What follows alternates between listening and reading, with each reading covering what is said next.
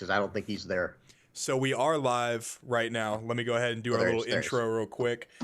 James, while I'm doing the intro, do you mind going to my YouTube and actually just getting the link and posting it on the community videos on the Discord? Yeah. Great. Okay. Hey guys, we have our first ever tournament here for the One Piece TCG. We did a cash prize tournament because there's not a whole lot of big tournaments for set 5, so we decided to host our own. First place wins $1,000, and then second through 8. Sorry, it smells like something's burning. Uh-oh. But second through 8 wins $200. So that's great. We are going to be spectating Cross AI round 1 on table 8. So I'm here with today James, aka VV Theory. Go ahead and say what's up, buddy. What's up, guys? Yep, guys. So we're going to be spectating table 8, which is Cross AI. We're going to go ahead and move to the live scene, and then we are going to join in. You want to put this under community? Excuse me, under community videos, right? Yeah. That's All good. right. Then window capture, Discord. Excuse me. Give me 1 second here. He was saying, and Mark was. Did you get what Mark asked? No. He was saying, make a judge roll when you get a second, just legit him. Oh shit. I can't do that now. I can't do that now, but I can soon. So it looks like we got a Sakazuki mirror match, guys. How do I exit this? How do I make sure that that's not in focus? Show non. How do we make sure that the what's called is not in focus? Hit the 3 dots. Just Yeah. All right. For some reason, it's showing this, and I don't want it to show this. Does anybody know in the comments how to get the Discord this off the screen? Click top square, focus. remember how we put it in the No. Actually, I can't remember either. Yeah. Yeah. I don't know. I might have done a little bit of a goofington.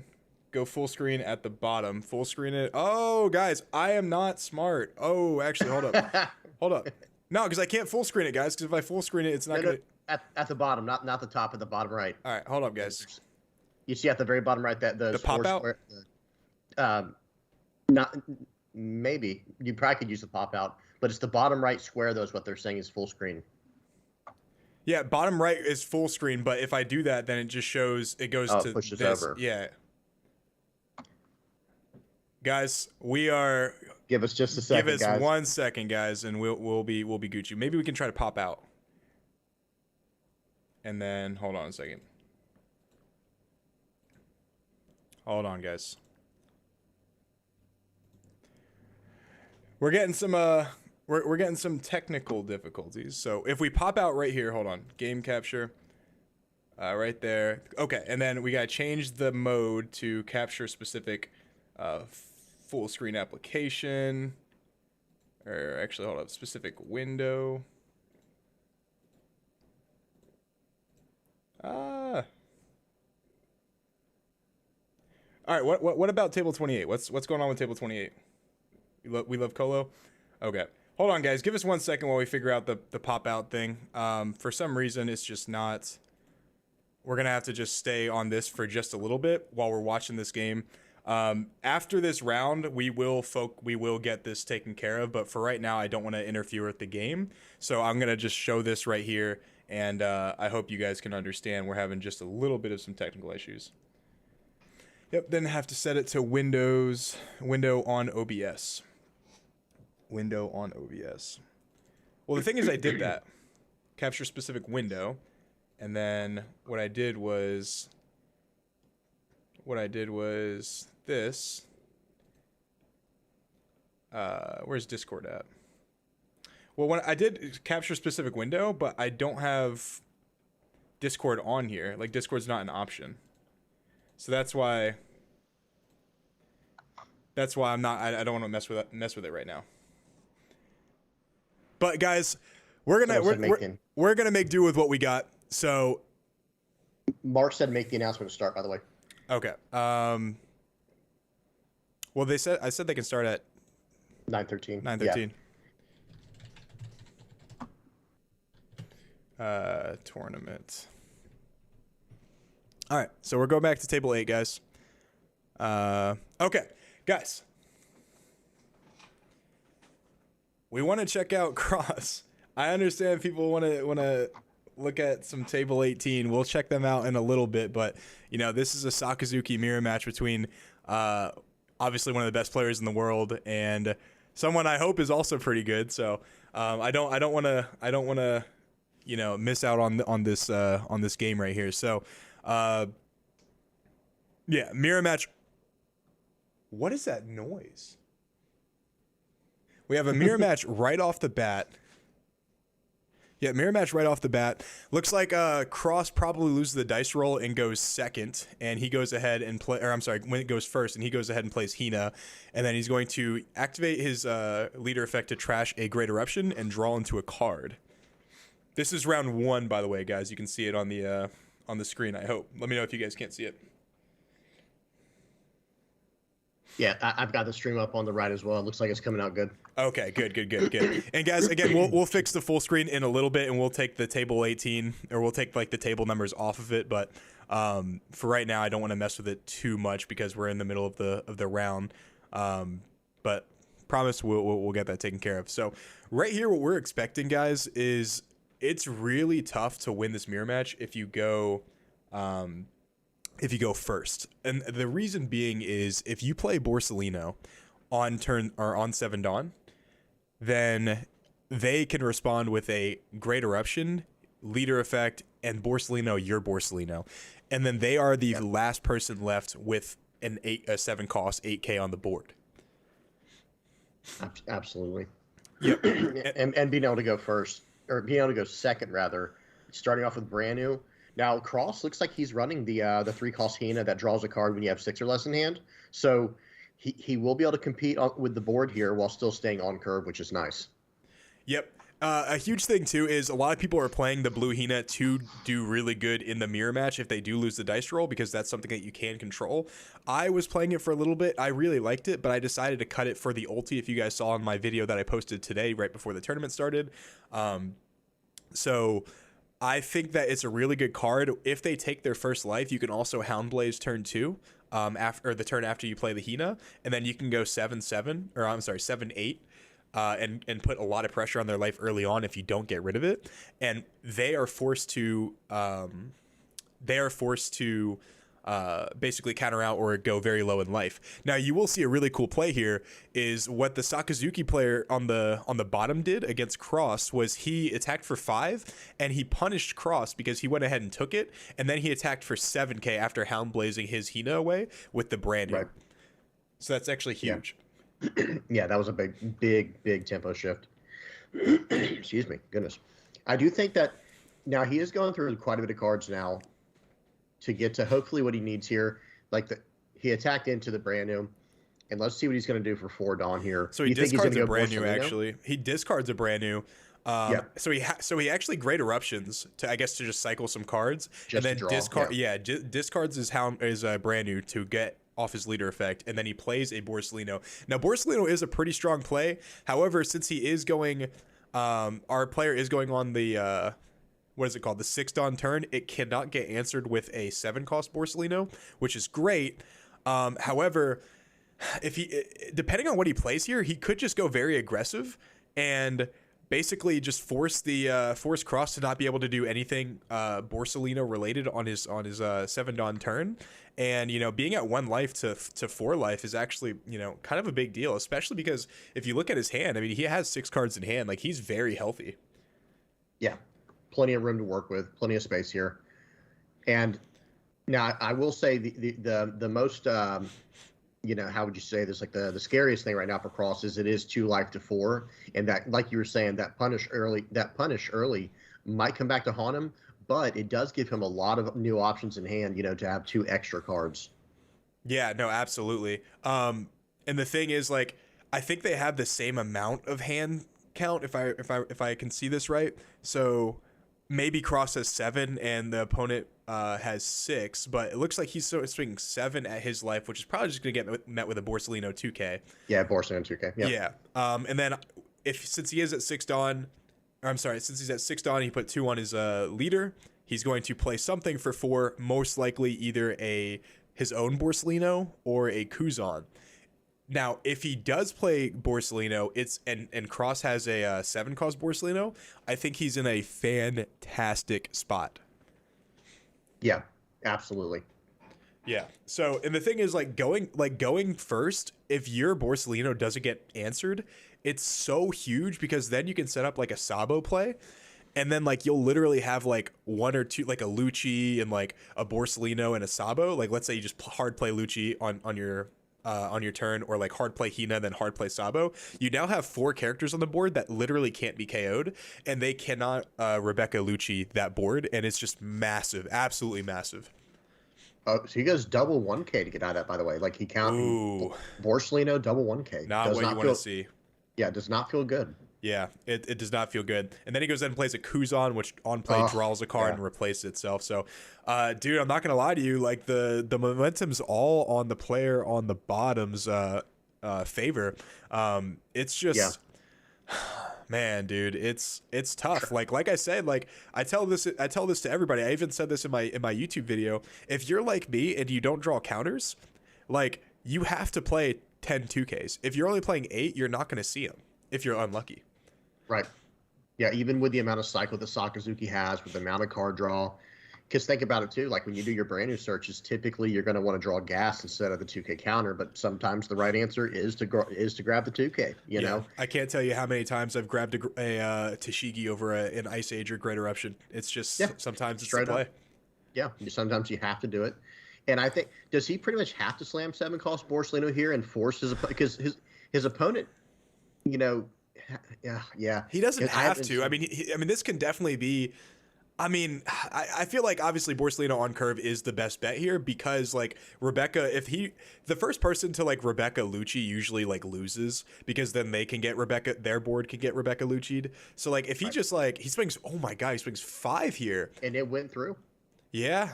So I mean, obviously he's gonna take the first one because he was at such a healthy life count, but he goes 5 here and he discards a Tsuru, which actually gives you some knowledge that they don't have a Tashigi in hand. Because if you have a Tashigi in hand, you always counter out with that one first because that is recyclable. And looks like he does have the 7 cost Borsalino right there.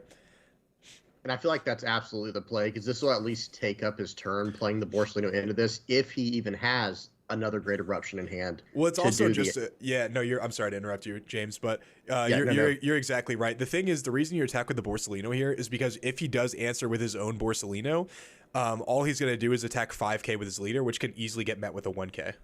That's right. Yep. Then he uses leader effect after and discard a Lucci, which this is his second Lucci that he's discarded.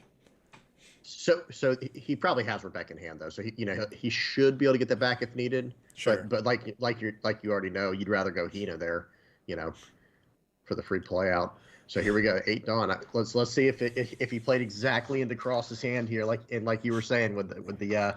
Yeah, so obviously on your 8 Dawn turn, it's either one of your cost reductions, whether it be Marineford, Ice Age, Great Eruption, and then on the Borsalino, and then you play your own Borsalino for 8 Dawn and attack 5K with your leader. Obviously, attack 5K with your leader first. So if he has that is almost guaranteed the play right there. He can't Lucci because he doesn't get enough value because he can't kill the blocker Borsalino. It's just... like, unfortunately, that is the best bet, and like you can absolutely get Lucci'd, or your Borsalino can get Houndblaze or Lucci'd. So he goes 5 at life, and he meets it with a Hina, blue Hina. Hina 1K. Yep. Looks like he's playing perfectly into what we were talking about. Oh no, disregard. Okay. Disregard, guys. He does not have the Borsalino of his own, so looks like Cross is a little bit favored here because he's gonna play Rebecca.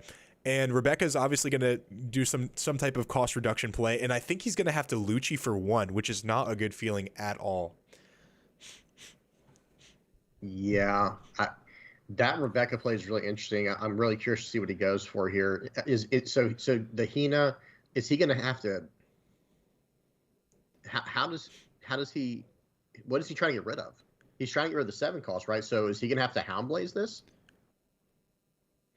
I'm not entirely sure. Or does he have some tech we don't know about? Does he have a Kobe? I think it's just no. I think it's literally just Lucci, or I mean, it could be Kobe too. But he obviously plays the. So is that? Oh, okay, yeah, no, you're right. So yeah, he swung Lucci for 1. 5 with leader to -1. Okay, I was like, what is going on? How does he have the other? So leader -1, and then Hina -4 Hina brings him to a -4, 2. Yeah. So then Gotcha. and then Borsalino's dead. So I will say like our looks like Cross is not cooked just yet, unlike what Car D Board said is in the chat. In the chat he said Cross is cooked. I don't know, dude. The first person that gets Lucci'd is usually not in the greatest spot. Looks like Cross does have a Hound Blaze in hand. His hand is a little, he can see it just a little bit. So he should definitely be careful on that. But, you know, if he has a Rebecca here, he can obviously get back either Lucci or Hina. I think he has those in the trash, both of them, depending on what he has in hand, and then just combo off and pop obviously the Hina and the Lucci. Or what he could decide to do if he has enough Dawn, I think he's at 9 now, is bottom deck the Hina with Hound Blaze and then pop the Rebecca and the Lucci if he has the Dawn for it, because it's better to bottom deck the Hina. So it can't get brought back with Rebecca, but he does have another Rebecca in the trash, so it doesn't matter too much at the end of the day. He has 2 Rebeccas in the trash. Oh, he has 2 Hinas, yeah. And he has 5 cards in hand. I would test the water here with a leader attack, 5 into Hina. Just like either make him use the Rebecca blocker or make him use a 1K out of hand. Like that's probably the first thing I do here at -1 on the Hina. Hand advantage is so big here, guys. It's so like if you lose hand advantage in the Sakazuki Mirror, pretty much it tells you that you're not going to be able to answer their board if they combo off with like a Rebecca play, basically. Exactly. Yeah. And Michael, like, sorry to interrupt. Miguel said the meal is in the oven. We'll see if it's overcooked or not. Oh no! I'm talking about Cross. Talking about Cross. Yeah, Cross. Bro, it's in the oven, bro. We gotta see. Don't count him out just yet. Yeah. Like Joe was saying, the first person to pull the trigger on the Lucci Rebecca Hina combo, they're doing it out of desperation. Well, not necessarily out of desperation, but they're doing it because they need to do it, right? So it's like, okay, well now it's my turn to answer back. So this is definitely still a very into a brand new. All right, here we go. Okay. Well, that's also. I'm not gonna lie, that's not a good sign. The brand new is not a good sign, guys. That's not what you want to do with your 9 Dawn turn right there.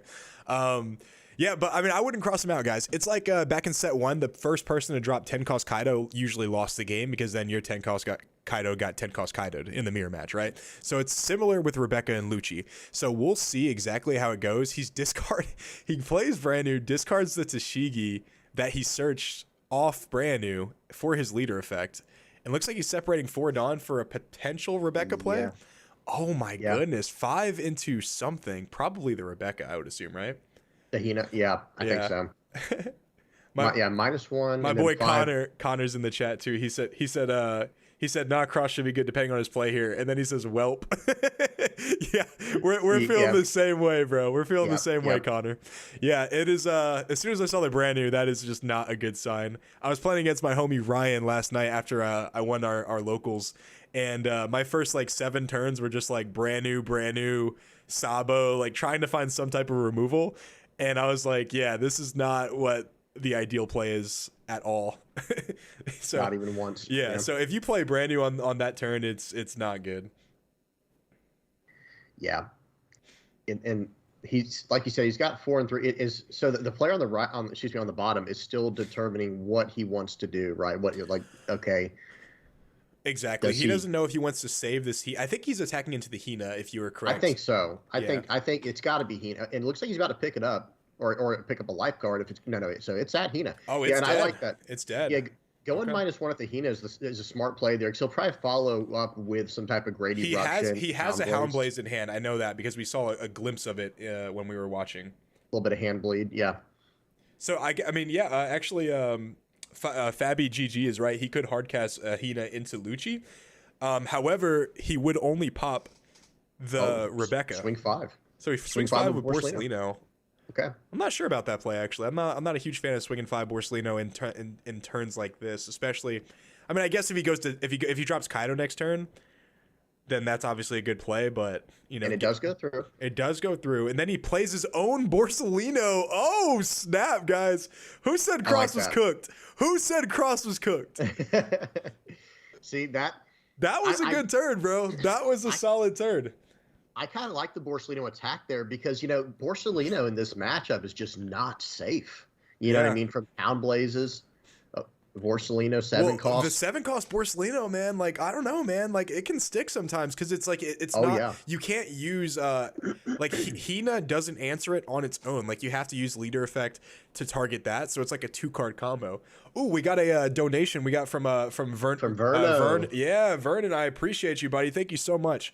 Real quick, he said thanks for the tip about the Navy stage for Sokka. Yeah, I love Navy it, bro. headquarters. It's been nice. great. But real quick, guys, like you know, we put a lot of work into making this tournament like you know, not only you know, visible for everybody. We, you know, we tried to get it shouted out by Cross and VV Theory's channel and Small Hat Crew, Los Fiends, everyone. Thank you so much for helping me promote this tournament. But also, guys, like, because you guys have been like great, you know, liking my videos, subscribing, joining the Discord, being active, donations, all of that stuff, like, it really has gone a long way to helping this channel grow, and so that we're able to do things like this more often.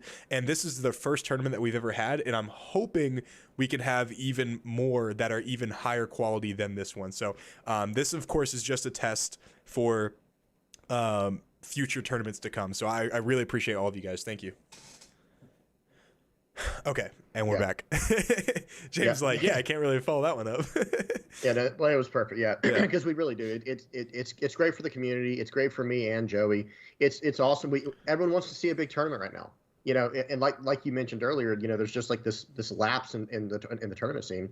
By the way, the player on the bottom, Tran is his name on here.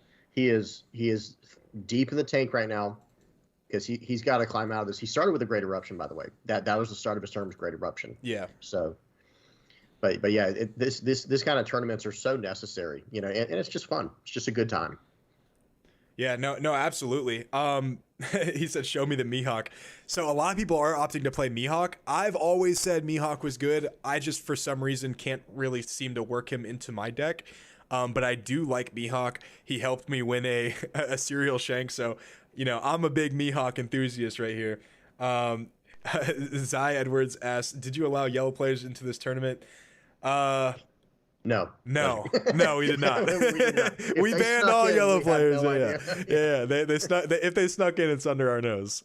One of our friends who always plays Blurple Kaido basically told us that he posted in the buy sell trade Discord chat that he's looking for like Capone and like Blocker Sanji, and I'm like, you are not allowed to play yellow, bro. You're too pure of heart, bro. Like, you can't go to the dark side. So it looks like our player on the left, real quick back to the game, plays a Mon Cherie and puts 2 Great Eruptions back into their deck. And what did he have in his trash that he's going for? I'm not sure. Ooh, a Lucci. The Lucci. Okay, which means he has a Rebecca in hand, because Rebecca obviously will get back a Hina, and then Hina will be able to put the. But he only has 4 Dawn available.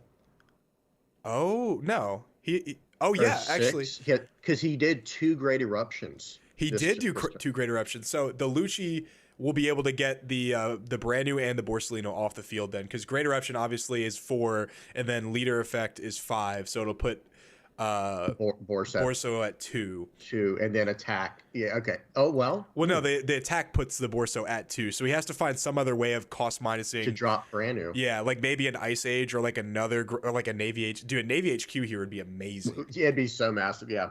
We were praising that card from the very beginning of this set, you know, from the set spoiling from over in the East. Yeah. And that card, it's like the deck is so tight, though. I understand why people don't run it, but still, it's such a good card if you can fit it in.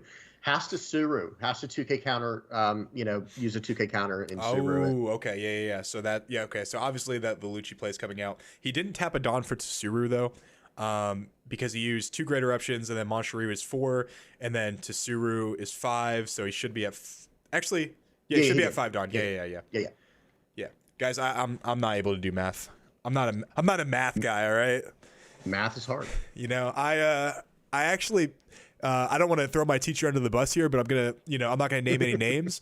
But guys, when I was in 11th grade, I took a algebra 2 class, and I skipped like all the time. But my teacher was so cool. Him and I were playing Hearthstone like all the time, and he said if I beat him in Hearthstone, which he was like I don't know, like top like 2000 or something in the world. He was legend. Yeah, he was really good. He said if I beat him in a match of Hearthstone, out of 3 matches, he will give me a D in this class, which would mean I didn't have to go to summer school.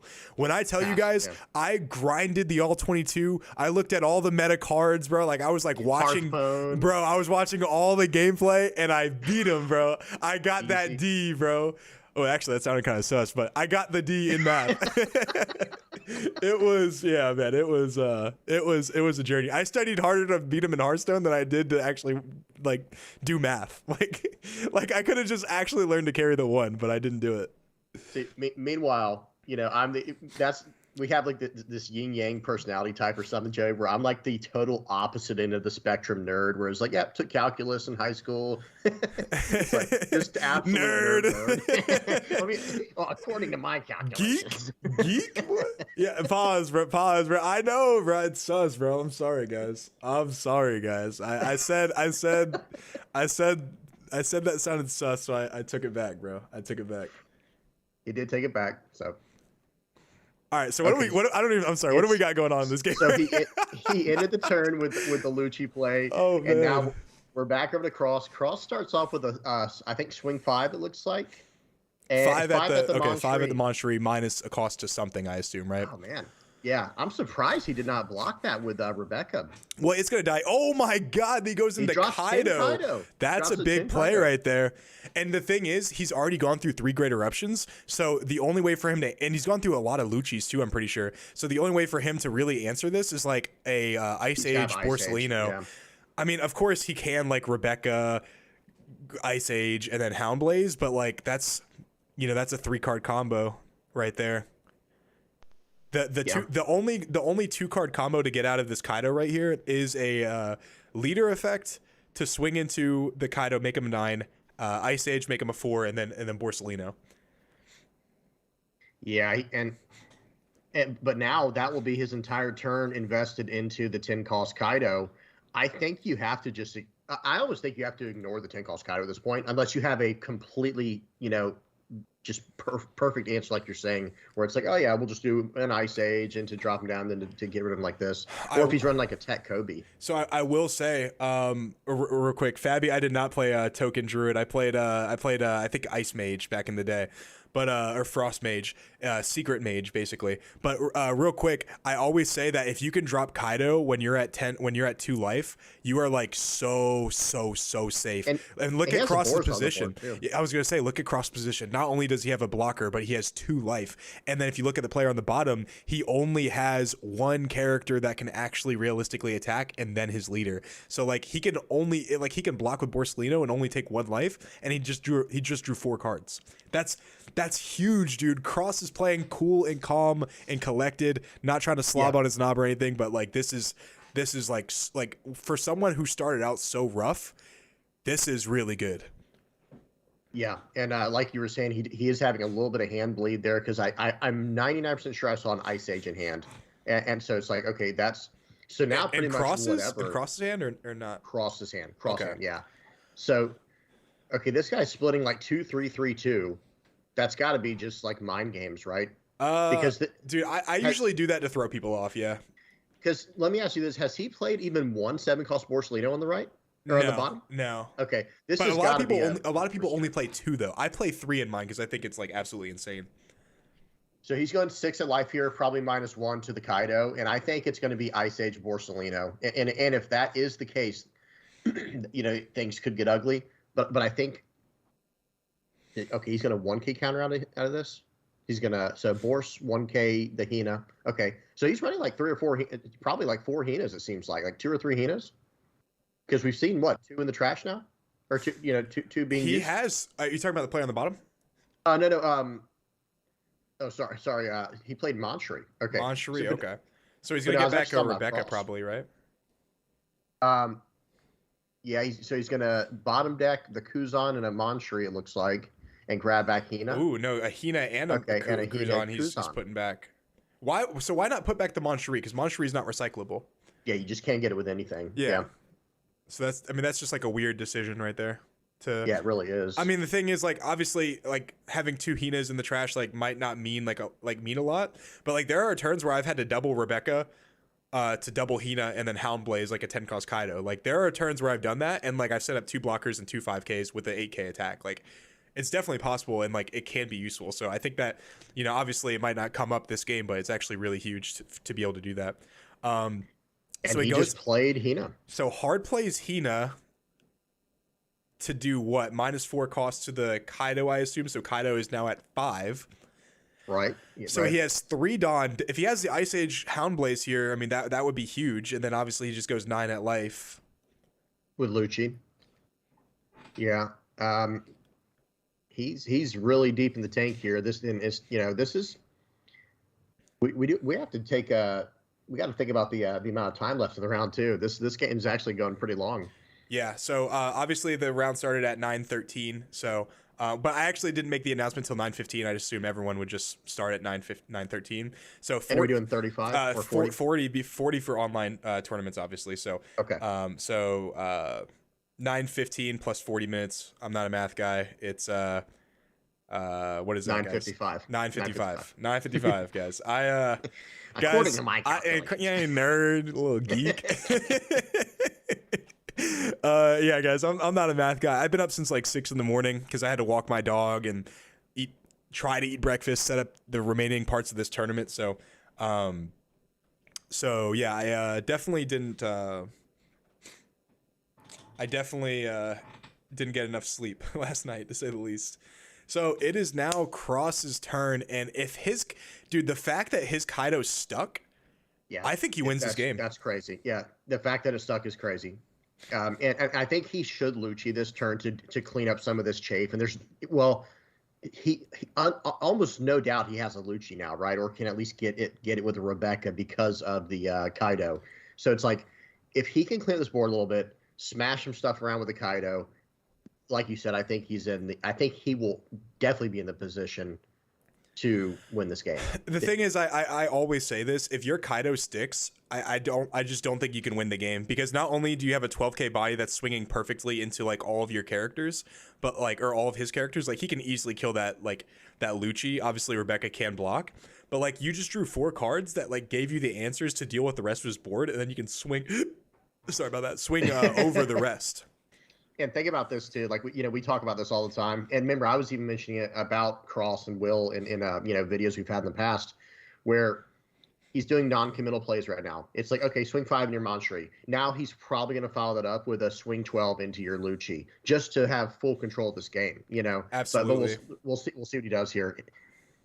I mean, one Houndblaze here really just makes the Borsalino just dead, and then obviously.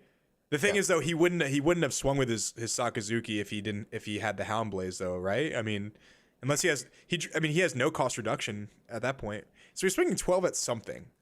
I'm probably sure it's Lucci. Yeah, probably Lucci. because he's trying to feel out the board here. Okay, blocks whatever it was.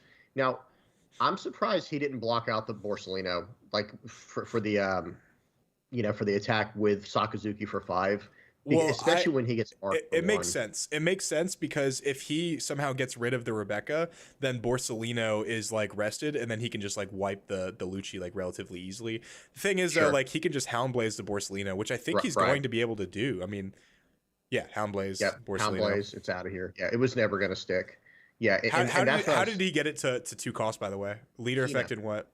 Oh, he hard played Hina. Hard cast Hina. Gotcha. So he's going to put the Houndblaze on the Borsalino and swing 8 into the Lucci, which, dude, I mean, if he counters this, he's only at 2 cards in hand right now. You can't counter this, I think. I mean, I think even if you can counter it, I don't think you can, quote unquote. You know what I mean? Because it's just too risky. And he's got 5 Dawn open. He might follow up with a Sabo, and that's going to be monstrous. Oh my goodness, dude! Does he have 5 Dawn open? I think he has 4. No, he does have 5 Dawn. If he Sabos here, the game is over, bro. Game sealed. Game is sealed. He's gonna cycle 2, can't KO my Hina, can't KO my Kaido. Oh my god, dude! If he has Kaido, this game is filthy. Or I'm sorry, if he has Sabo, this game is filthy, bro. Yeah. Absolutely filthy. The Sakazuki player is really thinking about defending this Lucci here. I think I just don't think you can give your last 4 cards like that. Potentially 3 Dude, but cards. you kind of do need board control a little bit. I mean, the thing is, like, what is he going to discard? Is he going to discard like 2 or 3 1Ks, or is it a 2K and a 1K? Like, Exactly. Yeah. it's a hard position to be at, because like if you give up this Lucci, you have no board control. But if you don't give up this Lucci, you have no hand advantage. So, or you don't have hand advantage either way, but you don't have hand. Oh my goodness. Double 2K. Tashigi. Yep. Okay. Hey. And follow up with Oh, the Sabo, Sabo. bro. The Sabo is filthy, bro. Dude, Cross is a wizard, bro. Cross is actually cracked at this game, bro. Oh my god, dude. This just goes to show, like, his opening hand was like not only did he lose dice roll, but like there were like multiple turns where like he like couldn't get things off the board. Like obviously he started out with Blue Hina and he had the Borsalino, but like there was like those in between turns where like he literally didn't do anything, and like the other guy was just like having his way, right? He opened up the Branu, he opened up like the Kuzan, like there's like a lot of stuff that like he had, and Cross was able to kind of like navigate those waters, which I think is just so impressive. Yeah, and look what Cardi Board said in the chat too. Cross has been at 2 life. Remember, I talked about that earlier. I was like, oh no, is that going to come back to bite him in the butt? Yeah. No, he's been at 2 life for 30 minutes now. Holy smokes. We're like 4 rounds later, still at 2 life. He's fine. He had it all calculated. And my goodness. That's the nice thing about One Piece, right, Joey? Like in this game, taking life, getting set back early, actually gives you resources to get you back in the game. The so different than Pokemon, because Pokemon is a snowball. Right? You know, you kill a Pokemon or KO a Pokemon, then you take your prize. This is like this is how it should have been, like, for everything, because it allows for that back and forth mechanic. Yeah, I can't tell you how many times I've been like losing to like Zoro or like Law or something like that, and then they'll like give me a life that like changes everything, right? Like it's like, oh well, now I drew my Lucci, right? Like you're dead, like, yeah, you know what I'm saying? Yeah. So like it's absolutely massive, dude. Yeah, definitely. And so this guy on the bottom here, Tran is his name at least in the Discord. He is deep in the tank. This is not the spot you want to be in. So swing 6 at something. Is this at life or Borsalino? It's got to be at Borsalino. This has to be at Borsalino, because you can't give him more cards. However, dude, I think he might actually, if he Kaido's here, it's actually not too bad. Where he can climb back into it. Yeah, I think you're right. So he actually lets Bors go here. Cross is going to let Borsalino go. Mark said, I can tell you how many times you lost to Zoro. Shut up, Mark. I don't want to talk to you right now, bro. I don't want to talk to you, Mark. Guys, for those of you guys who don't know, Mark is one of our judges. Him and our friend David are the 2 judges for this event. And both of them, not ironically, I guess, but both of them, funny enough, are like the 2 main people that beat me in tournaments. Like if I do lose in a tournament, if I don't win, it's always because one of them like screws me over, bro. Like Mark cuts my deck, so I always draw terrible. That's what happens every time. And David just plays better than me sometimes. I'm like, it makes me mad. I'm like, stop being good at this game. Both really good players and judge level. Yeah, we have a fairly competitive scene. I'm sure you've mentioned it before. We've got a pretty competitive scene at our locals. Yep, Mark is actually, in my opinion, the luckiest player in all of Jacksonville. So we got a swing 8. Swing 8 at the Sabo. Oh, okay. And Sabo just blocks. Why does he block with the Sabo right here? So he does only have 3 cards in hand. Swing 8.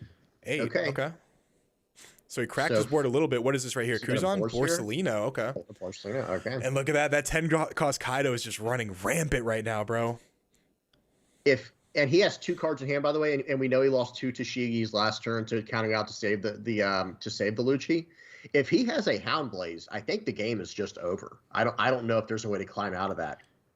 I mean, so he has 2 cards in hand. He could technically end the game here, if he has a Hound Blaze.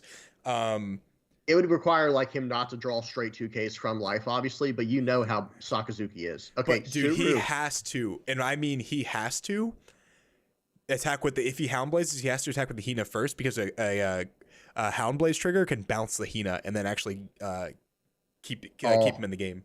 Oh, that would be so disgusting. So actually, what's funny is yesterday I played against a red purple Luffy, and I had absolutely no counter in hand, and I triggered into a Hound Blaze, and I had to bounce my own brand new back to my hand so I can 1k counter with it. I was like, hey man, whatever gets the job done, bro. Like it's filthy. So 5 into most likely the Hina. And obviously, he's going to have to counter out of this one because if he turns his Borsalino sideways, Kaido can just run rampant right over it. So he's going to have to counter out of this one or let it die. If he lets the Hina die, he has to let the Lucci die too. I think he's baiting. I think he 5'd into life here, Joey, and -1 to Hina. I honestly think he did that to try and get him. It can't be the life. It can't be the life. He has to clear the Can't board be? here. The thing is, like a lot of the Sakazuki, the end game of the mirror comes down to who has nothing on the field. If you have 1 life Right. and they have nothing on the field, then like you just win the game automatically, pretty much, right? So like, I think. what's But I up? think he's like literally calling, like, you have no counter in hand. I think that's what he's saying right here. I don't know. Yeah, but the thing is, like, he can't go for a game regardless, so he might as well just go for characters on the board because he wins this game if he clears the board. He doesn't need to go for game. Yeah. But the thing is, can he survive next turn? He has 4 cards in hand and only 1 life. Borsalino is going to stick unless he has Hound Blaze. So it's like, I feel like he's trying to, and Mark just gave us a 5 minutes left warning for everybody. And this turn right here, I think this is it. Oh, okay. He's got 1 card in hand. Or what's he doing? He's thinking about it, but that could be a bluff. He's not going to go for game here because if he was going to go for game, he would have removed the Borsalino first and not give him the option. If he can, if he could remove the Borsalino, you know what I mean? Yeah, but the guy has 2 life. He has 3 attacks. The guy has 2 life left in a blocker. So like, if he blocks with the Borsalino, he just automatically lives this turn. But then you can clear the board. Then you clear the board and you live next turn. Yeah, well, I think he clears the board regardless. Okay. Oh, okay. He So had a Kobe. Kobe. He does Oh have my the goodness. Kobe. Then in Rebecca. Okay. Rebecca, here we go. So that's big. And this is what I was concerned. Now, he's going to get the Sabo back, I think. Yeah, 'cause he's oh passing my it god, with dude, the that's DKO. filthy, dude. Absolutely. And Dude, that's, Sabo is. I can't believe I was. He plays a Tsuru from hand, minuses the Borsalino. I think probably the Borsalino. Yes. Yeah. It's got to be minus Borsalino. So, so he's explaining what happened. So he got, with the Rebecca, he got Sabo from the trash, plays Subaru from hand with her secondary part of the effect, -2 to, like we said, I'm assuming it's to the Borsalino. He showed the Hound Blaze. Maybe he's talking right now. I think he's asking how many reading his cards in Rebecca. deck. He's reading his Rebecca in hand. He's got some hand bleed going on. We saw Rebecca, or in the trash, excuse me. It was in the trash. He had to read what Rebecca did there. Okay, so swinging 8. Oh, man, that's a board clear. Yeah, so he bottom decks the Borsalino, swings 10, and then, has a oh Borsalino. my god, bro. Cross Nice. is sick with it, bro. Cross is absolutely sick with it, bro. And by the way, guys, we almost have 200 concurrent viewers right now. This That's has just awesome. been fantastic, guys. We love and appreciate every single one of you guys that has been participating, and that's just viewing, dude. This is just great. This is just absolutely great news. I mean, the game's over. I mean, look at Cross's board and look at his. I mean, there's no chance. Yeah, there's no that was chance game. in the world. He called game there. He called game. That's it. Like, no board, even though he has 2 life. Holy He has smokes, 2 cards bro. in hand. Is this what a regional champion does, bro? Is this how they play the Sakazuki mirror, bro? This dude is absolutely sick, bro. He's sick with it. Yeah, He's sick with great play. And like we were saying earlier, the way that's the okay. He's going to play. That's off the that 7 championship cost. medal right there. That's like some Steph Curry level of like calm, you know? Like this dude has been Right. playing under pressure from such a bad start, and he was able to just get there, bro. Swings 8 at life. It gets blocked. He Borsalino's bottom decks the Borsalino. Man. Yeah. Oh, he draws And then and then he discards the Kaido. And then I think the game's just over right here, right? He just masks him out, puts 2 Dawn on Rebecca, make sure he plays around that. Yep. Because he has 1 card in hand. He has to put 2 Dawn on Rebecca. Yeah, you go 7, you go 9, you go 20 or whatever's left. Seven, 9, and then 12. Look, he's smart. He attacks with the Hina first because he knows the Hound Blaze trigger can get you. Cross, I respect that play, buddy. GG. Yeah, that's game, guys. There's no way out of this. It's just a simple math. Yep. From the math guy here, guys, it's a math win. Yep. It's over. There is no potential. There we go. 16 at life, and 16. Cross takes it, bro. Whoo, that was dope, Great bro. game. That was dope. Great start to the tournament. All right, let's go ahead and actually go to table 2 and check out our boy Boyardi or Boydardi and Pixels. You down? Yep, let's do it. Okay, Head cool. never now. Cool. All right, folks. Looks like we got hold on a second. Let me go ahead and do. I think they just ended. It looks like. Did they just end? Okay. Yeah. Looks like we Disregard. checked. Disregard. We're going to table 5. Hold up. Hold up. Sakazuki and Ace. Okay. Okay. Interesting. Sakazuki and Ace. Okay, this is cool. Get off my screen. There we go. Also, does anyone know how to get this off the screen? This left side right here. Does anybody know how to do that? Because we tried the pop out earlier, but it just wasn't working. Didn't give Discord an option. Or it didn't get Discord as an option. So, you know, in the middle, I'm totally down with that. I think that's almost time in the round too, by the way. Mark, if you're able to, Mark or David, you make an announcement. That is time in the round. Okay, so time in the round, guys. We are going to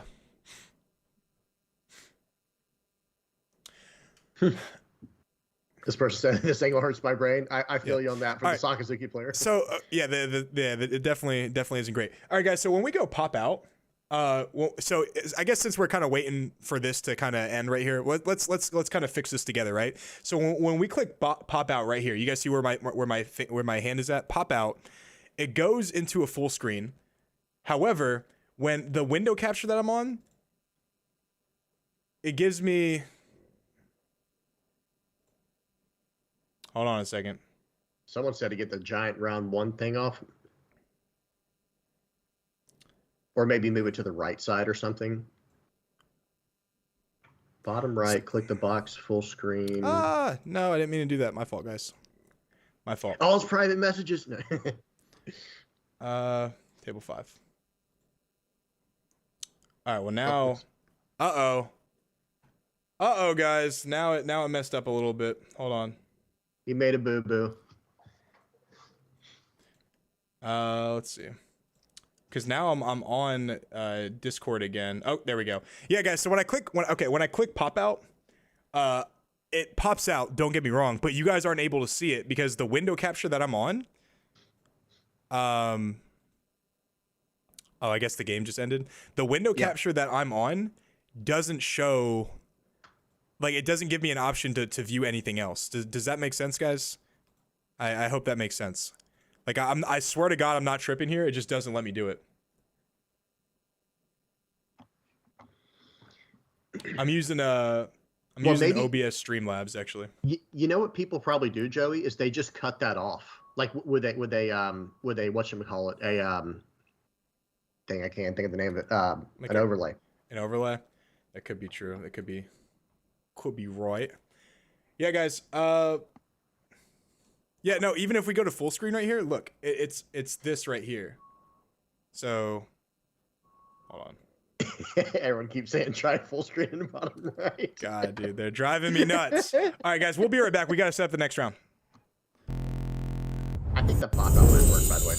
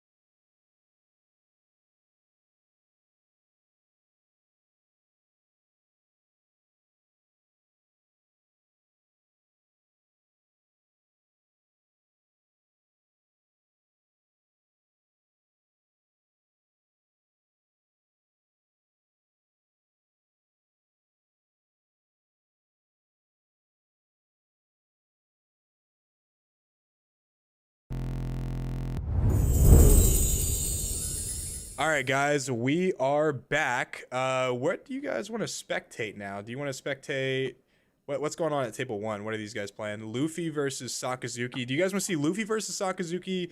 Do you want to see? Well, actually, let me just ask you guys. Luffy versus Sakazuki. You guys want to see that? That camera angle is kind of hurting my head. Actually, I don't want to do that. Or how about? Okay, that definitely is going to hurt my head. What table do you guys want to see? Anyone in particular? We have a Doflamingo right here versus Purple Luffy. I want to see this, actually. You down for this, James? Which one you in? Table 3. Yeah, table 3. All right, let's do it. Okay, great. So, right. Dofi versus Purple Luffy. East That versus West, Tony. playmat is incredible. The playmat on the... Let me see how you have it. Looks like everyone wants to see table 2 for some reason. Guys, table 2 hurts my head. Does everyone want to see table 2? You guys don't want to see Doflamingo versus Purple Luffy? All right. Dofi versus Pluffy. Okay, cool. All right. Good. So what do the people want? Someone said dog. Let me see. No, that was me.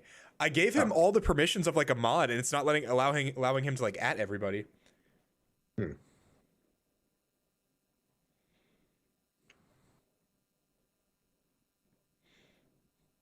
Okay. Guys, we'll fix it after the fact. Oh, he sent an image. Let's see. All right, down for Dofi, no table 2. Okay, we're down for Dofi. Everyone's down for Dofi. We're good. We're good to go. We're rocking and rolling here. Let's change this real quick. Let's change this image. Everyone wants to see Dofi. I want to see Dofi. Let the people talk, because then we can see my boy, Mihawk. Okay. That's right. All right. We'll fix Mark's mod privileges soon. I swear. And I have to say, the playmat on the bottom, sensational. Like this is so clean. You know, I like my simplistic style, the minimalist style, and that I love this playmat. It's soft. It's good on the eyes. This is perfect. This is a great game to spectate. Purple Luffy versus Doflamingo. Do you think there is an actual advantage to either one of these in this match? I actually think, and real quick, I gotta get the timer up real quick. But yeah. Open timer page. Round 2 is about to start. I actually think that. Why can't I open the? I guess I don't need to open the timer page. I guess I can just start the timer on my screen right now, and go to clock. Hold on, guys. Clock, doing clock stuff. Apparently my clock needs to update. I don't understand that. I actually, this might sound strange, but I feel like Doflamingo was definitely a decision made for this tournament. Okay, looks like they're going to roll here. Let's see. This will be everything, right? A lot is determined in who gets to go first. Yeah, and as soon as I set up the clock right here, I will I will give you guys my commentary as well. So James, you got to carry this for right now. Yeah. Okay, I gotcha. So it looks like the Luffy player won the dice roll, but I don't know who's going to go first, because I would not be surprised if Purple Luffy tries to go first just to get Doflamingo off of the odd curve. But we'll have to see. And it looks like the Doflamingo player is going to keep their starting hand, and both players are. Okay, so that's a good sign, right? So both players did not have to mulligan. They saw what they got, and they said, "Okay, I'll take it." That's always a good sign. Looks like it should be a pretty good start to a game here. Okay, and I can't find the timer on the widgets for OBS Streamlabs. Guys, the next time we do one of these tournaments, I promise it'll be way better looking. But for right now, we're just working out kinks. So we really appreciate you guys. We really appreciate Mark and David for really helping us out with submitting pairings and timers and whatnot. So thank you guys, our judges, so much. I freaking love you guys, dude. I really do love you guys. It's just great. So Dofi, like you said, Dofi wins dice roll, goes first. Zai, I can't figure out how to get the screen off. So I deeply apologize, but what I can do is I can make this probably slightly bigger. No, I can't. And not a Perona turn 1 for the Dofi, which is less than ideal, but so he decided to, what's interesting is you said there was no mulligan, right? Oh, and I think the purple player won the dice roll and chose to go second. Yeah. So you said there's no mulligan, but he did not open up with Perona. But he opens up with a Dofi, so I guess that kind of makes sense. Yeah. I will say, though, the one cost blockers in this matchup do very well because the only way for them to remove it is poly. So, like, those 7K swings, Yes. like, those don't mean anything. Those do not Absolutely. mean anything. And then I got to change it from round 1 to round 2, guys. Give me 1 second. Yeah. Round 2. And in the future, maybe even where we can have their names up and whatnot. Yeah, guys, in the future, we're going to do a whole lot more. It's just, this has been, like, just an eye-opening experience for me. Guys, we've already tried the hitting the square with the arrow, then OBS switched to the new window. It's not giving us the option. Like every time I switch to the new window, it doesn't show the screen. Like it doesn't show like the people on Discord. It just shows like my window. So after I swear we're probably gonna take like a quick break around like round 4 or 5, so everyone can like eat some food, and then we'll try to figure out from there. But for right now, currently, we're just gonna roll with it like this, okay? So swing 5 with Luffy here, and she does take it, does not block out, saves her blockers for later, gets some card advantage, and now purple Luffy's going to ramp a Dawn, go to 5, and I'm expecting a Magellan here or a 5-cost kid.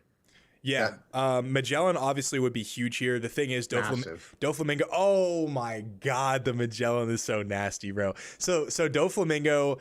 The thing about him is he has to play on curve. Like the going first curve is just absolutely huge. So like the reason the purple Luffy decided to go second is I understand now is because if you get the Doflamingo to go second, and you minus a Dawn, they're basically just back to their original curve. But if you force them to go first and you minus a Dawn, they're basically on the going second track, but a turn behind, if that makes sense. Exactly. But you know what? This should still be completely fine because she knows her top cards, right? So she's going to swing 5 with Dofi here, and then she's going to swing, I'm sure, 6 with the other, or is it 7? I'm sorry. Is it attached to pay 1 or attach 1 pay 2 for Dofi's effect? Attached to pay 1. Okay, so swing 7, and here comes Jinbei. Oh my God, Jinbei! Holy smokes! And she still has the one. You know what's crazy is Jinbei doesn't do like anything in this matchup. Like Yeah. like that. You know what he really needed to see is he really needed to see the this 4/6 vanilla, the Gecko Moria, because the Jinbei just bottom decks a 3 or less, and I don't think they play any 3 cost or less, to be honest with you. Even their blockers are blocker Law is a 4 cost, Kid, Queen. They don't play any 3 or less. So the Jinbei is just going to be a body, I guess. It's like a pseudo blocker. Body. It's still a 5K body, but it doesn't really do anything as far as like pressure wise, other than a 5K body, if that makes sense. Yeah. Absolutely. Yeah, no, definitely. I'm going to take a bite of this pancake from Cracker Barrel real quick. Not sponsored, but Cracker Barrel, if you guys want to hit me up, talk to me. Yeah, we can work that out, right? But yeah, so in this position, I'm actually, like I said, I think even before I even get into that, Doflamingo, I feel like was actually a pretty interesting decision into this entire tournament. And I think it could pay off here because I think it's slightly favored into blue. But the real question is, how does it do into Sakazuki, right? Like that becomes. You mean the in purple, right? Slightly favored in purple. Yes, I'm sorry. In a purple Luffy, yeah, I think the Dofi deck is slightly favored into purple Luffy, but how good is it into Sakazuki? Now, so I can see actually what's crazy is you might be right. Is Dofi actually is pretty good into a Nell because it can go really wide into a Nell. Yeah. It's always a little dicey going into Katakuri, but you do, in theory, play a lot of blockers. And then obviously you have access to like Red Rock and whatnot. But against purple, is throwing you off curve that big of a deal? Like you are always swinging 7, but is throwing you off your curve going to make it a little too slow? We're actually about to find that out. Yep. What do you guys think, by the way? Everyone that's in the comments, we have 150 viewers. Who do you guys think is going to win this tournament? Do you guys think it's going to be Sakazuki, Enel, Purple Luffy, something else? Who do you guys think is going to win this game? Who do you think is going to win this game, James? So I actually think, obviously we don't know the skill level of either of these players, but I actually think the Dofi should win this game. Now they dropped the 7 cost Kid here. The Purple Luffy did, and that needs to be dealt with. And she has 6 Dawn. I wouldn't be surprised if we see something that costs 6 Dawn here, a specific event. but that would be her entire turn. So I actually think that. Sorry, I was eating my pancake. So I actually think that in this particular matchup, I can see it. I can see a route where Dofi can like definitely do good into this matchup. However, Sure. the purple Luffy has had such a great start, not only winning Yeah. dice roll, but being able to like apply pressure and being a 6K leader is absolutely massive against Dofi because his best aspect is attacking for 7K and like building a board at the same time. But you know, you only have to get rid of one card if you are a 6K leader. So like the 7K doesn't matter as much. Definitely. And now swinging 6 with Jinbei, I'm assuming that was at leader because I don't think she would want to swing at the the Magellan because then she'd actually lose it on this turn because she had only used one of it. Yeah, no, absolutely. I think you're exactly right. And okay, it looks like I think she's considering swinging with Dofi again, which I don't think is a bad idea, to be honest. I mean, at least at this point in the game, it almost feels like a foot race. Oh right? my 6. goodness, 6 at life, huh? Or maybe this could be at the Maybe Magellan. this one might be at the Magellan now. Oh, Well, whatever it was, counter. counter out. So he's And giving then you later 2Ks, which means that obviously they don't have the board. So he's gonna swing 7 at life, I assume. It's Gecko Moria, Into 4 the cost 6. 6K. The thing is though, it's gonna get. Oh my god! It gets cleaned up with a Gum Gum Rain, dude. And This Magellan, this guy's going down to like 0 cards in hand. That's 4 cards that he just took out. A 2K, Yeah. a 2K, or I think was it 2Ks and then the Gum Gum Rain. Yes, yeah, because it was ulti and I think the first one might have been a Zala. Okay. I can't remember, but yeah, it was an ulti into Gum Gum Rain Magellan. Hey, you know what's funny is music to your ears. We had Miguel say Black Yellow Big Mom wins the tournament. Dude, you're just talking dirty to him. You're talking dirty to him. I mean, if people want to play it, they can get the easy dub. You know what I'm saying? We had to ban Black Yellow Big Mom because it was too free of a win for the other person. That's the real reason you don't see it. It's actually it's a stealth ban. You can't even play it in these turns. No, I'm just kidding, guys. but seriously, hey, I honestly do think like into the big 3, into Enel, Purple Luffy, and Sakazuki. I think it has a favorable matchup into purple and yellow, but Sakazuki, yellow always, I don't know. Or maybe it's black struggles into What's funny blue. What's funny is I almost lost to a Black Yellow Big Mom with Sakazuki on Thursday. And the guy dropped double Big Mom on me. He went Katakuri, Big Mom, Big Mom. Wait, what? Who was playing that? Cameron. Cameron was playing it at Vortex. No way. Yeah, so Okay, he was playing on Vortex, and he Katakuri'd double Big Mom'd, and I was like, if I can't... So I had 4 attacks, and he had 2 life. And I was like, if I can't kill you this turn, I just lose. But, I mean, luckily, I had, like, a Borsalino, a Lucci, and, like, Leader and Hina. So, like, they were relatively big attacks with Houndblaze, too, so... So 8 Good. at the Jinbei, or 8 at the Jinbei clears the Jinbei, and then 8 at the Gecko Maria clears the Gecko. Now, is he going to attack into the Dofi and clear the board? I would. He's going to go you're not 9. exactly in a rush. He's going to go 9, or I'm sorry, either 8 or line. 9. That could be 10 actually, because did he use his leader, his kit effect to make his leader 6,000? I believe so. I Huh. could be wrong. Maybe not. Guys in the chat, did you guys see this? All right, so we have people in the comments saying Isho, Kuro, Vivi. There's a lot of I suspect that you guys are not actually very truth telling with those statements of who's actually projected to win this. The thing is, so he plays a Perona, or she plays a Perona. Yeah. How are they going to win this game? Now, obviously, you don't want to attack into a big character with a little character. For example, 8 cost Kid, you don't really want to attack into it with Doflamingo. But you can. You know what I'm saying? Like, it's not the worst thing in the world. One of these characters has to go this turn, though, I feel like. Or it'll be too much. She needs the... something to go, whether it be Magellan or the kid. Mark asked what the prize support of the tournament is. Mark, I thought you already knew that. It's $1,000 to the first place person, and then $200 for 2nd through 8. We were going to do more, but because we had a lot of last minute drops, because people either didn't submit their deck list, or they didn't pay, or they were sick, we weren't able to accommodate for too much more, and we also had to pay our judges too. So we had a total of 86 people, and then obviously those 6 extra people that joined, their money basically just went to like paying for like judges and whatnot, and then the rest of the 80 people is obviously prize support. So that's that. Obviously, if we had like 100 people or even like 95, everyone would get a little bit extra in the first couple of from 1 through 8. But we didn't have too much more than our original count that we needed. So that went to the judges. So thank you guys for signing up. Cool. So goes ahead and swings 7 at Life. Was it Life? I missed it, but I think it was at Magellan. Okay, at Magellan, he because 2Ks out of the 2Ks, yeah. Well, it could have been leader because of the 7 cost. Yeah, we don't know if he used it though. He's definitely gonna use it this turn because it's free. So he's gonna go 8, most likely at the Gecko. The thing is though, he's falling into a trap where he's like, the thing about Dofi is if you keep attacking his characters, he's just gonna like outgrind you because he plays them for free while also swinging for really tall. So like, so like you're falling into his trap. And did he use leader effect? I didn't see him use it.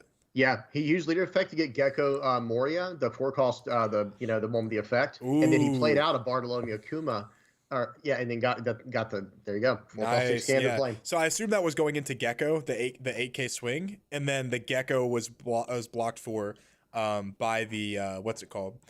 The Kuma, by the Kuma to play the Pacifista. Yep. Huge. Yeah, and now remember, Perona was played last turn, so this Dofi player should know the next 2 times she uses the leader effect that she should be able to get gas from it, unless she whiffed, obviously. And look, he keeps falling into the trap of like attacking into his characters. Now, obviously, like eventually they're gonna run out of characters, but like, dude, like Dofi, like by the time like when they get their Mihawk out, like Mihawk is gonna stay on the board forever. And it's going to get rid of the 7 cost. Exactly. Like, that's a massive. She's at 10 Dawn right now. It looks like. I think she's at 10 Dawn right now. So if she's going to swing. If she she has to play the Mihawk first if she wants to swing into the Magellan. That way she can Dawn minus Breasted Dawn. Right. And plus, I think he's going to she would Mihawk the 7 cost, right? Well, yeah, and then swing 6 into Magellan. Yeah. Well, that's what she has the Mihawk here. I see what you're saying. If she has the Mihawk here, she has to bottom deck the kid. That way, she could use the Rested Dawn to minus when she swings into Magellan. If she gets Mihawk out this turn, I think she wins this game. Because what's funny is I made a video yesterday or 2 days ago about me playing against Purple Luffy with Sakazuki, and I said Borsalino sticks. Like Borsalino is a 7 cost 8K, Mihawk is a 9 cost 9K. That like they literally can't get off the board. Borsalino sticks like the entire game unless they swing into it with Kaido, but like Mihawk is obviously 1K more, and like cost wise, like they can't like sheep's horn him, they can't do anything to him, they can't Brachio bomber. There's no nothing. It looks like they're explaining something to each other here. I guess she's wanting to know what does what here. Yeah. But real quick, I'll respond to the comments real quick. PokeNerd asked if this will be big enough to influence card prices. I mean, possibly. I mean, my YouTube channel is relatively big. James's YouTube channel is relatively big. So, if people see that, like, this is actually great practice for Nats. So, like, oh my God, she plays the freaking Kaido here. 10 cost Kaido. So what does she do? Does she bounce the kid and then she can only bounce 1? Well, she can bounce her own Perona too. Oh, nice. Yeah. Excellent. Nice. Excellent. Yeah. Swing 6, and then swing 5, 6. I assume into Magellan. Yeah. I think she should have swung 5 first here just to try to get the 1 to tap, and then she can do the 6 at whatever she wants. Yeah. But it wouldn't matter. Well, she also should have swung 5 first with her leader. That way, like they can't get a free block off a kid, and that way they have to like either take it or discard a card and then swing 6. That Kaido's massive, man. Yeah, that Kaido's huge, dude. He swings perfectly into the 9 cost Kaido. And then just to finish my thought, yeah, I mean, our YouTube channels are relatively big. So depending on what wins here, a lot of people that are playing in Nats are actually playing in this tournament, or at least I know of at least like 15 people. So like this could honestly reflect, what is potentially going to be the meta for Nats. So it very well could, reflect card prices. So I'm treating this like a regional, to be honest with you. Like there are a lot of great players in this tournament, and there's great prize support. So we have all the coverage of a regional, right? Obviously, this looks way not as good as the stream on a regional would be, but it will get there. But it has all of the makings of it. It has the players, it has the prize support, and it has like the seriousness tone of this tournament. So, very much so. Now back to the game. Kaido is they're absolutely huge. Yeah, he's massive. Sorry, they are correcting us, saying, "Hey, there was no 5K attack because of the leader, because of the 7 cost leader effect, all that." So my bad, guys. My bad. Sorry. Yeah, no, our bad, guys. I completely forgot that the leader is 6K. So yeah, there's nothing for the leader for her to attack into. So she was right in the way that she sequenced that turn. But so what we see here, 6, yep. and I'm gonna give you guys a little bit of a secret that I found with Purple Luffy is a lot of people play 3 Kaidos in Purple Luffy. I find that if you don't see your Kaidos, you just like always lose the game. So like, why not just like play 4? And that way, even if it clogs in your hand, you see it when you need to see it. Because a Kaido last turn would have been massive, but instead she played Kid, Yeah. Or he played Kid. And is that 9 cost Kaido there? It's like the alt art, I think. I think that's the promo. Yeah, I think that is 9 cost Kaido. Okay, sure is. And so going to be KOing that, the Pacifista. Yep. And then get a Dawn back with Kid. With Kid. Okay. So, I mean, it's definitely anyone's game to win still, right? Like, and Smash in here, that's going to go down to 1 life. This Perone is going to have to do some work next. Oh, she's no trigger. You know what was really nice with Blue? I know Dofi's a different kind of deck, but when I was playing Queen, Blue-Yellow Queen, Sobbles was actually just the most disgusting trigger in the entire world. Like bouncing a 7, that's what got me the game against Whitebeard. Just popping 7s back to their hand. Like, who cares if they have rush? You can have it back because it takes your whole turn. The thing is, our Dofi player is in a really bad spot right now, though, just because she's at 1 life. If she was at 3 life, she would be in a great spot, even with the Kaido. But the 1 life swinging 10K is just not what you want to see at all. Tap 4. Is this going to be a 3,000 Worlds? Because it really needs to be. Okay. Yeah. Okay. It needs to be the Kid. Okay. There we go. Okay. Magellan does not matter here. 1 Dawn active is Blast Breath material, though. Oh, she has to overcommit to this attack, in my opinion. Does she 3,000 Worlds again? Oh my God! Whoa. Double 3,000 Worlds. And guys, real quick, if you guys see anyone in the chat ask about the Discord thing about how this is like active still. In between rounds, we're going to try to fix it, but we couldn't fix it in the middle of the round, so we're going to keep trying to fix it so it just shows the screen. So if you see anybody ask about that, feel free to let them know, so we don't have to keep responding to it. We're going to try to fix it as soon as we can. Okay, so I mean, this is, you have to overcommit here, put 2 Dawn on the Kaido unless she has Love. Does she have Love Mellow? That was the question. That's a good question. She has to clear this Kaido. She wants to play Perona. I think that's what she's messing with. 12. I think she has the Love here. Oh, 12 at life. Holy smokes. She's got to have Love Beam. There's no question about it. If she has Love, she wins this game. Because, oh no, she doesn't. No, not the Perona. Oh, Trafalgar. Oh, 1 cost law. Double 1 cost law. Double. Oh my God, bro. She is cooking, bro. She's in her bag, bro. She's in her bag. Oh, bro. That double 3,000 Worlds into double law. That's it, man. That's the recipe for success. How does Purple Luffy climb out of this? That's the question. Oh my God, she's in her bag, bro. Yo, because she only has 7 Dawn to work with. I'm not gonna lie, bro. Both of these games that we've seen have been absolutely sick, bro. This has been clean, bro. She has to block this one, bro. Block it. Let's go. All right, guys. I'm all on the Dofi train right now. Counter out of this. I'm all on the Dofi train. Yeah, this game's over. I mean, so either Queen or Kid's coming down, the blocker Kid, right? Because there is no other way to get out of this. There's just no way to get out of this. Bro, actually. She is in her bag. How good, bro? Imagine, bro. It's just crazy. Like, imagine, like you're telling your friends, like, oh, what were your matchups? You'd be like, I only lost to a blue Dofi. You'd be like, Be like, Literally. what's a blue Dofi, bro? Like, it's so funny that like I love when I see people lose to like random stuff because they're like obviously like mad as hell about it because they're like, I didn't plan to play freaking Black Yellow Big Mom in this tournament, and then it caught me off guard. You know what I'm saying? Low key though, Blue Dofi, maybe that's the dark horse. Oh Maybe my that's the dark horse this God, meta. dude. A 12K swing straight up, low don commitment, see what she does, or see what he does. If he blocks this, you put 15 on your leader 15, and swing. 15 Or GG, what you can yeah. even go saucy and go 14 on your leader and use your leader effect. See what you But get. our purple Luffy does have 3 active Dawn, but they don't run Blast Breath, right? They just run the 0 cost Gum Some of them do. Right? I know Some Mark do? Mark Okay. Mark runs what's it called? Blast. Yeah. So this should be interesting here. This, like you're saying, please swing 12 first. Whoever you are, what's their name? Wimmy. 12K first here. No Dawn commitment. Just see what they do. 12 at face, by the way, not at Kaido. 12 at face, and let's see what happens. Because he has to. Okay, they have something else in mind. I gotta let him cook. I gotta stay out of the way here. Let these guys cook. Yeah. Here we go. All right, guys. I added the prize pool to the tournament or to the screen. So round Nice. 2, $2,400 prize pool. That way it's just like you guys know what's on the line here. Okay, so she swung 12, by the way. So swing 12.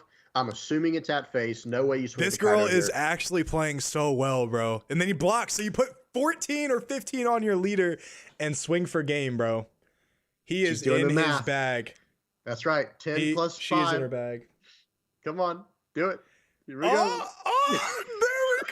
There's no way he gets out of this. 15 right? at life, bro. What if he baits her? What if he does bait her though? though?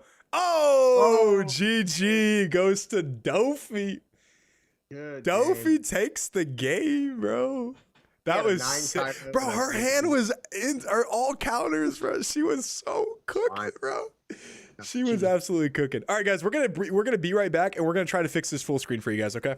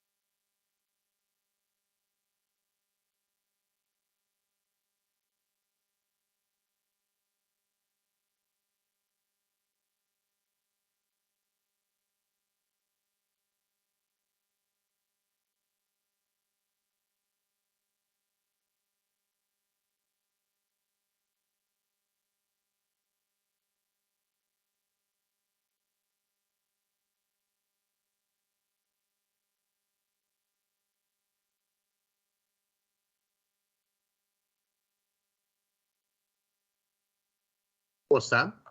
All right, guys. Do you want us to try to fix this thing, or do you guys want us to spectate the other games? Because I've been trying to, we've been trying to fix it so people don't like, you know, keep talking about like how they can see the top of it, but.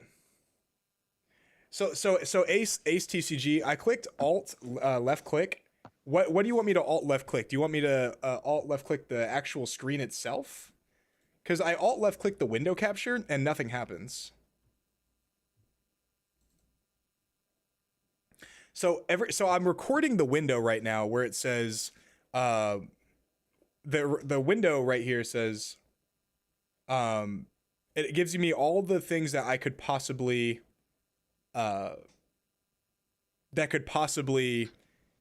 record, if that makes sense. What's up? I like Honey Boy's response. He said, "I like how scuffed it looks." Yeah. Table 2. Okay, yeah, we're watching Table 2 for you guys. And while we're watching Table 2, we're going to try our hardest to figure out the answer for this. The Alt left click doesn't work. I'm going to turn on my fan because it's incredibly hot in my room. I'll be right back. Yeah. In this game, guys, while he's doing that, we got a Sakazuki match versus, I can't even see. I think that's Sakazuki. Yeah, I think it's Sakazuki versus Sakazuki, but it's like a strange alt art leader of some sort. Go back to hide members. No. Go back to this. There we go. Yeah, and it looks, like I said, it's kind of hard to tell from this angle, but it looks like Sakazuki versus Sakazuki with 1 life left for both players. All right.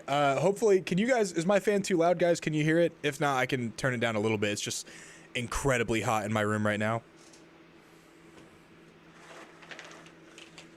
It's very faint. I can barely hear it. Okay. I mean, if it's too loud for you guys, I can turn it down. I can actually just open my window probably. So. Oh yeah, it's chilly today, I think. Yeah. Or it was last night. Yeah, I'll try to open my window actually because I prefer fresh air either way. Yeah. And I think okay, so the player on the bottom here has Kaido down and Borsellino, whereas the player on the left, or excuse me, on the left at the top, he's got a full board right now. Lucci, Rebecca, Suru, Sabo, and I can't tell what one of his cards are. It's because there's a massive glare on it. So I do apologize, guys. Can't really tell. I'm sorry. What's this matchup? Sakazuki versus what? I think it's Sakazuki versus Sakazuki, but it's like a really strange alt art leader that he has. Like it looks like a sports card, to be honest. Let me see. Yeah, I think it's some type of sports card he has for the leader. You love to see it. I love. Okay, he flipped it over. I love the alt art stuff. Oh, so maybe he flips it over whenever he uses his leader's effect. That makes sense. Cool. That makes sense. I've seen some people do that. Yeah, guys, I can't seem to get this off the thing. So for now, because we're in the middle of this tournament, it's just gonna be like that. I hope you guys can understand that it just is gonna be doing that.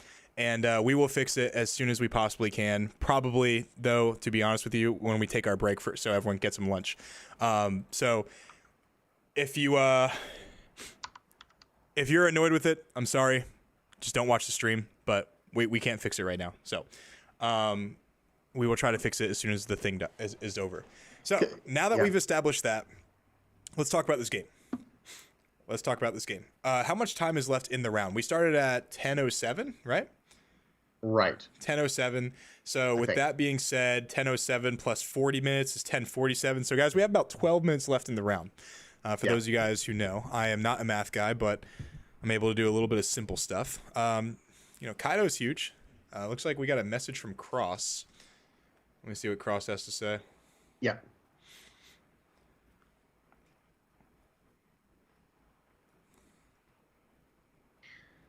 So while he's reading that, looks like it is now the player's turn on the bottom, and he has it's one life for each player left. So this is anyone's game to win still, but that 10 cost Kaido looks like it's just gonna wreak havoc here. Now, surprisingly, does not swing with the Kaido first, but the reason for that might because he needs to do Dawn. Cost manipulation early. Okay, but he takes it back. He does take back. He's stacking all 10 of his Dawn. Is he about to do something crazy here, like play another 10 cost Kaido? Because that would be crazy. But at the same time, maybe that's the only way that he can get out of this game. Well, he can't 10 cost Kaido because if he's at 1 life and the guy has the guy's like a full board. Now I can't really see what he's got going on right there, but a full board is actually really scary.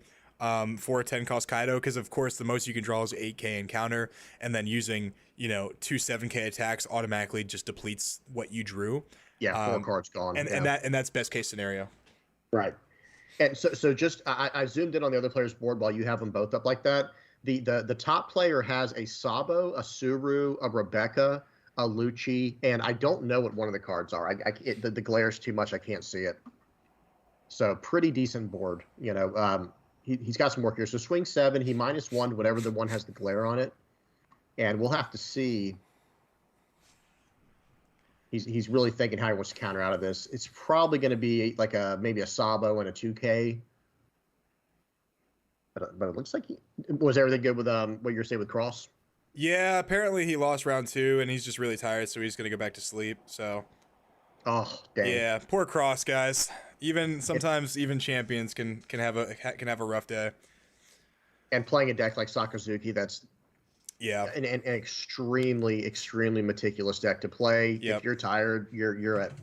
I You're not even at half. appreciate him nonetheless playing in the tournament. Like, even he just gave us a great round one, so Absolutely. Yeah. yeah, super cool. All right, so Inferno Kami said, I think what he's trying to say is if you alt left click and drag the left side of the window cap source, you can crop out the Discord part. So alt left. So I think I've tried to do that. So hold down alt and then left click drag. What he's saying. That's what I'm doing. I think is actually. All right, you're actually a fucking genius, dude. The thing is though, like, it's still, we don't have like too much. You know what I'm saying? Like, it's still like pretty small, but I maybe we can go like this. Oh my god, we're cooking, guys. We're in our bag. We're in our bag. Okay, now I see it. It took a second for the stream to catch up to what you were saying because I actually had no idea what you were talking about. Yeah, nice. So now we're cooking, boys. Let's go. Whoever said that, thank you so much. We're cooking. Big help. I appreciate you, Inferno. You're the best. Now we can make all this stuff bigger too. Oh man. Okay, it just caught up. Yeah, that's perfect. All right, guys. So let's go ahead and change the thing real quick to this card back to the 10 cost Kaido right here. Bro, he is actually a clutch individual. Okay, so we're cooking, guys. We're good to go. Let's go, bro. This is, bro. We are boomers trying to make our way into this world, man. It has just been a great experience. It's been tough, but it's been great.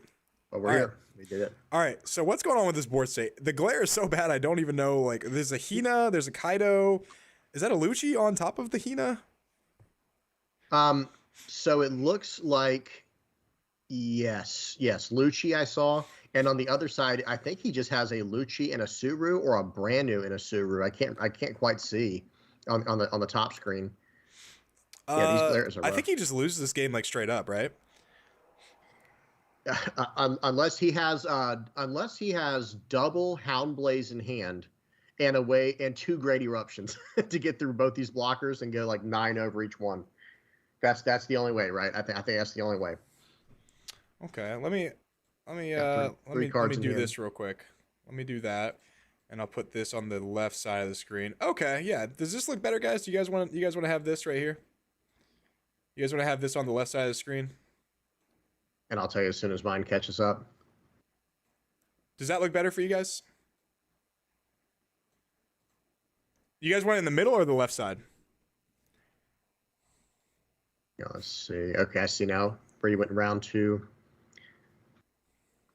I think it looked a little better in the middle, personally. I like it better on the middle, but I'm going to give everyone that's viewing, obviously, because this is for you guys. Yeah. I'm going to give you guys your pick. What do you guys prefer?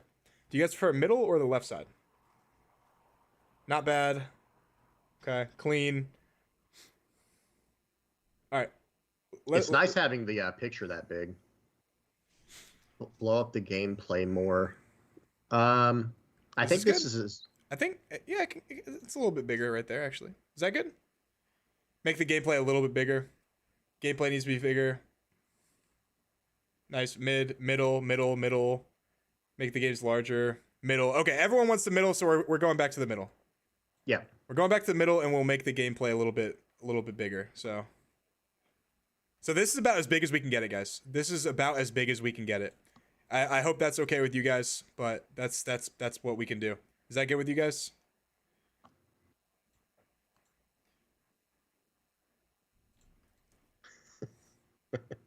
Can't please them all, right? I mean, we're what obviously, guys. So like, obviously, this is for you guys. This is for like the public. So we want to make this as like great as possible for like the viewer experience, but you know, other people are gonna differ. So we're gonna keep it in the middle and just make it bigger. All right. Okay. And unfortunately, I did miss the end of that game there. I'm assuming the player on the bottom won, but I could be wrong. Possibly. Let's go ahead and switch to table 7. See what's going on over there. Looks like it's just finished. Oh, that was an Enel mirror. Yeah, dude, that's probably a sweaty, bro. Like, looks like that just finished too. Looks like pretty much all of them. I mean, we can kind of catch the end of this game real quick, actually. Okay, yeah, Sakazuki Mirror. Okay. Okay. Yep. I mean, it's kind of looking. Martini said the bigger the better. All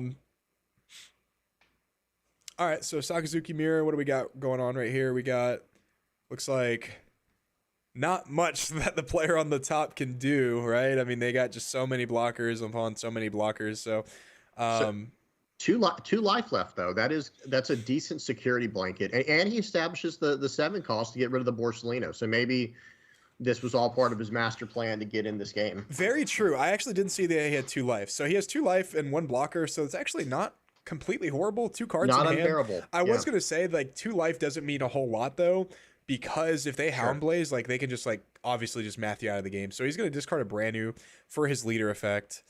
I wish his hand was more on the screen. I will say that's. Yeah, I mean for the most part, it should be on the screen. Sometimes people just don't have the capabilities of like always having it on screen. If the guy makes a fuss about it though, obviously that is warrant like grounds for a judge call. Absolutely. It's just up to him. So he's got to this turn he has to clear the entire board. Man, I think he's in a rough spot here. Having 0 life, he has only 2 cards in hand. Yeah. So he goes for 6 at life. He 2Ks out with Tsuru. 8 at life is probably going to get met with a Rebecca. He might draw a card here, to be honest with you. I think Rebecca should actually. Yeah. No, it's better. It's better just to take the life here because Rebecca should be saved for a rainy day, and the card could be a Houndblaze that he needs. Yeah. Yeah, because there's no way he can win after swinging there. Okay, so Rebecca comes down, and this will be a nuisance, but I don't think the real question is, does he have a way to get rid of this 7 cost Borsellino on the top player's screen? Because that's the only way to get back in this. Because otherwise I think he just runs him over. Okay, he gets back a Tashigi 2K counter. that's not a good sign. Plays out Sabo. Sabo, okay. So is his plan? His plan is if he doesn't have a. His plan is if he has a Houndblaze, the guy just loses straight up. Like if he has a way to remove Rebecca, he just loses pretty much straight up. He has 2 cards in hand though, and we know one of them is a 2K. So what if he has 2 2Ks in hand? Yeah, and that's what he'll have to play around is just having 2 2Ks. But like you're saying, as long as he has a Houndblaze or some form of bottom deck, whether it be a 3,000 Worlds or what, then he can get through with just 2 9Ks. Like there's just no way to get around. Yeah. If okay. he pays 4 for a Rebecca. Okay, Rebecca. I mean, obviously they can't KO anything. God, dude, opening that window just felt great, guys. Now it's like nice and chilly in my room. Oh man, it feels good. All right. Oh yeah. Dude, I love the cold, bro. Like if I could never see the sun again. Oh, he has the Houndblaze for the Rebecca, or no, with the Sabo. Oh my goodness.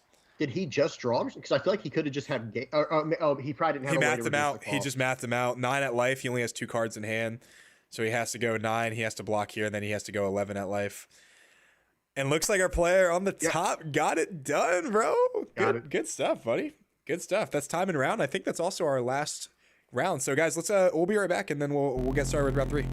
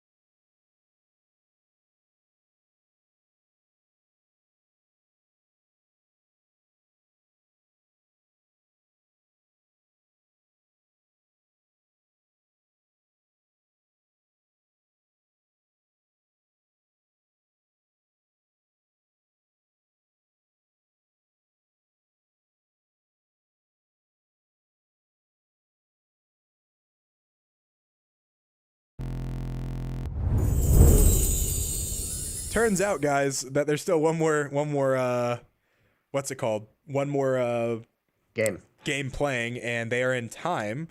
We got our judge David right here helping us out. It is a Sakazuki mirror match. Hold on one second. Let's be right back on this real quick. Yeah.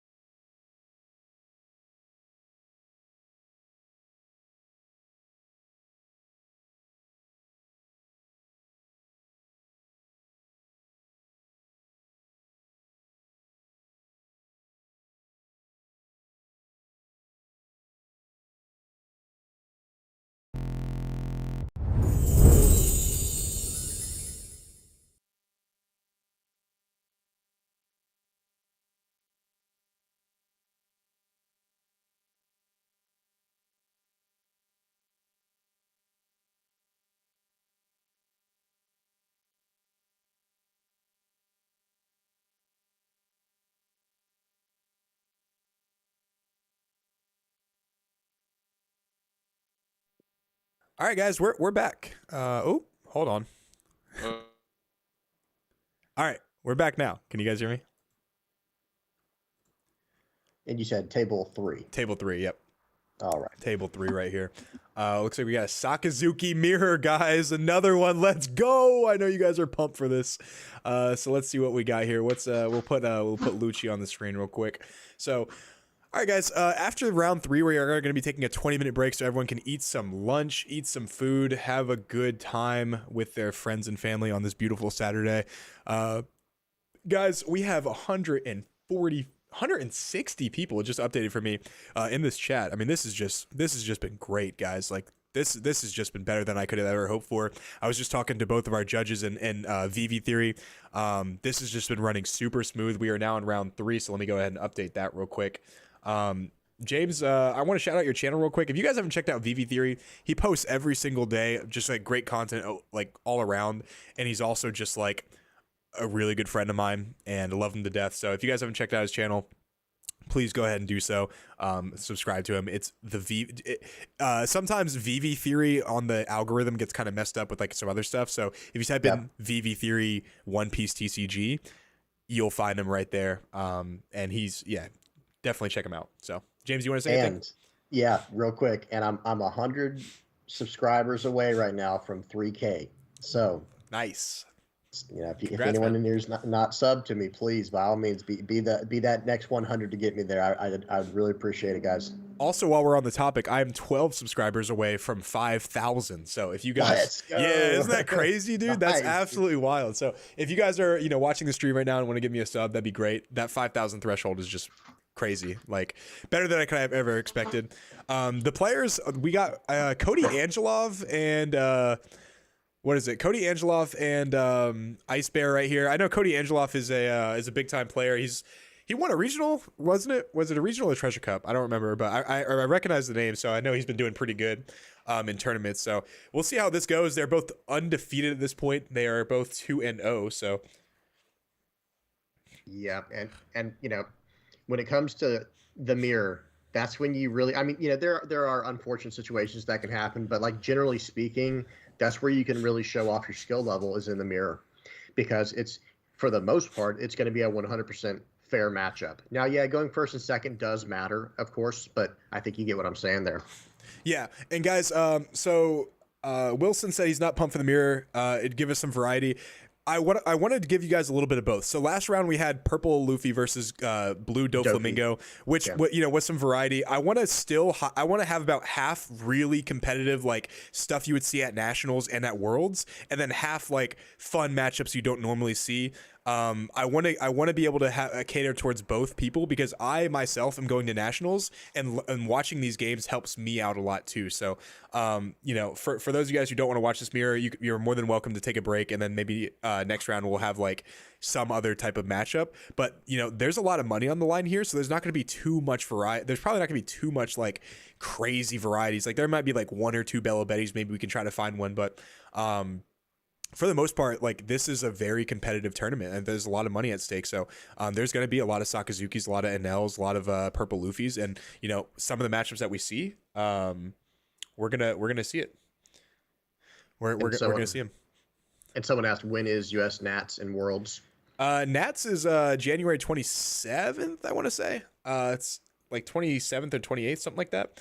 And then Worlds, I actually don't know. But I know it's in like Japan. So looks like top player, is that Cody Angelov right there? That's Ice Bear, my boy Ice Bear. I actually like that name a lot. Ice Bear looks like he lost a dice roll, went first. I assume he lost a dice roll because he's going first. And looks like, bro, is he playing the ulti, bro? Did he watch my deck profile today, bro? Who watched did anyone in the chat watch my deck profile today? That's actually my tech right there. That card is absolutely nuts. And then Hina is going to swing in for 7 after the Great Erupt, or after the Hound Blaze. And this is a very tempo start for Cody. Dude, no, Ice Bear. Or excuse me, Ice Bear. Yeah, dude, Ice Bear, dude, don't mess with Ice Bear, Cody, bro. He'll pop off. He'll pop off. Yeah, this absolutely, man. This is a great start from our guy up here on the for Ice Bear. Actually, on the top, on the top. I mean, the putting him down to 2 life. Obviously, I mean, Don't count him out yet, because that's what happened to Cross earlier, and Cross ended up winning that game. So we'll find out. Came what's back, up. yeah. Someone asked, Kingdom asked if I'm going to upload the tournament. I will Nice. be uploading this. So I will be re-uploading this to YouTube. So See, the one thing I really like about the 3-cost Hina, well, they're both 3-cost Hina. That's confusing. The blue 3-cost 4K Hina with the 1K counter. Number one, it has the counter. Number two, it can draw a card, and it lets you go pretty wide. You know what I mean? Like this is almost, he's filling up the board sort of like how Blue Black Rebecca would. But the only bad thing about it, or like one of the worst things about it, is you can't get it back. And there goes the next part is Lucci can just wipe it, so easily. Yeah, no.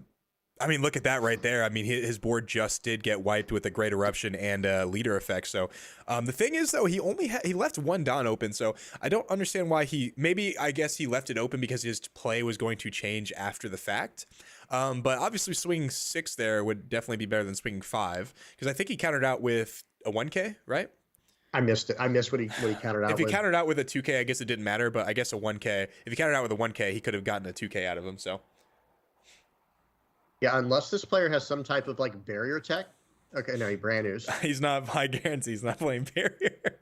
Yeah, because like you're saying, otherwise, why would he leave one open? That is strange. Well, I always say, like, obviously, like, the play changes depending on what they do. He probably swung at like maybe like the Hina or something, and then he countered out, so he's like going to make a different play.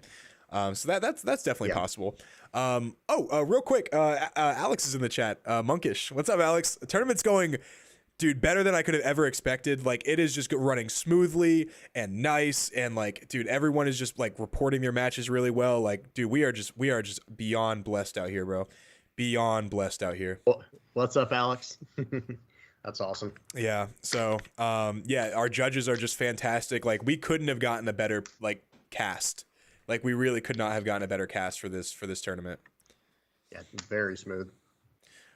So here, I'm gonna make a couple things a little bit bigger for the stream. Yeah. There's no way to center it. That sucks. Or no easy way. So he's gonna to Tsuru here. It's probably gonna get met with another Borsellino of his own. Yep, there we go. Yep. So Tsuru Borsellino is absolutely huge, and now Ice Bear is on the ropes. Cody started just like Cross, started off a little lacking, a little lackadaisical hand, but Ice Bear he's able to kind of climb out of Ice Bear's grips, his claws. Quite literally. And this is a 9 Dawn turn here. So let's see if he's running the good old Mihawk, because that's kind of, I mean, there's other ways to get back in the game, but that would probably be the most direct, quick way to get straight back into this game. If he Mihawks here, that would be massive. Like, dude, like that would be a huge play. Another play he could also do is just his Borsellino, which I think is also still a pretty good play. Yeah, maybe a Great Eruption or meet it with a Tsuru like he did. See, and that's why, like, I look at a lot of lists, and I'm surprised people don't run 4 Borsellinos, because I feel like a lot of decks run 3, and I've even seen some run 2 that run the Mihawk. Yeah. But it's like, man, that Borsellino is disgusting. No, I'm playing 3 Borsellino. The 4, dude, it does clog like a lot, and there's a lot of matchups where like it doesn't really come in handy at all. Of course, like it's a great card, don't get me wrong, but like sometimes when you see it, you're like, bro, get out of my freaking hand, bro. It drives me freaking nuts. But that's fine too, though, right? Because the leader, it's like, okay, cool, easy cycle, next card. You think that, and then you draw into a damn Hina, and you're like, you know what I'm saying? Like, you just don't have the counter. So, there's Great Eruption. I mean, I've won. I don't know if you watched my video today, but we were kind of prepping for the stream. But I went 16-1. I've won 3 tournaments straight. I won Wednesday, Thursday, Friday with Sakazuki, and then on the rank simulator, I played the same deck and went 4-1, and the only loss I had was because I misplayed by not double Helm Blazing my Kaido to swing over Mihawk. Like, I would have literally went 17-0 with this deck. Like, this deck. So like, what I mean by that is like the deck, the way I'm running it is just playing so great, and I'm only playing 3 Borsellino. So I like it at 3. So yeah, and that it definitely makes sense. So, but real quick, the Sakazuki player on the top, was it Ice Bear? He went double Great Eruption. Yeah. And somehow something else as well, dropped down was able to clean up the whole board, the 7-cost Borsellino and the Subaru with the Lucci, and then played out the Hina to draw a card. So very double how or double ice a or I'm sorry, great eruption Great and Eruption. leader effect is -5, so he puts the There you Borsalino go. at 2 and the Tsuru at 1, and then the Lucci. That I think that's a solid play. That's really good. Now the thing Yeah. is, he can also get this board wiped by his own Lucci. That's why they call it the Saka Lucci. Now Edward Yeah. said the layout of this game in the previous so much better. Thanks, Mr. Streamer. Thank you, Mr. Edwards. I appreciate you, buddy. Thank you so much. Good man. After this match, can we check up on Blue Dofi? Yeah, we'll see. We'll see how they're doing actually. We'll see how they're doing after this match. But Yeah. man, dude, oh my god, I'm just so happy this is running so smooth, guys. Like, oh man, this is just great, man. This is just great. So a brand new searching for. You don't normally want to see the brand new. Brand new searches for. It got I mean, gas. that's a tough choice. That's a really tough choice. He's asking to see his trash. I think. A Borsalino would be huge here because I think he is at 10 Dawn. So I think he has enough to play the Borsalino. So this would just be a solid answer to Lucci. Yeah, he has 8. Yeah, he should be able to, and he still has 2 life where he doesn't takes have to the greater. Oh, he's actually. Let me think about that. Yeah, Because if he has his own like Hina Lucci play, he can obviously just kill both of them. But dude, I mean, there's something to be said about like just establishing a clean, straight up Borsalino. right. Takes the greater. I mean, he's leaning towards it. He's jonesing for it. He's fiending for it. He might have the other Borsalino in hand, but then it probably wouldn't have taken that long to decide. So pay 4. Rebecca. Okay. See what he gets Pokenerd, back here. what is NAIC? What is that? All right, so he got the Great Eruption, right? Yeah, he got the Great Eruption, and now he's playing out Rebecca. He's going to grab back a Lucci. Okay, so that's why he wanted the Great Eruption, I guess. But okay, plays out the Hina. Yep, that's what I He figured. had Yeah. enough. Well, because he had enough without it. he had 10 Dawn this turn, and then the brand new puts him at 8, and then actually. You see what I'm saying? Yeah, he actually could have got the Borsalino. Yeah, he could have gotten the Borsalino. So I wonder if he just needed that for something else, or maybe he already has another Borsalino in hand. So big momentum shifts for obviously Cody Angeloff right here. But Ice Bear, bro, he might be packing some heat. You might. I mean, that sounded kind of sus too, actually. Hold on, guys. We'll pause. We'll pause on that one. But Ice Bear might actually have something good in hand. I will say. It sounds like the nerdy way of saying it, but he might have some sauce up there. So yeah, just my glasses. let me. According to my calculations, I think he has like 17% chance of clearing the board here. He's got 6 in hand, I think. So I mean, he definitely has a grip of cards. 2 life left. Yeah, both of them aren't really in a great, like, both of them could, like, this could change at any moment. That's the thing about the Sakazuki mirror match, right? Is things can change at any moment, and your entire board can be cleared with Rebecca Lucci. So, like, I wouldn't count him out just yet. Oh, so apparently NAIC was international for Pokemon. It was a shit show. So, damn. I mean, dude, our first tournament's running pretty smooth. We might as well just host a regional at this point, right? I mean, we've been. I mean, this has been great. Like, this has really been like super useful, like super smooth, like, and great. Yeah. So it looks like -2 cost to he swings into the what is it called? The Hina, minus the Hina by 1, I think, and then he goes ahead and pops it. Or I'm sorry, lets it go. There's always mind games with that, right? It's like if I counter out of the Hina, does he just Hound Blaze it or Lucci it away? Do I waste the counter either way? That's the mind game between it. Well, let me ask you this: like, is there in my mind, while he's deciding what he's going to do here, is there a reason not to block with Rebecca? Because if you Hound Blaze my Hina, I'm not super upset about it, unless it's to win the game, right? Unless it's something totally, very, very situational.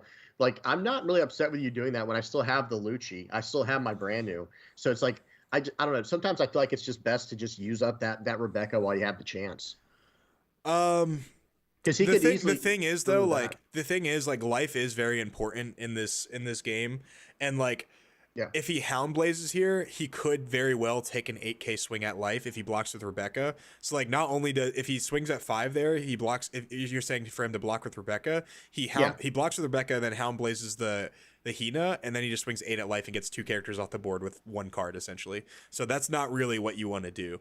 So I don't mind him countering out to save Hina, but I wish he would have done that. Like, the blocking I don't agree with, but I think countering out would be huge to save the Hina. But it looks like he's going to Mon Cherie to bring back a Rebecca. Rebecca's going to play, obviously, the combo, Hina combo. He's going to Lucci the Lucci and the the And there brand new goes his way. whole board. And, Yeah, there, and there it goes. There's Ice Bear what I right was there. saying. Ice Bear fighting his way back into the game. He is like, he's like a freaking menace right now. You see what I'm saying though now, right? Like, hey, at least he has his Rebecca, right? It's I don't know. I just feel like he still could have gotten rid of the Hina. He still could have gotten rid of the and the Lucci at the same time. But like, I don't know. I feel like it forces more out of them. Like it keeps you honest by playing by blocking with Rebecca. I don't know. I mean, I can see that, but the thing is, like, I still would rather just counter rather than like block, if that makes sense. Because like, well, sure, if you have the counter available, absolutely agree with that. Yeah, but I think he only has like 4 cards in hand, right? Or no, 5. Oh, understood. So, Stanley actually made a really good point. He said Houndblaze, Hina, and then there's none in the trash, and that's why you let it die. That makes a lot of sense. So I'm completely okay with that, because if he swings at the Hina and then he bottom decks the Hina with Houndblaze, he can't have any Rebecca plays for next turn. It's actually a really good point. I didn't think about that, Stanley. I wasn't paying attention to what he had in his trash. So, very, very, very solid point right there. Yeah. Definitely, and now that is a good point for sure, because I don't know what's in these players' trash. I wasn't paying enough attention with all the cycles and whatnot, but it's definitely that does make sense. There's some logic there. Yeah, what's funny is I actually said this in my Sakazuki Masterclass video is in the mirror match, it's really important that like if your opponent only has 1 Hina, to bottom deck it as much as humanly possible, because the Rebecca plays are not as live. And obviously some people are playing 3 Hina, some people are playing 4 Hina, but if they only see 1 in their game and then you bottom deck it, obviously they can't. Their Rebeccas are all dead. Pretty much, right? Rebecca getting Houndblaze here, by the way. Look at that. Dude, Rebecca putting in work right now. Okay, Rebecca. Here so it looks like he's swinging with Rebecca right here, too. And the question is, does he swing? He obviously has to swing with the Moncherie. Like, it's not even a question. Because Moncherie is just another cycle card for Rebecca. It's a straight up draw for Rebecca. You know what I mean? It's crazy. Yep. Okay. Oh, my God. He puts it at 7. Or, I'm sorry, at 6. At 6. Where is she going? 6 at it has to be Moncherie, right? Oh, it's at Hina. Is he Lucciing it? Oh my God! He got a card out of hand with the Lucci. That was Cody Angeloff with a sick play, bro. Dude's nasty with it, bro. That was very nice. Ice Bear got caught slipping. Literally, you like that? I like it. You like that? Ice Bear got caught slipping. That was nice. Ice is slippery. Look at that, guys. Yeah. That was the most interesting play I think I've ever seen. That was sweet, bro. I don't know how people don't like seeing Sakazuki mirrors. I think they're so fun, bro. Like, I mean, this game has just been like, even with Cross and Tran Man in round 1, like it was just so back and forth. Like, it's just it's like a really cool like experience to watch. Like, don't you guys agree in the chat? Yeah, absolutely. And as they're responding, it's like. It's like I said, certain mirror matches are very enjoyable. Oh, 10 cost Kaido coming down. Oh my God, that's a big one right there. If he doesn't have one to match that, then it's rough. I mean, just establishing a body. So he trashes the Borsalino, which I think is crazy, unless he already has like 1 in hand. Because Borsalino this late in the game is huge. Yeah. And he has 2 life still, so there's no threat of losing in this turn. But there is the threat of going down to 0 here potentially, or just eating all the cards you just drew. He has his own Kaido. He chooses not to play it. He might have another one. He might. No, he's not. No. Oh my God. He wants board. Then he brand news. Oh my goodness, dude. I think you get Borsalino. Well, there you see what he has right there. He has the regional Borsalino right there. Oh, nice. Yeah, I see that. Very sweet. Yeah. Nice little flex you have right there, Cody. I respect it. You got Ice Bear shivering in his boots. No, man. You ready for this, Joey? I think Ice Bear has ice in his veins, bro. Oh, snap. You think he's resolute? You think Ice Bear is resolute with the ice in his veins, bro? Oh, snap. Look at this. All right, swing. I was at 8. Swing 8 at face. And -1 to the Kaido. Yep. Now the question is, does he kill the Kaido this turn? Does he have the ice? Does he have the Ice Age? He takes that. Of course, you're gonna take that right there. But he does have a Lucci. He didn't play that Lucci this turn, so he can swing with that Lucci. That's tough. Yeah, he can swing, and that's what I was saying. Oh my God! He puts him down to 0. Yeah, and that was the threat this turn of going down to 0 life. I actually don't mind this at all, though. He should take this right here. because he can wall off with blockers the next turn. Like he can play, Sure. he can legitimately play 2 blockers next turn. Takes it. Yeah. Yeah, if he plays like Borsellino or like Rebecca and like Sabo, like he's golden. Like he's fine. Ice Age. Ice Age Get rid KO of the brand new. Oh snap, bro! What a Wow. trigger! And he's gonna eat What that Lucci a easily. trigger, bro! Dude is nasty. Stanley said he's also playing with Manga Sabo. Yeah, Manga Sabo actually is like relative, and in the grand scheme of things, is relatively inexpensive. It's what, like 400, whereas I think the Kuzan or the Kuzans and the Borsellinos are like 800 a piece. So in the grand scheme of things, it's really not too much. Jeez. You know, it's Yeah. it's crazy though. Like, I mean, his deck right now with the Manga Sabo, he probably has like a $4,000 deck with the Kuzans and the Borsellinos. Tap 4 here. Yeah, some of these, you know me, I play only regulars, no alt arts. Rebecca. Okay. Yeah, Rebecca, Ice Bear, stands resolute, Yeah. gets back a Gonna- Tashigi. He's going for a 2K counter. That's the only logic there, right? So he already has it. Okay, so he already has the Hina and the Lucci in hand then. Okay. -4 to Lucci. Yep.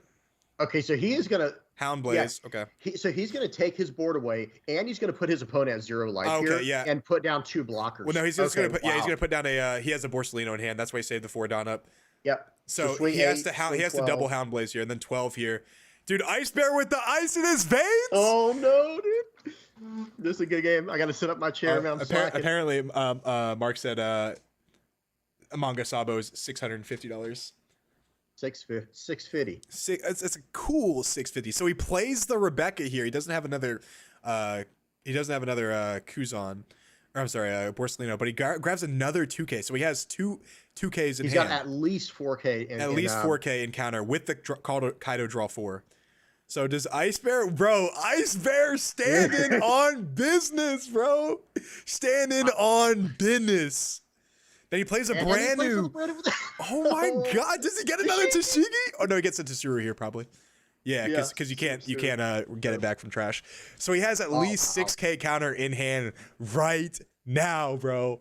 He said, "I want my money, bro." You guys, if you guys, you remember, you're a big football fan, right? You remember when the Rams won the Super Bowl and what's his name? Aaron Donald was like pointing to his ring. Yeah. You know what I'm talking about? That's Ice Bear right now, bro. That's him, right? Yeah, That's Ice Bear right now. And he was at the end of his career too. You know what I mean? Like at the very end of it, it's like it's crazy. That's his first one though, right? That's what I'm saying. Like he was trying to get that, if I'm not mistaken. Someone correct me if I'm wrong in the comments, but And Matt Stafford brought him to the Holy Land, bro. Stafford and Cooper Kupp too. It was crazy. So he does have the Hound Blaze to get rid of the Rebecca. Does he have the other Hound Blaze? He has to go. Oh, he has the other. Oh my God, bro! Does he have the counter to get out of it though? Oh my God! So he's he has 11? 8, 11, 1, 2, 3, 4, 15 at life. That's 15 at life. 1, 2, 3, 4. So 15 at life. I think he might. Does he have it, bro? Does he have Here we it? go.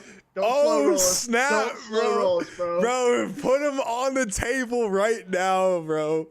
He has the double. Oh, so he just revealed one of his cards. He has one Hound Blaze. Yep. He about dropped his hand. I think he's. What does he got though, bro? He has at least 3 2Ks, bro. So 10. I think. Okay, How much so is it? 2, 4, 6, 8, 9, 10. Oh no! 10. He was one Oh my God, Wow. bro! He had exactly 15, and he couldn't get out of it, bro. That's so tragic, bro. 2, 4, 6, 8, 9, 10. Oh my goodness, guys! Both what players- a game, bro! Both what players a played game. so well. Like it's not even a. Damn, bro. Oh, I'm sorry, guys, but that, bro, every match we've commentated has been so hyped, bro. This is crazy. someone said I'd be salty. Oh yeah. Yeah, dude, would salty. I'd be pretty pissed, bro. I'm not gonna lie to you, bro. Hey, That's crazy. You want to go to another game, see what we got? let's go to 8 with Scrub Patrol and the Dofi we just watched. Oh yeah. This is our friend Brandon right here on Red Purple Wall. Oh my God, bro, that game was absolutely insane. So we got red, purple, law versus blue. Yeah, that last game again. I don't even think it was anyone's like fault. That was just wild, man. Yeah, That was just that was absolutely just wild. ridiculous. Oh, Oh, sorry, we just looks missed like that one. Brandon won his 3 and is Brandon 3-0 right now? Let's go. My boy Scrub Patrol putting in the work. All right, let's check out what do we got. Let's check out table 11 right here. 11. Yeah, table 11. What do we got? Is this Nami right here? No, that's not Nami. I was about to say I'm not watching no damn Nami. That game just ended. It just anyway. ended. All right, what about table 12 right here? Looks like that one just ended too. All right, go back to table 1. Table 1, yeah, go back to table 1. Looks like that one. All right, table 2. Table 2. We're at table 2. All right, we're still good. We're good on this one, guys. Go. All right, so we got Enel versus Sakazuki. This one's a real barn burner. He has 2 Kaidos on the board, bro. Look at this. 2 10-cost Kaidos. What on earth? How did we get here? Oh my god, dude. 9 at life here. Does he take this? Oh man. Block. So block and 2K and 2K. Yeah. Oh, 2K 1K. Tashigi, brand new, and he has at least 8 cards in. He just had double Kaido. Yeah, that's true. Yeah, so that makes sense. I guess that does make sense. Yeah, dude. Both of those players. I'm just responding to the chat right now. Both of those players played awesome. Like Ice Bear played great, and Cody Angelov also played great. Like that is just great. That was just great playing right there. Cody or Ice Bear literally set up a play where like he had to have 2 Tsurus, 2 Houndblazes, and a 15k leader swing to attack to get out of the attack. And his opponent expected it and everything. You know what I mean? Like, but he was like, you have it. Like you can't play around that. You could not play around 2 Houndblazes and 15k at life. You saw him. He was searching for 2Ks and 2Ks, and he had built up literally 10,000. Isn't that crazy? Oh man, what a game! Yeah, that was wild. We have 230 viewers right now. Oh, let's go. Yeah, that game was incredible. I hope they got to see that one. This one here, though, doesn't look too bad either. Like you said, 2 10-cost Kaidos on the board. Enel's Enel. He's got a 9-cost Yamato. He's got the Katakuri down. And also, real quick, I'm sorry to interrupt you, James. Yeah. But aren't you guys glad we streamed that? I know you guys didn't want to watch the Sakazuki Mirror, but aren't you guys glad we streamed that? That was like the game of the day right there. Yeah, that game was incredible. Yeah. That was literally 1 count away from winning or losing. Yeah, I mean that crazy, that was, bro. All right, so back to this game. This guy has 2 10Ks or 10-cost Kaidos on the board, and he has no blockers. Wait, is that his active Don? What does he have on? His 9 Don up? 8 Don up? Plays a Sanji, okay. Plays Sanji, yeah. And that's Shirahoshi, right? Is that what that is? Yeah, like that's a Shirahoshi right there. So I think he's gonna play another Sanji right here. He has 4 Don up. Oh, he has another Sanji. So this is a bad situation for our. I mean, it's not a bad situation, but like he does have a lot of defense. So like in order to pierce through, you have to do technically 3 hits because you have to do his last life, his Enel effect life, and then last hit on top of having 2 blockers with only 4 attacks. So pretty much all of them have to connect. And he had the double Kaido. Yeah, I mean, so like this is the situation where maybe he just does what we are we about to see a repeat of what we just saw, where it's going to be just like, oh no, he swings first. I was going to say maybe he had double Houndblades to get through this, but okay, he swings first. I'll tell you. Katakuri. Okay. I'll tell you guys this Cracker Barrel I ordered at like 6 or 6:30 in the morning, 7 in the morning. The pancakes are not very good right now. I'll tell you that much right now. Like it's good. It was good when I first took a bite, but now that it's been sitting out for like 5 hours, it's definitely not great. So my breakfast is ruined. And he did block out of that attack, by the way, with Sanji. So first one's blocked out. And now we're going to pay for Rebecca. Okay, Rebecca's going to come in, snag the Hina, the Reb Hina combo here. Okay. Boom. -4 to, I'm assuming, Sanji. And he might go for lethal now. Does he, though? Let's see. It's -4. He has to have 2 Houndblazes, basically. Well, remember, he blocked out with the other Sanji. He can't go for lethal then, pretty much. I mean, he can, but this would be risky. He has to have a Houndblaze. Very risky. If he has a Houndblaze, I don't mind him going for game here. But I mean, it looks like the NL player has a lot of like life left. So I would be totally fine with him clearing board and waiting one more turn. What do you think about that? Yeah. That's absolutely a play. And like if we could see each player's hand, that would help us out a lot more. But obviously we don't have that access. But yeah, clearing up the board here, Hound Blaze, smack through, eat up those. He has like 2, 4. It looks like 5 cards in hand. The NL player does. Okay, he is going to Hound Blaze. Bye bye Sanji. And who did he put it on? He put it on leader. So he's going to. That's an 8K leader right now, so he can swing straight up into Katakuri right now if he needs to. I much prefer here to swing into the Katakuri or the Yamato, either one, because you're not going to be able to pierce through this turn, and you need to be able to kill him. So I think a 12K swing here is okay into the Katakuri because it's 4 over. 4 over. The thing is though, maybe you overcommit to this because if you can't get him off the board, I think you just lose, right? If he has a Maru. Yeah. Honestly, well, he has 2 life and 2 blockers, so he would need like 200 million volt Marus maybe. Well, actually, I just realized, I didn't see that second life tucked away back there.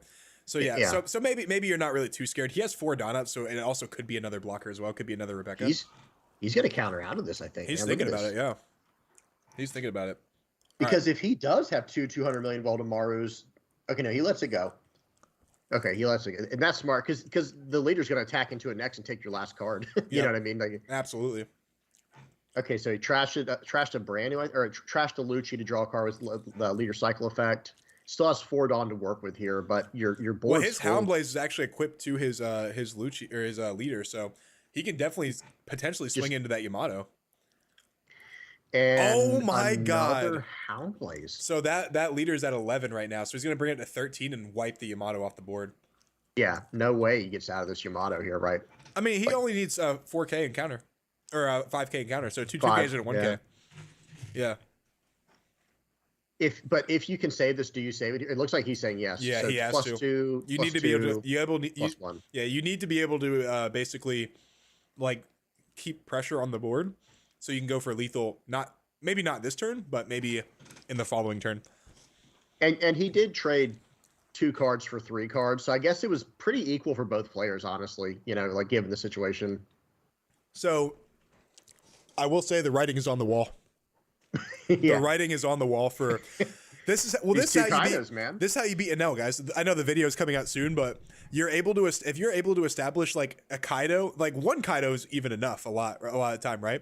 But if you're able to establish back-to-back Kaido as well as like a relatively wide board, I mean, he has a Hina, he has a Borsalino.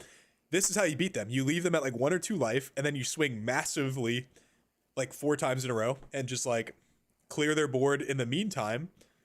And they just either won't have counters or they won't have characters to retaliate on the crackback. So, right, yeah, and that's, you know, the thing that is most interesting to me though with what we were just looking at there is, so he had the 2 Hound Blazes. I'm surprised he didn't try to remove the Sanjis with the Hound Blazes. Well, maybe he could only remove 1. Maybe that was the problem. Well, he couldn't remove the Shirahoshi because she's a 5 cost.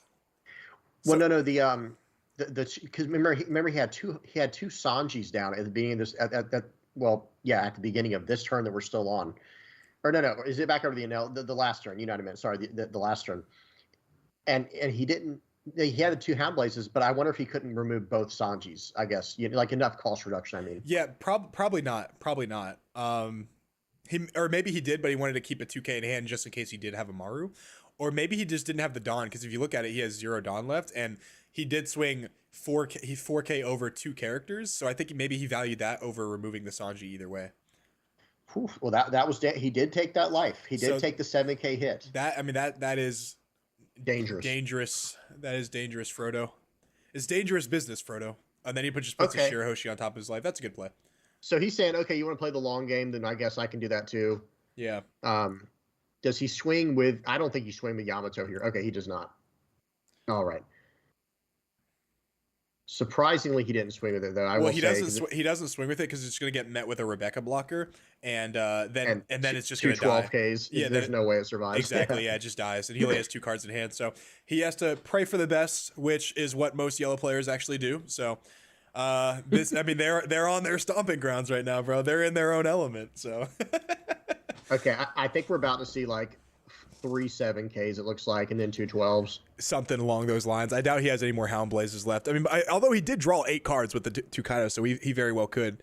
Right. Guys, prize structure is $1,000 for first place, and then $200 for second through 8th place each. So, so $2,400 total in prize support, and it's going to be through PayPal. So, obviously we'll either get him today or maybe tomorrow, depending on when this tournament ends. Probably gonna be pretty tired. So, I mean, we're kind of blazing through it right now, right? We're on round 7, or no, not round 7. We're on round 3. Round 3.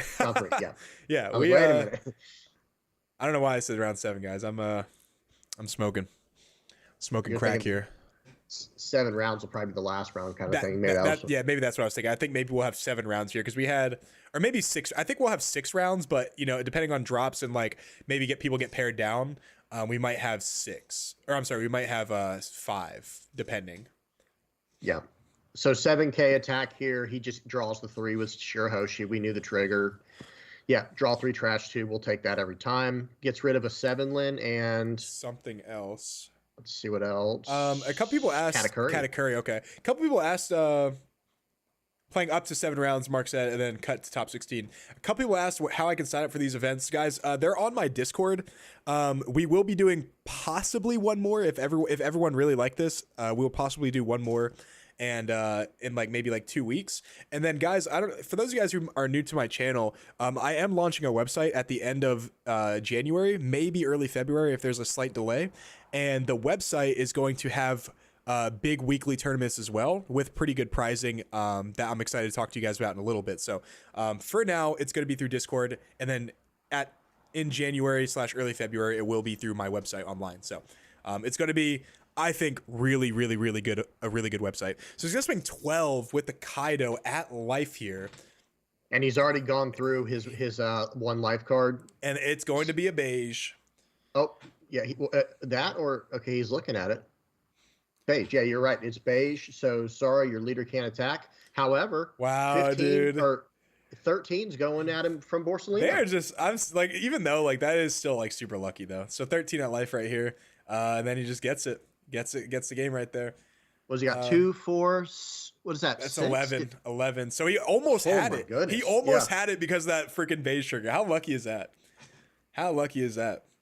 Beige. Oh, so it was 2, 4, 5. Yeah, still. Oh, yeah. Some of that. Right, well, GG to that. We only have a couple more rounds left, and that's a fun game. Okay, they labeled it that. Okay, cool. And we'll go to table 14 real quick. Okay. See what we got going on right here. So another Sakazuki and Nell match, actually. Here we go. Looks like there's hella Yamatos afoot. Yeah, and this board state here, we got Manshuri has survived a turn, so he's already got the Rebecca on top of his trash. He's going to be getting that back almost no doubt, unless he can win right here, which, well, there's no way he can win right here against Enel, right? That's 2 life left on Enel. So this game is looking like the opposite, where it looks like the Enel player is highly favored to win this one. Oh, yeah. I mean, just based on board state right now, he has 0 life. I highly doubt he's going to be able to win, I just highly doubt he's going to be able to win. And we just watched, like you said, a completely opposite effect where, the Enel player B4 was just up against the ropes the whole time. He was just, 2 10-cost Kaidos is just absolutely massive. Whereas, this is the effect of if you don't see your 10 costs or you weren't able to use them because you're too low of life, then it's a different story. However, I will say he does have an active Manshuri, which means that he probably used it last turn and the guy didn't get through it. Didn't get through it, yeah. So that should be able to generate him some value here because we saw there's a Rebecca. I mean, look at his trash. Yeah, he can easily get anything he wants out of that trash that he needs. Well, actually, look at the Enel's hand. He only has 1 card in hand. So it's if a Houndblaze here can potentially, get through, kill that Brule, but then you also have to get super lucky on, not getting any triggers. So, with the 2 life and the leader effect, you technically have to do 4 attacks. Actually, I think it's impossible. Oh, and look, he put 2 to the so yeah. 2 Houndblades at the bottom. So technically, every single attack that this guy has to connect. His Borsellino, his Hina, his Sabo, and his leader for him to have game. So he's just going to do just a straight up 5 because he's saying that one because he only has the one card in hand, like you're saying. Okay, no trigger. I don't know why he didn't block that with Brule personally. With Brule, yeah. Yeah. What did he get back with Mantry? I missed it. I actually missed it too. I assume it's Rebecca though. Yeah, it had to be Rebecca, right? Because maybe the Sakazuki player's thinking, okay, I can make it one more turn. That might be what's going through his head right now. Dude, I don't know, dude. I mean, he has 2 blockers. Don't get me wrong, but like, dude, like it's, man, like maybe he can. I mean, with Rebecca, obviously he'll have 3 blockers, but and Amaru just loses him the game, I think, right?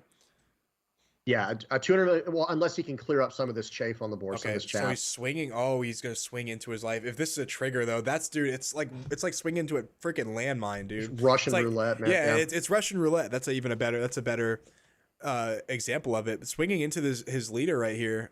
If this is a trigger, he doesn't have enough blockers to be able to stall out the game. So is he just gonna go for game here?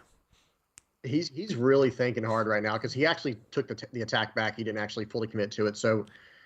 But it's still, you have to do it. Maybe he's considering the sequencing. Okay, yeah, you have to do this to -1 the Brule. He's going to say -1 the Brule, I bet.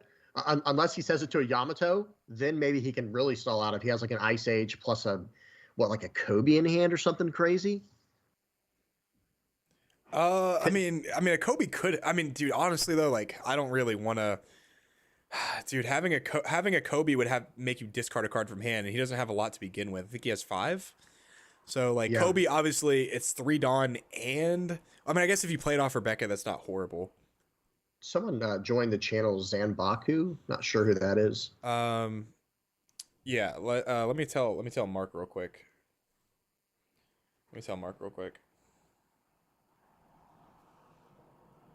Maybe just or maybe even just move them down if we need to, because that is random that someone would join. You know, actually 14 is my favorite number.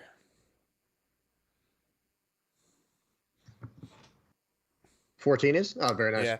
14. I'm a big fan of the number 9. Did I tell you that one time? Why 9? So 9, straight up magical number here. Here we go. You know, the math guy, right? Yeah. Here's a Mark right here telling him he can't join. Yeah. So 9 times 2 is 18, right? So the 18 is a 1 and an 8. You add that together, you get 9. 9 times 3 is 27. Add the 2 and the 7 together, it equals 9. And it just keeps going like that. It's like this magical number that always ends up being a 9, you know? But you're right. That is weird. That's like a weird. So like, how did you did you figure that out late in life that like studying? So I studied Nikolai Tesla. You know, I was studying a bunch on him, doing research on him, and I think that's where I got it from, because he discovered this 369 patterns, and that's how he does all the crazy electromagnetic stuff. I don't know all the logistics. I like math, but I'm not a science guy. You know what I mean? I've watched a lot of conspiracy theories on Tesla. I know you're a conspiracy theorist yourself. We won't get into it too much on stream. But there's some crazy stuff that went on in our history. And absolutely there was. Yeah. Okay, it looks like he Lucci's, and looks like, does he pop the pops the Brule. He tries to bottom deck it, but it should be it should just be popped. There you go. Yeah, just KO. Yeah. Nice. That's an interesting play, because is there even a follow-up? It's just okay. He has 3 blockers, which so the thing is though, you just lose. You lose because all of your blockers are attackers too.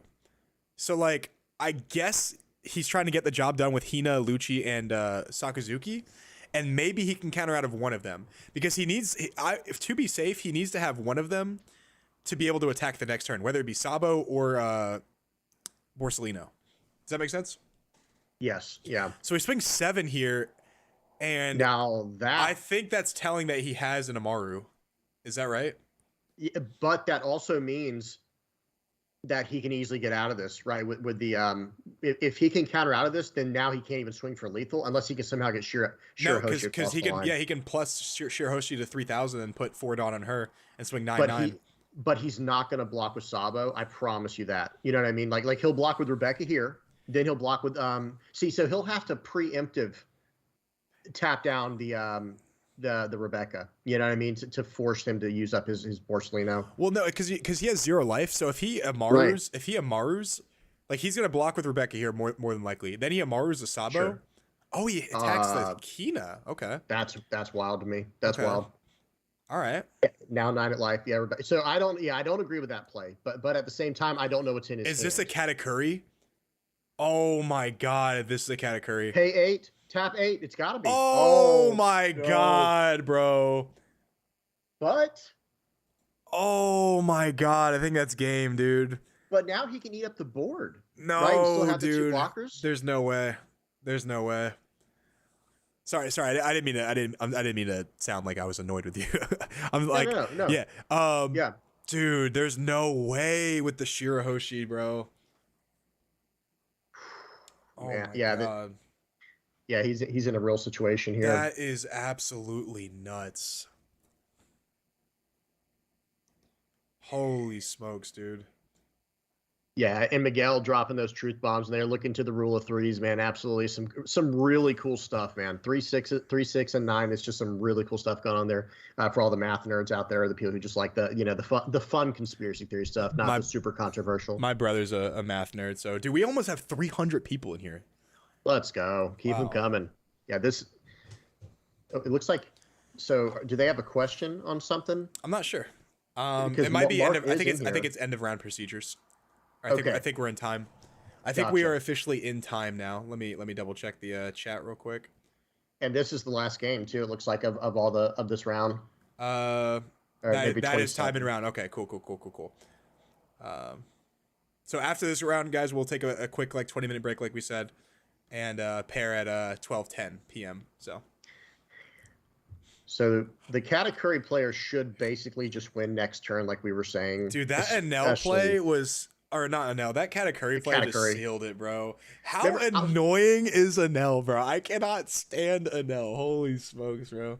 Yeah, you're right. You're right, Horizon. Every hit has to connect. Yeah. Remember last night we were talking about this, Joey. I randomly was playing Mark's Enel deck at locals last night, and I went against a player, and I got the Katakuri Shirahoshi train going, and it's just over. You're not climbing out unless you just have such an insane board state. You know what I mean? Dude, even then, it's like you have to do so much life. Like it's ridiculous. Yeah. Okay, so swing 11. He's swinging 11. It's got to be out of Yamato. Yeah, so that one's gone. Okay, that's a sign there at least, so he can at least make it one more turn here. Did Mark Saber give them 5 more minutes? Yeah, he's Mark's taking care of the overtime rules. But dude, that's man, swing 6. Bro. Here we go. Draw 3, trash 2. So if any of those cards in his hand right now are 200 million volts Amaru, this game is basically over. Well, I think it's over regardless. Is it? Because he does still have the 2 blockers. I think it's over regardless because he's gonna play a blocker here unless this is Rebecca. Holy smokes! So he actually might have a chance. He plays Hina right off the bat here, and then Hina's an attack next turn. Cody had a question. Shouldn't the game end right now since time is over? Yeah, it's time in overtime. Or it's overtime rules. Judge is taking care of it. Mark and David are super experienced judges, so I assume they know what's going on. And I'm not really keeping track of the time. They're kind of running the whole back end operation, so they're doing a great job. Cody, that was a wild game, man. Like we were watching. I know you saw us in there, but man, the double Hound Blaze, incredible. Yeah, Cody, that was actually, bro. When I tell you, we got some good content for this tournament. I mean, we got some good content, bro. That was a sick game, bro. Congrats. And pushing over 300 viewers now. Let's go. Yeah, we're at 308. Like I said, guys, we're going to take a 20-minute after this so everyone can eat some lunch and stretch a little bit, and then we'll reconvene at 12:10 Eastern Standard. All right, so what does our Enel player do? I mean, does he have with so much searching with the Shirahoshi, I think that's the second one. Does he have the Amaru? Amaru just wins the game, right? Or no? Well, I think it if he only had the 2 blockers, it definitely wins. But now it's complicated. I think you still pull the trigger on the 200 million volts of Maru here. If he 'Cause you doesn't have it, if he doesn't have it, is there a way where you just put 7 Dawn on Shirahoshi, or like 8 Dawn on Shirahoshi, or well, I guess you have to do 7, just go 7, 7, 8, 8, 9, because if or you put 7, 7, 9, 9. because if you put 7 Dawn on Shirahoshi, yeah, so 7 here just to gauge him out. If you put 7 Can you Dawn on Shirahoshi, imagine? so he blocks. No, you're crazy, dude. No, not with him. Not with him. No, no, no, Not no, with no. Sabo. Not with Sabo, because if he has the volts here, I mean, I guess it doesn't matter either way if he has the volts. Yeah. So, dude, he's so confident that he's gonna win this game that he actually countered it and didn't block, just straight up block. Because he has to swing for lethal next turn, I think, because of the overtime rules. Holy smokes, bro! Don't you just These games have just been crazy, dude. you have to 200? Swing Oh 8. my god, It's swing 8 time. Here we go. He's saying you either got it or you don't. he has to. He only has 1 card in hand. He goofed. No, no. Damn. Oh, jeez. If he would have just countered out of that one, then blocked the other 3, he would have had a chance. Oh my god, guys, that was a major goof. It's all right though, bro. We've all been there. We've all made mistakes. So Looks like he had a good, Kobe in yeah, hand. good game. It went down to the wire. It's just a bad matchup for you, buddy. So, guys, we'll take a quick break and then we'll catch back up with you guys soon. Okay.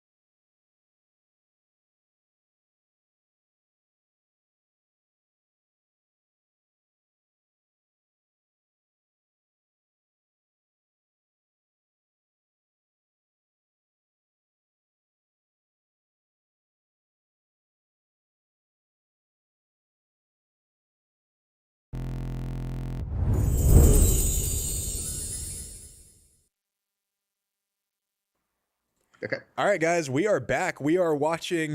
This is round 4. Let me go ahead and change that real quick. Window, or actually, hold on. Username, round 4. Cool, round 4. And this is actually my friend Brandon, who's playing on the bottom. He's playing Red Purple Law, and he's currently 3-0 right now. Another friend at our locals, and he's playing against Sakazuki. So if you guys want diverse, this is about as diverse as we can get. I mean, Red Purple Law is definitely not in the top contenders of meta decks. So not only is our friend playing it, but he's doing really well so far. So let's see how he's actually doing. James, you got anything to say? Yeah, and Red Purple Law, this should be pretty interesting because, what does Sakazuki struggle with? Is more the, what would you say, like more the aggressive stuff? Sakazuki struggles with very wide set boards. Yeah, it's good at answering two cards at a time with the Lucci, but you only have so many Luccis, and if you don't get your Rebecca's in time to replenish and cost reduce, because he's going to be dropping a 4 cost every single turn from the leader's effect. The Red Purple Law player is and bottom decking. A good tip that I always say is with Red Purple Law, if you can just hover around, like if every turn you're going to be at 5 Dawn at the start of your turn, like I think that's a great position to be in because you can always drop your 5 cost kid that I put on the screen, and then like with his effect, your leader effect only costs 2, and with Sachi and Penguin, your leader effect only costs 0 because you just get it right back. Does that make sense? Absolutely. And he's going to want to go second, right? I mean, as Red Purple Law. Yeah. Mostly second. It depends on how you build the deck. I build mine with like a lot of Zoros and Rush Luffy's, so there's like an option to go first. A good odd curve. But yeah. I think taking away Sakazuki's going second is actually just better overall. So I actually don't know who won the dice roll. Did anyone find out? Anyone see that? I have no idea. Only Brandon rolled. So I actually. Well, I think he just rolled for both of them, but I don't know who rolled first. Oh, gotcha. So it looks like they're determining. Trying to see this. Man, I'll say though, guys, I was just talking to James off screen. Like this tournament not only has been running well, but like we've had great games like over and over again.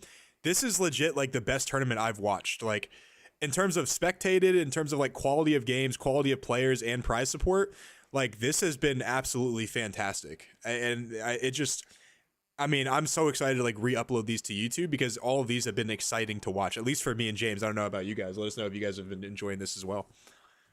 Yeah, please, by all means, let us know how you like it because this has just been a real treat, especially having this. Because remember, guys, without doing something like this today, there was no tournament lined up, kind of thing. There was no regional today. You know what I mean? So it's like being able to see something like this, even if it's not as big as a regional, it's a good time. Yeah, it's a nice sized tournament. I mean, but we had a lot of drops, like last minute drops, because either people didn't pay or submit their deck list or some type of reasoning, right? So like before we had drops, we had like 103 people signed up, and then obviously some people got sick and whatever. But like we had a lot of people, and a lot of people found out last minute because I didn't promote it on like other people. Like I didn't talk to Cross until like a couple days ago. I didn't talk to Los Fiends until a couple days ago, and then same with Small Hat Crew. So if you guys are really enjoying this, we can definitely make this happen like every other week, I would say. But this does take a lot of time to like organize, and then obviously our judges have to like participate in it too. So it's just, like it's been great. But if you guys want to see more of these, we're gladly able to accommodate that if you guys like it. Yeah, 100%. And it looks like the Sakazuki did get to go second here. So he did lose the dice roll then. Yeah, Brandon did. Brandon did, yeah. And he's gonna start with a brand new. He got a Borsalino. He pitches out an Ice Age to draw from leader effect. A pretty ideal start for the Sakazuki, for sure. Definitely. And guys, I will say I'm gonna play favorites here. My buddy at locals is Brandon over here, so I'm gonna root for him. I just like the guy a lot. He's just a solid bloke. He's gonna go 5 at life here, so let's see if he counters out of this or he's gonna take it. Usually I'd be okay with taking this, especially if you don't have the pieces that you're looking to get, but I guess Moncherie is a good one to block. The thing is, your Rebecca's aren't going to be as useful in this matchup too. Oh, so he's playing the Heart Pirates engine, which, guys, I don't know if you know this or not, but the Heart Pirates engine is definitely not great in a Sakazuki because it is a little slow. So what we could see here is a Houndblaze. If he doesn't, though, he's kind of good. If he doesn't have Houndblaze here, I think he's kind of golden. You definitely take this first life, of course. I think you go down to 2 pretty easily. He has It's the going Hound to be Blaze. Hound Blaze Yep. every time. Damn, he has it. Yep. Damn. If he Yeah, didn't and have it, that's- I think he would have been on a roll there. Oh, for sure. And that's isn't this like literally the perfect start for Sakazuki, where they get to go Absolutely. second. They had the brand new down turn 1, so they can turn 2 Hound Blaze with full value and 2 Dawn left Yeah. for And then another another brand new. Damn, dude. If he gets another Hound Blaze, this is rough. A 2K is just as good here, right? Yeah. 2K is good. Absolutely, it is. Yeah. Unborn Koalas, is there a Discord to join this next time? Yeah, it's actually if you check out my video, my channel, all my videos have a link to our Discord. You can join anytime. We actually don't have one set up right now we don't have anything on the horizon, but obviously if this goes well and people really like it, then of course we can just do more of these. So this is just our first attempt of it to see, kind of gauge the interest. If you guys really like this, we can do this like every other week or something like that. Play for big pricing and whatnot, and then obviously when our website drops, we can just continue this, but with even better pricing. So that's that. I will say this is not great. Obviously, are you swinging into the brand new here? Probably not, right? Probably just 5 at life. I think he has to. Okay. Because it'll start eating up his board. You know what I mean? Yeah, that's fair. Get cards out of his hand. So maybe that is a smart play, and then just bottom deck the brand new. Does he have the blocker kid here though? He has another heart. I think he's another. Yeah, I think. Oh, he plays a Zoro. Okay, Zoro. Interesting. Now, does he go Swing Sachi 7. Penguin here? Is I think Sachi so. Penguin the good play? So If he 7 can, here. I think he should, because that'll put him at 4, so 6 next turn. That'll put him at 5 next turn, because Sachi Penguin, he minuses 3. Oh no, yeah, you're right. I can't do math. Sachi Penguin. There we go. Okay, let's go. Yeah. Now we'll here is where Lucci is very good here. I will say, if he has not the impact way, the Great Eruption. Ice Age actually is what gets him here, because Ice Age plus leader effect puts Zora at 2 and then Sachi Penguin at 0. Because he did pitch an Ice Age earlier. Yeah, so that might have actually come back to hurt him, because because the unless he has double Great Eruption, there's no way for him to get both of them to 2 and 1. Okay, so leader effect here. Trash a Kaido, looks like. Borsalino? Looks Or like Kaido. a 10 cost Kaido. Yeah. Okay, and that's smart. That card will never get played against Law. Yeah, pretty much not. Yeah, I mean, you can technically play it. If they don't apply pressure, then you can play it. But then again, it's just win more at that point. Exactly. Oh, and in the comments there, I see someone said we got some great casters, made it much more enjoyable. We appreciate you, Coolest Jedi. We appreciate man, thank you so much. I actually didn't even see that. I did not see that at all. Thanks, Jedi. I appreciate that. I was actually just thinking about Star Wars when I was on break, because I saw a meme about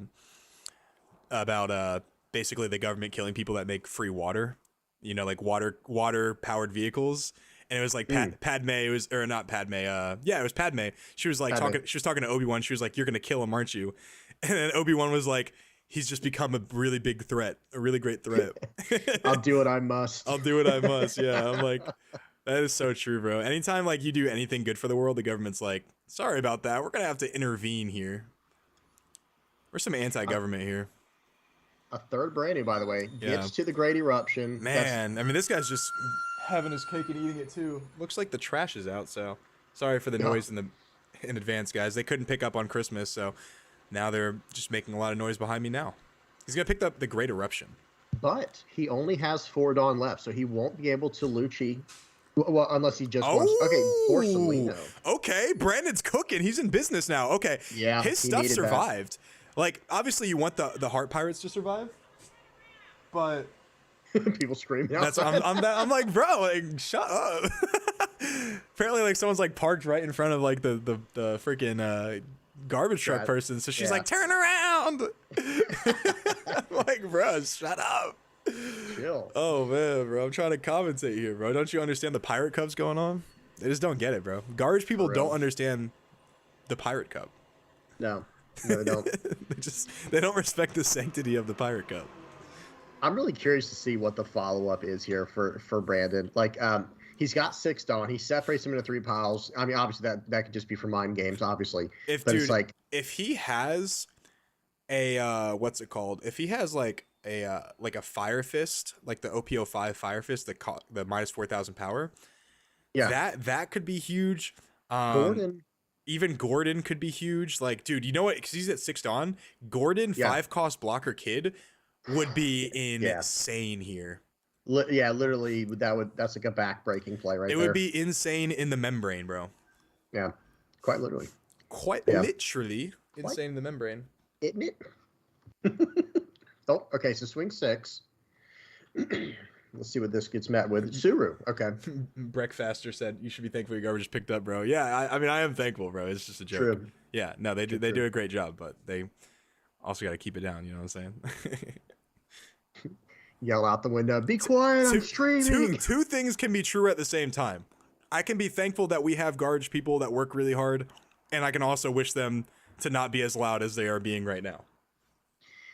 So he swings 6, 6, 7. So he doesn't have the cost reduction, it looks like, or the power reduction, because if so, that Borsellino would be in the gutter. So what does Brandon do here? Maybe he wanted 2Ks out of hand. I don't. Okay, oh, it's a gamma knife. It's a gamma knife. It's a gamma knife. Let's go. Yep. Okay. So why didn't he use that first is my question to bottom deck the Borsellino, so he can't. I think that might have been a little bit of a goof, unless he's going to play a Zoro, maybe? Maybe. Because he is at 2. Beppo. Uda. Okay. Uda. Yeah, Beppo. Yeah. I don't really. Okay. I mean, I guess he has to play. I mean, he doesn't have to play something. So maybe it was best. He only has 2 cards in hand. Maybe it was best to keep that 2K in hand. Don't you think? Yeah. I was just about to ask. That's the promo 2K with like the mini Robin effect, right? Yeah, I think it's better just to keep that in hand because it only KOs a 2. I think it's a. Guys, correct me if I'm wrong here, but a 2 cost or less is Beppo, right? I'm gonna bring that up while we're actually talking about it. Yeah, let me actually download it so I can put it on the dev real quick. Or onepiece.dev. Yeah, so it is a 3 cost 2K counter, Dawn times 1 when attacking, KO up to one of your opponent's characters with 3,000 power or less. So it's literally just a mini Nico Robin 2K. Yeah, give me 1 second, guys. Yep. Yeah, I put it on screen for you. Nice. Yeah, I think it's better to keep that in hand. I actually agree. Maybe he's thinking he could eat up the brand new next turn with it, and like sure, Rob Lucci it, I guess, right? Because he doesn't really care ultimately. I'm not sure though. Yeah, I mean, what does it really kill though? It kills a 3,000, so I guess it does kill brand new, but like you're not really worried about brand new because your leader can just bottom deck it. So I'm trying to think like he has an Otama. Okay, saves 5Ks with Otama. So I think the play here is just to run him out of resources and put 2 Dawn on brand new and then swing 5. This is just not a good position for our law player to be in at all. Yeah, because look at the hand difference too. It's like 6 cards to 1 right now, and it's like that's Red Purple's biggest problem right now. What you say is running out of gas. Like, yeah. No, I completely agree. You're exactly right. I was saying to my friend earlier, I forgot who it was, but I was talking to someone about Red Purple Law, and I was like, you can build the deck in 2 ways. Like the Heart Pirates engine is so good into like Enel and like stuff that like Purple Luffy, but like it's really bad into Sakazuki because it's slow. And like, oh, and then he's just gonna pop the Beppo and the Zoro. It looks like that's rough. And that's the problem. Is like it's hard to build a deck that beats the Holy Trinity. So if you build a deck like Law, you have to kind of hope that you either draw perfect or they draw bad, or you just dodge those matchups. So I really admire Brandon for playing this deck because I love this deck a lot. I think Red Purple Law is one of my favorite decks to play in terms of like the versatility it has. It just for me loses too much for me. Like it loses to too many things for me to want to play it like competitively.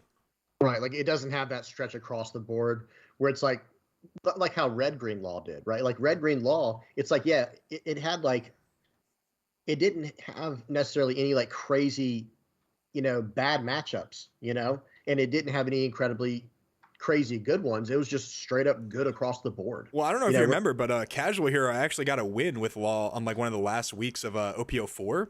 I just drew hot all game, but that was before set 5 release. So like I wasn't playing like, I wasn't playing against Sakazuki. I wasn't playing against like Katakuri who could just easily swing over like the Zoros. Like it's really tough. He doesn't have a whole lot of answers. Like I only got 1 win with Law, and that's because I didn't play against a deck that can just outgrind it. You know what I'm saying? Like a Nell or, Yeah. Oh, and all day ML in the chat. Vivi is the man. Appreciate you, bud. Thank you very much. Is the man, bro. And then Courtney Gray said the stream is so good he didn't even realize it's 2 a.m., bro. Yeah, it's depending where you are, dude. Man. You're watching this super late or super early, man. So shout out to everyone across the world. I know we got a lot of people that are, subscribers of the channel in Germany and like, like Italy. Like I have, it's pretty diverse demographics when you look at like my channel analytics. I like that. Yeah. Channel Even lytics, Australia. yeah, I get a lot of you name it. Australia too. Yeah. So, it's that's why it was like hard for me to decide a time for this tournament because like we have so many viewers in like other parts of the world where I like wanted to make it like somewhat accessible, but also for me, I couldn't get up at 4 a.m. You know what I'm saying? Like that's just, if you can't, if you can't get up at 4 a.m. and you're overseas, then hey man, by all means. If not, you if not, you can sleep through this, bro. We totally get it. Yeah. Edward, is it G or Zai? I think I've asked this before, but I think I forgot. He said he's over in Greece. You said Edwards there? Yeah, Edwards. Is it G? I think it's G, right? Not sure. Approximately 6 to 7 rounds, Breakfaster. And then are we doing a top 8 split at that point? We're going top 16 split. Best Top of 16. one. And are we going to do that today still? Yeah. We're doing Awesome. that today. Yeah. Good. Smuggling Rum, Phantom Dark over there, guys. If you guys see in the chat, he's our judge for this event, or one of our judges for this event. He's over in Hawaii right now on vacation and actually decided to help us out with this. Like, what a good dude. Like, I'm telling you guys, Jacksonville is just full of really good dudes and 2 pieces of shit, and you know who you are. So, yeah, just want to let you know. In case they're listening, right? Yeah, in case you're listening, you guys are pieces of shit. But everyone else is really great. Oh man, too funny. Local drama, it happens. That's what I'm saying, bro. It's not. It keeps things spicy. It's not drama. It's just they're just pieces of shit. It's just that simple. I will say this: it is up? not looking good. Yeah, for Brandon. It has been a valiant effort, but I'm starting to see the writing on the wall that says 3 Dawn. It's the writing is a little bit offensive, if you ask me, and it's not looking good for my bud. I think at the end of the day, you're just not going to beat someone with those Pokemon sleeves. Yeah, like that's. Well, I mean, if they have access to Zapdos and Articuno, like how do you? Yeah, how do you beat that? I never liked Moltres, dude. Moltres is like my least favorite. Like trash. Dude, you know who I also hated more than, and I don't know why, but I hated Suicune. Like there was a whole movie about Suicune, and I hated Suicune. So I'm Gen 1 only. I'm so old school boomer. I played Gen 1. Okay, you're a Gen 1er, gotcha. Nauseum. Yeah. So for me, it was like, why on earth would I go for Moltres other than to collect it when I have Charizard? Like it's just this. I mean, it's completely a different concept, but I kind of see what you're talking about. But they're both flying. They're both fire. They're the exact same. Now, when you look Moltres at like is like, well, technically Charizard it does have like legendary base stats. Wait, wasn't it accurate that that actually it was Blastoise that was technically the best like stat wise? Was that, someone correct me if I'm wrong, but wasn't Blastoise the best stat wise in the game and like technically the best one to pick? Someone said fire chicken. Fire chicken. I like that. Yeah. Dude, so I hated Suicune because like the movie, like for me it was like so slow and boring that I just didn't like it. But I will say, dude, you know what movie I loved like more than anything was the one with Darkrai. That's way past your time. But yeah, Darkrai was like one of my favorite legendaries because I'm an emo boy, and I'm just like I just want to sit in a dark room and you know what I'm saying, like and brood. So he's gonna go 5 at life. He's gonna go ahead and swing. Play Zoro, swing 5 at life. He's gonna go ahead and take this. And it looks like he has 4 cards in hand. And is he gonna use his leader effect? Looks like he is going to go his leader effect, going down to 0. Bottom deck the brand new, play the law and pass. Oh gosh. Well, I mean, dude, he's getting there, bro. He's really, he got that shit on though. You know what I'm saying? Like, let him cook. I mean, 1 Gamma Knife and he just wins next turn, right? Unless you get two bodies down. He doesn't have enough to buff. Yeah, he doesn't have enough to buff really. But I mean, 5 cards in hand. If this is the thing is, like, he doesn't have enough to bottom deck either because he's going to go to 2 Dawn next turn unless his life is a trigger, which even then won't help him out, really. And let's see. Okay, Great Eruption. Okay. Great Eruption Houndblaze wins this game right here. Oh, dear. Yeah. He's like, all right, yep, that's down to 2. And... Houndblaze, 2 Dawn. Oh, poor Brandon. Okay, good game. Damn, we jinxed you, buddy. We jinxed you, Brandon. I'm sorry, pal. 1 card in hand, just swings 8 right here and gets the game, it looks like. 8 at life. Gonna go ahead and take that. Good game, Brandon, man. I love Brandon, bro. I love Brandon. He really fought He valiantly here. Triggers and into a he gamma did knife. have a gamma knife in Yeah. hand too, so it's like, oh man, Dude, the first turn Houndblaze actually really did like hurt a lot, bro, because like you weren't able to search with the law, which sucks. So shout out to my dog right there. You guys want to check out? Let's check out some other matchups right here. What do we got going on over here? Let's check table 4 real quick. Looks like we got Enel. No, I don't really want to see that. Let's see. Sakazuki versus Sakazuki and Sakazuki versus Enel. Let's check out some of the bottom table. Let's check out table 8. See how we see what we got going on over here. okay, Purple Luffy versus Red Purple Luffy. I'm down for that. You down for that? yeah, let's do I'll it. take that deal. You'll take that deal. We'll take that. All right. Okay. Oh, our boy Aaron's over in Tampa, Florida. He said he just got into One Piece from Pokemon. Hey, Aaron, do you know Small Hat crew? Small Hat Chris and Brandon Garrett. and all of the crew. Do you know them? Because I like those guys a lot. Shout out to the Small Hat crew. Go ahead and sub to them if you guys haven't already. Super cool. Yeah. Yeah. My boy Filipina Pants said, "Hello, I need starter deck 10." I don't know what to do I don't know how I can help you with that one, bro. They're all over at Target though, if you can find them. Okay, we got the 10 cost Luffy. Just got played. Yeah, I completely agree with David. By the way, like the red purple law searcher should be on play and on attack, like film Nami. Like Phil Nami. 100% agree. It couldn't agree more. Yeah, it would make the deck more like viable, and it wouldn't make it broken. I don't think either.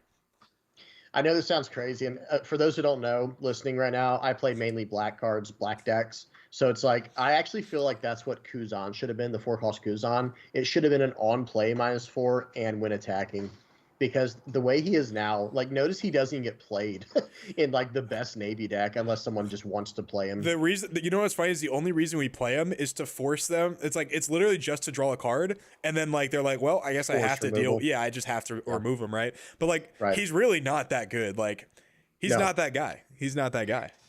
Yeah, he legitimately, like yes, if they have no answer, like if they don't run any removal, but what deck doesn't run removal? Yeah, like you know even yellow now has like Thunderbolt, which I mean is good at the end of the day. Like I'll take a Thunderbolt if they Thunderbolt my Kuzan. Like that's totally fine. Sure.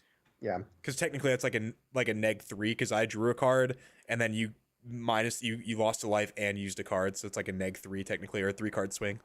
Sure. Yeah.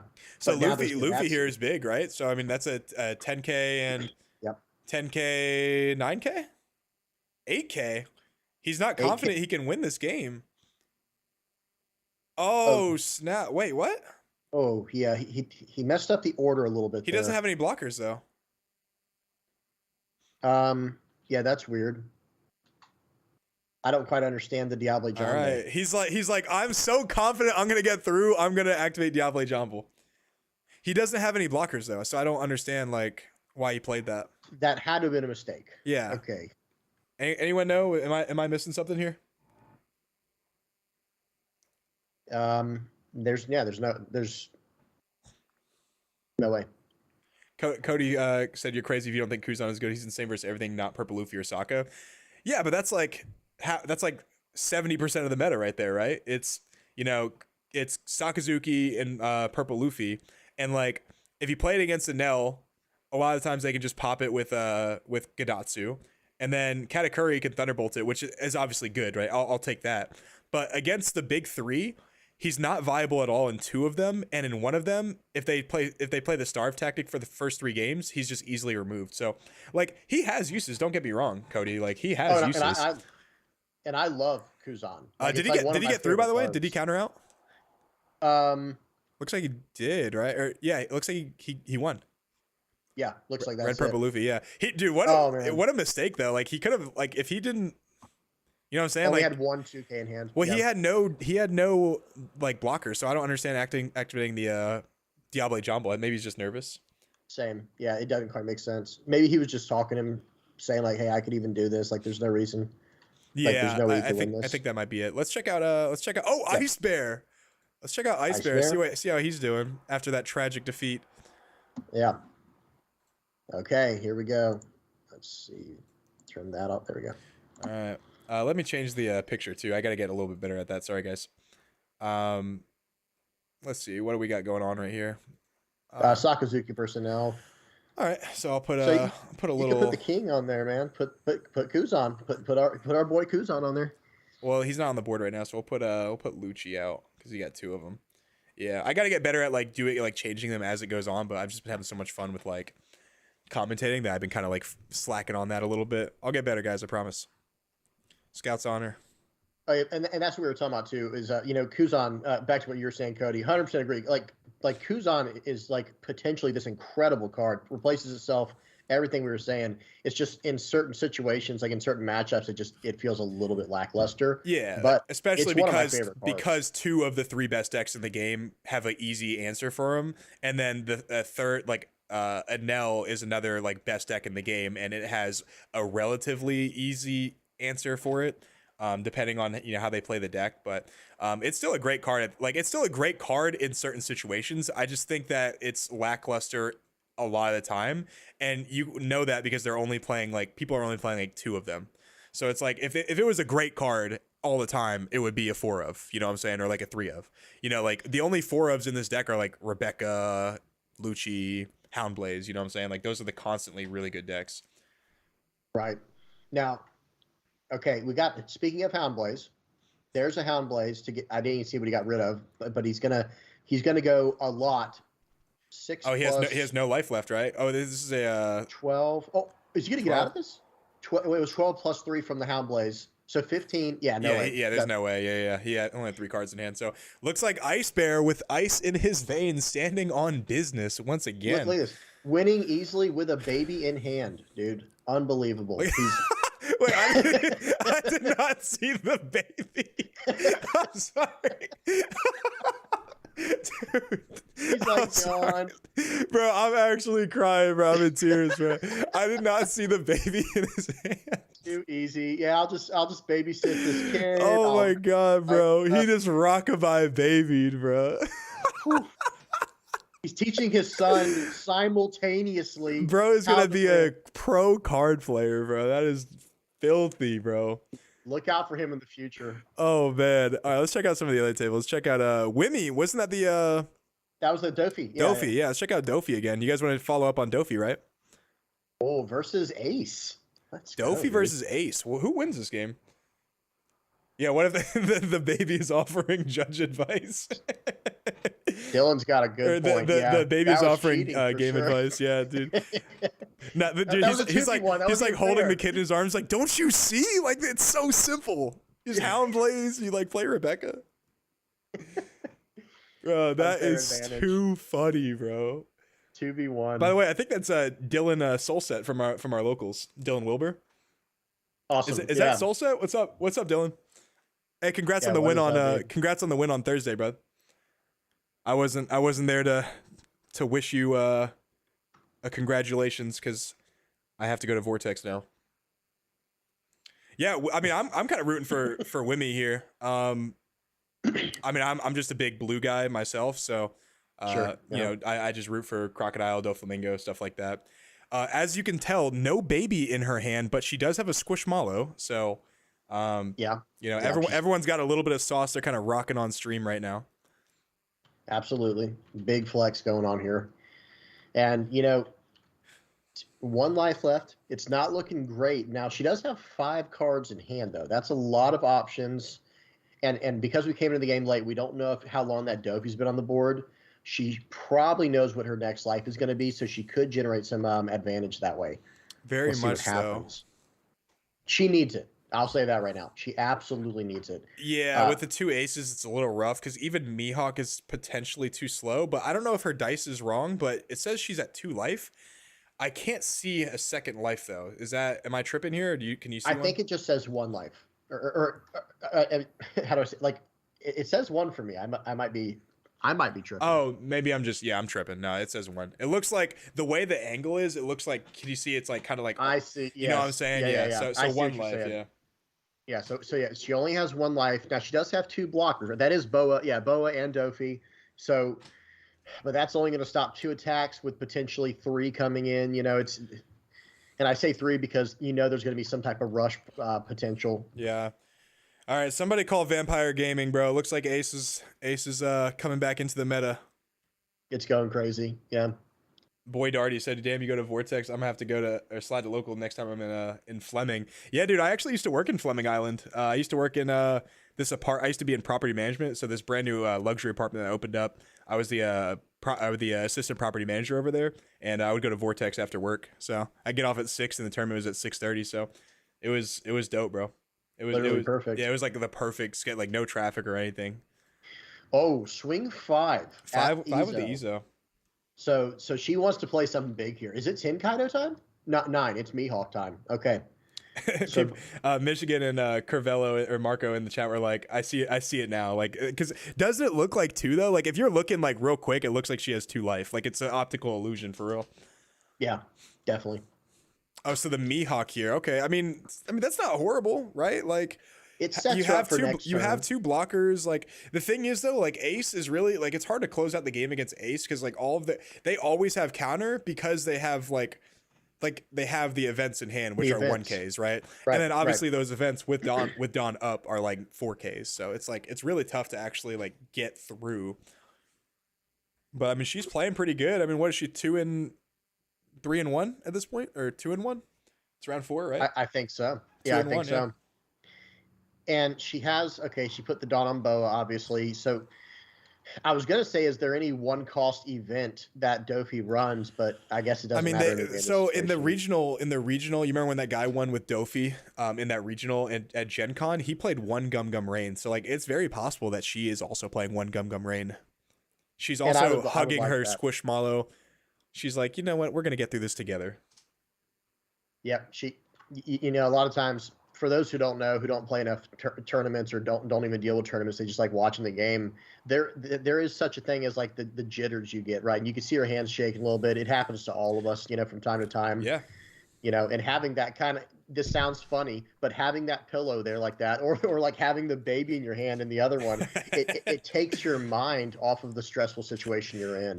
So to caveat on that, there's actually my friends from Kansas City. If you guys are watching this, shout out Jacob and Cameron. They were telling me that like they play a lot of competitive Smash, like Super Smash Brothers, and they were telling me that like this one girl was like rubbing her boyfriend's back in this tournament, and like people were like complaining about it because they were like, that's emotional coaching, like you're gaining an advantage off it. And I would like, bro, I laughed at that, but like I can kind of see it though. You know what I'm saying? Yeah. Like I can kind of see it like helping you play a little bit better.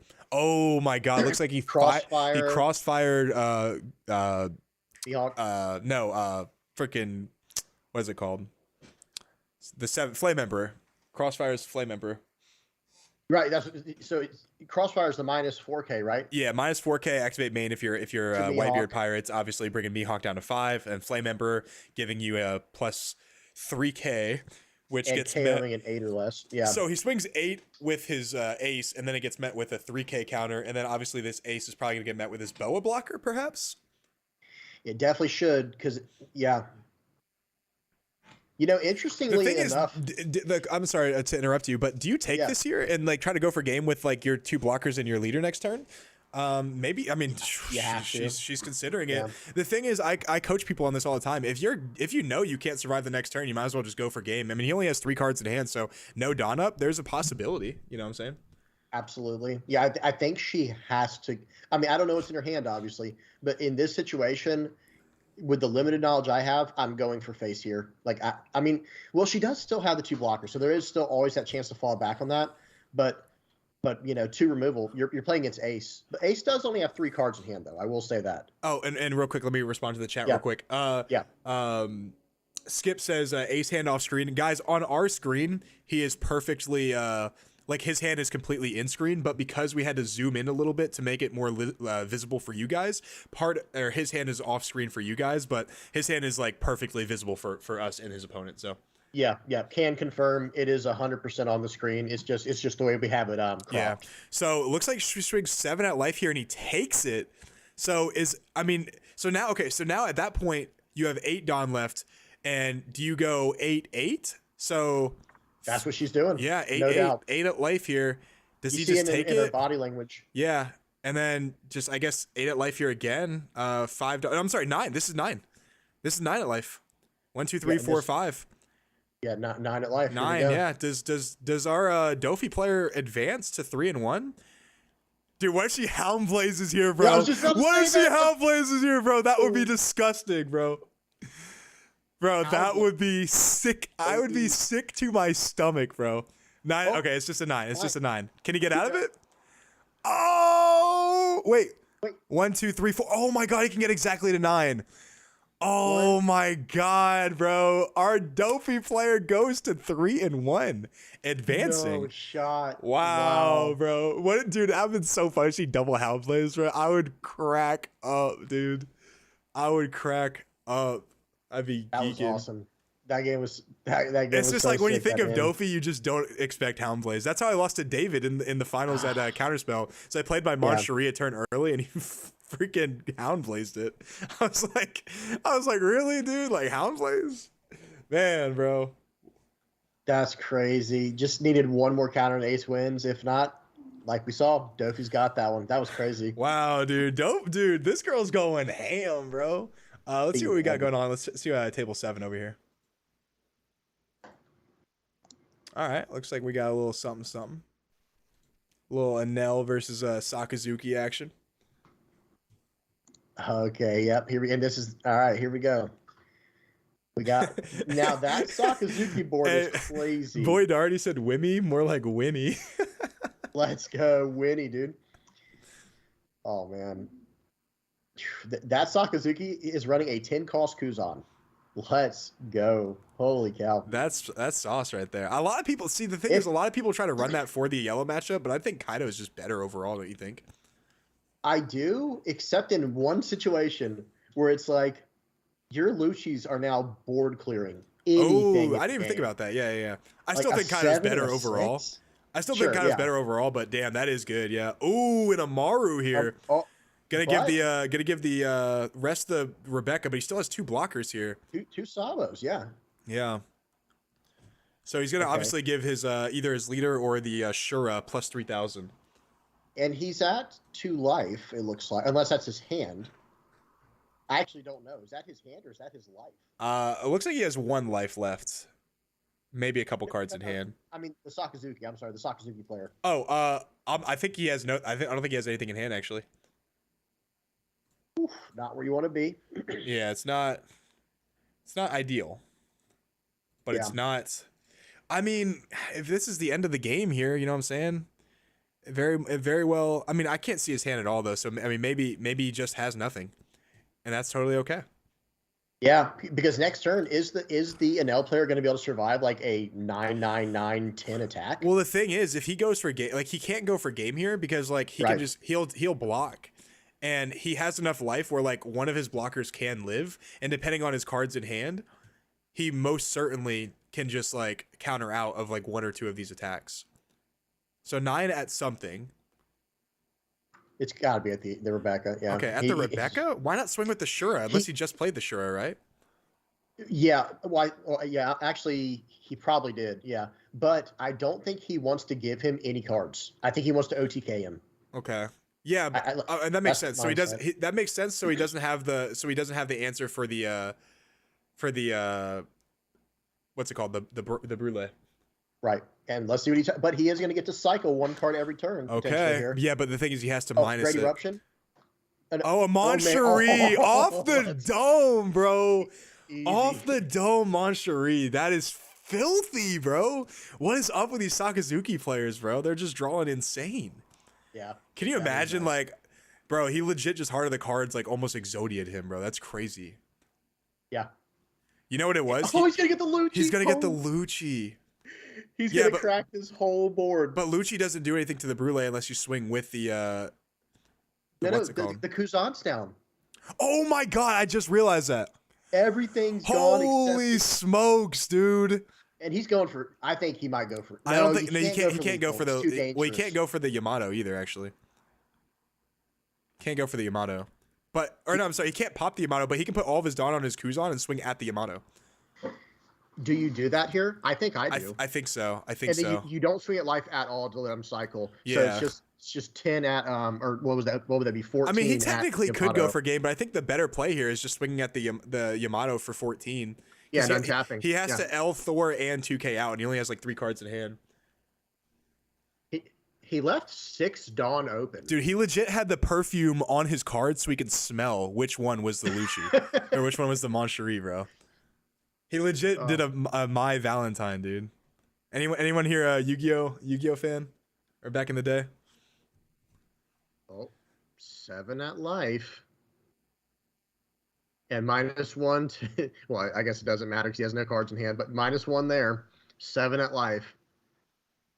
Maybe he's just gonna go lethal here, dude. Is he gonna, I think lethal is too dangerous, Not now. bro. Not anymore. Yeah. If that had gone through, I think he was gonna go 7, 7, 10, and then just go for lethal. Okay, that But makes sense. So but maybe now- just go 11 or 12 with Kuzan, you think, at the Yamato? Straight into Yamato. Yeah, 12 on Kuzan, straight at Yamato, and that's gotta be like approaching game. Yeah. But just thinking about it. Yeah, because I think it's still best to just swing at Yamato here. You have 2 life. You're good, bro. You don't have to risk it, bro. It's too dangerous. He's too dangerous to be left alive. he's too dangerous to be left alive. What's he looking at? Literal, now like, 4? bro, literally like Mace window him, bro. Is this his last life or does he? Oh, trigger. Oh gosh, that's why this was so. He's gonna hit him with beige, bro. He's gonna hit him with the Thunderbolt. beige, bro. Don't hit him with the. He's like no trigger, bro. He's baiting that. You already know. He's gonna have to discard something though. Well, because if he has an Elthor and evasion hand, then he can just bait out his opponent's entire. Cracker, okay. But Now he only has 1 card. So if this last card, I mean, the thing is, if this last card is the thing is, if he goes for game and this last card is like a Brule, then he like I think he loses, right?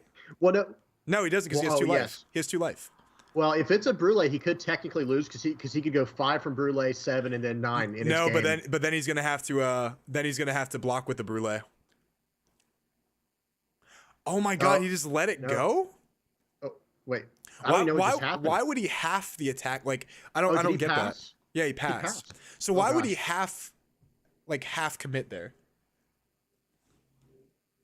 Yeah, Bold, with, bold move, Cotton. Let's see if it pays off for him. And look what Brawl said. 1 on each Sabo is GG's. That's what I was thinking as well. Absolutely. Because the thing is, 1 on Sabo is automatically game because even if, like, unless he triggers into a beige, like he get like the Kuzan just gets through automatically, and then even if he triggers into like a Cracker or something like that, or even a Sanji or Brule, like you still swing 10 at his life and he has to block. So like it doesn't matter if it's a body or Right. not. You know what I'm saying? Right. And if it's a Cracker or a Paris Barrel or even a Shura, he still loses because like if he plays the Cracker, he has no cards in hand. Yeah, that was a really interesting decision there. Can't say I agree. I mean, at least swing 11 into Yamato. Yeah, I'm At thinking the same least. thing. Yeah. Okay, so okay, 8 going in. He's going to keep trying to eat the board. He just doesn't want to give the Sakazuki cards. You think 'Cause he this is can't going swing for lethal. Moncherie or Sabo? Okay, Sabo. Okay. Yeah, Sabo, I don't understand why not swing at the Yamato. I don't get that. Watch, this is going at Moncherie. This 9K, I bet, is going at Moncherie. And if Because- it is, okay, yeah, I was see- gonna say, do you yeah. block it, No, I don't. Well, dude? maybe, If this is, maybe. dude, if this is a, what if he has, dude? What if these 2 cards are Shura? What if this is another Yamato, bro? Because that could change everything. Well, he just passed. Okay, so you just have to swing 7, 7, 7, or divvy it out like what I would do 7, 7 with your characters first, 9, and then whatever's left. My question is, why didn't he swing at least the Yamato with the Kuzan? It's not like the Kuzan was in any danger. Right. What you mean from the turn prior? Yeah, I don't understand. Yeah, I don't get it. Interesting. Okay, so swinging 9. So nine is a big commitment here. So I mean, but obviously that's the math that you need to automatically. I mean, if he has an Elthor, which we've seen him play, Oh, no trigger, activate effect. Okay, going down to 2 cards in hand. or 3, going up to 3. Oh, it has a trash card. Yeah, Yeah, he has sorry, to trash. Yeah, I yeah, was like, wait a minute. yeah. Yep. He has trash card, which he trashes the Ohm, and then Okay, put 3 Dawn on the Sabo. 'cause So he always- he's got count. Well, actually, I would just do a 10 here. I would just do a 10 here because the play could change if he counters out or if he triggers into something. You know what I'm saying? But then again, Right. he could also Thunderbolt. This is the wrong play right here. You don't. 7. You have to play You around went the Thunderbolt. backwards. The Thunderbolt is important to play around. Okay, so he -1 to Yamato. Yamato's not even. I guess he's just doing that for mechanics. But like, this is just swing for lethal here. I feel like it should have been. Okay, here we go. Okay, well then I guess the 6 is Counters guaranteed. out. But Yeah, so you yeah, have so to now you have to just swing 6 there. 6. Now you have to swing 6. You can't get thunderbolted, but you can get beiged.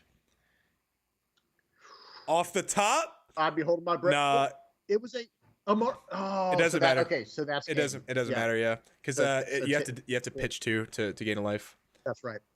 Okay, well, good game there. That was an interesting way they went about it, but hey, Sakazuki takes it, gets around in an L. That's a big deal for Sakazuki, right? Getting around an L. I think so. Looks like we still have a couple games going, so let's hop into table 3, see what they got going on. Yep.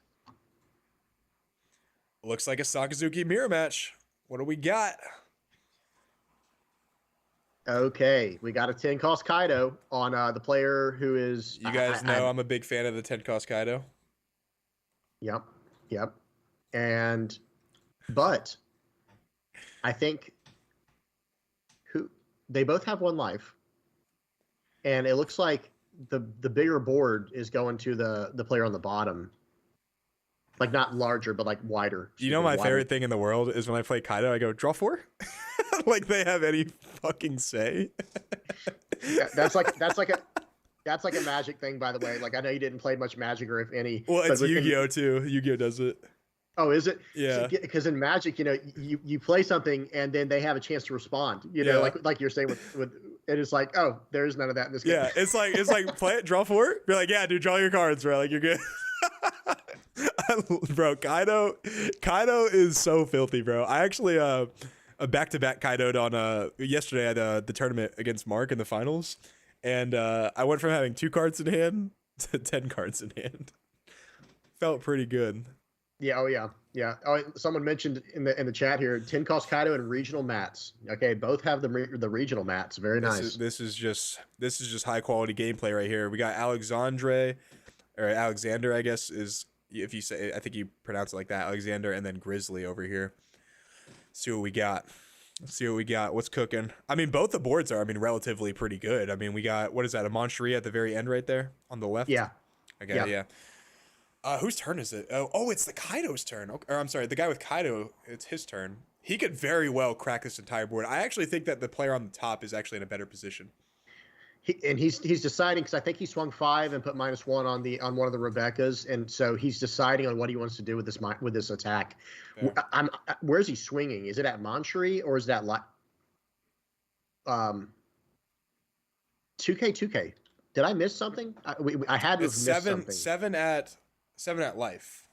Oh, I didn't see the Dawn under the Sakazuki. You're right. Yeah, I think you're right. Yeah. And guys, I just want to make a quick announcement real quick. I am officially at 5,000 subscribers, so I really appreciate you guys. I'm at 5,002, so now everyone can just go unsubscribe and and click off the stream. But yeah, guys, that's awesome, man. Thank you so much for your support. I really appreciate it. Big grats, Joey. Big grats there. Yeah, I still I'm surprised he wouldn't swing at the Moncherie or even use a blocker. Surprisingly, okay. I think Mark's coming in saying it's probably time and round. Yeah, I think so. We're getting close to time and round right here. I think that is time and round, if anything. Guys, for those of you guys who are watching that are like I said this earlier, but first place does win $1,000, and then 2nd through 8th win $200 each. So big prize pool for whoever wins, and this is also really good for nationals testing. As you guys can tell, there are multiple people here with finalist mats and serial cards and all types of stuff. Cross was in here earlier, but he lost round 2, barely, he said, and had to drop. Flyest Raven is also Holden Miller, if I remember correctly, and oh, is it? Yeah, I think that's Holden. And Holden, you won the regional with Queen. Isn't that you, or am I tripping? How are you doing in the tournament? I actually didn't know you watched my videos, bro. Shout out. Oh, it's time and overtime, so they're counting their decks. Oh, wow. Wow. Because they both have the same amount of life. Yeah. Isn't that crazy? That's such a stupid rule, bro. Yeah. See, what's going on here? So they're counting decks out fully to, and Mark's probably watching to make sure they're not cheating or anything like that. Yeah, they need to spread them out like super. Yeah. So is it whoever has more cards or less cards?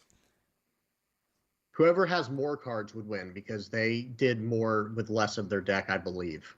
I believe that's the logic on it. What's the time rule, guys? Is it more or less?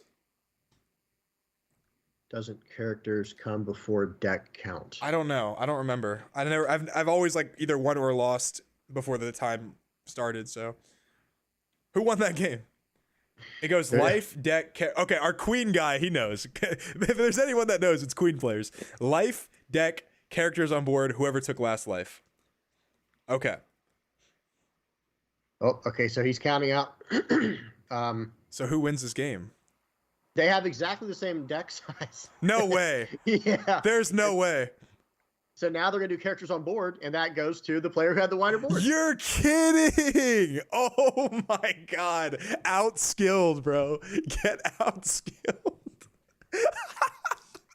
Bro, these games have been wild, bro. They had the same amount of cards in deck, bro. That is filthy, bro. I don't know if I've ever seen that before. I've never seen people have the same cards in deck, bro. This whole tournament has been a treasure, bro. This whole tournament has been a treasure to host, bro. This is just great, bro. That's awesome, what? Raven. Yeah, that's that is really cool. That so you hear that? So Flyest Raven went against Cody round 1. It looks like, and for those who don't know, the sim now has a ranked bot or something like that.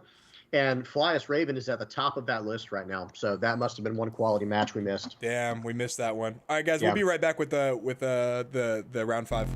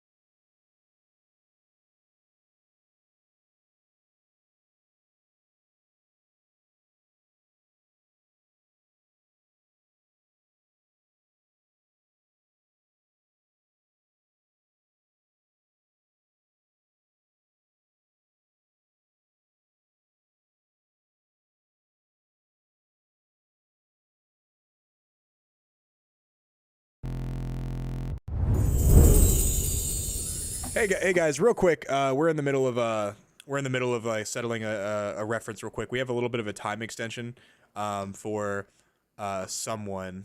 I forgot who it was, but I think we're wrapping it up now, and then we should be. Yeah, I think we should be good for round 5. So I know that took a little bit, but we've been good the other 3 rounds of like 3-4 minute lapses in between. So this has just been a little bit slower because we had to grant someone an extension. There was like some other questions and whatnot. So we'll be back in a little bit.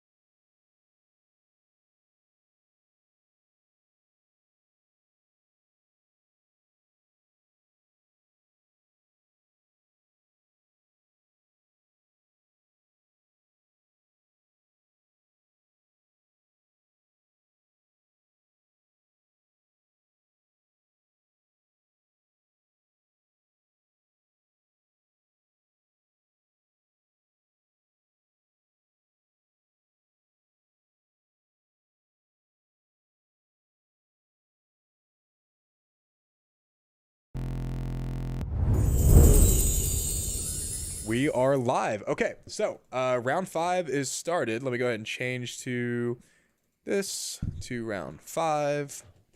Da da da da da. All right, round 5 is good, and we will temporarily hide this. And what kind of matches do we want to see today? Maybe we should check out the lower table stuff just to see if there's any like crazy leaders. Maybe. Yeah, I don't want to go anything lower than like. I don't want to go anything like too crazy. Just because I still want like really good games to watch, but you know I'm down to check out like a couple leaders, see what we got like at like table 8. We'll see what we got going on over here.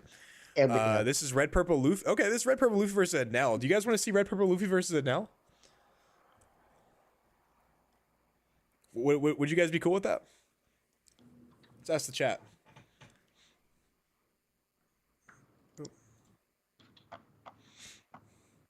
Can we see table 2? What's table 2 looking like? This is Enel versus somebody. So Enel versus. If this is a mirror match, we will watch this because these are like always kind of funny. For table 2, you're saying?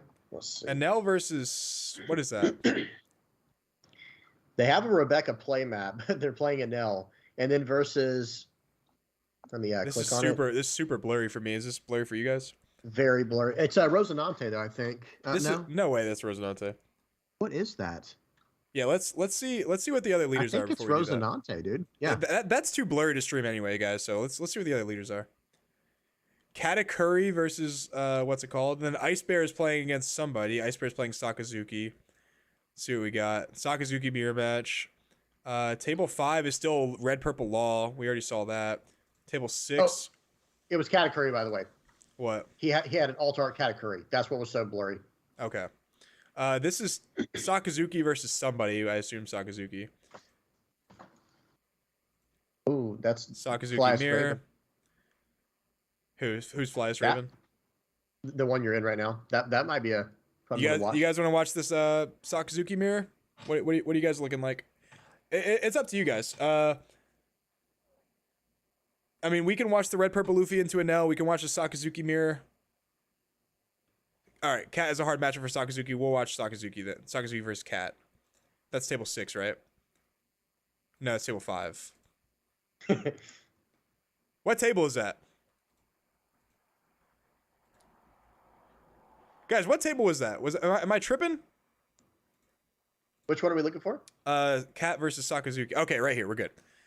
Guys, I'm like, what? Where was that thing at, dude? Oh, we got the undefeatable sleeves. We've got the undefeatable sleeves. Okay, yeah, this should be good. Okay. Legendary sleeves are legendary. So we haven't featured Cat yet. We've already saw a little bit of Red Purple Luffy. We saw Red Purple Law. So we haven't seen Cat, so we're good on that. So let's go ahead and do.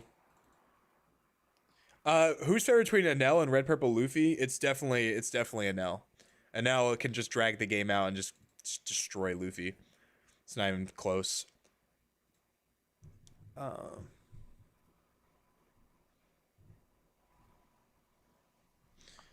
You still good?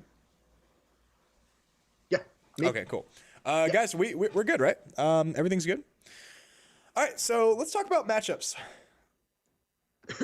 Let's talk about matchups. Katakuri versus Sakazuki. Okay, so real quick, guys. I don't think there's any Whitebeards that we know of. The Dofi player, we will definitely follow up with her in a little bit.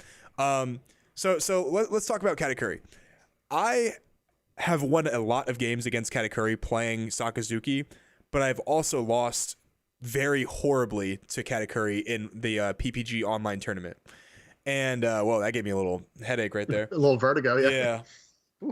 And so I generally think that Sakazuki, I think it's easier to beat Katakuri than it is to beat Enel, personally, as Sakazuki.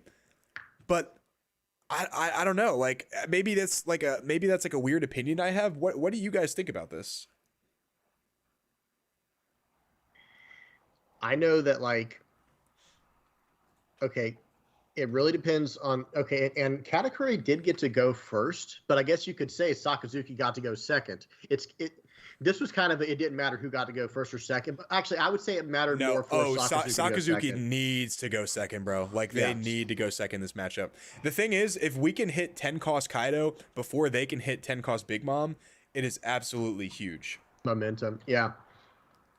But Pudding Search, I didn't get to see what he. I wasn't paying attention enough. Did you see what he revealed with Pudding? Yeah, he got Katakuri. Katakuri, 8 cost, right? Okay, so 8 cost Katakuri. That's going to be a nuisance. You know, that will deal with the Borsalino. Yeah, absolutely. I think he discards Rebecca off his leader effect. Didn't start out very well. Warwick says it's blurry. It's not blurry for us, so it could be your connection. This is relatively clear for at least for me. What do you think, James? It's a little fuzzy for the Sakazuki's player, but it's not bad. It's definitely very doable. Yeah, very, very visible, I should have said. Yeah, that's what I'm saying. Like it's a little, but like for the most part, like it's pretty easy to see. So he swings 5 at pressure, yeah. Pudding 5, Katakuri 5. Goes ahead and discards a Borsalino, which I don't necessarily agree with because I think Borsalino is just huge into this matchup. Unless he already has another one. Then he's gonna go 5 at life, obviously minus the Pudding by 1. Probably trigger into something. Okay. No, all right, that's a sigh of relief right there. It's dodging a bullet. And he plays a Kuzan, which is a better play overall, so that makes sense. And we were just talking about this bad boy Kuzan. Absolutely. You know him. Have you noticed, Joey, and anyone listening, Lucci, the 4 cost Rob Lucci and Kuzan's pose and like look is identical. You know what I'm saying? Like they look so similar. Oh, Lucci and Kuzan? Yeah, the 4 cost I think it's like a badass kind of thing. It's like you think like you just like know, you know what I'm saying? Oh yeah. Like you just know you're him. Yeah, exactly. Even though I'm not gonna spoil it, but Kuzan and Lucci are not him, by the way. If you guys read the manga, you understand like they're not all they're cracked up to be. He's swinging 5 more with the Pudding, and this is absolutely crazy. This is straight up. This is what you have to counter out of because he's gonna swing probably 8 with the cat later. Yeah. So it gives him Rebecca. So he's tossed a Borsalino and a Rebecca. I think he's tossed 2 Rebeccas too, which is crazy. He's gonna look at his top of life. So why not swing 6-7 is the thing? I don't know. That's a good question. 6-7 is better than 5-8. I mean, don't you guys think, right? I would have done 7 with the leader even first, to kind of show like, hey, I've got 4 Dawn to play with. What are you gonna do? And then just just bash. Yeah. But he's down to 2 life. Looks like he discards a Hina, picks up something off his leader effect. I was more confused why he didn't attack the Pudding. Like right here when he's swinging at life. Because the Pudding's a waste. The more Dawn they put on their Pudding, the more of a waste it is. Like if they spend their whole turn putting Dawn on Pudding, that's fine. But that's now that is true, like using the Dawn on it. But at the same time, it's like I would have taken that hit to life. I would have drawn cards if I'm Katakuri here. I'm not sure though. I don't play a ton of Katakuri. I know you played a lot. I've talked to a lot of people after playing against them with Katakuri, and they say that like because you can't really protect your characters with counter, you might as well protect your life and then just hope that like Big Mom can like put you over the edge and like you can be at like 4 life with like 2 cards in hand. That's generally fine because if those are triggers, then you just win. That's what I've heard. I don't know how good that really is. Like it's kind of annoying, them being at 4 life. Like even with 0 cards in hand, like it's still like pretty hard to pierce through 4 yellow life, because they can it could be anything. You know what I'm saying? Right. It's like a box Absolutely. of chocolates. That's right. You never know what you're going to get. Exactly. Forrest Gump. So it looks like he plays, Plays? Tashigi. Wow. This That's interesting. guys, I'll tell you, I know generally the blueprint on how to beat yellow, and this isn't really the foundation of it. This isn't The really how swing you want to wide. start out. Yeah. Well, you don't want to start out playing a 2K counter and then hard playing a Hina. Like, it's just not really. And the You know Hina what would I be can really even bad get here is a behind at 7 cost least. Big Mom. If you 7 cost Big Moms here, this would be Oh, man. so bad for our Sakazuki player. Yeah, or even 7 cost to Nell. Just go in, just going in hot. And it's like, I kind of get the Hina if he had no other play, I guess. But playing out the 2K, we'll see how that comes out, how that plays out this game. Because I am curious to see if that pays off or not. I guess he wants to be able to do 6 on board, like -6 and minus. Are we going gonna see another pudding play? This would be unprecedented. Like, I've never seen a Katakuri just swing with pudding like 4 times in a row. Sorry to cut you And off there, James. No. That's actually a good point. Because think about it too. Oh my Yes, God, it's swing 7. Swing 7. Because he remember he's seen him drop a Rebecca and a Borsellino. So it's like, okay, you don't want to block. If he takes this is bad. Oh my goodness, Oh, dude. jeez. God, dude. 8. He's gonna Maybe look this guy at. just knows how to beat Sakazuki because this is ridiculous. Does he just +2 or +4 out of this? This is an 8K swing. 8K swing. Give me 2K counters, and Is he this just two played one of 2Ks? them. Damn. Yeah. That's why that's why I was interesting. curious about the Tashigi. I don't understand the Tashigi play there. He's going to use it to attack the pudding. There's like no doubt in my mind now. Like he should have KO'd. I'm sorry, but he should have gotten rid of the pudding on round 2. I really don't think that was the play though. Like, obviously in hindsight it was the play because he's applying pressure, but like swinging into the pudding like doesn't matter a lot of the time. Like, they waste their entire turn, so he does 4K out of it. Double Suru. Yep. I like, obviously, like when you think about it now, it has like put in a lot of work, but like, dude, like, man, like Because- it really wasn't the play. You know what I'm saying? Because next turn, how much Dawn? So 5 set. He'll be on 9 Dawn. And think about it. He wants him to attack his life, right? Like the category player wants you to hit him into life so he can get these free, what are they called? Crackers. These free triggers. Okay, what is that he played? Is that Sabo. a Sabo? Sabo. Okay. So here we go. We got a blocker So I mean, this is now. good. I mean, this is relatively good, right? Yep, for sure. And I promise that pudding's going to get KO'd this turn. I promise that pudding's out. Do you think he's going to put the pudding back on his life, or you think he's going to put the Kuzan back on their opponent's life and trash it with Big Mom? I think he's going to put the Kuzan on his opponent's probably bottom life, just to keep. I think so. Or maybe if he's going to play Big Mom, that you put it on the top right there, just trash it. But there's also something to be said, like, you can't, the Kuzan's too slow, so I think you're right putting it on the bottom, and then like like the last card is like it's a non-counter in hand. So There yeah, it is. Tashigi's is gonna put in some work right there. But this remember, I'm sorry, what's up? he only has 9 Dawn next turn. The Katakuri. So he will be 1 shy of going big. Yeah. Well, he's gonna be able to swing for 7 with his leader for sure. This is the turn where you do swing with the Kuzan though, because you need to like if he Katakuris it away, like, you know what I'm saying? That's Satori, Jesus. Okay, watch. He's gonna trash a 7 cost. I mean, if he has a Hound Blaze here, he can definitely get his value with the Kuzan. Get out. Yeah. Now that's for sure, and he did leave that for his last attack. If he swings 6 with the Kuzan here, you know he has the Hound Blaze. He's gonna swing 6-8. And he hasn't swung with his leader yet either. So I mean, he does. Okay, here we go. Boom. Okay. Swing 5 minus 4 to cost Satori. and Satori. Yep. Here we go. Okay, Cracker, 1K out. Sure. Yep. Now, is the Hound Blaze coming in, guys? I think it has to. Right? No, for the it's most not. part. No way. It's not. I mean, no. yeah. I mean, if he swings his leader there, it's not coming out. So what is he gonna play for 3 Dawn? Is my question. Blue Hina? Is Blue Hina coming out? Is he playing ulti? Ulti or Hina here is the only thing, right? Bart. Bart. Okay, Alright. yeah. I don't mind that. That's I don't mind like Bart. your list, right? Where you run the Bart. Yeah, I like Bart. Yeah, I do too. I really like Bart. 2K counter utility, blocker utility. You can get him back with your Rebecca's. Just Bart's great in this. 3 deck. cards in hand isn't really that great though.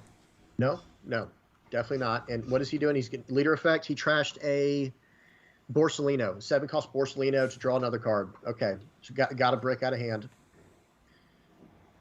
Okay, is this guy gonna? Is he gonna Katakuri the Kuzan away? Is my question.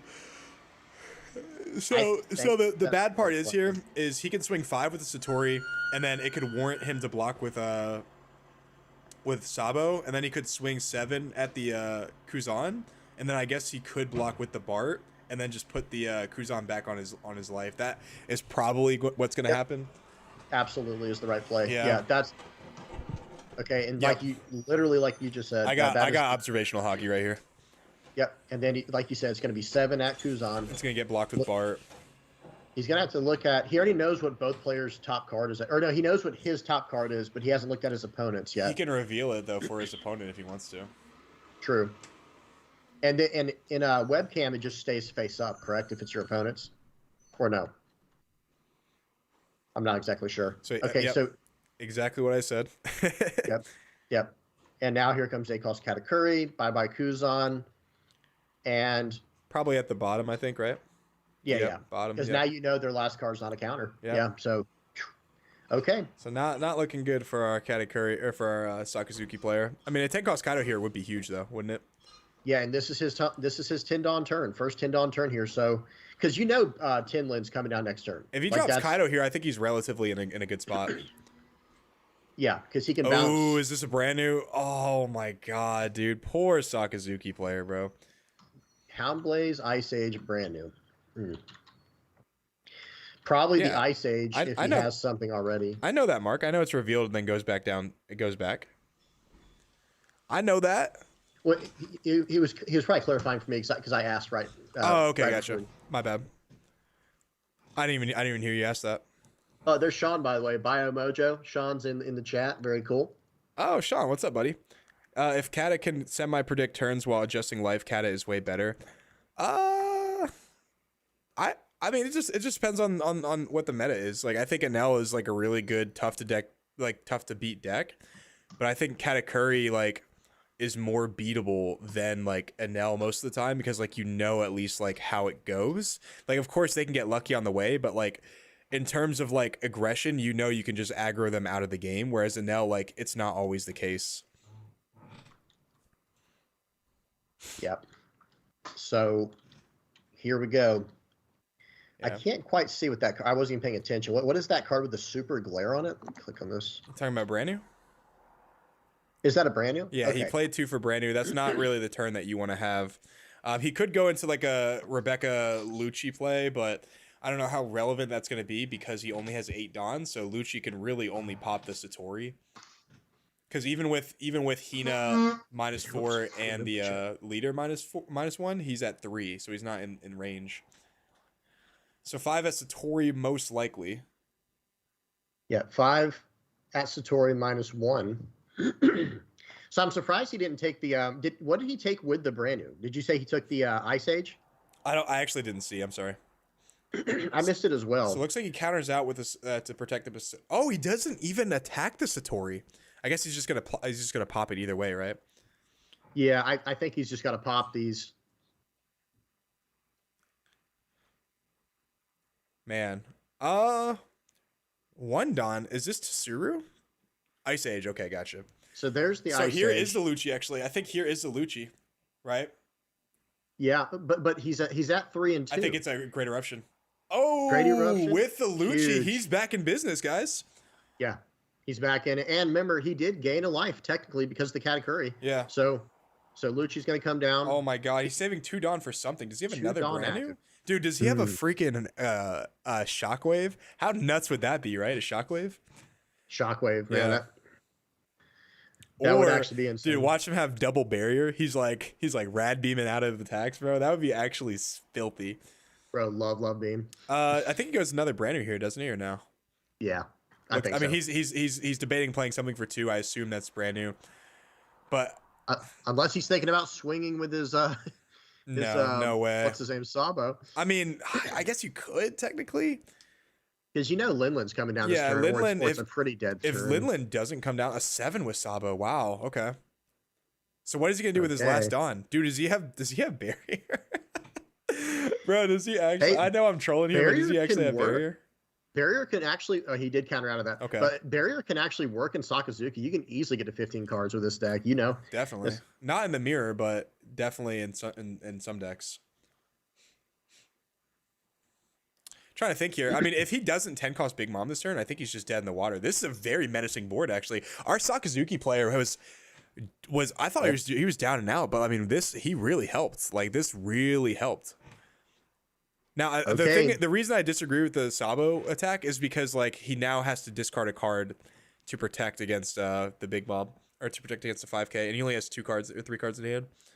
What, unless he just swinging 5 to Hina? I think or is he swinging 5 at life? Probably 5 at life, right? Unless, I don't know. If it's 5 at life, there's no way you can take this. Yeah, I mean, technically he could take it, because if he plays Big Mom next turn, then he's going to trash it either way.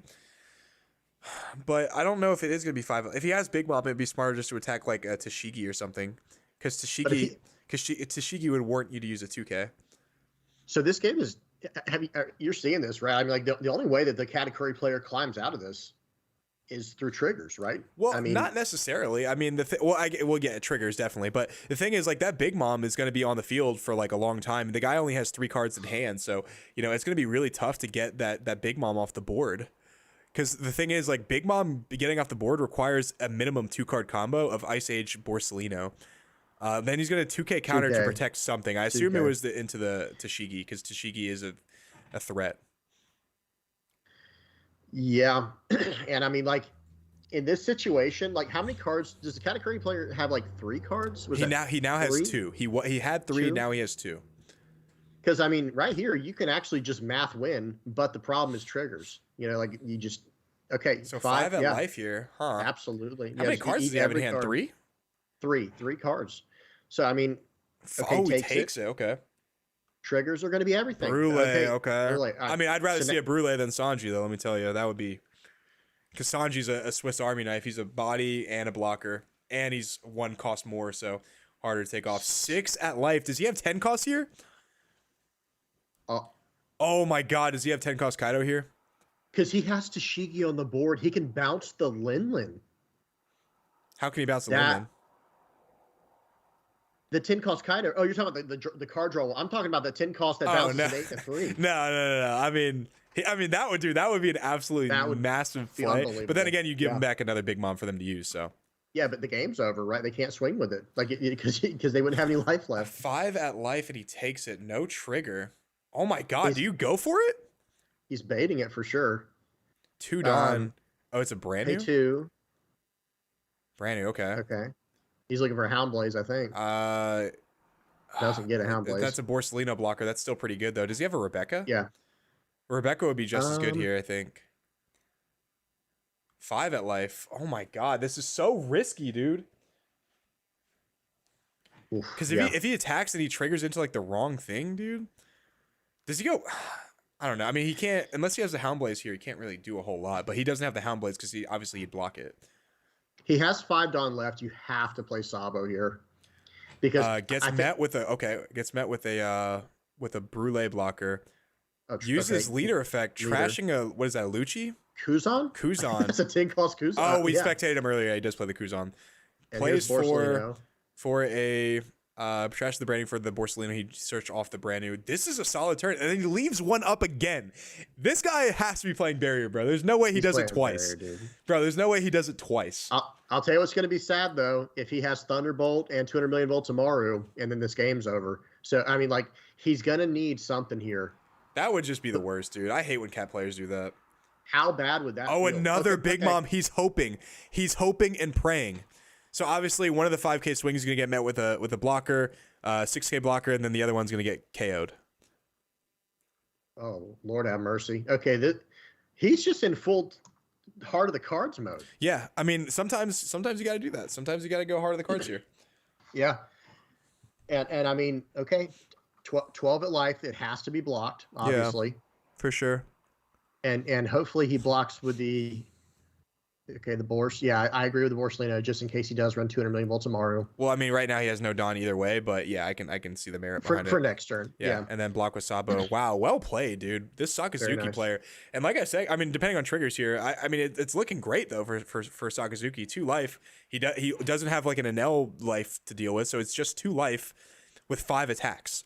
Relatively big attacks. I mean, he has a 4K, 2 6s, and 2 5s. Like, that's I mean, those are relatively like big in the grand scheme of things. It's not like you're attacking with Yeah. like a freaking brule or like a Shirahoshi. 7 at First life, one, good. 7. Like we always talk about, minimum Dawn investment, see what they get. No trigger, No right trigger. there. That might be game then. 7 at He life needed here. both Yeah, triggers. definitely. Absolutely. He needed both triggers. That's And then he takes it. Oh my God. It's a Beige. beige. Oh my God. They're the luckiest people. And then the 5 at life. yeah.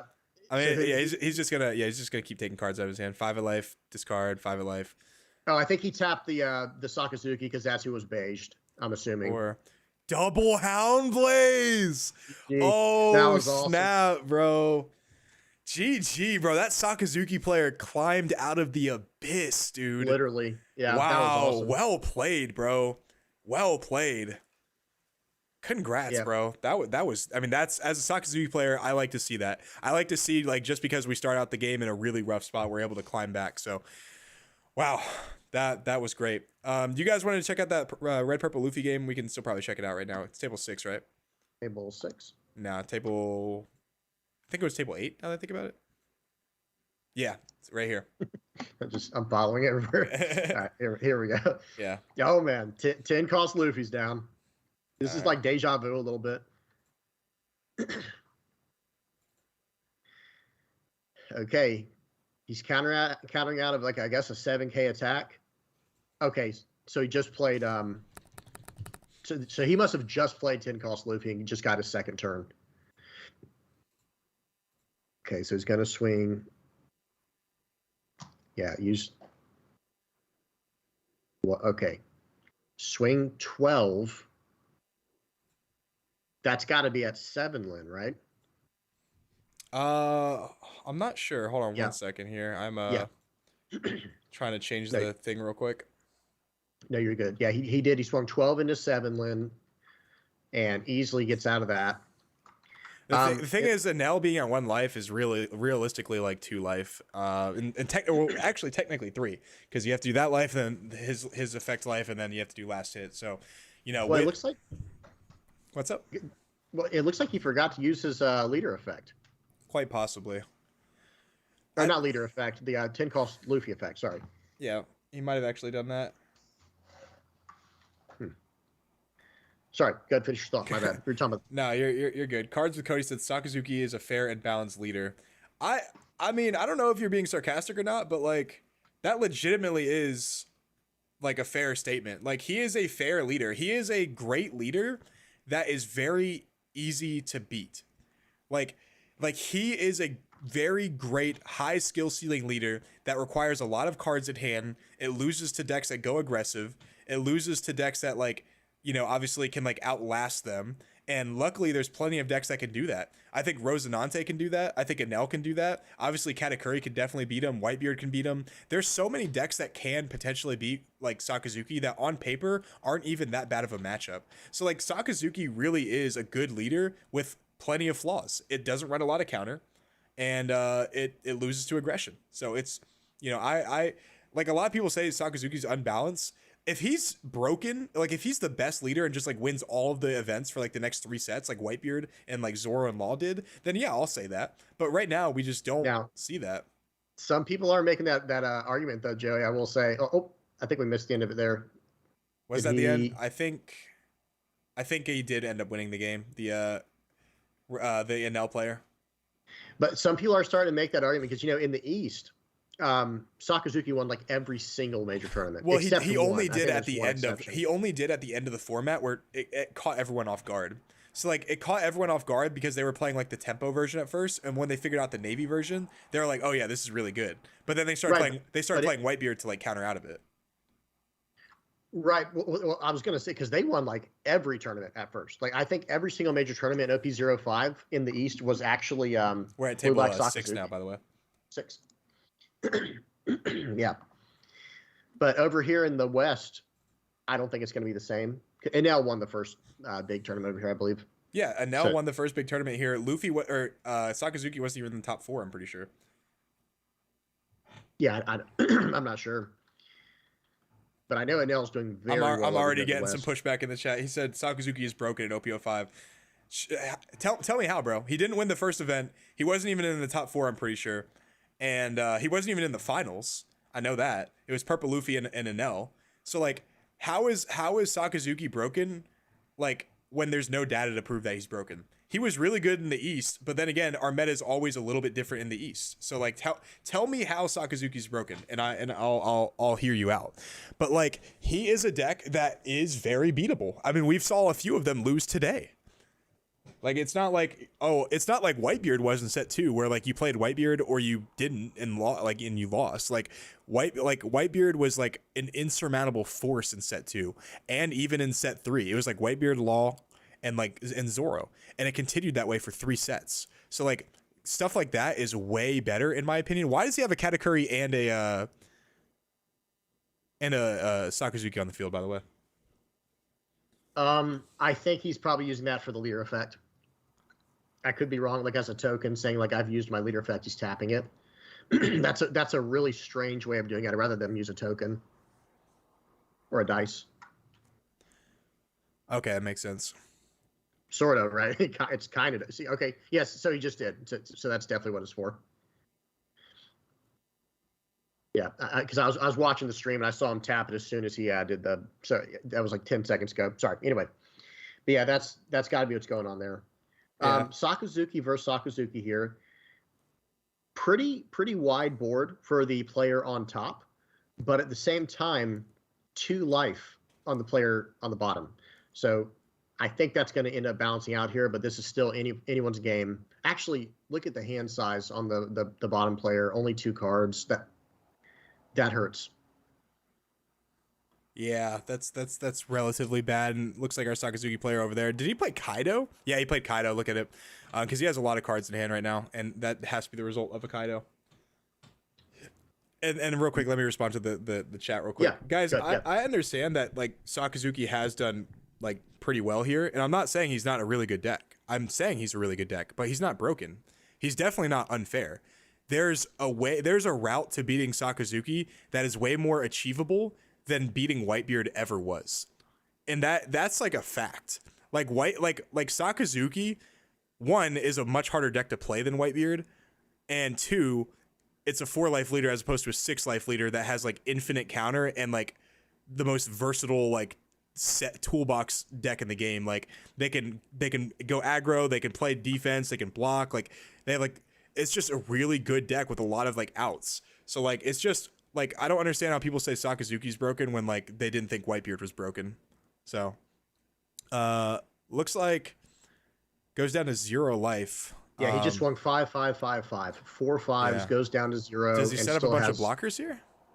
Rebecca. He absolutely has to. Okay. Yeah, because there's an 8K on the board over there. Now, okay. It's not a double Houndblade situation. He only has 2 cards in hand. Oh, man.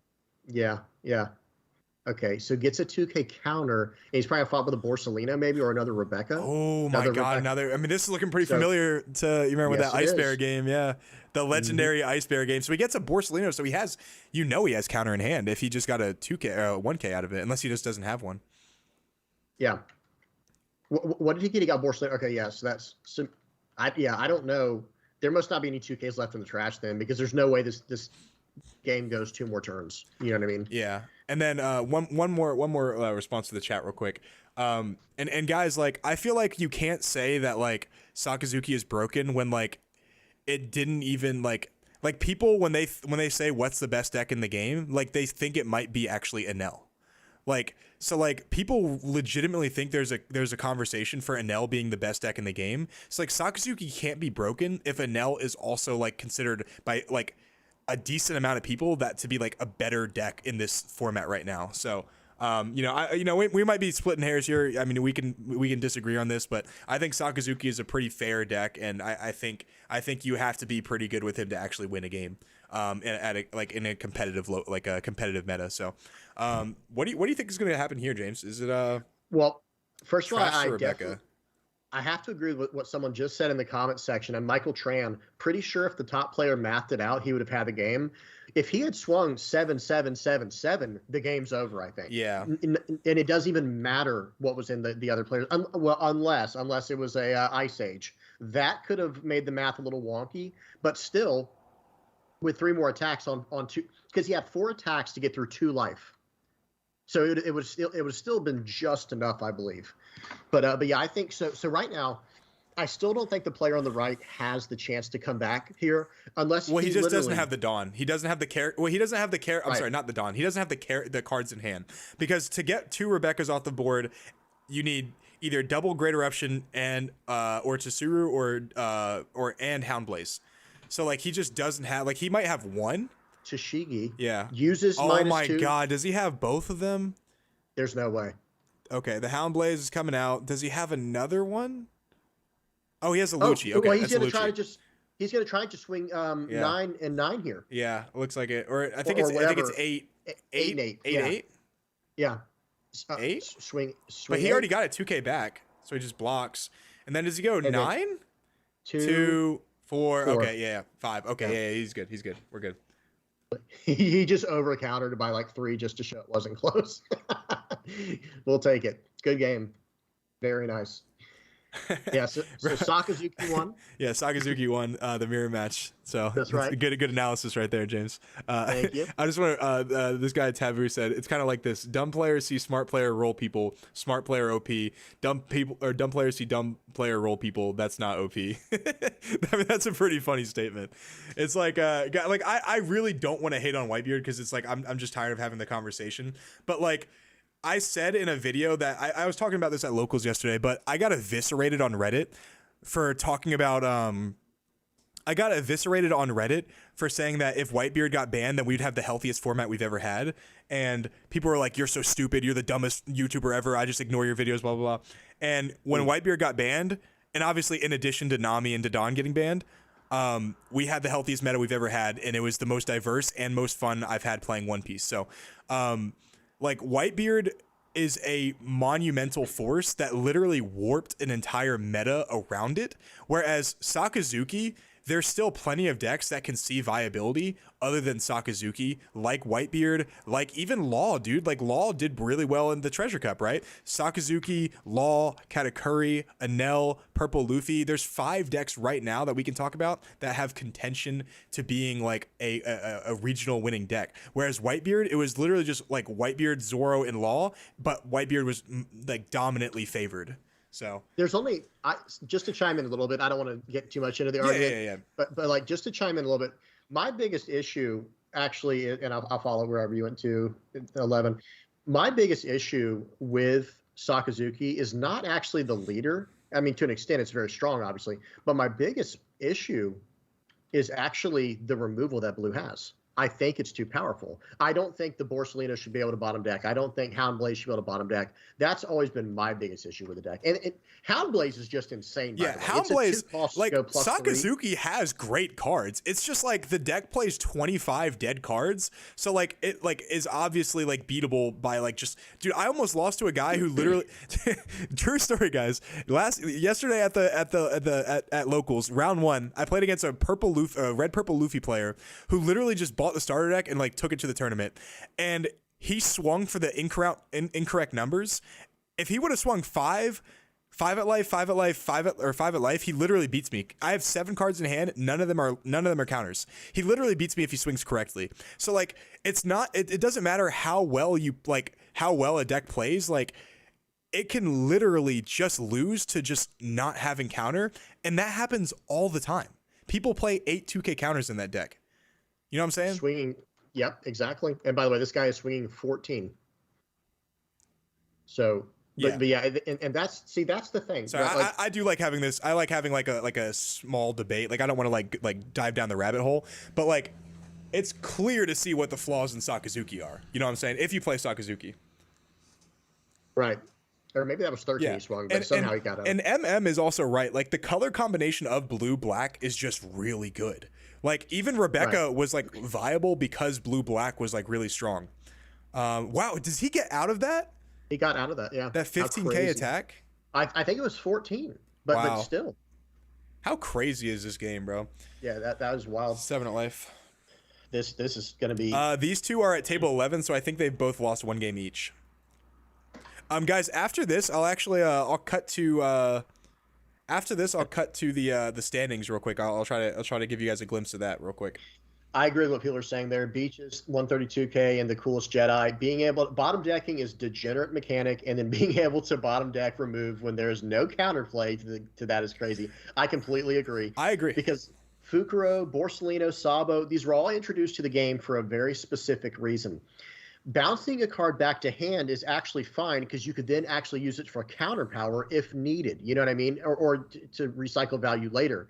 And tapping a character, that's even fine because you still have a character on the board that they have to use an attack to deal with or whatever. But bottom decking, that's wild to me. I'm not gonna lie. That okay. So crazy. Real quick, guys, I completely agree with this statement. And like I said earlier to someone in the chat, two things can be true at the same time. I don't think Sakazuki's a broken deck, but I do think bottom decking is a bad mechanic and shouldn't be in the game. Bouncing cards is totally fine. KOing cards is totally fine. Even like bottom decking for stuff that like when you pay a heavy cost like red purple law, I think that's generally fine, but like being able to bottom deck for like pretty much nothing is just a superior mechanic to KOing and like bouncing. So like any deck that like has the option of playing a deck that bottom decks over a deck that bounces is just going to be better overall, unless like the leader is like completely overtuned, or like there's like a broken mechanic with like some like card combination, like, you know, like Sugar and Rosinante is like really good, right? So like I said, two things can be true at the same time. It can be really unhealthy to bottom deck stuff, but it's also like a overall fair deck because it has a clear like way of like losing, if that makes sense. We good on that, guys? Are we fine on that that take? At James, I just said that yesterday to you. Yeah, Ryan. Well, Ryan, we all agree. Yeah, that's Ryan, bro. Yeah. That's my dog Ryan, right there. What's up, man? Yeah, absolutely. Yeah, and I know me and you have talked about it multiple times, Ryan. Like we both could not agree more. It's like not only is bottom decking just superior, it is just it's the strongest form of removal I've ever seen in any card game. But not just that, it's also a simple matter of like there is no cost associated with it. Like with black cards, typically you have to KO and then trash a card. Right. So not only are you limiting them to a KO, but you have to trash a card from hand for most black cards. But for blue, it's just like, just pay 2 and get rid of anything in the game if you run enough cost reduction. It's just craziness. And also, actually, Sabo made a good point. He said in Yu-Gi-Oh! You can make cards untargetable. I think that is legit. Like, if you guys play Yu-Gi-Oh! If you guys have ever played Yu-Gi-Oh! It is the most frustrating thing in the entire world when they just drop a Dragoons out. Dragoons, for those of you guys who don't know, is a card that says you can't kill this card by effects, and it also is untargetable. It is a 3,500. Essentially, it's a 3,500 body, which is like super strong. So like the only way to kill it is by battle, and it can omni negate one effect per turn. So like if they activate like a spell, trap, or magic effect, you can just negate it and gain 1,000 power, and it's there for the rest of the game. So like that is, to me, is way more broken than like bottom decking, but also both of them are both pretty unfair. I think being able to like not being targetable is stupid. I think not being able to be targeted is like super dumb. Right. And it really has to do with how this game is too, right? Like I don't know how Yu-Gi-Oh was, but Magic, the closest mechanic that Magic had to bottom decking was exiling characters, which removed them from the actual game, not even bottom deck. But in that game, in that game, it was very different. I got back to work. Love you, Ryan. Be good, bud. Yeah, that's awesome. Yeah, it's cool. It's cool. I mean, it's cool that we're having like these discussions. Oh, it's an Enel mirror. Cool. It's cool that we're having these discussions too, because like I know a lot of people have like very different opinions, and it's kind of cool to like get our thoughts out there, because like I want to explain my point of view in a way that like people will understand. Whereas like, yeah, bottom decking definitely is broken, but like in terms of like, would you rather play against Sakazuki or play against Whitebeard? Like, I'd always rather play against Sakazuki because that deck can like straight up brick. Whereas Whitebeard like doesn't. Not only is it a very consistent deck with searchers, but like it draws 2 cards per turn, and it, like is the ultimate like defensive deck. Like it's the most defensive offensive deck in the game. And it's like so hard to beat them because you just don't have the Dawn to do so. Whereas like black and like Sakazuki's like, well, I mean, I got the Dawn, but like, I mean, all I got is like brand new and like Sakazuki. Like it's not Don't really have anything. the combo of cost reduction plus poppers. Yeah, and one thing, like, you know what I think they should do in this game? I won't talk too much more about theory. I know people want to see these games, but like they should be using stages to like maybe fix things, right? Like, Yeah. so for example, imagine if there was a stage in the game and have it cost a decent amount. Let's just say it costs 4 Dawn. Your characters cannot be bottom decked. I think we need something like that for sure. It needs to I be mean- Sabo, but like a way for bottom decking. Sure. You know, because we are seeing other forms removal as well. Someone mentioned up there, I think it was David, was saying OP06 Brook. Absolutely. OP06 Brook, for those who don't know, trashes a card on the field, a 4 or less. Yeah. Not destroy, not bottom deck, trashes it. Which, I mean, at the end of the day, is like basically the same as like bottom decking, pretty much. Not quite though, because now you can get it back from your trash. True, but right? like I'm sure there's gonna be cards that like get something from the bottom of your deck.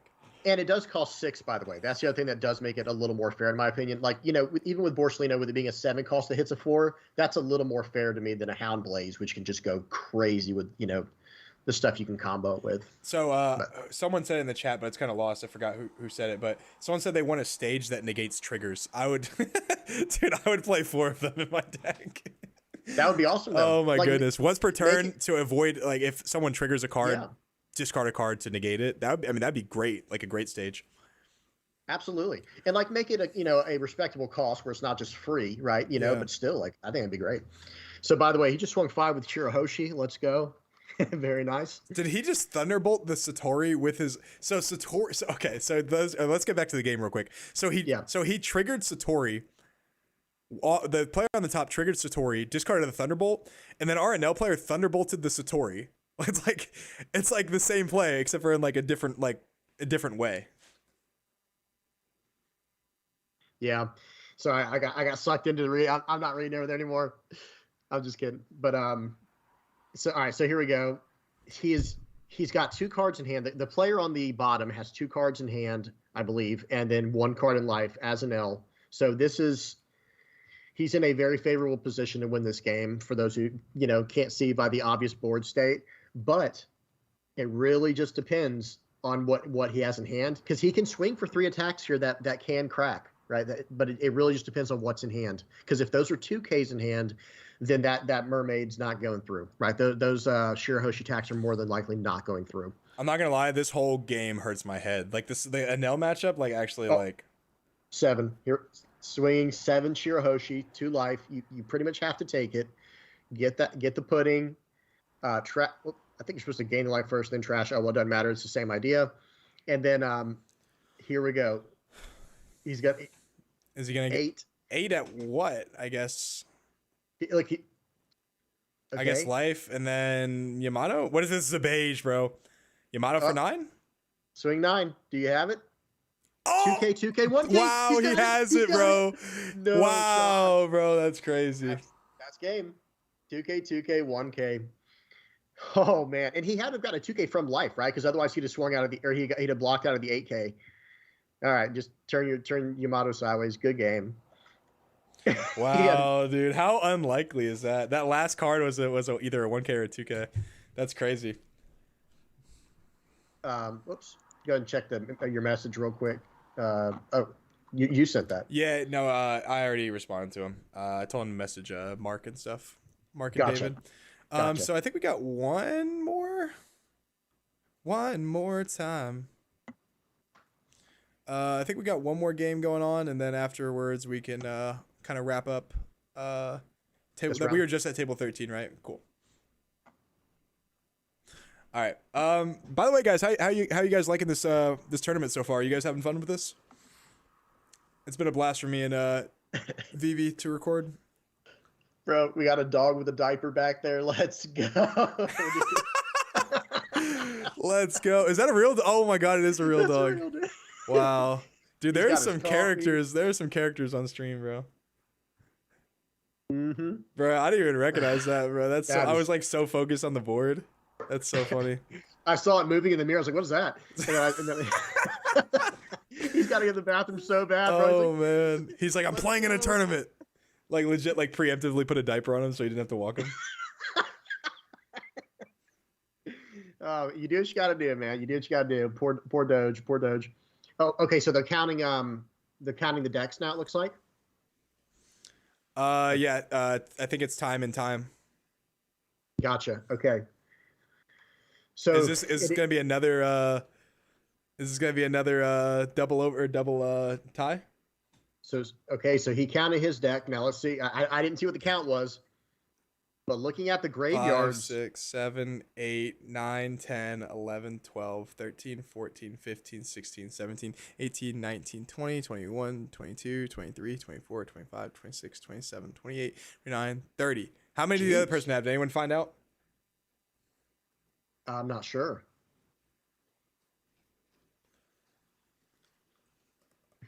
Bro, I can't 30 get my eyes off the cards. dog. That dog's like his tail's up and everything. He's got to go so bad. Poor guy. Okay, I think, judging by the body language, I think the person on the right one, but I don't actually know. I can't confirm that. But yeah, that was. Hey, Beaches, I think Japan players probably complain just as much, but like no one speaks Japanese here, so they're like, well, Japan doesn't complain about it. Bro, I've heard that so many times, bro.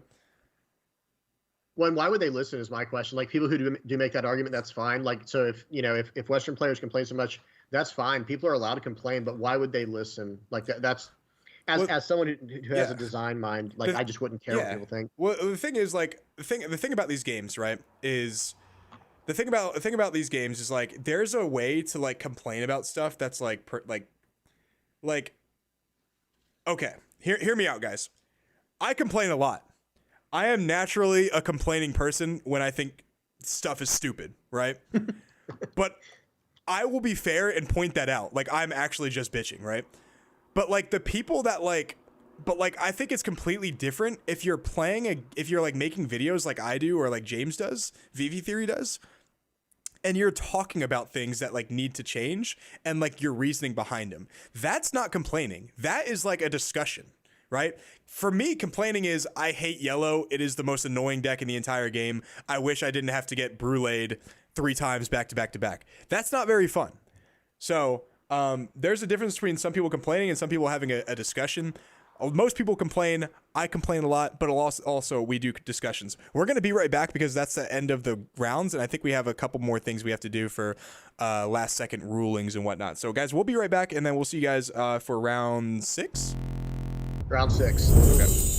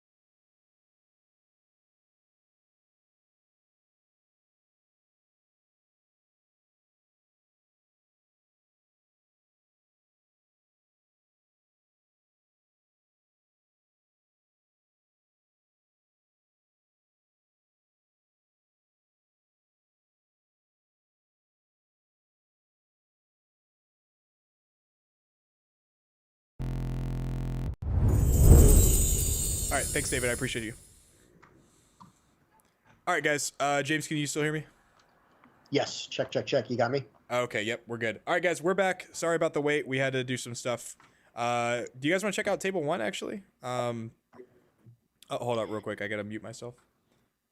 Hey, keep up the good work, buddy.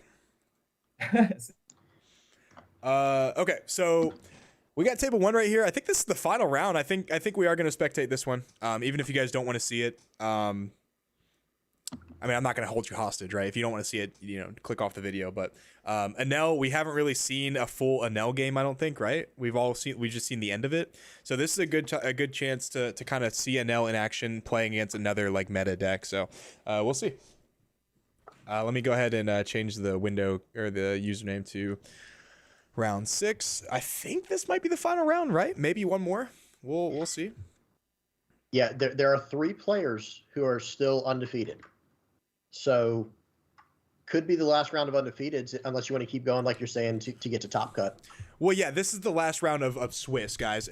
Possibly. If the guy who gets paired down loses, then this is the last round of Swiss, and then we'll go to top 16. Yeah. And it's going to be a Sakazuki versus Enel. Like you're saying, that's this should be a pretty spicy matchup here.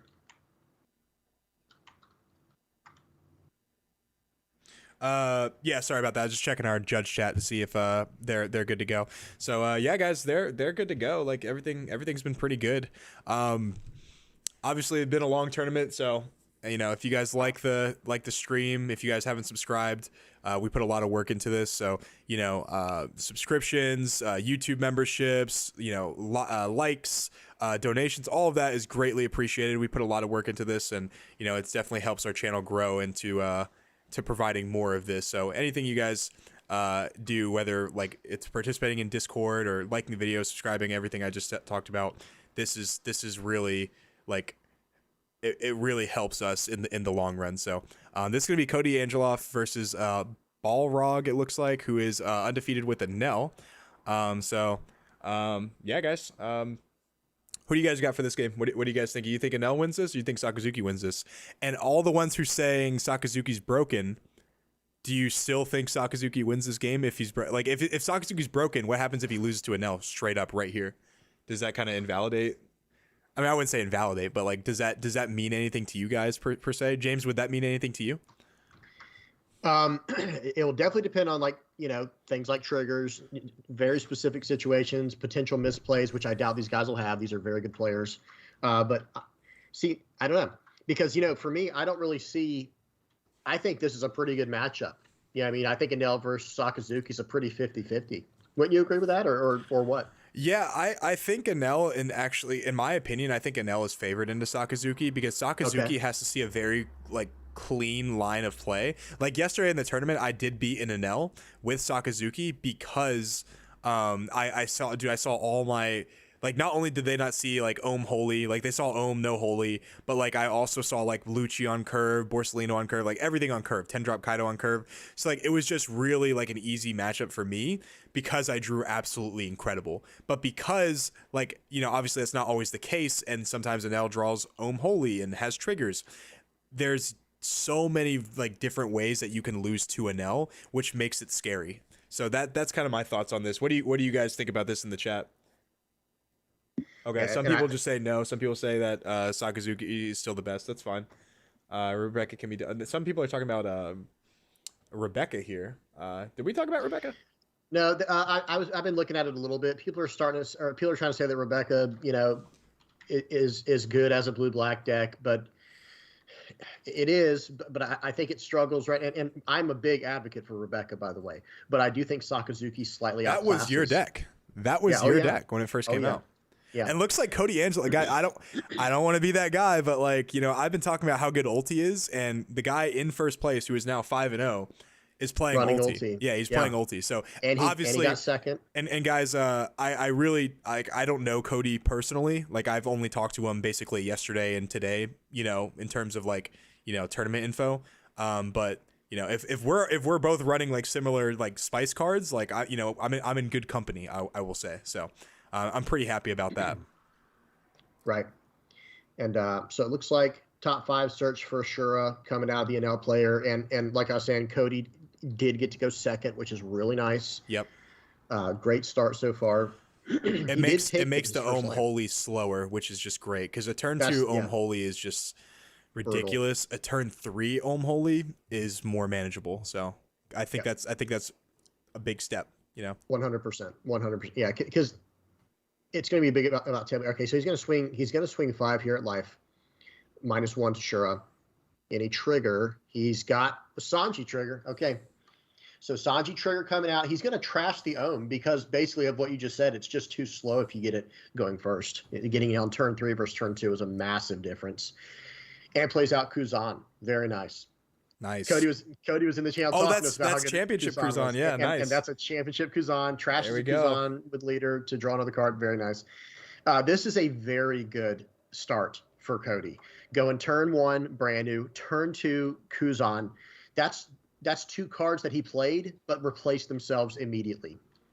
Yeah. And I didn't see what he got off brand new. Sorry, guys. I was not paying attention. That's my bad. Yeah, guys. I've been our one of our judges is actually on a mini vacation right now in Hawaii, and he said he's gonna miss his snorkeling boat ride. So our other judge was like, "Man, go do your thing, bro. I'll take it from here." So Mark has really stepped up. David has also just done great, but he is on vacation and he had to wake up at 3 a.m. for this tournament. So both of them have just been absolute troopers. So I just wanted to thank them, before I didn't get the chance to. So yeah, man, this has been just a great effort by both the judges, and obviously, James and I did a lot of work to make this stream as entertaining as it has been. Hopefully, it has been entertaining for you guys. So, this has just been a great team effort here. So, a 5 at life here warrants a 1K counter with a Ohm, and then a 6 at life here warrants a 2K counter, right?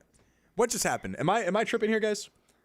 I think he took it. So he swung 6, and I believe he took it. I think he 1K countered with the brand new out of the Sanji.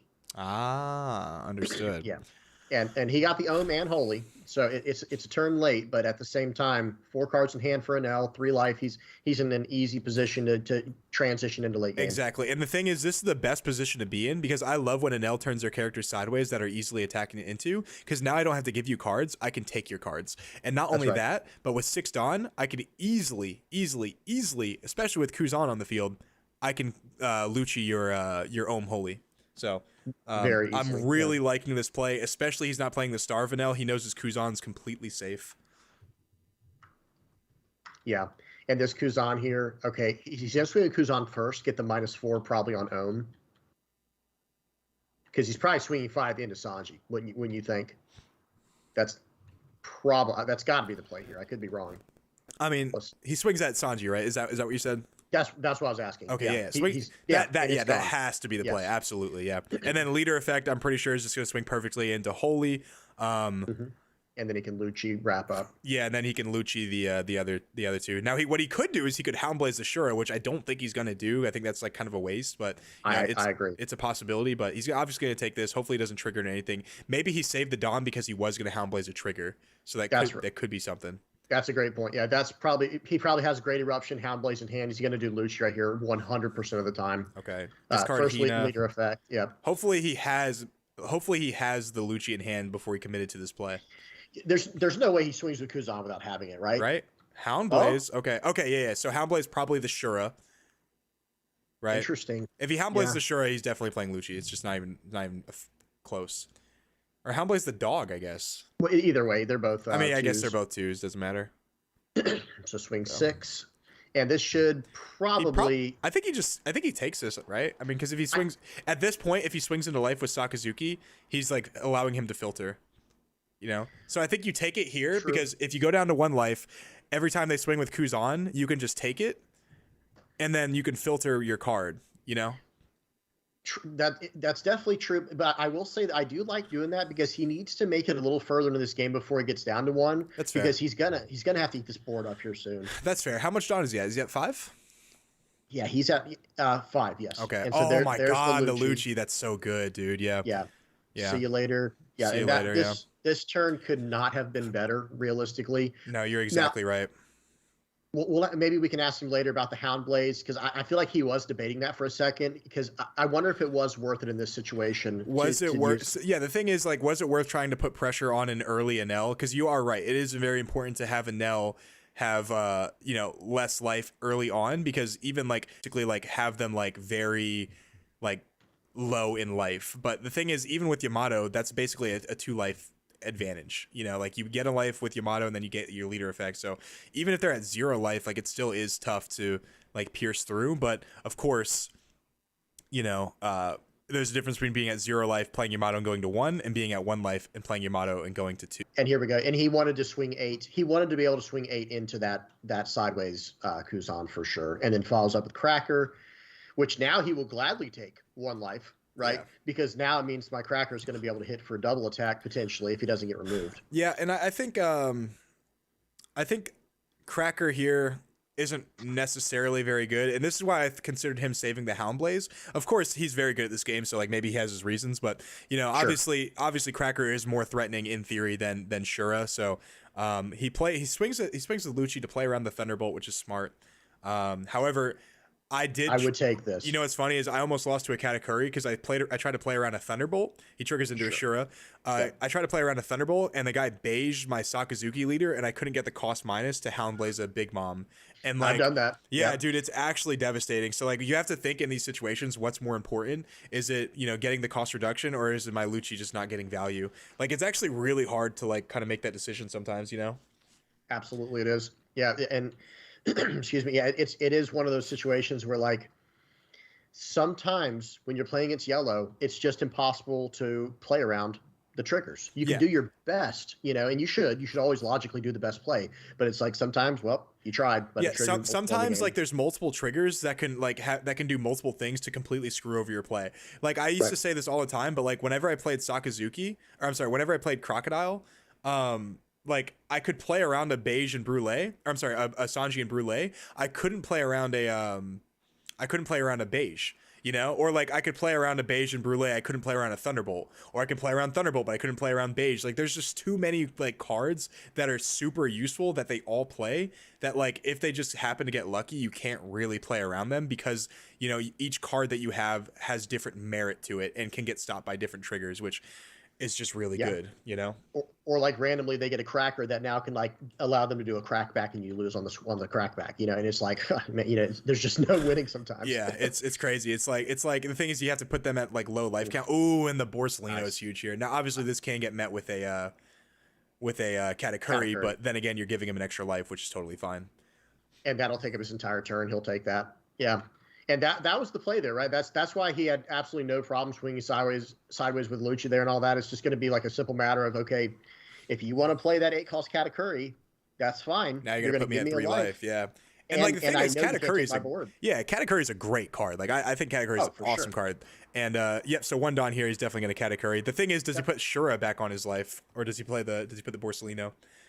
Because the thing is, the way that you beat Sakazuki is by grinding out late game. Yeah. Late game. So is there an option to basically like make them attack into your life, use Shura to basically find like maybe like something else? But then again, he just decided it's more important for Borsalino to be at the bottom, which obviously makes sense. No counter cards you put at the bottom, so that their last life isn't a trigger or something life changing, right? Yeah, absolutely. And that is an inadvertent tell that he has a Katakuri in hand or a Yamato, because this turn, if the Sakazuki attacks, he's going to take both lives. Yeah, and then he's going to gain the life back this turn. I think this Enel player, if we're reading it right, and he's at the top tables. These are obviously very, very good players. Like, there's no doubt in my mind this Enel player is actually, I think he's in a very good position, believe it or not. Yeah, it's crazy because like, and I tell everyone like this Sakazuki player has had like the perfect answers so far, and like he's still in a position where like the Enel player has 1 life and it's menacing. Like it's so hard to like overcome that, because you can't just put him at 0 and like, okay, well, I have 3 life, you have 0, because you just gain life and then you gain another life, and now you're tied and you have no board presence, and they just keep grinding you out with big characters. The play was actually the play was actually so good there, Joe. What's probably gonna happen? I just thought about this. If the Enel player he's actually gonna stay at 1 life here, so that he can Yamato to take the Katakuri, the Lucci off the board. Oh yeah, absolutely.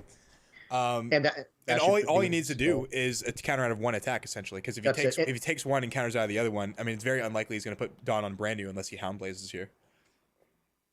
In which case, I guess you just have to deal with it. But yeah, like right here, I would counter out of this one for sure because it's just a 5K. Yeah, okay. So he definitely has. I think he almost definitely has Yamato. If he has, or Kaido would be huge here, right? Does he Kaido here or no?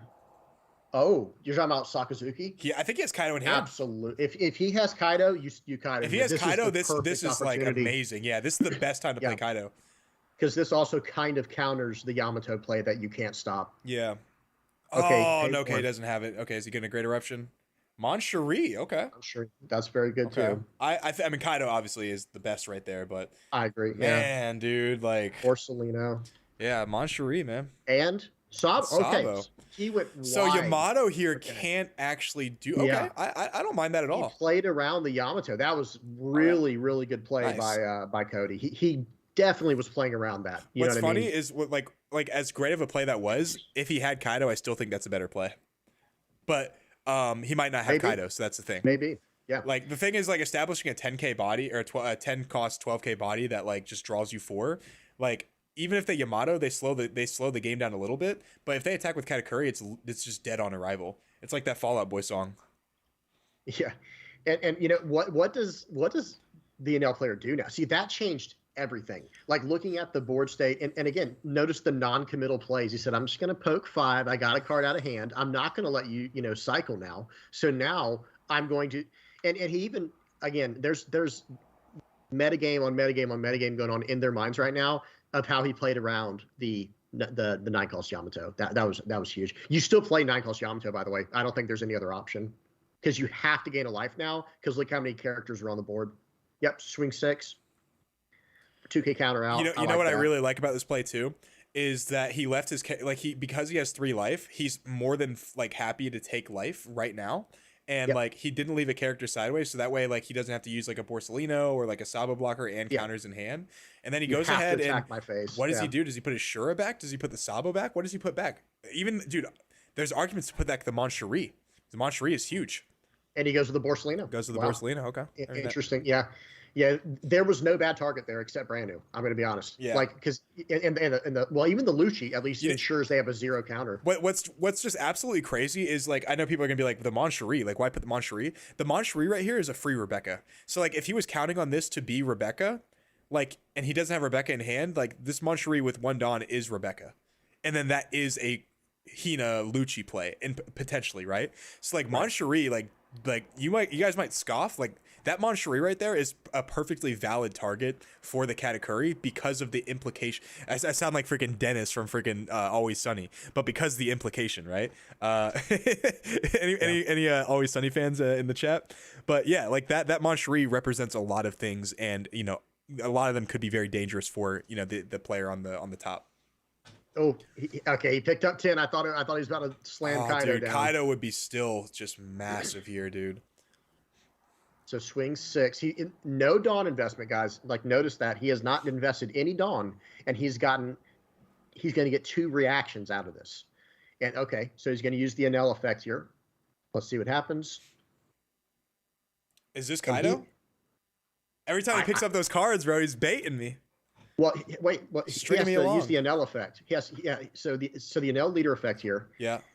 Does he go for game here? That's what I was just about to say. I think he just goes for it, right? Surprised. No? He goes 5. Does he go 5? Did he take it? Because he has 3 cards in hand. The NL player does. Okay. So. God, dude, he's making this look easy, bro. Yeah, he really is. We got Locke in the chat saying it's the implication. Yeah, bro, you get it. It's the implication. Yeah, nice. Bro, that's such a funny. I love that skip, bro. Always Sunny is just so funny. I don't watch any TV, unfortunately, so I'm a total, It's hilarious. I'll send it to you off screen because it's very inappropriate.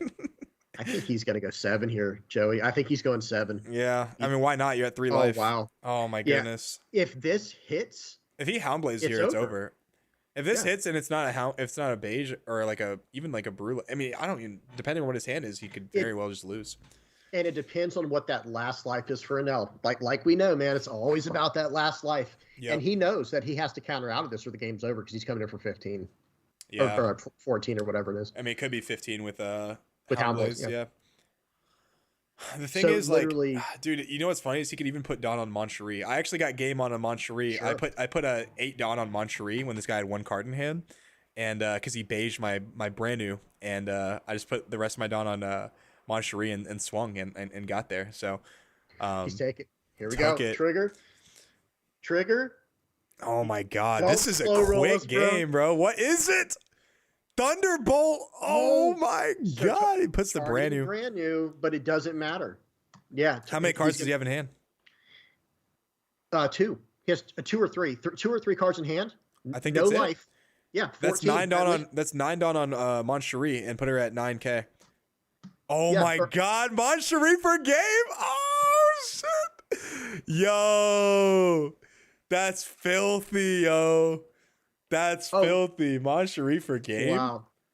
Wow. How much was it? Was that 9, right? That was 9K. Yeah. So Yeah. he only had he only could get to 9 exactly. Because he had 2 2Ks gotcha. and a 1K. I don't know why I thought the leader wasn't. So why didn't he just counter out of that one? Honestly, that was weird. Yeah. I mean, still, that really... was cool. That was a cool play. Let's check out number 2, I guess, table 2. See what we got going on over here. Actually, you want to follow up on the Doflamingo player? She's still over here. Where's she at? She table 11 right here. 13. 13. Okay. Wimmy right here. Fan favorite Wimmy right here. Purple Luffy versus Doflamingo once again. Oh wow! Look at this board. Cards are Cody said Sokka broken. It's official, guys. We figured it out. Sokka is officially broken. Thanks. We learned the hard way. You guys were right all along. But hey, the tournament's not over yet, though. Tournament's not over. That's fair. That's okay. So Brian in the chat was the NL there. That's fair. I guess you're just kind of hoping for a trigger right there, so you can kind of win. Gotcha. Oh, never mind. Brian is not the guy. So he's not the guy. Pretty much, yeah. Every table we go to is Sokka versus Sokka. Sokka's a good deck, man. It's a very popular deck. You know the thing about the thing I like about Sakazuki is that it's a deck that you can play so many different ways. It's almost like an art, in my opinion. I think playing Sakazuki is like an art, and it's beautiful if you play it right. So I like watching it. So looks like she has. Am I tripping here? 4 life.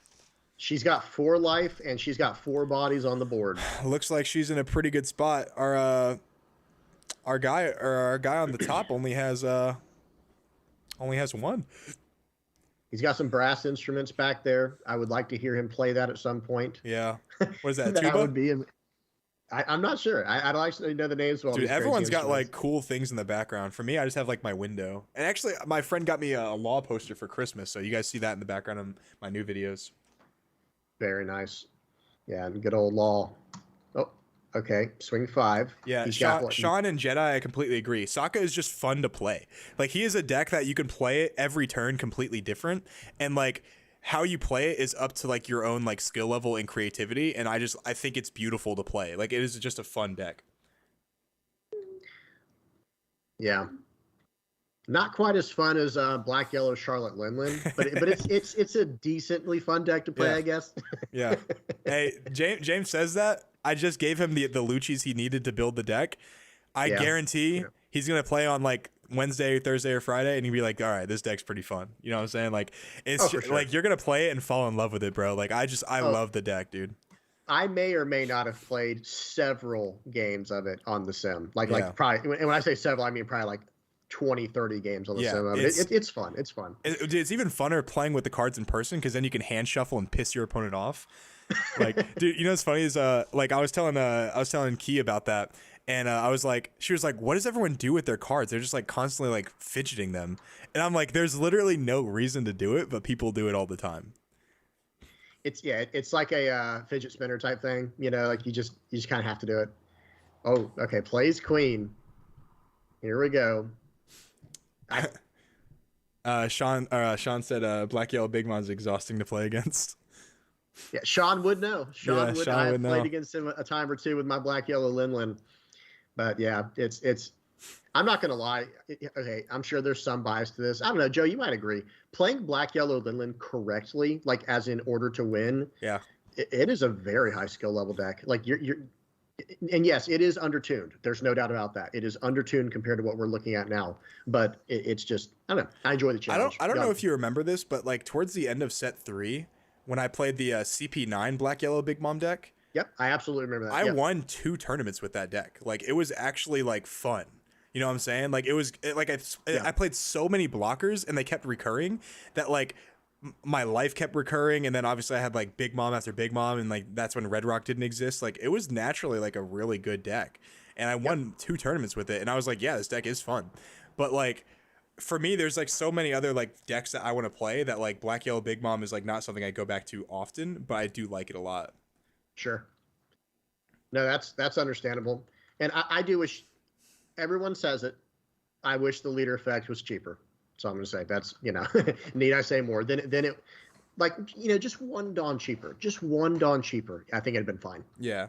Oh, and then Mark said the hand shuffling is important so your opponent doesn't know the card you drew is relevant. That's the only that is true. That's the only like way it's important. Everything else, like when people just do it, okay, Doflamingo off the top right here. Dofi gets Dofi. Dofi rearrange.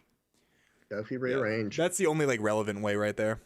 300 viewers. Wow, this is crazy, dude. Let's go. Yeah, this I will say that the Dofi player is she still at 4 life? If we're being real, is she still at 4 life? She's in a massive position here. Like she has low cards in hand, but the amount of pressure she's going to provide right here, like swinging 7 these like she's going to swing 7 3 times. And look, and one of them's a Draco Mihawk. She's about to generate some cycle. Yeah, yeah, she's going to swing 7 multiple times, or maybe even more than 7, and those blockers are going to go bye-bye. At least one of them. You know what I'm saying? Yep, absolutely. And if she happens to draw into a Mihawk, she's going to be able to get 4 extra cards in her hand before she's even close to dying. And the purple Luffy only has four cards right now. Yeah. Like only 4 cards in hand, and this is a 7K attack coming in. I think this is a 7, 8, 9. Or it could be a 7 actually 7, 7, 7. I think it's a 4 because you could put Dawn on Perona. So 1, 2, 3, 4, 5, 6, 7. 7 Dawn. So 5 on Perona. What? It could be a 6, 6, or it could be a 6, 7, 7. And he just actually confidently countered out with his queen. Like block with queen, counter out 2K. Wow. That I might just there is one more blocker over there. I didn't even see the Trafalgar Law. Yeah. Does she just go 6? Does she go 6 with Perona? Oh, opting not to use the Mihawk effect. Okay, then you need a Dawn on him to cycle. So she's gonna play something for 7. Yeah, she's definitely okay. 1K out, sure. Eat up all his cards. That's 6 fine. into queen here then. 6 into queen. Yeah, but he'll probably block it with Law. That's fine. But I mean, still, that way he has to get a character off board if he can't block. All right, what does she have? That's what I want to know. See, I don't agree with that. I'd rather just put more Dawn on Mihawk and swing for like 7, 7 than like, you know what I'm saying? Yeah. I think she just dropped something. Yeah, she dropped her Dawn. Oopsies. Whoopsies. I do like her mat though. Yeah, I love that. That mat is so like clean. Wait, 1, 2, 3, 4, 5, 6, 7, 8, 9, 10. Okay, she does have all of her Dawn.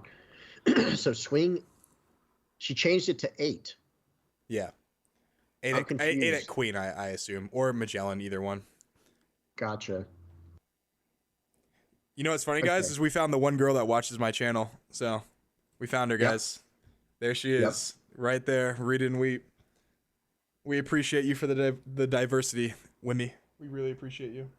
Is the Mihawk, is it Dawn ×2 for the effect, or is it Dawn ×1 for that when attacking? It's Dawn ×1.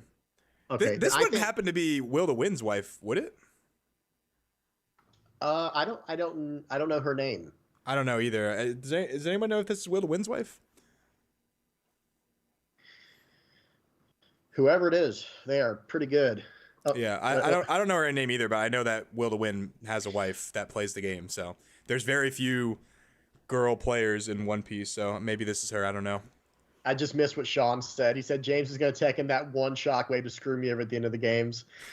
I have beaten Sean twice from a last life impact wave trigger. I mean, I told him, I said, you know, it's easy to win if you just do that. Dude, But, you know, Sean is legitimately like one of the most unlucky people I've met, bro. Like, I legit think Sean is like really good at the game, and like he'll Yeah. always lose to like BS, bro. It's hilarious. Like, I don't mean to laugh at your pain, Sean, but it's just like you'll like after the game, you'll be like, "This just happened." And I'll be like, "How? Like, how is that even possible?" okay, so she's so swinging 6. he swung 8 at the queen. He let the queen die, obviously.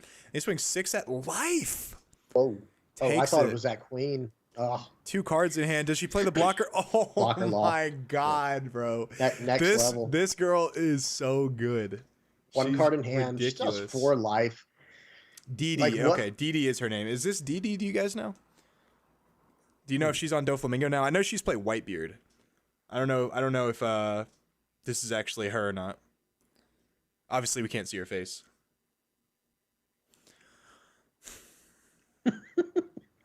The chat. You go, girl. I love it. I love that. Oh man, bro. I'm vibing, bro. This is a good day, bro. This is a really It good is. day. I'm vibing, You know, man. I can deal with it. The one thing I would have changed. I mean, this is just me, and everyone plays differently and all that. But I like the idea of putting the one on the Mihawk. And, Yeah, no, I completely agree. I think that was a little bit of a mistake here.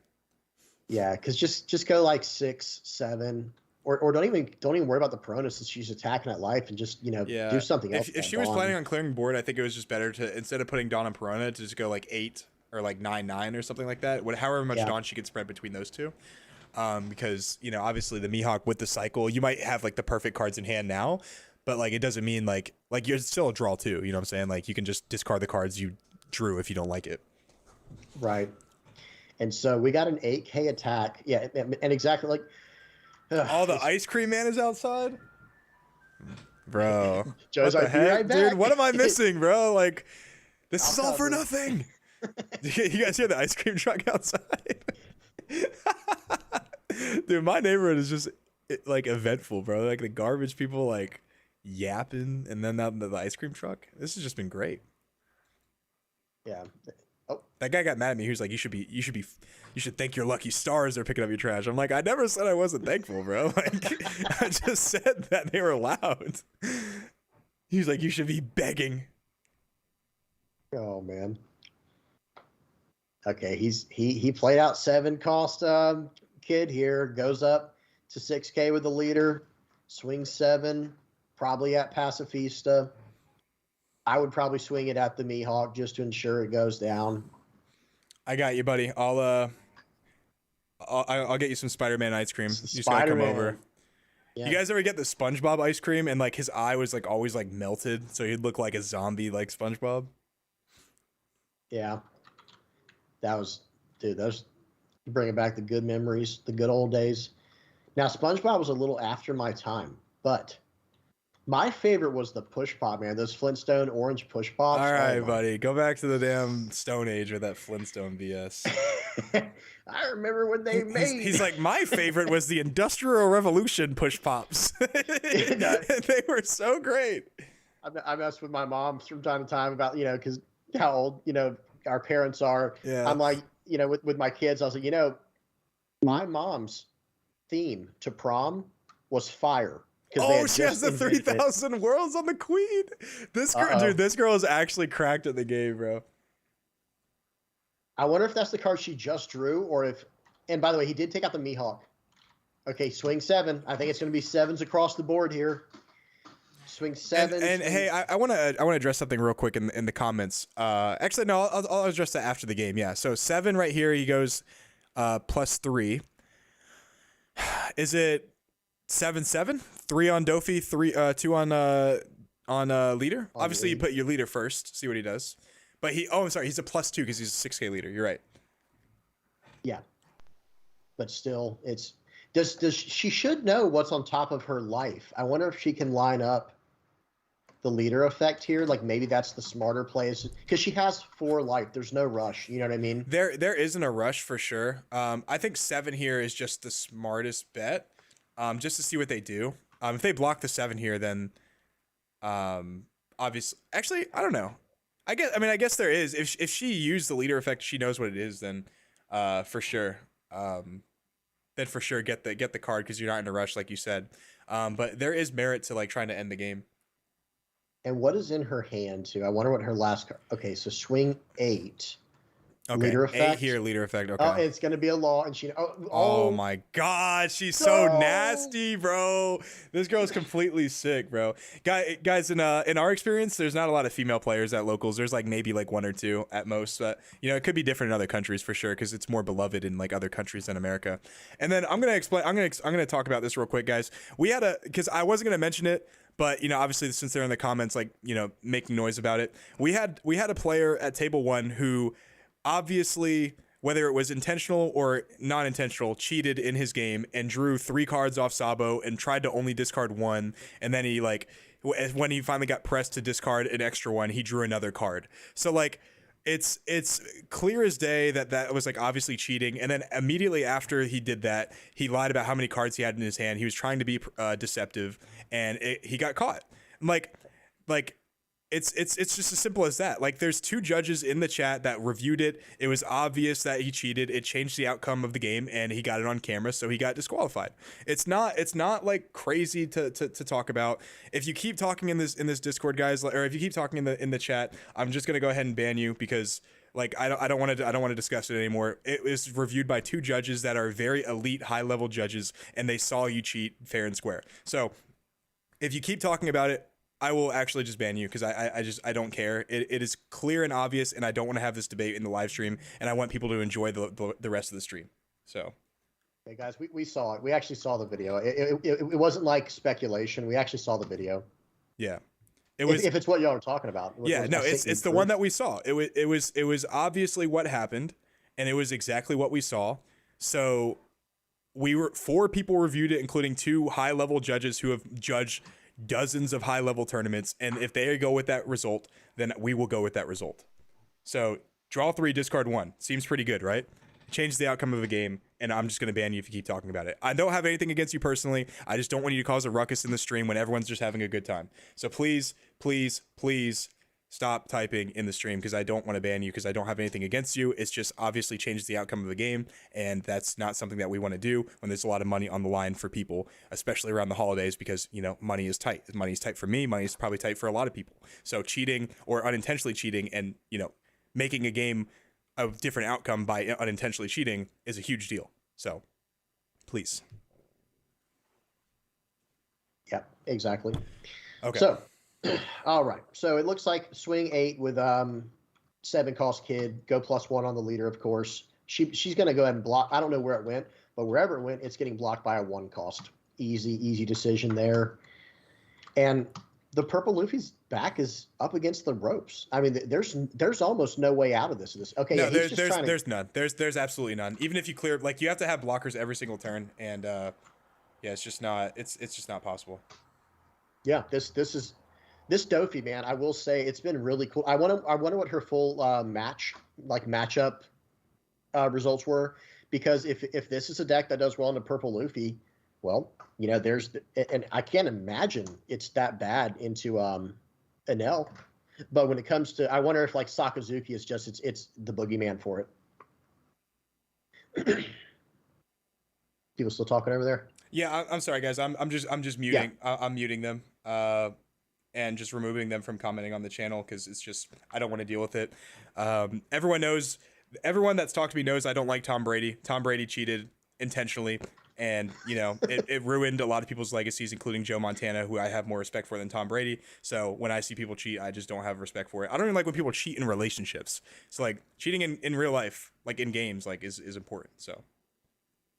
Oh, and can you pull up that card that they asked for right there, the blue Gecko Moria with the on play effect? And yes, Steven, it's I'm the VV Theory, and Heart Pirates TCG is Joey, the other one talking. That we're the 2 commentators. Cool, yeah. A VV Theory YouTuber posts every single day. For those of you guys who don't know, Gecko Maria is a on play get a 7 Warlords card from your trash. I don't think it has a limit, right? Or is it a 4 cost or less? I think it's a 4 cost Warlord from your trash or less, and grab it and add it to your hand. Yeah, I'll bring it up real quick just in case. Is it just a character too? That's the real question. Yeah, it's just a character. Yeah. Yes.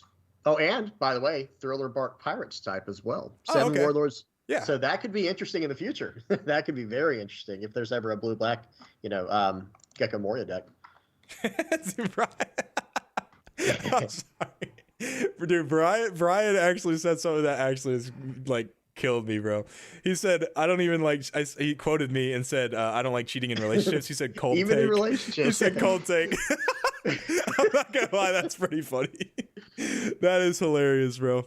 So yeah, guys, we got it taken care of super swift. So yeah, that's that. And we let like the rest of the tournament play on. This tournament's been running very smooth, and for the most part, it's our first go at it, and it's just been great. Thanks for our great judges, and obviously you guys, the chat, and everyone participating in the tournament has just had great high level games. So couldn't be more thankful for this turnout, to be honest.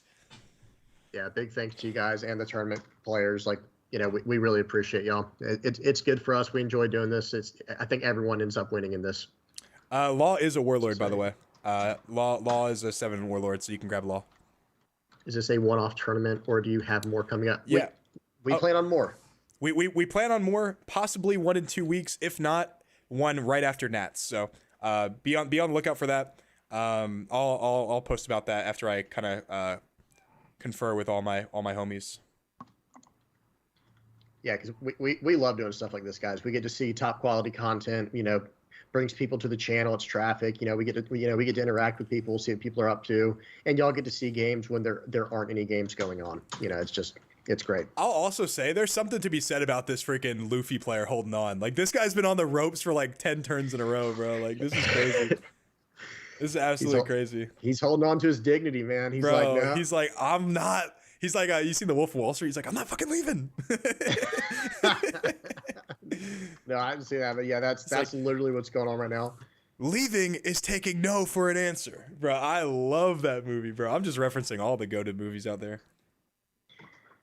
Yeah, and he's trying, man. He's hanging on valiantly. But even if this is a 9-cost Kaido, it just simply doesn't matter because he cannot take out the Mihawk, and he has no. Yeah, he's just gonna go he's sideways. Just gonna scoop right here. Look at that. GG, bro. Yeah. Ken Venture said, "Will prizing be this great next time? It should be even better, to be honest with you. Should be even better. I mean, the thing is, to reach this prize pool, we needed 80 people to pay $30. Honestly, we're losing a little bit of money with this tournament because obviously with PayPal fees, when you guys pay $30, we actually only get like 28 of it. So technically we are losing a little bit of money, but for the payout to be at what it is, 80 people need to pay $30. Obviously the more people that we get, the better the payout will be after we pay our judges, of course. So if we get double the people next time, let's say 160, then of course we'll have double the prize support, as long as obviously we pay our judges and make sure they're fairly compensated as well, because they've been actually running the whole show. We're just commentating on it pretty much. So like they've just been doing great. So like we're standing on shoulders of giants here. But I'm not gonna lie, guys, I have a lot of respect for this Wimmy girl. Like, she is just absolutely crushing it with Doflamingo, and I've really enjoyed all the games I've watched from her. So if you're watching this, even after this fact, she is watching this. So, well, maybe not. Maybe she didn't wave at us. But if you're watching this, congrats. Like you're playing really well. So let's go back to. We've already watched Turtle. I don't think we've watched Table 2 yet. Table 2. Yeah. All right. Okay. Well, this game's looking pretty close to death right here. What do you say? Yeah, that's a grim look there, but one Hound Blaze can change everything. I think our Dofi player is X either 1 or 2. I'm not entirely sure. Well. Let me check our standings real quick. While James, you want to kind of take over the conversation? Yeah, absolutely. So guys, we're back at the table with the sleeves that cannot be beaten. Looks like he's pretty close to being beaten, though. Well, we'll see. Can this guy survive a 12K and 15K attack? Well, actually, no. He's got to be able to get down. I didn't see the Borsellino because it's the Altart. He's got to get through one of these blockers, and that's game. Unless there's life that I don't see on the screen. Okay, real quick, James, sorry to interrupt you, but our Dofi player, our beloved Dofi player, is actually 3-2 right now, sitting in 23rd place. Now that's before the final pairing or final. That's before the final brackets and final submissions. So it very well could go up. It also possibly could go down. It just depends if there's one more round or not. Oh, okay. I think the dreams have been dashed here. Damn. Swing 12. Was the Pokemon sleeves, were they defeated? Yeah, Damn. but Looks well, like Sakazuki won the Sakazuki mirror. Unless, Rebecca not right here. done I mean, yet. it's not completely over, right? I mean, Hanging on by Sakazuki a will win this thread. game. So, looks like a Yeah. 2K counter. Now he has 3 Dawn up. Is this a Bart? Is this a Bart? Oh, what did I tell y'all about that tech? That versatility, bro. I told y'all about Gene Bart. Everyone's like, you gotta play Toy Soldier. You gotta play Toy Soldier. Nah, bro. I like blocking, bro. I'm a blocking boy. It was I think we got a spectator, Rufus June. But yeah, that could have been the play. There's 1 card in hand or 2 cards in hand for each player. So that's going to determine everything. This is literally the person's screen got real okay. Oh man. You know what? I just realized the only thing that can beat the Pokemon sleeves is the Pokemon mat. Oh my god, the loophole. Oh, I didn't even see that. Dude, your Oh. observation skills are legit like Katakuri level, like next level, bro. And I didn't ask for this, man. It's just You know, it's a curse, bro. It's a blessing and a curse. for real. But yeah, that's. I haven't given up on the sleeves yet. Dude, though. I I'm not haven't gonna given lie, up. these comments, bro, have just been so funny, bro. Cards of Cody said Sakazuki beat Sakazuki, more proof that Sakazuki is busted. That's facts. That's Dude, 100%. Sakazuki literally can't lose, bro. Or he just wins every time. And then Brian said he slammed the bar down like an ode of money, bro. He's dude, like all these guys are climbing out of impossible scenarios, bro. It's lit, dude. We love it. And the funny part is like this is up here in the very top, right? This This is table the very, 2 right here, yeah. Yeah. So it's like these guys are probably guaranteed top 16 at this Yeah, point. probably. Yeah, more than likely. Not for sure, but well, actually, this one's really important, isn't it? Because whoever wins this, it determines if we have the next round or not for Swiss. Oh yeah. Who's the down pair? Let me Hang check. on. Let's see. All right, guys, the down pair is player on Koza. the- It's Koza. Yeah. Which one's Koza? It's the top. All right, guys. So the Or, top. If the top wins, then the down pair. If the top wins, then that's the last round in Swiss. If the top loses, wait, right? Yeah. If the top loses, Yes. there's one more round. Yeah. That's right. I'm That's right. tripping. I'm tripping, guys. Okay, here we go. This is Only a 50% win rate, Saka versus Saka? And Yeah. you guys were complaining about Sakazuki. It seems pretty balanced to me. It's 50-50. You like those odds? Oh, okay. Trash is 7 cost Borsalino. That's interesting Okay. All right. because couldn't he just remove one of the? Well, no, he does have he three does have the blockers. Dawn. Yeah, he just doesn't have the Yeah. Dawn. Oh man. Okay, here we go. I Wait, don't what did think he do? Ruar is the down pair. Ruar has 15 points and Koza has 12 points. So I don't think Ruar is the down pair. Oh, wait. They thought the guy with the Pokemon sleeves has lost the game. Yeah, no way. no possible way. Okay, guys, I got to quit trolling. No, but seriously, yeah, this is I think he's trying to make it one more turn. The Sakazuki player on the top is trying to make it one more turn because, like broke Joe the said, he lid. just can't get through. What's that? My brother's bringing the trash back inside, and they broke the lid off the trash bin. Oh, that's a rip. I hate when that happens. Yeah. Oh man. So Split happens. he's got okay. Swing 5 with leader.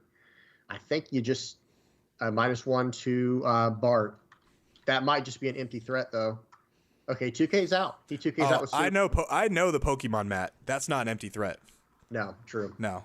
He means every word. He's intentional. Yeah.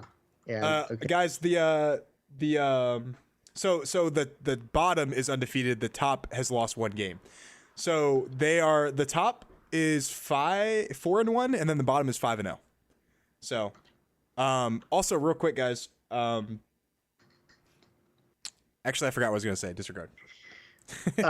And to the person who said can't see the top player's hands, we can see him. It's just the way that it's cropped. That's all. Like he's not cheating. It's nothing suspicious going on. Actually, it's just, that is what I was gonna say. So yeah. Yeah, I thought so. Yep. Yeah.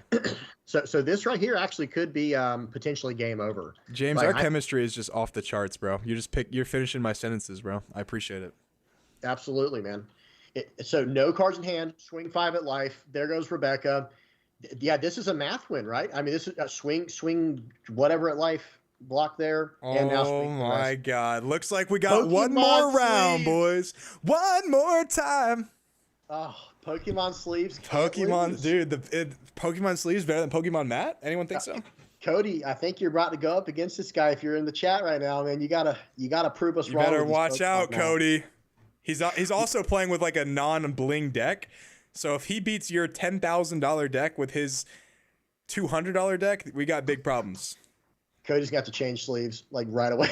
Like, Yeah, he's absolutely. Gotta get these Pokemon He's like, sleeves I on. gotta get those Pokemon sleeves. All right, guys, we're gonna take a quick breather, and I gotta go to the bathroom, and then we'll start when the next round starts. Yep.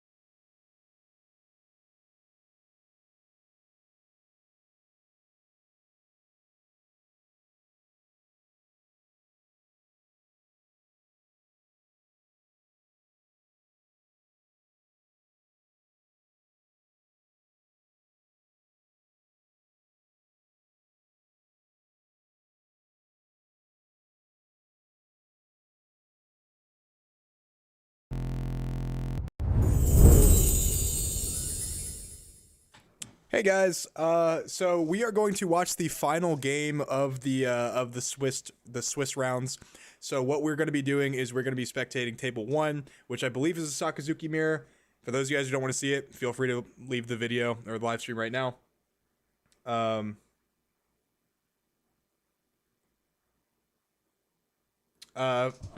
Barbara says he disqualified a player that didn't cheat and still continue like he was nothing, like there's nothing wrong with it. The guy literally got caught cheating.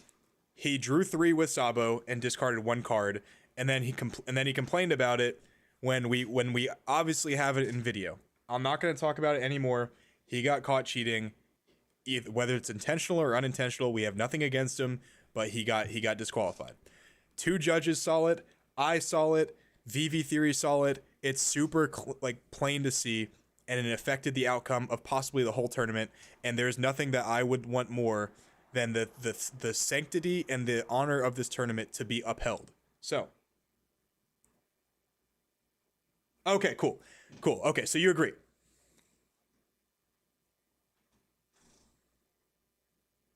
Are you talking Barbara, this is pretty, if you're telling me if I have eyes, if you're telling me that I have eyes, this is a very easy ban from the channel. Are you asking me if I'm blind? Yes or no? We're going to go straight Asmongold here. All right, I'm back. Sorry about that, guys. Had to put in a little delivery. And I heard what you were saying there. And Jelly, I mean, what do you think about at some point maybe somehow clipping out the names of the people and just showing it at some point in a video if people are that adamant about him not cheating when we have video proof? They are right. They are right. Let's just drop it. We're good. They are right. Cool. So, all right. We're only human at the end of the day, guys. Sometimes we get a little triggered over here. Oh, okay, I see Barbara now. Did you? No, we're not going to post any of the videos. We're good, guys. We're dropping it officially now. So. Gotcha. Let me text some people real quick, and then we can start the game.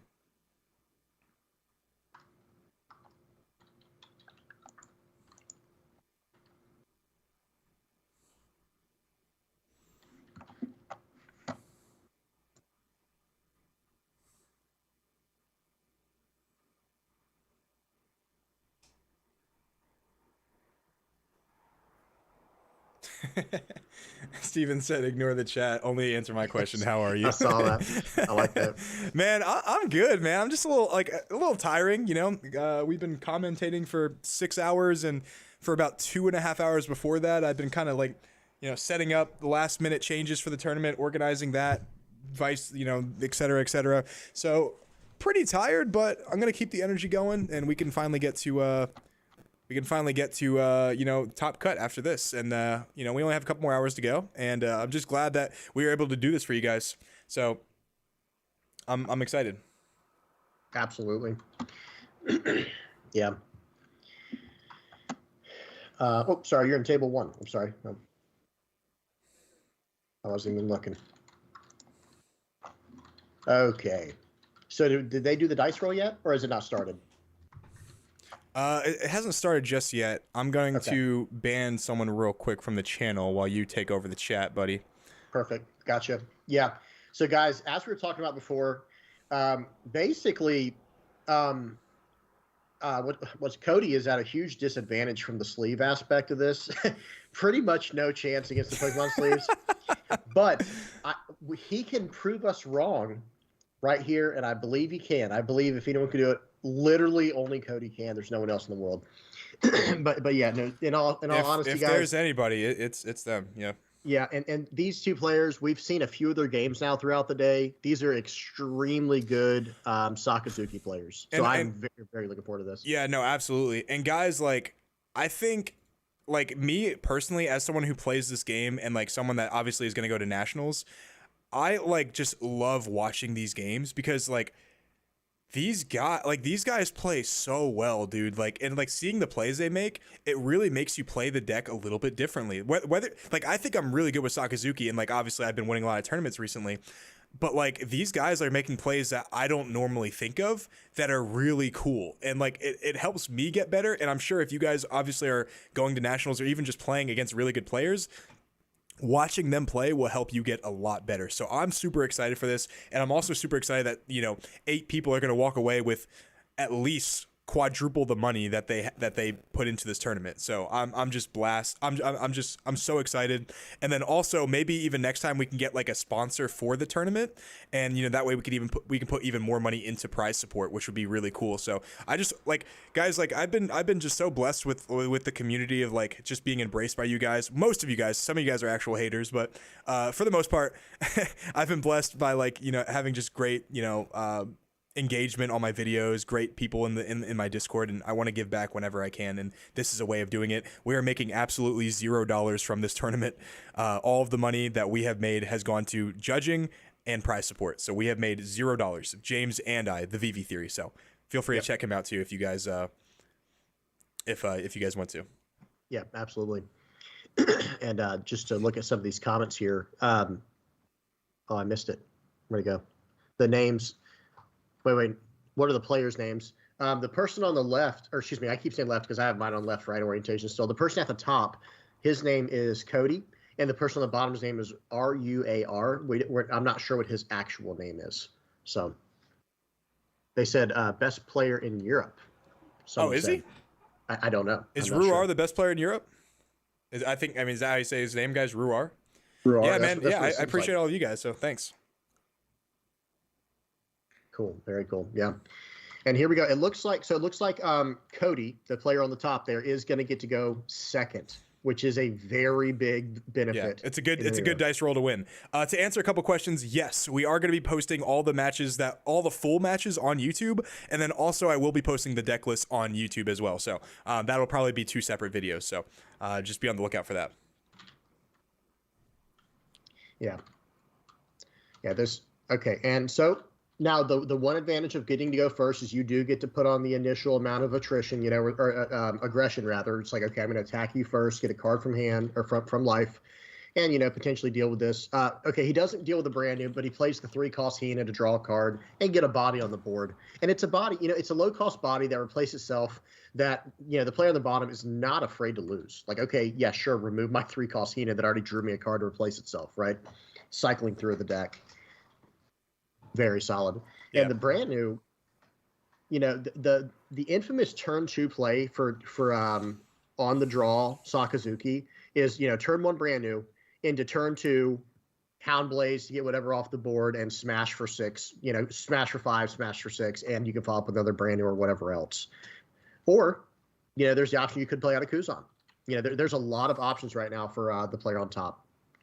Yeah, no, absolutely. So the thing is, just because Cody went first, like there's still like a really powerful play that's almost or just second. I'm sorry, second. Yeah, I'm sorry. It's just another powerful play that's just as good as going second is playing the blue Hina on turn 2 for going first. It is a huge power play. Some people even say it's better than playing brand new because it's like a draw. And it's a 4K body that can potentially attack for 7 on your turn 3. If you have no plays, it's a 7/7. So like you can definitely pressure life a lot. And then obviously if they can't answer your Borsalino on curve, like that's just absolutely massive. So there's a lot of things that you can do in this matchup that going first that you can't do going second. So we'll see how it plays out. But it looks like the Lucci is there to answer the Hina, like we talked about. Like it is very dangerous to leave that Hina on the field because it can put so much pressure in early on. Yeah, exactly. And on top of that, like there is something to be said about the odd curve, right? There is a few small advantages, like you said, with the 3 cost, and then think about the 7 cost and potentially 9 cost if you do run Mihawk. Not everyone runs Mihawk, obviously, but going 7 cost Borsalino on curve is very strong at dealing with Lucci's, Kuzans, Borsalinos, and then obviously playing the what's his name, the Mihawk on curve is just disgusting. It can deal with anything, even their turn 4 Borsalino. Yeah, and 5 Dawn turn is a little bit weird when they do remove it, but this possibly could get met with a Great Eruption Lucci, which is very possible, but based on that, I don't think it's going to happen. Since he minus the cost to the Lucci, I don't think he's going to Lucci his Lucci. Does that make sense? Well, Because Lucci should put the maybe. brand new at 1, and then he would Great Eruption to put the Lucci at 2. Well, that's fine too, because the brain is already at 2. You can -1 to the Lucci and then -2 to the Lucci. I mean, You see, I mean, yeah, I guess that's fair. Yeah. it ended up being the same, but you're right. It could have Same literally math, been done yeah. either way. And So okay, okay, so it looks and like it wow, is going to happen that way. The Lucci is the Lucci. that's a pretty. This is a pretty good matchup so far. Like these players have had good answers for each other. They're making good tempo, and yeah. Okay, what's he doing there? Oh, he's returning 3 cards with Lucci's effect, of course. Okay, and he's already done the leader effect. Here we go. So 6 Dawn turn. See, that's where I feel the turn is really awkward, is the 6 Dawn turn. The 5 Dawn turn is as well, but 5 and that is just the most awkward turn for these guys. And I wonder, like, in the future, if, like, I don't know. I still think that I would love to see, like, a Hina come into play, like a Hina or even a 6-cost Sakazuki. But trashing a card is just so devastating, man. Hina? Yeah, 5-cost Hina. 5-cost. Or, yeah, Talking blocker Hina? Yeah, blocker Hina. Dude, that card is never gonna get played in Sakazuki. Man, that's a good card in Sava though. And well, let me change. I'm sorry, guys. This is round 7. Let me go ahead and change that. Yeah, round 7, guys. This is the last round of Swiss. This is last round of Swiss. Then we'll get a cut to top 16. Okay, so here we go. So it looks like a 6 at life here. So life. Great Eruption minus the 2, minus the Lucci. So is this just a Lucci for 1? What do you think? Yeah. So it looks like he counters out with a 2K. And notice, ooh, okay, the Borsellino here. Yeah. I mean, that's generally fine too. I mean, unless he has Houndblaze. Houndblaze would be a really good answer here, especially if he Houndblazes this, then he's going to probably take 2 life this turn, depending on the situation. And yeah, and not to mention 7 Dawn turn. What if he just Borsellino's on tempo here? Is that crazy? No, it's not crazy. It's not crazy at all. Leader effect. Anything to answer this Borsellino right now is a good play. Yeah, I do think that like applying pressure really early is. Notice how they all normally people like take like their first 1 or 2 life, but notice how like everyone that plays these mirror matches protects their life a lot, and it's because life is very important, because like eventually, you know, whenever they get in like late game scenarios, when they start like Houndblazing your stuff, you want to be able to have like a buffer, right? And a lot of people don't realize that, and they'll lose the mirror. I told you I coached Ryan one time, and him and I were playing the Crocodile mirror, and the first game I played him, I had 3 life and I beat him.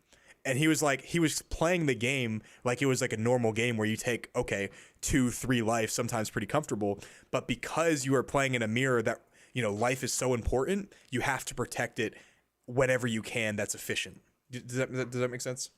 Absolutely. Yeah. It changes. It really does change. Yeah, it's a completely different ballgame when it's the Sakazuki mirror.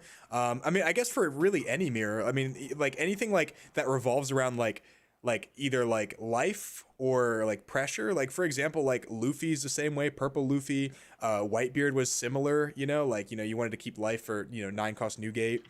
And then Katakuri, you know, like Katakuri is a little bit different because, you know, you can like gain life, but, you know, you don't want to take too much life early on, because then the Katakuri swings and Big Mom swings just kind of get you out of the game. So got a random. There we go. Just an accident, probably. Yeah. Oh, we actually had someone join the Worst Generation, which is like a YouTube membership. So we appreciate you, Pedro. Thank you so much. Awesome. Yeah, good stuff. Sorry, I didn't see that. I was kind of focused on the game. No, yeah, absolutely. And speaking of, you know, that was a turn where it was a swing 7 with Lucci, with Houndblaze for the leader to take out the Borsellino, swing 8 with leader, establish the Rebecca and the 3-cost Hina. Yep. Now, and notice, like I said, he countered out of one of them because life is so important. Most of the time, obviously, like going down to 1 is scary, but like people will literally counter out of like a 7 or an 8K to stay at 2 life, because going down to 1 life, especially in the mirror, is so scary. So guys, if you play the Sakazuki mirror, just kind of take note of what they do, like their small intricacies, because there's a reason behind it. And I've won almost every single one of my Sakazuki mirrors at locals and online, like on the rank simulator, because I understand, like, you know, when to take life and when not to take life. And even small things like that can literally win or lose you the game. And you can see it right here at the highest levels. Nice. And real quick, Steven has a question for you, Joey, in the comment section. Where can he go for coaching? Hold on. Okay, cool. For some reason my thing wasn't up to date or whatever. Up to date, yeah. Yeah. Uh, oh, do I do coaching too? Yeah. How do I get into it? Yeah, it's so it was on my YouTube membership, and it's going to be on my website in the future, but in the intermediary period, because my website is not officially complete yet, it won't be complete until January, late January. That I'm going to be doing it through PayPal and Discord, basically, right? So you just PayPal me whatever however many sessions you want. It's $20 a session, and then we do like a 45 to 50-minute session, and then obviously we talk about things that you're struggling with and things like that. So I have like a bunch of videos on like teaching people the game. So if you like that style of coaching, let me know, and we can hop in a call together sometime. Looks like Mark messaged the chat. Let me see what he has to say. Yeah, I think if it's what I think it is, I like it. Yeah, it is what I think it is. It has to do with the game we talked about. And I think it should be posted at some point where there's no names to talk about it, where it's just like it's irrefutable evidence. You know what I mean? Because remember, I was one who was against the idea of no point even talking about it. But since they've mentioned it and brought it out, it's like okay, whatever y'all want to talk about. I don't want to talk about it anymore. Yeah. If Mark wants to post it, he's his own person, he's his own man. Let him post it. I don't want to talk about it in the stream. Sure. Cool. So much love. So ADAT Life here is going to be met with, that's scary, man. That's going down to 1 right there, Cody. I mean, it's not looking great. Because that Borsellino is going to get removed. No, it's not. Disregard, guys. That Borsellino is safe. It was a trick. It was a trap.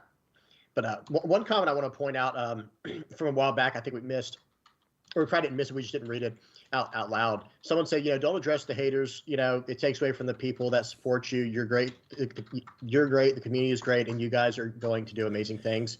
We really appreciate comments like that, guys. Thank y'all so much. We really do appreciate that. Yeah, it's I don't really know how to. I don't really know how to be a YouTuber, to be honest with you guys. Like, I just, I'm a very strong opinioned and strong-willed person. So, like, when it comes to, like, not responding to people, it's hard for me. So, like, sometimes I do it and sometimes I don't. But I do need to learn to, like, definitely be better at that. Because I am definitely... I grew up on Halo 3 and Black Ops, MW2, Black Ops 3. So, or not Black Ops 3. Black Ops 3 is bad. Black Ops 2. So, Halo Reach. All these games where like the second someone responded, dude, you bang their mom. Like it's just that simple. So. Oh yeah. Yeah, I grew up in the old Quake 3 days, Joe. Dude, you're such a boom. How can we be so like? How can we be so similar, but like we lived like completely different like eras? Well, they were pretty much similar. Like you're saying, like whatever the Halo lobby was, I promise the Quake lobby just as bad, if not worse. Like because there were no filters then. You were on your own private servers where it was just like whatever you said. Oh my god, who knows, bro? The digital footprint. If they found those records, bro. Oh no. Oh my god, bro. You never get a job again, dude. Oh man. Oh, that was good times. You gotta admit, that was good times. And Pedro, thanks for the love, bro. I really appreciate it. I try to be as helpful as I can for especially the new people, because this game can be really daunting to kind of like learn the intricacies of it. So just kind of explaining this to newer players or even people that are wanting to get better is often really helpful. So okay, it looks like a Houndblaze going into the brand new. Look at these 7 costs. 6 at life, 7 at life here. 7 at life here. Or more, right? 7 plus the Houndblaze. There's 6 plus Houndblaze. 9, I think. Right? Or did I miss something? It's 7 because I'm sorry. Yeah, 9. I'm sorry. I'm tripping, guys. it's been a long day. I think I need to go to bed early tonight and recover. Absolutely. Yeah, me too. And I love the 7 cost Borsellino in the mirror. I'm just gonna be honest. Yeah, it's great. Yes. It can be dealt with, and if your opponent techs in the Mihawks, it feels awful. There's no doubt about it. It's devastating. But at the same time, okay, and here goes. What's even crazier? If they for example, like if they can't get rid of the Borsellino on curve, if you drop Mihawk, I feel like the game's over, bro. like going Borsellino into Mihawk, if they can't get rid of the first one, it's different. Devastating. It's different, bro. And it's all bottom decks. It's not bounce to hand. It's not KO. There's no way around it. It's going away. Yeah, that's it. What do we got here? Trash talk back in the Pong days was Oh lit. man, dude. Oh, You're no. like, you wait till this little line gets to the other side of the screen, bro. You just wait. The It's Pong different. trash talk had to be crazy, man. Yeah. And then Christopher, thanks, man. This tournament has been great, man. The people I've talked to that have participated said this has been great for them too. So I just couldn't be more thankful that this is like turned out how, like, dude, this is almost a 100 person tournament, and it is running smoother than like a lot of the streams that I've seen. So it's wild to see that. Yeah. All right, so Borsellino So- is huge. I got also, guys. I do got to be better on changing these this thing right here. So maybe what I should do is have like a slideshow of like all the black cards. Like, so whenever we see a Sakazuki mirror, it just like rotates in and out. That way I don't have to like keep changing it manually. So I'm gonna look into that and soon. That's a good idea. Yeah. Yeah. That way, because like I'm just like mesmerized with like the game and like talking to you and then talking to chat and I'm like, oh yeah, you know, Rebecca's been on the Right. screen for 5 minutes. And John, Oh, I was gonna say, Yeah. yeah, Jonathan, 2 undefeated is this game right here. They're both 6-0 at this point. yeah, and It's and right crazy here- seeing two, like one of these players is gonna lose, and they both. Oh, the Kaido, let's go, bro. He Although just that's slams not good. down Kaido. That's still not the best. Like, dude, like he very well could end the game with Yeah. with And his he's- board right now. Oh yeah, yeah. He is licking his chops right now. Like Cody is like, oh man, you better hope you got all 2Ks right there, because if that Rebecca goes down, it's going to be like a 10K, 10K, 10K coming through. Man, yeah. So like, if the Rebecca goes down, I mean, he's got to have a lot of counter to get out of this. He has to counter out of basically 2 like 11s, Yeah. which And is a there's lot just of no- counter. Yeah. How is pricing distributed? Pricing $1,000 for first place. Second through eighth place gets $200 each. So big incentive to win right there. We like winning. And obviously, even if you get top 8, you paid $30 to get into the tournament and you made like 6 times your money, right? 30, 60, 90, 120, 150, 180, almost 7 times your money. I had to literally count on my fingers. Had to take the socks off, use the toes, man. Bro, literally, bro. I'm telling you guys, like, I can like formulate sentences usually pretty well. Like I'm actually a pretty good writer. But when it comes to math, I legit can't do anything. Like it's just not it's not in the membrane, bro. It's not in the cortex. Yeah. I'm not a science guy either, so if that's not scientifically right, don't worry about it, bro. Mind your business. So looks like the 8K So- is gonna get met with 2 2Ks. with 4 Yeah. 2Ks. So looks like he had them in hand. Most people only play 8. So depending, I'm very curious to see his list. Actually, he might be running a very similar list to me. And I'm really curious to see what this follow-up play is going to be from Cody here, because he obviously didn't have removal. He basically just told his opponent, "I don't have removal," because the game would have just been over, right? There's no possible way he survives this. So he's gonna. Okay. I mean, he can very well survive this. I mean, he's gonna play another blocker. Obviously, if he plays Sabo here, this is huge. Well, no, I'm Hina. saying if the player on the bottom, like, did not have, or excuse me, if Cody had removal to get rid of that blocker, there's no way you would survive at 11K, whatever's left. Tsuru, okay. Oh, he's gonna Lucci it. Okay, so he just wants to get this Kaido. I think off the he board. wants to get the guaranteed win as opposed to it's okay. a Houndblaze. chance. Yeah. Tashigi. Oh my goodness, the Tashigi Tsuru What? Houndblaze. Wow. A lot of cards to, but the thing is that unless he plays Rush Usopp, there's no way that he can get out of this. So he has 5. He had like 11 cards in hand, I think it was. I just don't see. All right, here we go. Well, he has a blocker and 1 Trigger? life now. Okay, trash a card. Trash that light. Yeah, trash that. Bravo. Yeah. Sorry. Trash a card. Uh, Yeah, oh, Kuro TCG came out. Oh, dude, Kuro's the GOAT, bro. Kuro is definitely in the top of my people that I watch on YouTube. So he said, "Great stream, bro. Happy you got a good turnout. Hopefully, I'm able to join you next time. Hopefully, bro. Yeah, man. I'd Gotta love get to in the have you next on one. here. Yeah, big fan of your channel, buddy." And then great turnout. Yeah, everyone's saying this is a great turnout so far. Guys, we this is our first one. I didn't know if this was going to be something people were interested in. I mean, we've had almost at one point 400 concurrent viewers. So it looks like people are pretty interested in this. So I think we will be able to do these more often now that I know the interest is there. So I think we will do one in about 2 weeks, but I'm not sure on that. If you're in a Discord, I'll let you know, okay? You see what I like what MM said. If he has a single tech, oh, he's got a major hand bleed going on here. But if he has a single tech Usopp, this game is over, dude. Because he has no cards left in hand.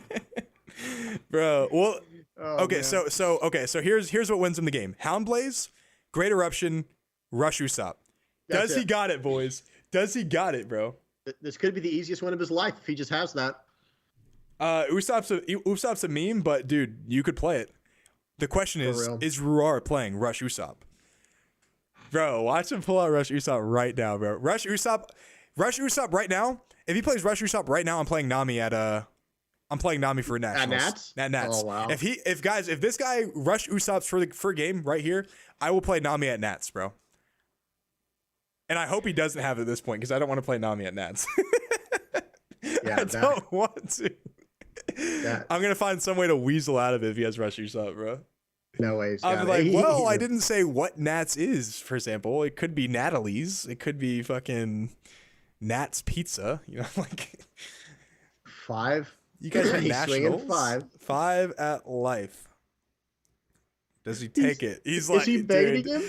He's like, you can have my Rebecca. There's no way I'm risking He takes it. Usopp. He's not playing around the Usopp, bro. Don't play the Usopp. He's gonna do it, bro.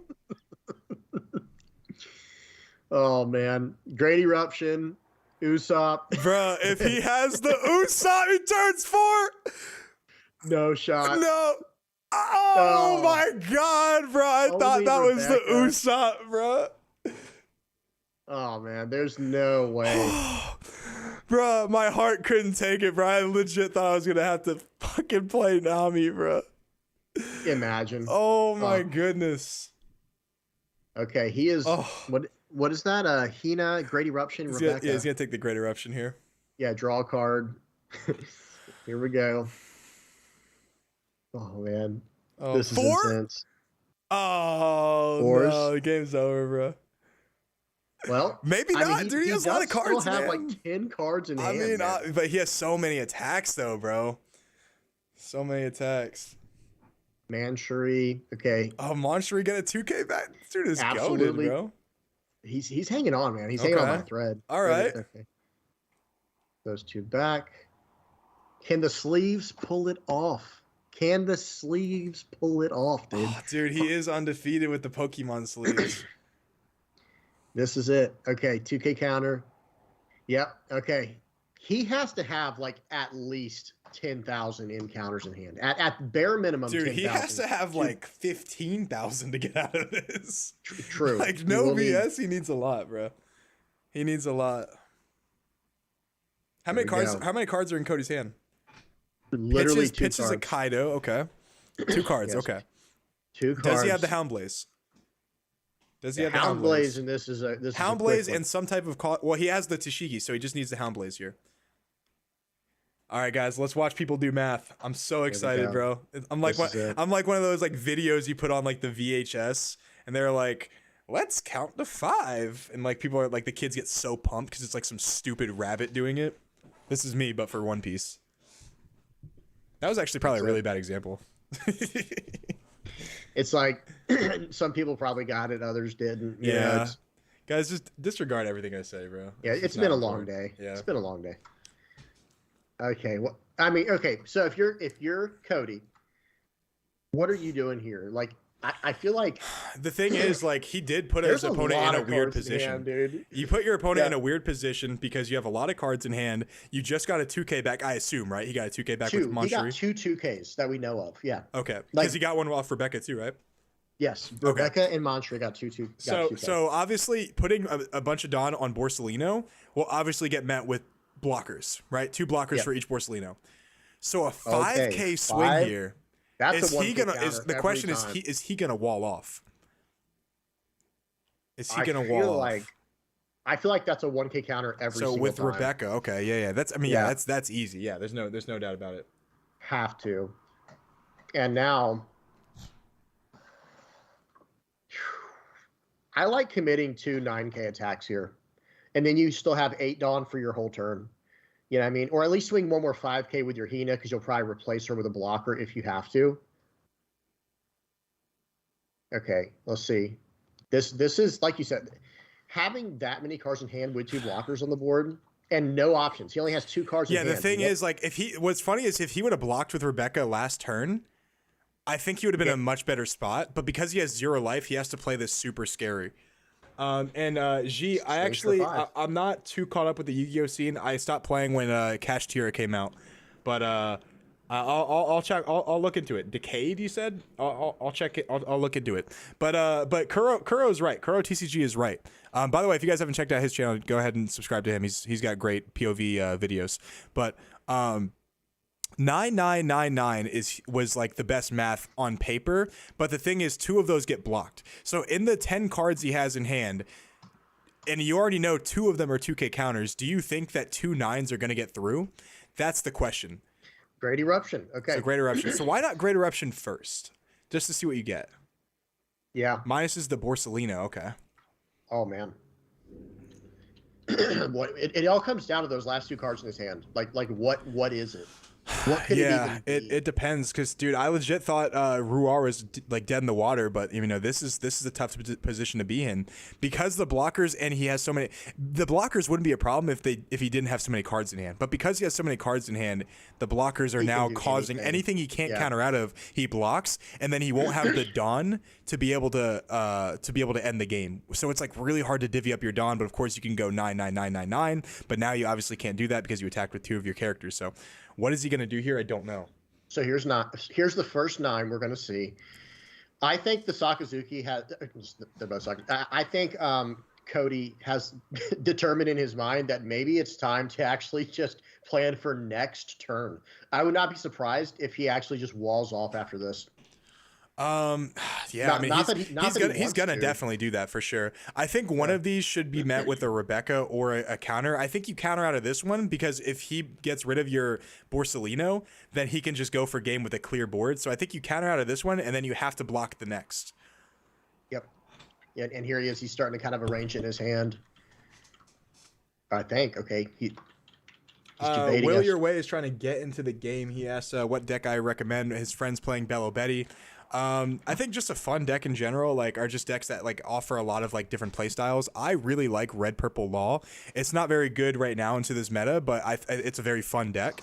Obviously Sakazuki's a fun deck. Crocodile I think is fun. Obviously not nearly as like diverse as, you know, Law, Sakazuki, and you know, Red Green Law, but it's definitely fun. So okay, he looks like he blocks this one. If he has the Houndblaze here, he just wins automatically, straight up. Yeah. And his guys have already been cost reduced. So there it is, right there. That's what I said, wow. Dude. You got to counter out of this one. Yeah. You got to counter out of this one. If he could have, could he have? And now it's gonna be. He could have countered out of this one. Yeah, he should have done it. Oh yeah, yeah. Damn, dude, that's huge. It's absolutely huge. I missed it. Like I was just reading the chat over there. So he basically ate it with the Rebecca. Is that what happened? So he blocked with So he blocked with Rebecca rather than countering out.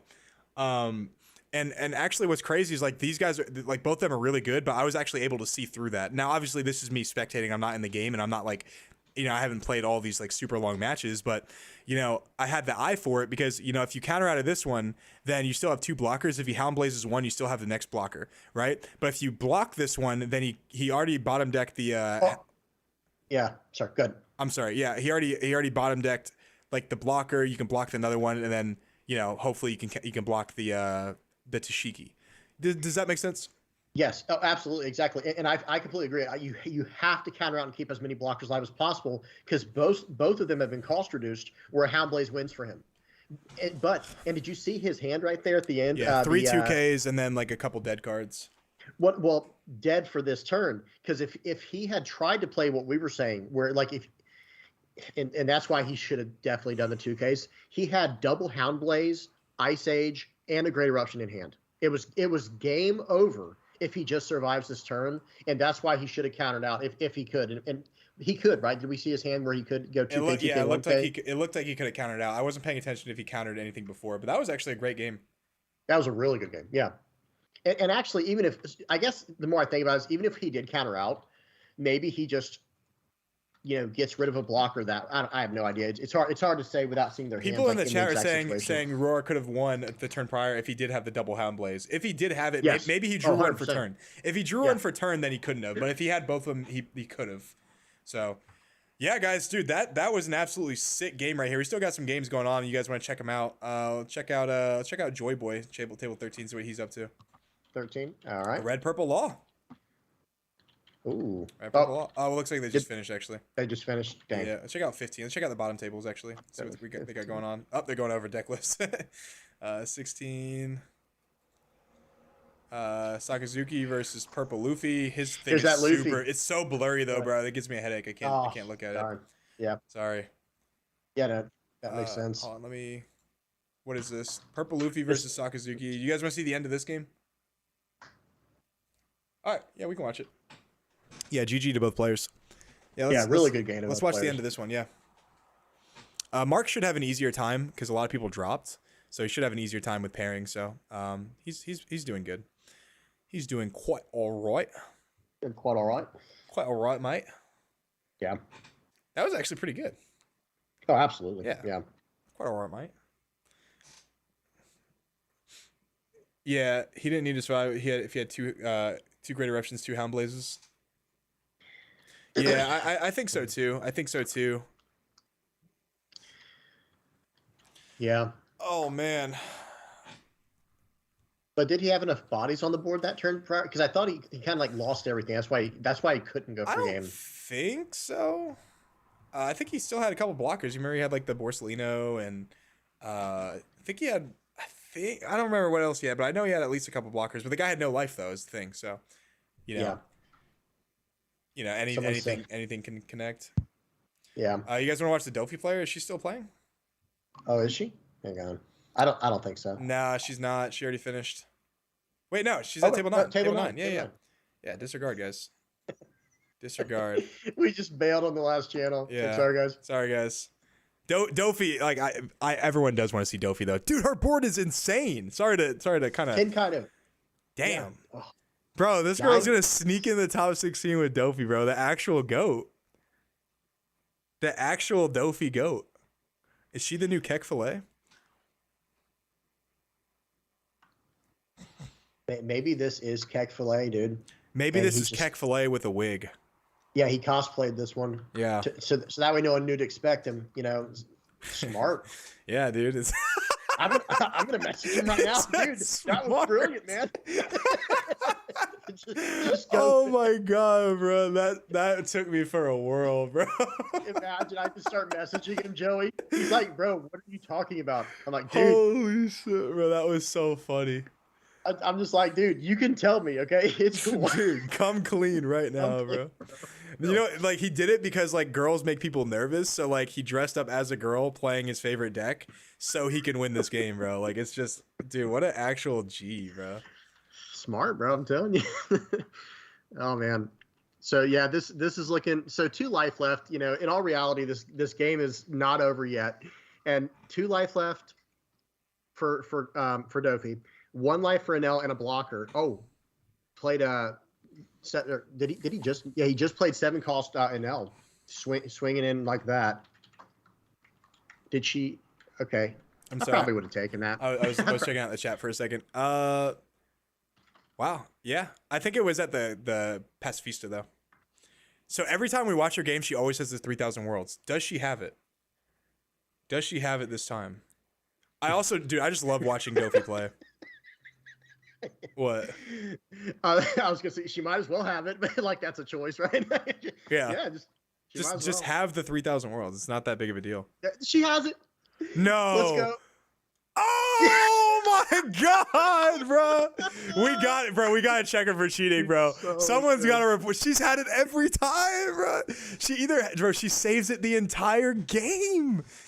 Oh my god. The beige. Oh my god, bro. Ruining the dream. No. He's gonna pick Kyle, obviously. Yeah. Kyle, yeah, but it doesn't matter. She still got this. No, maybe not. Oh, actually, yeah, that's true. What if this is another beige? Bro, She this is still roulette. wins. No, another beige doesn't work. She has 1 more attack. Oh no, yeah, yeah, yeah. Wait, why is she swinging 7? There's No, no he's cards in only at hand. 5. No. No, Uh, not. no, It's not beige. don't do it. No, don't do it. Oh, okay, we're good. GG. Whew, Look at her clap. I love bro. it, dude. Thumbs up. Let's Bro, go, dude. dude, this Dopey player is cracked at the game, bro. Even the comments are like, that's always the one card in her hand, bro. She has it, bro. She legit put perfume on her 3,000 Worlds to know when it's coming out, bro. She's She a is G, bro. obvious crowd favorite. Obvious, Dude, obvious. she's my favorite already, bro. Like, just like she just won at table 9 with fucking Doflamingo, bro. Like against dude Anel and Purple Luffy. I mean, obviously, actually, those are pretty good. I think those are actually definitely winnable. But congrats, Bro, Joey. dude. Someone in chat just said, "Simps." If they only knew the conversations me and you have had, which we will never talk about on here. So yeah, you're right, guys. Yep, you're right. Yep, We're we're Sims. Sims. Yep. Don't worry about it, guys. Don't worry about it. Yeah, dude, Oh, man. she is absolutely going crazy right now. Wimmy is a beast. Absolute beast. Do we have any other games going on? We got I guess we can go back Let's to see. table 12, you know, the non-fan favorite, but you know. Yeah, I mean nothing. Wait, I don't think we saw this one. He said so cute and I haven't even met her. Who is this lovely girl? What's that meme? It's God, dude, I can't think of it, but it's like from like I think like Hotel Transylvania. It's like, who is this girl? Is she as lovely as she seems? God, dude, it's gonna drive me crazy. It's like the meme I saw. It was like when bottle service girls transfer into real estate. It's like and delete all of their like nudes and OnlyFans like links. It's like who is this lovely girl? Real, dude. Oh geez. man, bro, she's a beast. I don't think she's out of it, dude. Like I think she makes top 16 after that. I win. think so. Yeah. There's yeah. Sorry guys. There's a top 16 after this. Yeah. Yeah. Yeah, there's a slight delay for us guys, so sometimes we respond. I mean, this game like, this game is obviously in the favor of Sakazuki. It looks like. Is it? And no, I mean it doesn't matter either way. He just blocks this. block Borsalino, but can he get through? He needs one attack. Well, I mean, he has one card in hand, so 7 here automatically gets through, and then 7 here. It depends. I mean, we'll see. Yeah. Obviously, with Sakazuki, you never know. Did he scoop? Yeah. You. Wait. Who scooped? Did he scoop, guys? Did the Nell player scoop without relying on trigger? Yeah, you could just go beige, dude. Yeah, just dude, go beige, beige. just get beige. Top 16 is best of 1, guys. Just get the beige. It's not that hard, bro. Seems like an obvious play to me. All right, it's so obvious. It's so nice. I think I'll do it twice. That's So, right. all right, guys, we'll take a quick break and then we'll cut to top 16.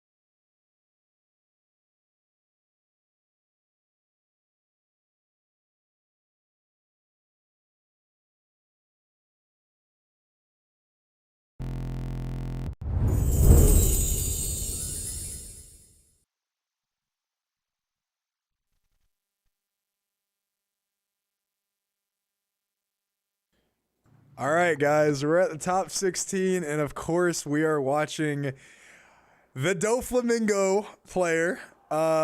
This is kind of like a Cinderella story, to be honest with you. Like, I mean, seeing a Doflamingo in a Sakazuki meta is just something that you don't normally see, and I'm excited to kind of watch it. I mean, this is every time we've watched this game or her games, it has just been crazy, and yeah, I want to see more of it.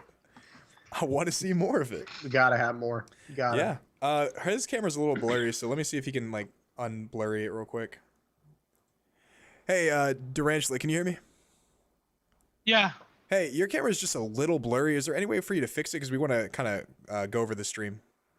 I don't know. I tried to fix it like yesterday, but I don't know what. It's not focusing. It has to be all day like that. Let me see. Okay. There's something I can do to focus it. It's not. I don't know if that's not, better. it's not a big deal. It's fine either way. We'll still record the game. So.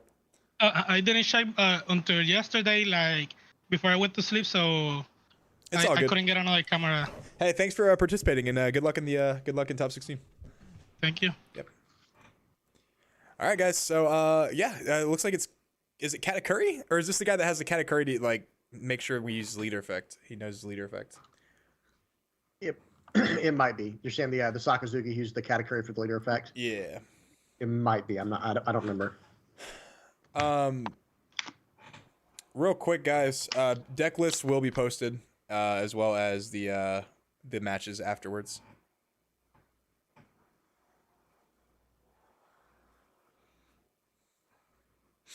Uh-oh. Where's our Dofi player? Yeah, we're waiting for a little bit.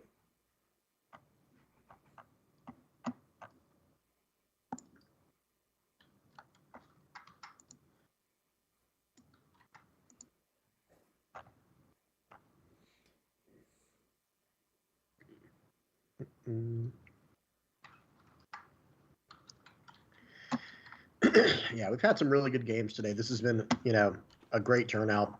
I can't wait for future events like this because, guys, like we've said before in the stream, if whoever's been watching for that long now, this is not like a one-of event we want to do, like a one-time only. We want to do multiple, more and more of these. Yeah, no, absolutely. I wanted to do.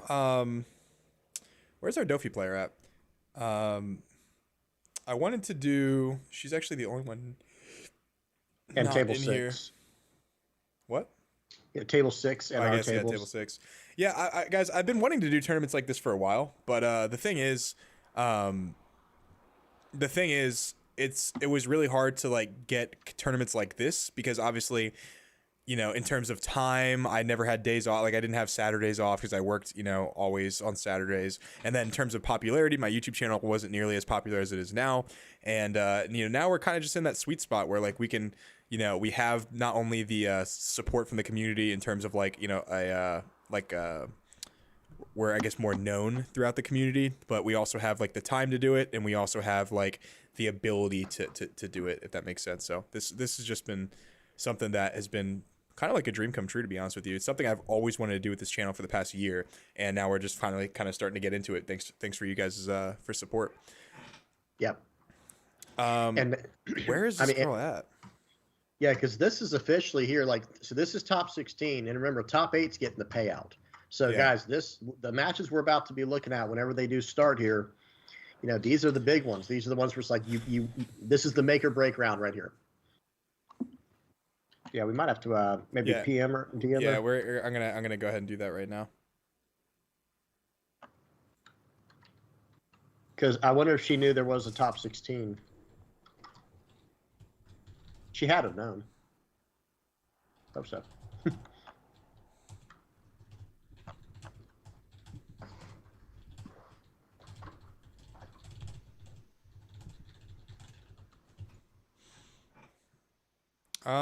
I pinged her, so if she's not here in a couple minutes, then we'll just go to a different game. But I'd like to see her game, just because obviously Dofi is not something you see. Yeah, best of 1 in Top Cut, guys. Oh yeah, best of 1, guys. And someone asked earlier, if Cody was the only undefeated with Sokka. Yes, that is correct. Yeah, he's the only undefeated Sokka player in top 16. Actually, did he lose? No. I remember he was able to Hound Blaze. Oh, his way to true. victory. Yeah. It was a really good game, Tom. All right, it's officially started, so this girl is late. All right, yeah, we'll wait like one more minute, and she's not there. We'll just go to a different game. Let's see what kind of mashups we got over here while we wait for her. Yeah. Uh, For 2, table 7. This is Sakazuki versus Sakazuki. This is Enel versus Sakazuki at table 6. We're just climbing our way through. Enel versus Enel. That's actually one we might pin to if she doesn't show up. Enel versus Enel at table 5.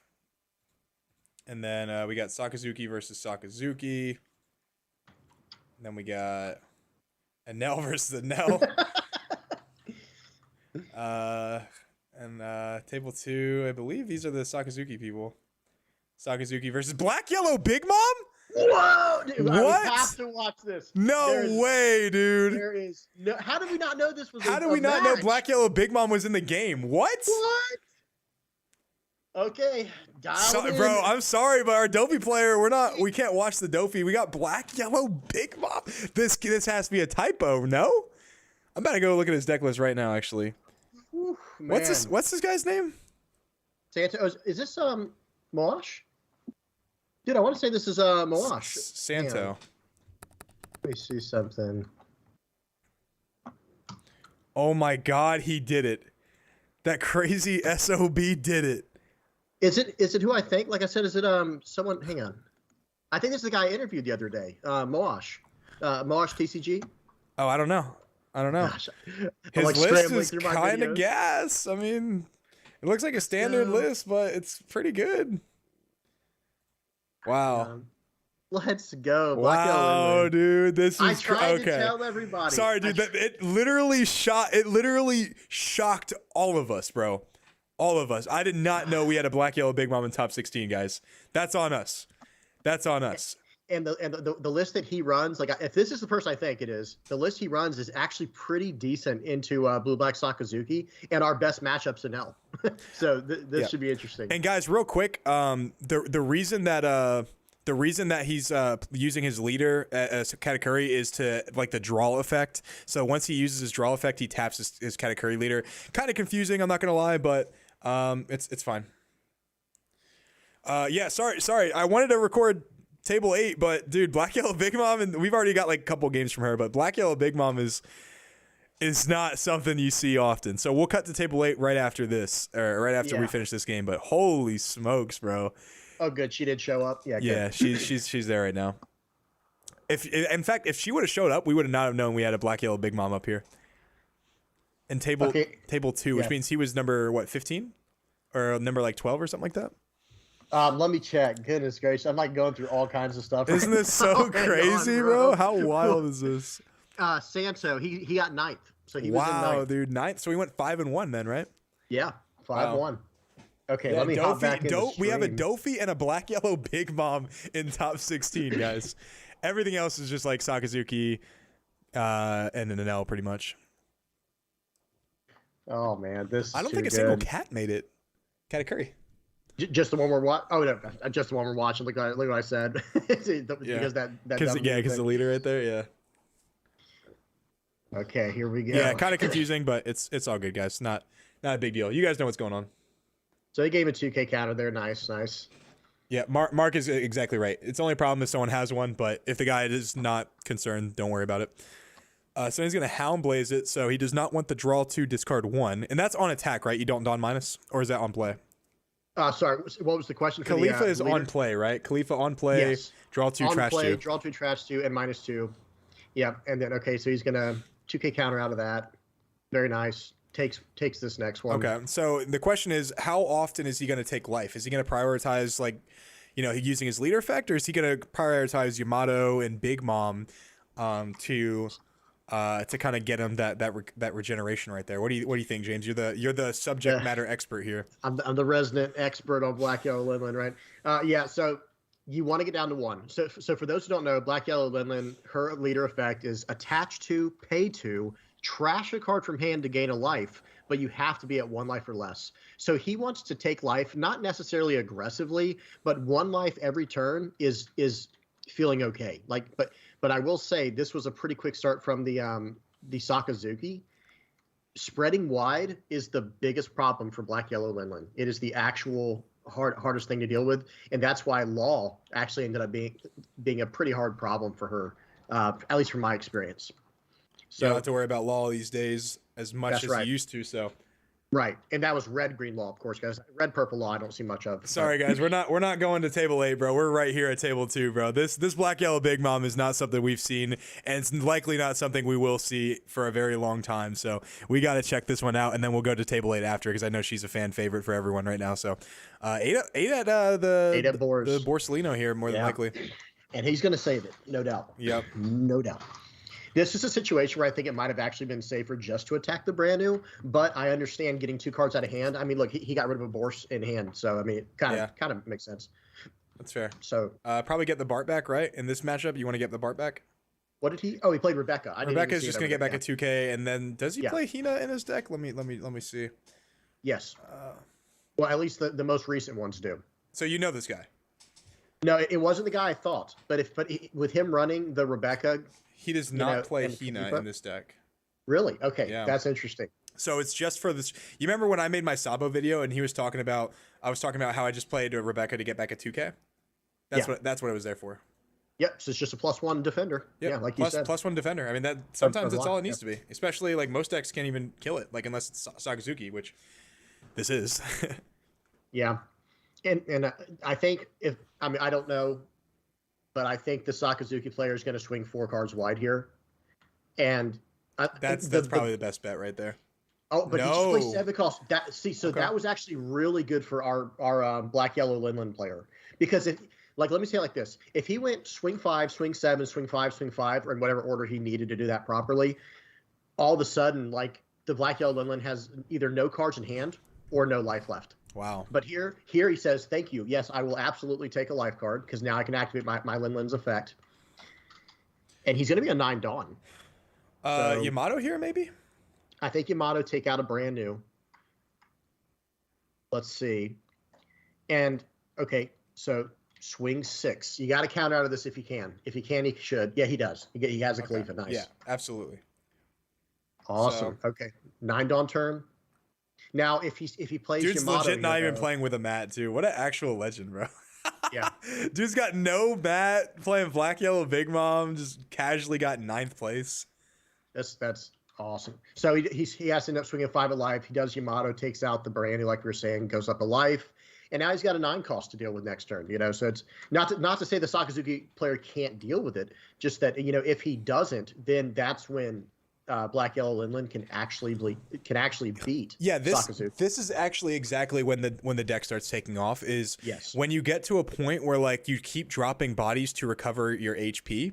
And your HP, I've been playing a lot of Octopath Traveler recently on the Switch. I just got a Switch, but when you can recover your life like that, and they have to spend like at least 2 or 3 cards to go ahead and get rid of them, it's actually really tough for them to continue doing that. And with the constant life gain, if you don't have the big bodies, you have your leader effect to kind of just carry you through. And the Kaido is big though, dude. Yeah. Holy smokes, bro. Yep. Yeah. So that is huge, but at the same time, it does give him a for sure turn. And the longer this game goes on, the more he can deal with this kind of stuff. Just like throwing away a block. Because remember, the Kaido might seem like this really incredible play here, but it's like, well, no, I want to take the 1 attack every turn, and that ensures I will take it every turn. You know what I mean? So it's like it's like an Enel effect. It's like the inverse of Enel. Yeah. I mean, obviously unless he doesn't have a Big Mom, maybe he does have Big Mom and he just counters out of the 8K and goes to 3 life. Would that be beneficial to you? If he can do that, it would definitely be, because that 9 cost. Well, it really depends what he does with Borsalino here, and I don't think he'll swing because of the Yamato. Well, he just swung Borsalino, yeah. No, the big one, gotcha. Or the little one, the 4 cost one, because I would take this personally. Like, if he swings this at me, because I know I'm just gonna, if I have to, even if I don't have Linlen in hand, my Tin Lin, I'm just going to attack into his stuff with my leader, get cards out of his hand to gain a life. Yeah. You know, and So he does counter out. Yeah, yeah. So he wants to I go think 10 I think he does go 10 cost right here, because Tenlin, because he goes Bart and Tashigi. Okay, so Tenlin right here will bring him to 3 life, which is actually a really comfortable place for you to be. And do you even attack with? Oh, yeah, look at that. Oh man.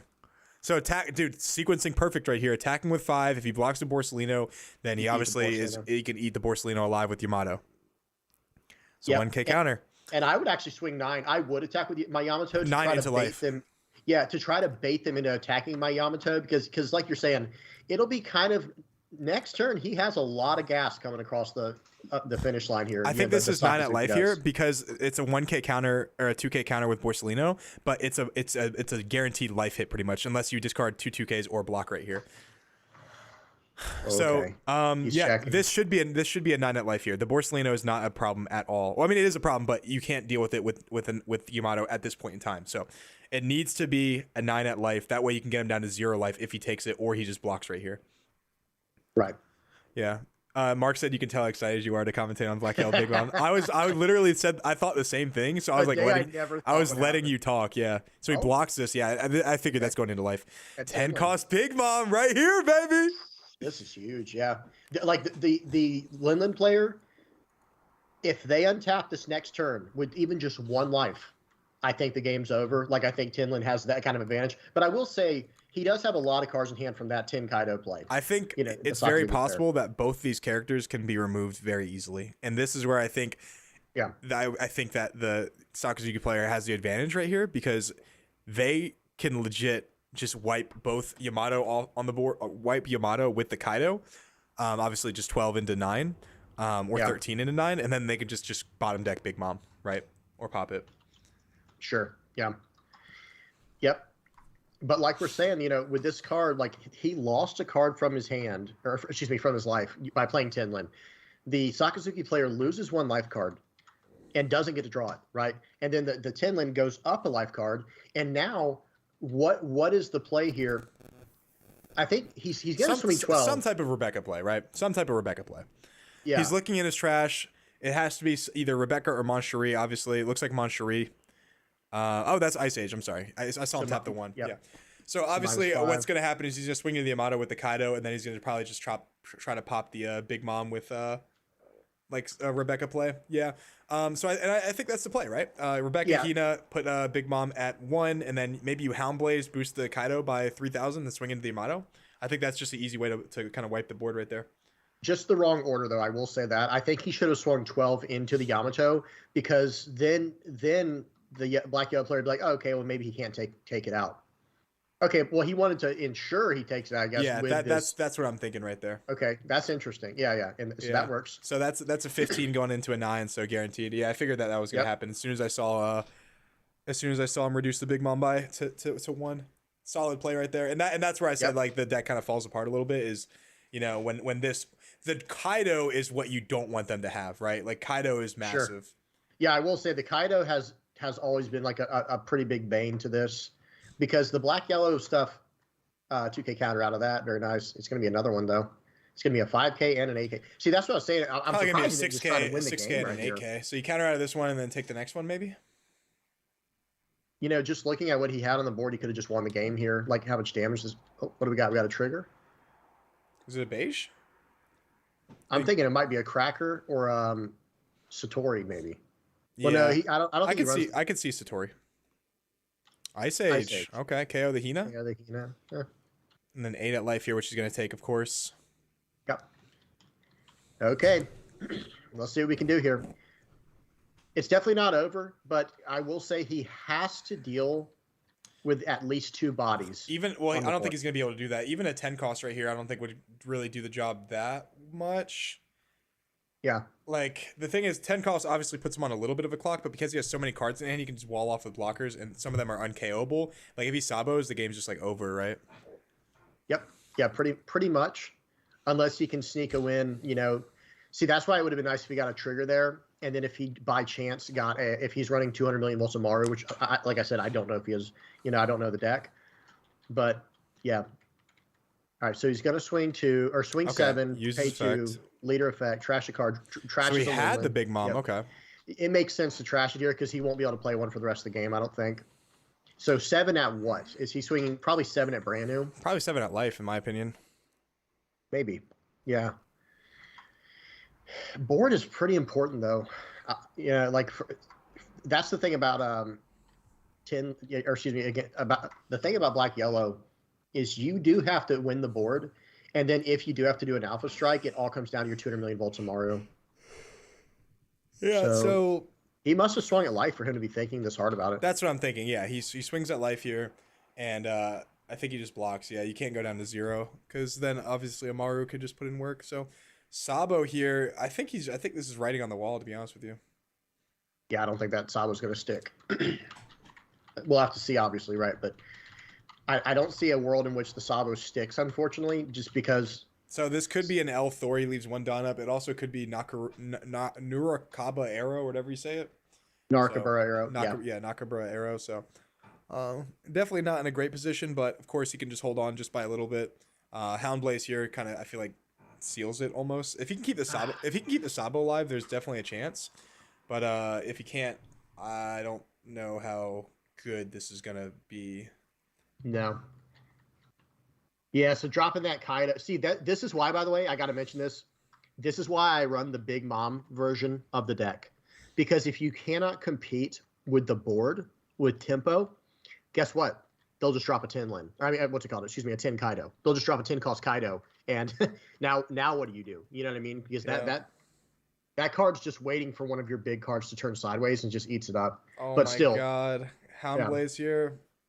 Yep. Damn. Houndblaze has been the MVP over. of the tournament. Yeah. Oh, That's that. our poor Lin player. He did great, man. Who knows? What if he gets? We'll see what kind of triggers he can get here. I don't even think double beige can save him here.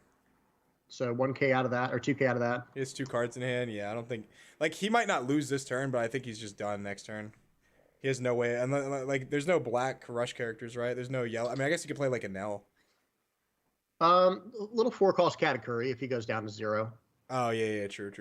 Which would be crazy here because if he can remove that Rebecca, but he's got 4 Dawn left. He's going to play a Borsalino follow up. I'm pretty sure. Unfortunately, the game's over. No trigger. Yeah, pay 4 or at least a Rebecca or something, right? Yeah, Bors. Well, looks like my friend right here, Turtle, went ahead and locked up $200. So congrats on you, buddy. Definitely a chance to win some more. But it looks like he's going into the top 8. Awesome stuff though from the Black Yellow Linlin making this fun. I'm gonna say this. Say this. Like, obviously, I love Sakazuki. I think it's a fun deck, but there is something to be said about going 5-1 in a pretty big tournament. I mean, this is almost 100 people. And going 5-1 with Black Yellow Big Mom, like that's huge. Like that means in a 12 round tournament you would go 10-2. Like that's huge. Yeah. So someone had a question, Joey. I'm not sure. They said why the top 16 cut, but only top 8 prizing. That's because we wanted to give as much money to the top end as possible because we don't have because we're not official and obviously shipping would absolutely kill us.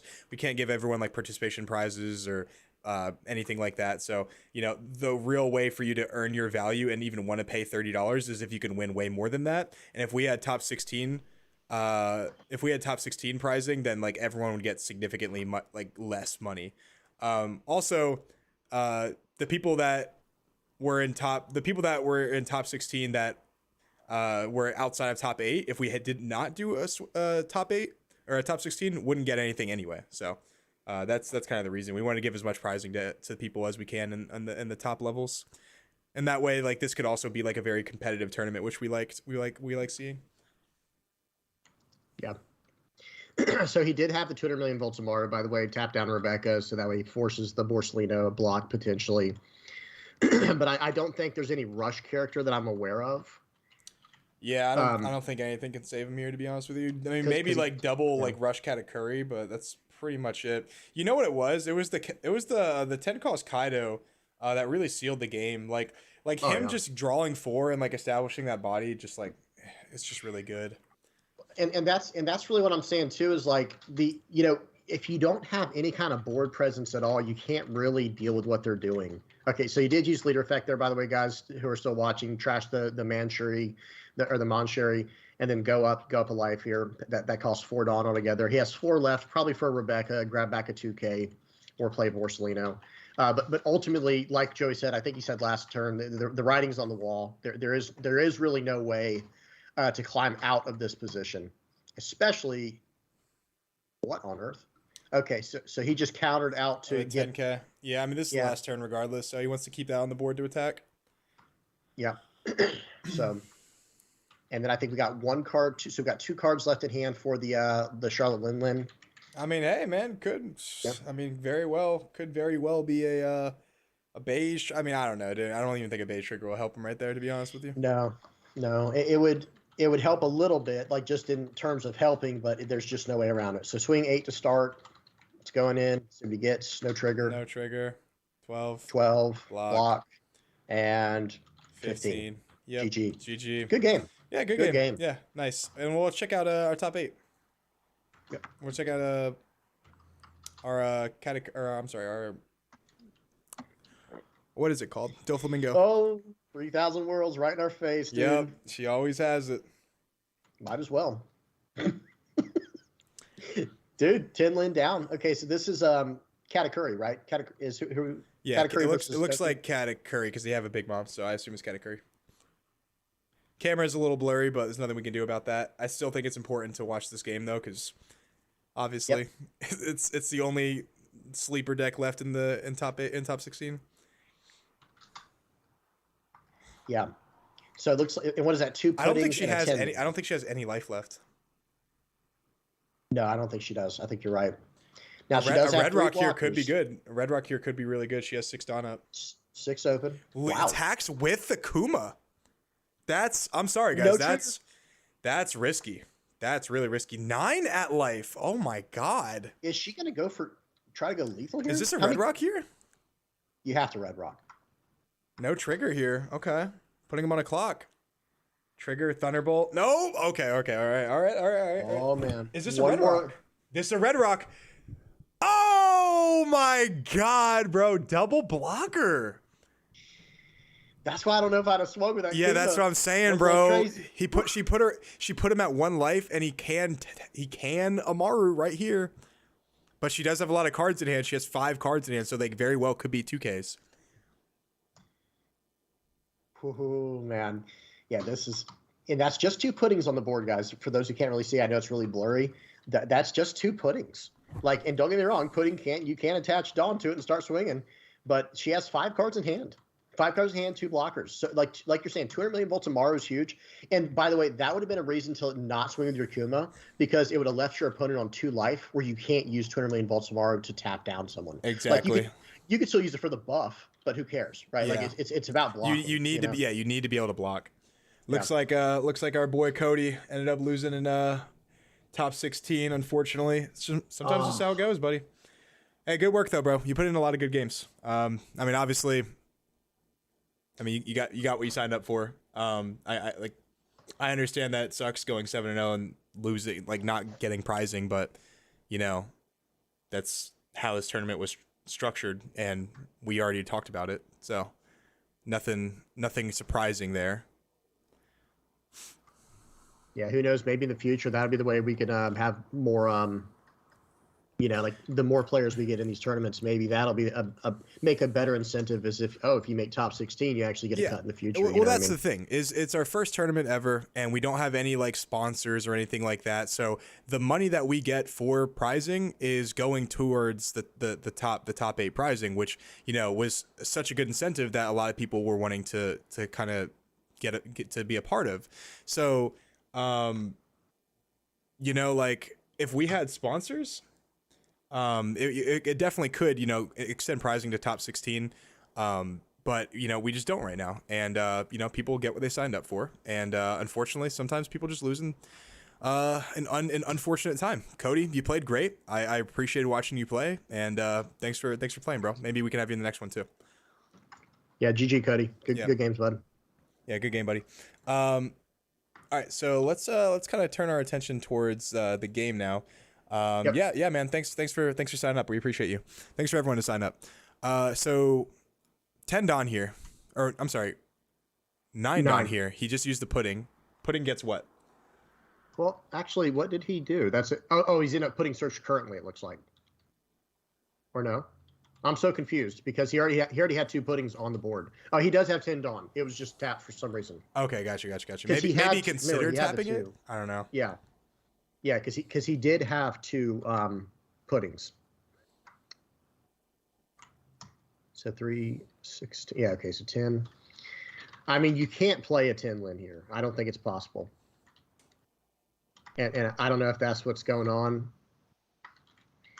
Because if that's what he's I'm sure he's not thinking that, but because there's no way you survive the next turn if you, okay, pay 1. Or what is he keeps tapping the 1 to the side. That is weird. Yeah, Isn't it? what is he doing with this 1 Don right here? Yeah. Okay. So 1, 2, 3. Is he looking at maybe a brulee or a Perospero? I couldn't imagine. I don't know. I mean, he could just wall up here and, hope for the best. And, obviously, if she wants to keep applying pressure, she has to, at some point attack with some of her blockers. But very well she could have another 3,000 worlds in hand. She's had it before, so we'll see if she can get it again. Yeah. Okay. Yeah, he left that 1 to the side. I don't know what's going on there. Okay. Maybe that's like a weird, like, nervous tick he has or something. Like everyone has like these different things. Possibly. I know I rub my face whenever I get like not tight, but like when I'm like really thinking. I know I like rub my face a little bit to like kind of like get the sleep out of my eyes and like really focus. So could be Right. I don't know, could be his version of that, I guess. Yeah. Let's see. This is here we go. I mean, is he trying to go for game right here? What's in his hand? I think he has to. I think he doesn't have a choice. You know I what I don't mean? think, unless he has a rush Enel, I don't think there's a way for him to go for game. Because she has 2 blockers and 5 cards in hand. If those are like if she has 2 2Ks, she just like wins if he goes for game right here. So I think if he has the option of playing like Brulee Sanji and then like swinging for like 7 or however many, he needs to do that, because that like swinging with the 2 puddings is not gonna get a game. It's just not. No, yeah, and like I guess the best case scenario here is maybe he has even like Yeah, I'm sorry to interrupt, but she can go 6 7 7, and then like 6 obviously is 2K'd out. 7 is if she wants to block, great, and then 7 is another block. Yeah, that's basically best case scenario. Even a 5 will force something. So like maybe. I really wish we could see their hands, right? Because if there's a 200 million volts of Maru, it would already be over, right? Like I think so. Okay, he's gonna look at his top life card, his last life Going card. at 8 at life here. Okay, why 8 and not? And that's the question I ask myself: why 8 and not 7? Yeah, because either way, it's gonna be 2 cards, literally no matter what. Because no Dawn's untapped, so she can't use an advance. So now you have to think, okay, what is he gonna do with his other 8 Dawn? Is this a Katakuri play? It's got to be. So I think. Maybe he swung 8 at Kuma or something. I don't know. I think this very well could be a Katakuri play now. Yeah. 6. Yeah, 6 to the side. What is 6 Dawn that a Katakuri plays? Like Perospero? Yes. There is no other yellow 6 drop. Yeah, I don't know. The 2 Dawn scares me, right? The 2 Dawn scares me because that's a Maru. Yeah. Yeah, that's got to be it, right? You just go 200 million. Okay, Katakuri. Okay, I figured. Okay, cool. So he'll gain a life, I'm sure. I assume he's just gonna play pudding, and being at, I mean, he has a lot of cards in hand, so so you got to think the Mihawk is probably almost guaranteed to get through. Yep. Now you have to ask yourself, if I have blockers, can I just stall one more time? Is that the option? Pretty much. She has 2 blockers right now. Let's say she has 2 more in hand. Dofi plays a lot of blockers. She's playing Blocker Law, Dofi, Kuma. She might be playing X-Drake. She probably has a lot of blockers. She might be able to just put pressure on his life with her leader and Mihawk, and then just wall off with like 4 blockers and like a Love Mellow in hand. Like that could very well be an option. In fact, I'm going to check her deck list. I'm not going to spoil it in case they're actually watching this, but I am going to check her deck list real quick. What's her name? Wimmy? Wimmy? Okay. Yeah. Because I definitely can. Because he would have won last turn. She's playing something spicy, actually. Okay, yeah. because the category player would have won last turn if he had the 200 million volts of Mario. So you almost have to risk him top decking it and go the blocker route, because swinging for lethal here is going to be not practical, I feel like. Yeah, no, absolutely not. The thing is, if you swing for lethal and they have some way of getting out of it, then like you pretty much just lose because you rested your blockers. Whereas if you feel out the game with like the Dofi, obviously if she has a ton of blockers in hand, Swing 7 up, it's Perona, so it's a whiff off the top right there. So had to check though, because if that was a Gecko, that could change a lot. And it's still a 7K attack. Still 7K, still putting in pressure. And he has what? Countering out of this is huge, actually. Oh my God, 3 1Ks or 2K. Okay, yeah. But he did accidentally show. Yeah, he has a 2K. Is that misleading? I was just about to say that. Is that intentional? He's like, please don't go for game. You know I have a 2K. Is that the mind game that he could be playing, guys? Well, honestly, it would work though, because I don't think she can get everything to 9K here. It would be, she could go 8. Well, if she does life here, she knows now for a fact he has 3K worth of counter, because the pudding and now the Struzen in his hand. He just had double Struzen. Yeah, I'd play defensively. Don't attack with if you have the option to play defensively, you don't attack with the blockers. 7K he's gonna take. You said you saw 2Ks in hand? I actually didn't. Well, I think I saw a Struzen that he accidentally almost pitched. Goes ahead and takes the pudding right there. Takes pudding. Oh man. I mean, Mihawk guaranteed is going to get that life. Yeah. The question is, what does she do with the rest of her 5 Dawn? Could this be like the double law play that she usually does? Double law would be insane right here. Yeah. I feel like that's what I would think she's going for it, dude. Is it just 9-9? 1, 2, 3, 4, 5. So it's 9-9. So 9 here. Feel her out. What she's gonna do? What is this right here? What is the trigger? No trigger. Is this 9 right here for $200? Is this 9? Oh. 9 at life. 1. 1. Oh! She got it. And she got there, boys. She got there. We got a Dofi in top 8. Let's go, boys. Congrats, dude. What a dude. This girl is absolutely killing it, dude. Oh, wow. She had some. See, I would have Dofi'd there. You see how many blockers she has in hand? She could have definitely. Oh wait, I'm sorry. That's not a boa. That's okay. That's a Yeah, she played that awesome though. Yeah. That was excellent. Wow, that was nice, dude. I mean, I'm not gonna lie, that was so risky, dude. So risky. Yeah. She could have geckoed and gotten back a blocker law, so she could play gecko, get back either a Doflamingo or like a blocker law, and then played another what's it called? Doflamingo. So she had the Dofi and the Gecko in hand with like a couple of 2Ks. I think she played it a little risky there, but hey, I'll tell you, like, hey, she got the biscuit, bro. Yeah. She got that shit on though, bro. Biscuit. Bro, she got that biscuit, bro. That's crazy. Oh man. Oh my goodness, dude.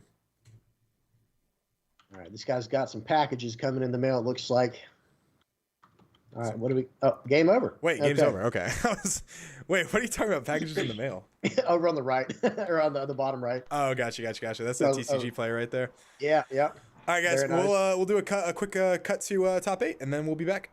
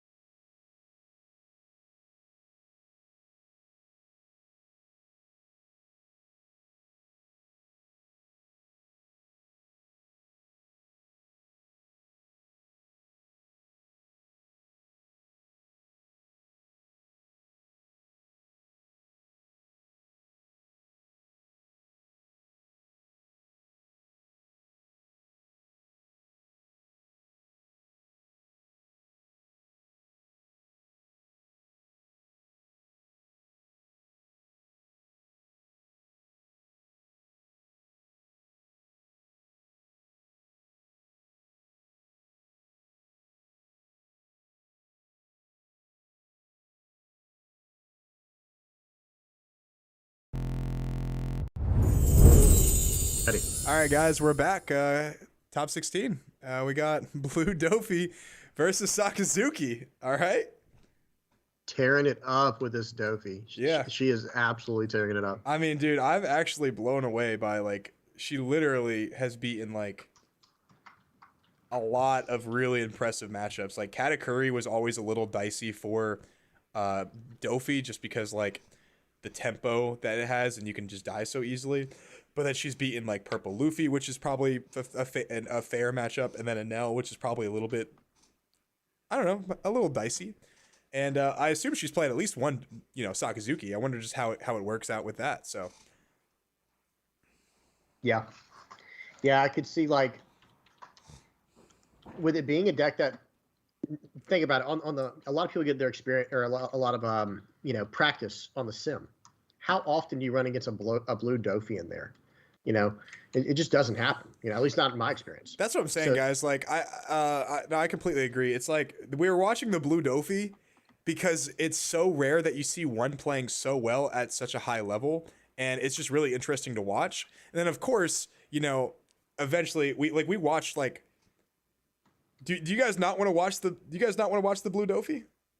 We can watch a Sakazuki mirror match if you guys want to. I mean, you guys vote on it. It's your choice, yeah. Dofi, Enel, or Sakazuki, basically. Yeah, Dofi, Enel, or Sakazuki. What do you guys want to see? Because we don't care either way. Whatever yeah, y'all want. I'm cool either way. So like Dofi, Enel, or Sakazuki. What do you guys want to look at? Yeah, I mean, I feel like everyone's rooting for the Dofi, right? Like, you guys not want to watch like a Cinderella story right here? We have a Dofi in top 16. In fact, we had a Black Yellow Big Mom in top 16.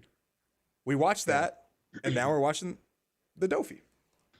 Yep. Okay, cool. We'll watch the Dofi. Everyone wants to see the Dofi. They said, don't you dare change the channel. Yeah, Dofi's way cooler, right? Dofi's way cooler. Okay, cool. This is top 8. So let me go ahead and update this. I'm sorry, guys. Yep, top 8, guys. Top 8. We're so everyone wants to see the Dofi. Okay. Someone wants to watch Moistly. Okay, cool. Right. Dofi it is, guys. We're not changing it. I was more interested in the Dofi myself, but I don't want to watch it if you guys don't want to see it. But looks like everyone wants to see the Dofi. Okay, so we kind of talked about this before, but or maybe we talked about it about Purple Luffy. Are they waiting to see when the round starts? Okay. No, yeah, I think they're good to go on this one. Okay, so looking at like just the way the decks are laid out. Oh, she's gonna mulligan to start. That's okay. That's fine. But I think Dofi can keep up with the board to battle Sakazuki. So this will really come down to how good Dak, that's the Sakazuki player, is going to be at managing the board or keeping up enough threats to start going for life. And I don't think it can outpace. Okay, so listen to this. I actually have a theory on why she might have played another Sakazuki or two that we weren't looking at.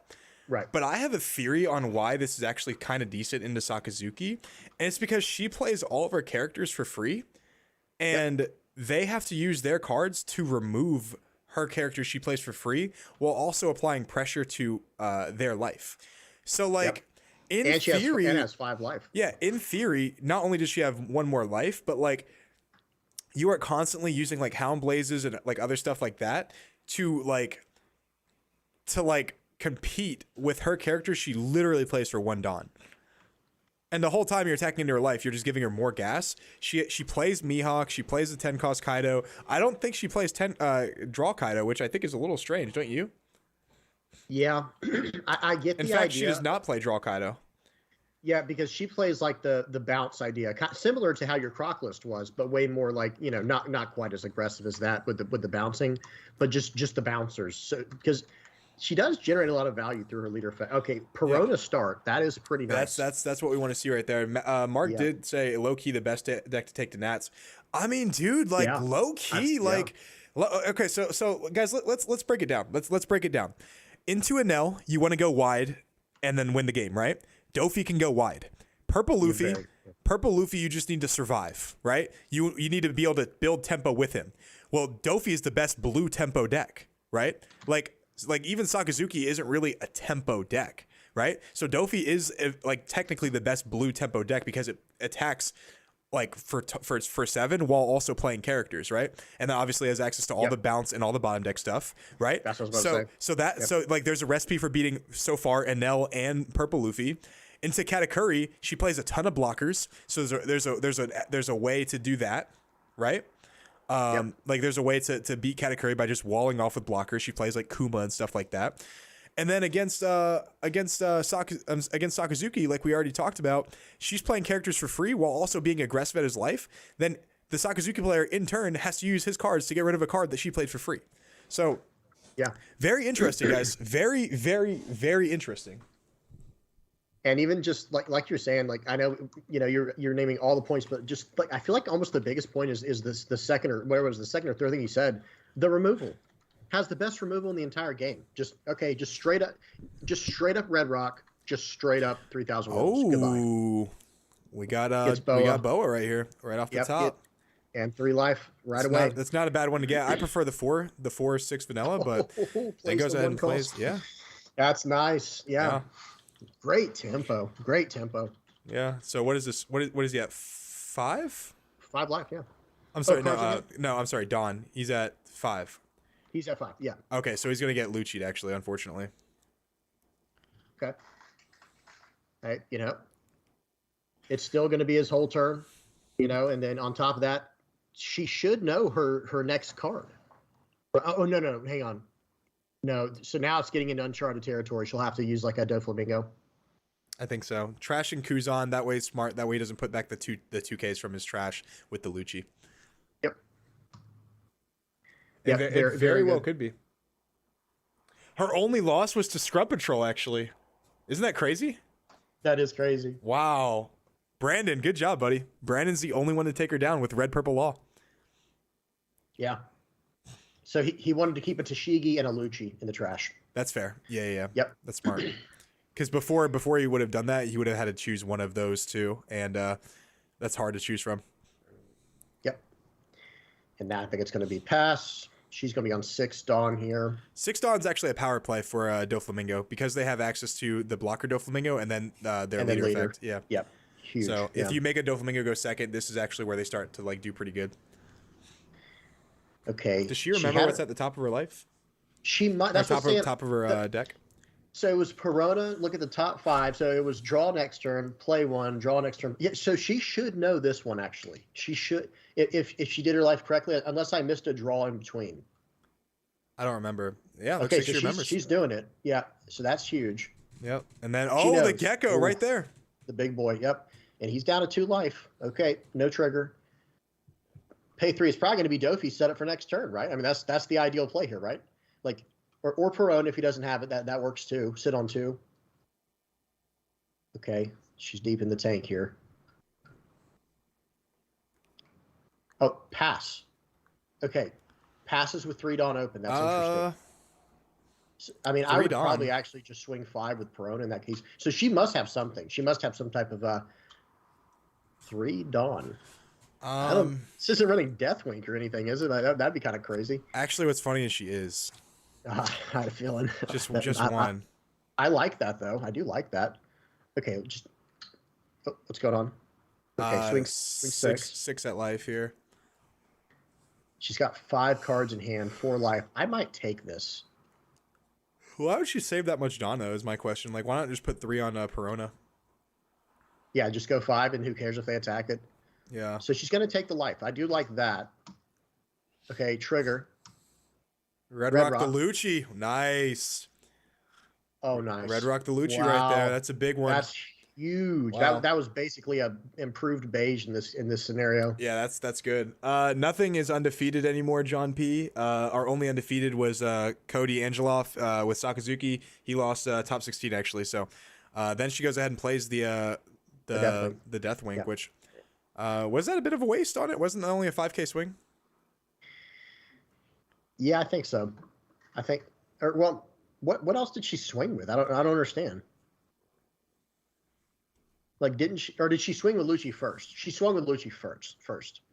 So maybe that was actually the waste, was using the. I don't even know, to be honest. I don't know. I feel like that was a little preemptive right there, though.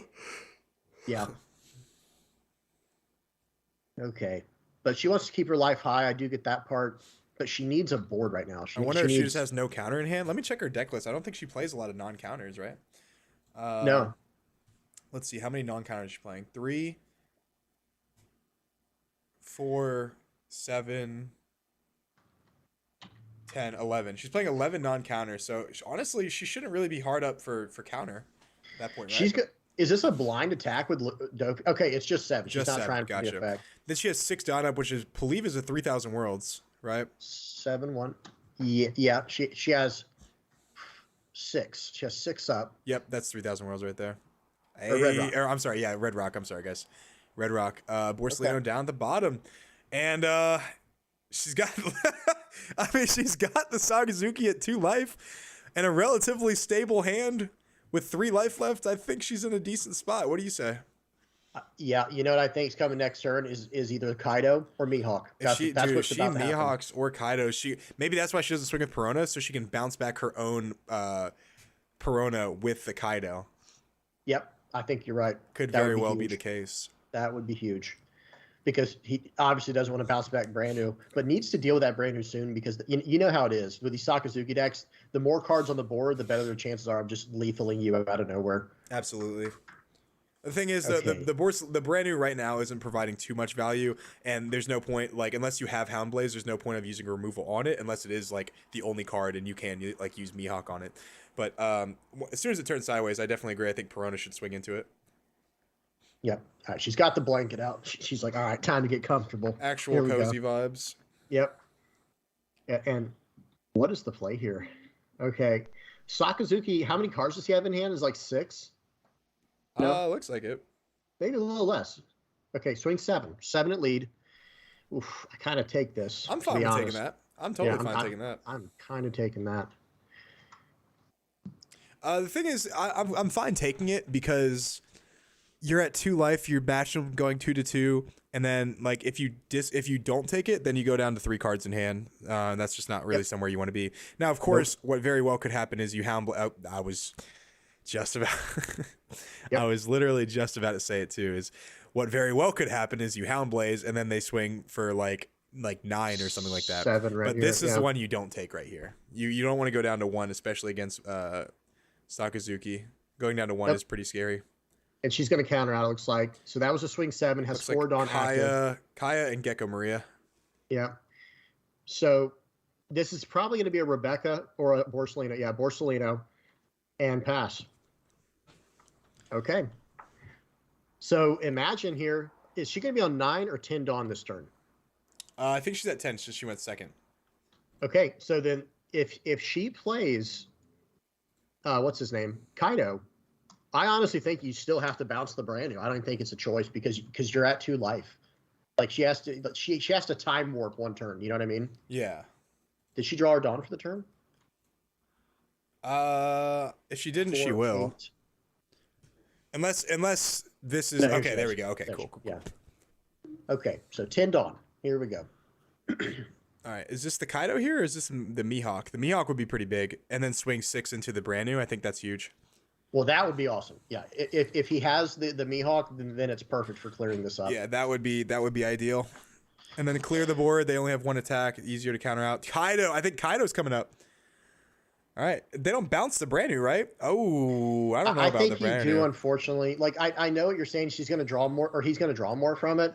But I think she's worried about going down to 0 life. You know. She must have no counter. Oh, nice! then. Look, like swung 5. There goes the brand new. You don't Okay. have to worry about it. That's fine. Perfect. All right, cool. Yeah. So okay. This is, if he can bounce this, if he can remove this Kaido. I don't know. The thing is, she's not playing the draw Kaido, so like if he removes this Kaido right here, I think her momentum really shifts. You know? Big time. Yeah, absolutely big time, especially if she can do it while establishing bodies like Sakazuki always does. Because right here, okay, swing 7, -1, and then probably... This is okay, the one then you take. I would absolutely take this. And yeah, the 'cause reason this is... what's up? It's gonna be Ice Age and then Borsellino, I think. Yeah. The reason that you take this too is because damn, the Ice Age Borsellino hurts. Is because you'd go down to 2 cards in hand, and like being at 1 is totally fine, especially since they had nothing on board at the time. Yeah, It's rough.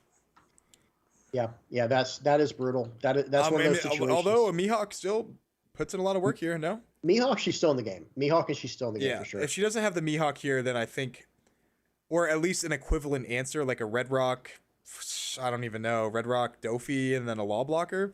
Even then, like that's so susceptible to Lucci. And Sakazuki has 5 in hand.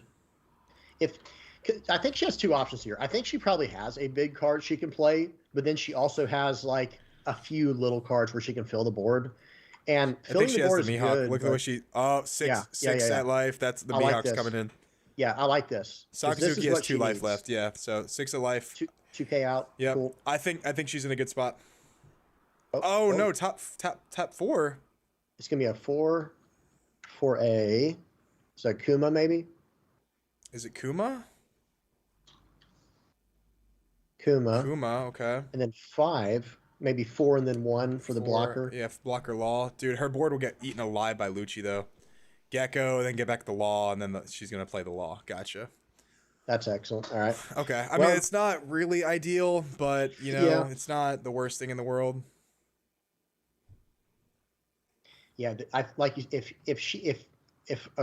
the what's his name, Sakazuki has a Lucci or Rebecca, either one, then this board's getting answered. Basically down to just 1 card. She might save the Kuma or the Gecko. One of the 4 costs might survive this turn, but maybe not though. Actually, maybe not because she's at 1 life. Yeah, this is just a bad position to be in. Okay, Edward said, hey, Heart Pirates, loving the event. Been here the entire time. Do you know the top 8 breakdown? Man, you are dedicated because the sun, bro. I got up before the sun went up, and then sun went down. The sun's going down right now. Top 8 breakdown, if I remember correctly, is Blue Dofi, a few Sakazukis, and then a few NLs. It's pretty much the breakdown. Looks like Mark sent me a DM. Let me make sure everything's good. Oh, yep, he sent me one as well. Let me link him. 1 second, Mark. Okay. Oh, okay. Never mind. He just sent the group chat one. Okay. So if he has Lucci here, I think the game might be over. But if she draws into a Mihawk and she is like relatively like if she's still at 1 life, I think she's in business. I think she's standing on business. Yeah, let me get back to it. I had to respond to Mark there. 5 at life here. Is this a draw Kaido? Draw Kaido ends this game, I think. Oh, you're saying from Sakazuki? That's what I'm thinking. I'm thinking if he plays draw Kaido, I don't think she can come back from that. Yeah, it'll be it sure will be tough going into 2 life. I think she counters out of this. I mean, like he's swinging for 5, right? Yeah, she has to. Yeah, that and who did she minus the Kuma? She's gonna block with Kuma and play Pacifista. Wow. So not the worst case scenario, but that's probably what he will. Oh, this is the draw Kaido here. I think this is the draw Kaido. Do you block? I think you just block this with Law. Well, she's no need to counter out. That's a 2 card commitment rather than a 1 card commitment. Yeah, of a card that can be taken out by a Lucci without any investment. Yeah, I think it has to be the Law here. Uh-oh. She's really thinking about it. Hopefully she's just trying to sell it. Yeah. Oh, okay, no. 2, what does she need the Law for? 4. Okay. This Kaido. Oh, my God, dude. The Kaido, I think the Cinderella story is over, guys. Oh, no. Damn, man. So he goes up to 7. He's going to trash a card, draw a card with leader effect, pass turn. And he passed out a Hina, so, no losses there. Oh. Okay. You hate to see it. You hate to see it. You hate to absolutely see it. Now, what if she still has 1 life and 2 blockers? Now, what if she Mihawks here, gets rid of Borse and says next turn? You know what I mean? Like just tries to make it 1 more turn. I mean, that's still an option, The thing is, like, the thing is when you draw 4 off Kaido, the amount of time, like the amount of access you have to like your answers to end the game is just significant. Like Kaido not only is a 12k, but like you probably drew into a Hound Blaze, which like just nullifies your blocker. And then being at 1 life, you can just go like 13, 14, and then just kind of end the game right there. It's sad how strong Hound Yeah. Blaze is bottom Well, decking. well, it's sad how strong Kaido is too. You know, like the Kaido is like if he did like even a, I mean that's still good too. I was gonna say like even a Sakazuki, not Sakazuki. I'm sorry, I'm starting to get tired on this guys, but even a Lucci play, wouldn't it, I don't think it would have been as strong as the Kaido here. No, maybe Because not. now they just have counter. Like the only way for them to end this game is to be able to just kill them, and now they have too much counter, more than likely to do that. Because in my mind, I'm thinking, okay, I don't know what her last 2 cards are. Okay, so she's gonna do some 7s. She's gonna say I'm gonna eat up. Okay. Yeah, she's gonna eat up some cards here from hand or from life. Yeah. I would probably take. Is this a one Red Rock personally. play? You think? You think it's a 7/7/7 Red Rock? But then again, Maybe. like she needs to play like 1 extra blocker, because a Hound Blaze just ends the game right there. Yeah, and man, if she has like a Perona or a well, more specifically, if she has a Dofi, the 3 cost. Okay, so Yeah, he does take take it. it. Yeah. Yeah. Okay, so this is tough. This is really tough. I mean, What are those last 2 cards in her hand, man? I have mean to the know. guy legit has like 15 cards in hand. I don't think there's any reason for him not to be able to counter out of these. Yeah. Well, I don't think that's I think the bigger thing is like, can Or she she's remove? just gonna go 9/9 Wait, is she going? or 9/10 maybe.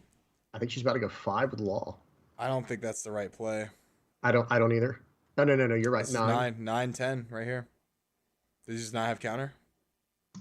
Is she calling it, dude? Is she calling bluff? Because I see 2 There's Tashigis in the trash. no way, dude. I see 3 Tashigis in the trash. Wait a minute.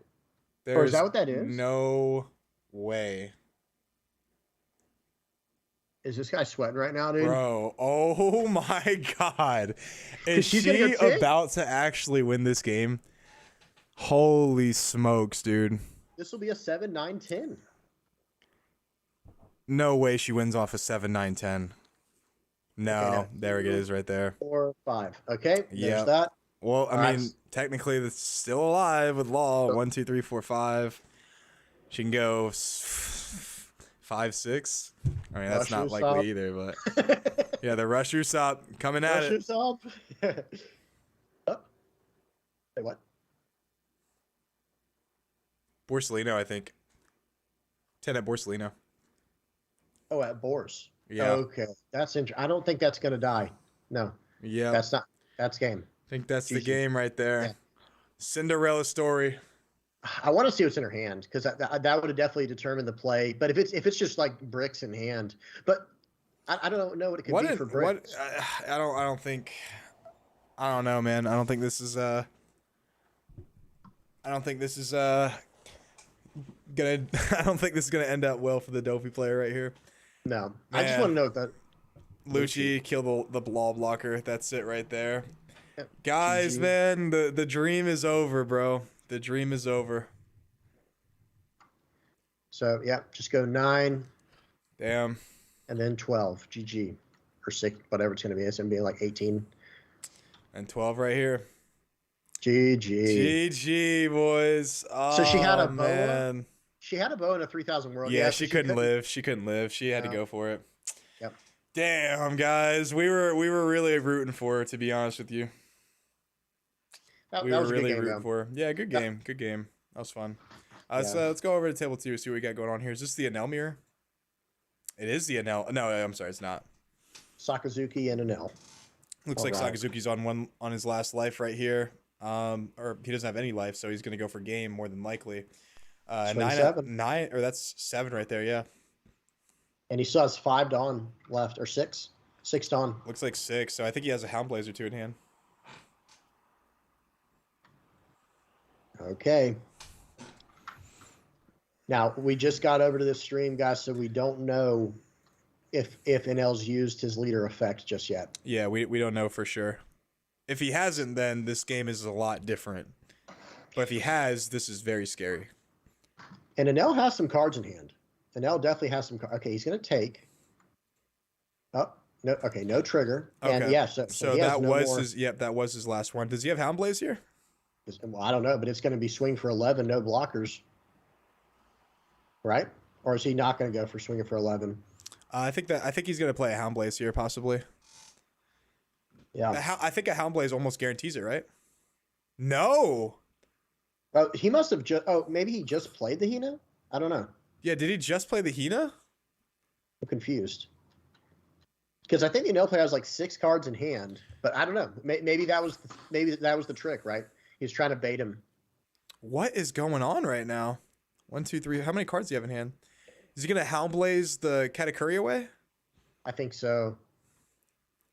Or I'm sorry, Houndblaze the Big Mom away?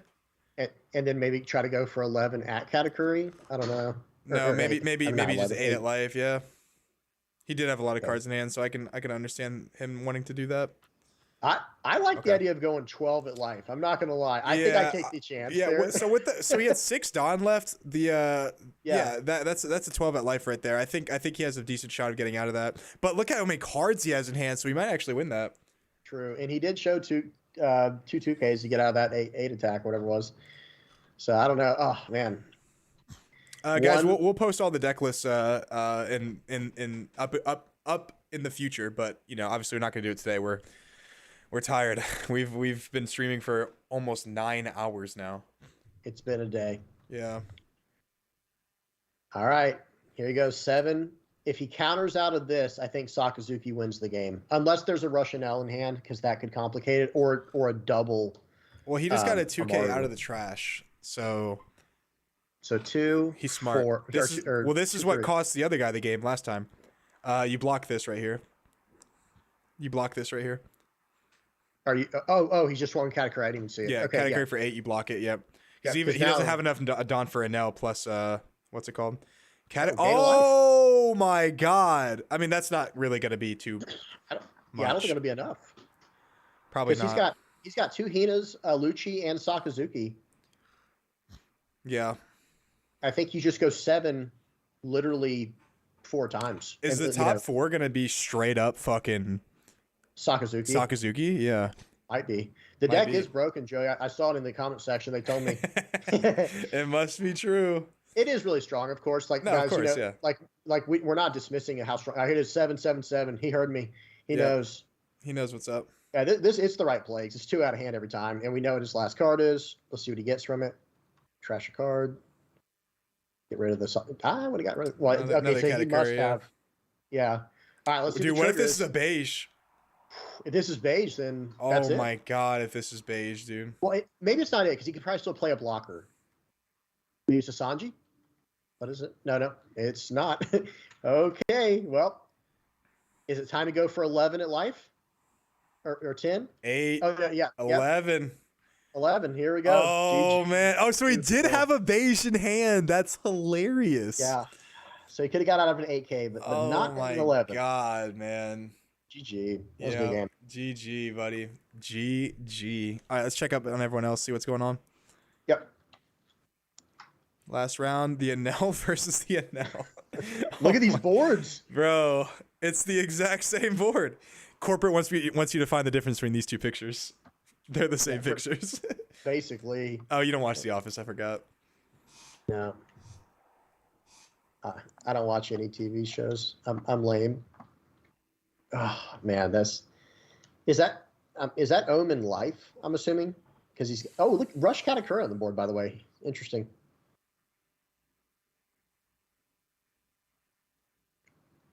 What are they saying over here? Maybe soccer players will start seeing their decks or what it is busted. Yeah, I hear you guys. I have to stress that the main thing that makes the Sakazuki stuff like busted, quote unquote, is the bottom decking. That removal's just too powerful. Like I actually think the Lucci's balanced. I like the cost reduction, but Houndblaze, if it only bottom decked, it would actually be closer to balanced. You know what I mean? But plus 3,000, on top of that. Yeah, Oof. that's really good. Because it That's makes your really brand news good. like ping you for 6 like all the time. Like Yeah. brand news, like no card in your deck is like not able to like swing into like your leader. Even your freaking Rebecca's, like they can just swing into your Yeah. leader. I've It's literally true. like I told you earlier today I won the game off like Moncherie. Absolutely. Yeah. Oh, okay. 9. And no cards left. Is there no cards left in life? I think so. Uh, Yeah. I think that's it right here. I think this is swing now. Oh, Oh, 2, 4, disregard. 5. Okay. We still got a Yamato active, so that very well could be a Yamato going for 10. That's what I do. I mean, how many cards he got left? He's got 4. Not. He's only going for 9. Interesting.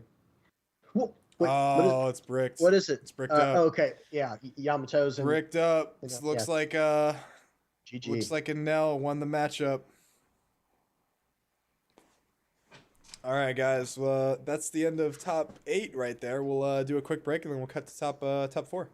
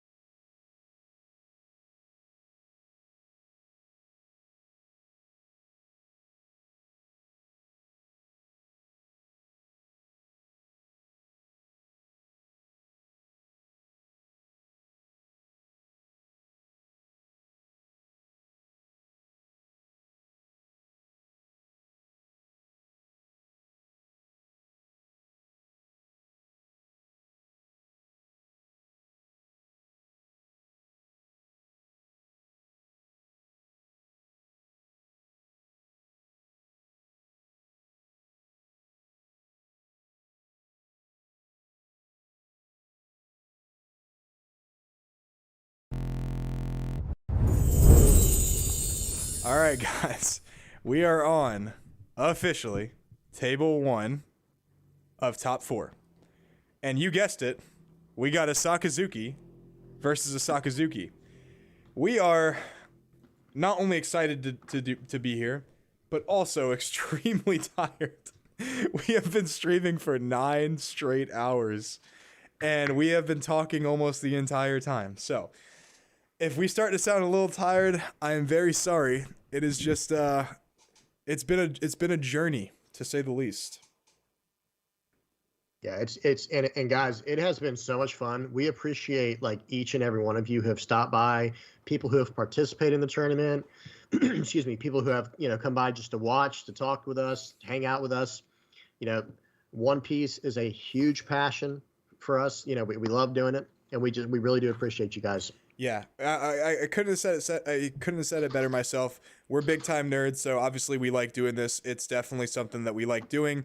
We wouldn't be doing it for 9 hours if we didn't, really like it. So, everyone that has participated, everyone that's watching, everyone that's been here, in our Discord participating, people that are subscribing to us, checking out our videos, dude, it really is like, it's just awesome, dude. That like, because of you guys, we're able to do this. Like, if we didn't have you guys watching our videos, like, and like participating in our Discords and our tournaments, we'd either probably wouldn't be YouTubers, or we probably wouldn't have something like this where we can all enjoy like our Saturday, doing something fun like this. So this has just been great. Guys, the deck list, the deck lists are coming probably either like tomorrow or the next day. More than likely tomorrow. It's just they can't come today. Like I'm exhausted. I need to get a little bit of sleep, and then in the morning I'll wake up bright and early, and then I'll post a video. Does that sound good for you guys? James, do you have anything you want to say?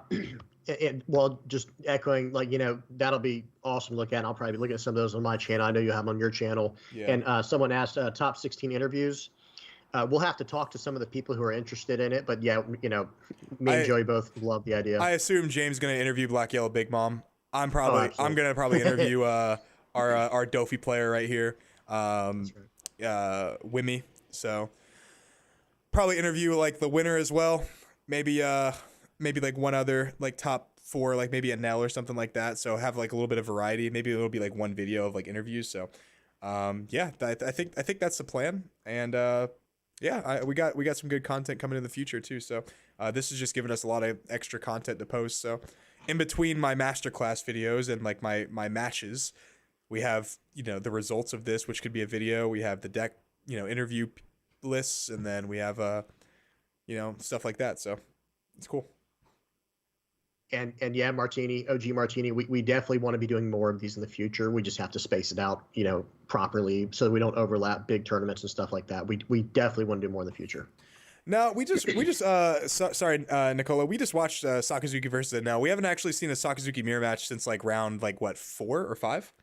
It might have been like round 1 or 2. I think it's been a minute. No, I think we did it round 4, if I remember correctly. But yeah, we already watched, or maybe I'm sorry, maybe it was round 5. But we haven't seen a Sakazuki mirror match pretty much in like 4 hours. So we're gonna go look at that.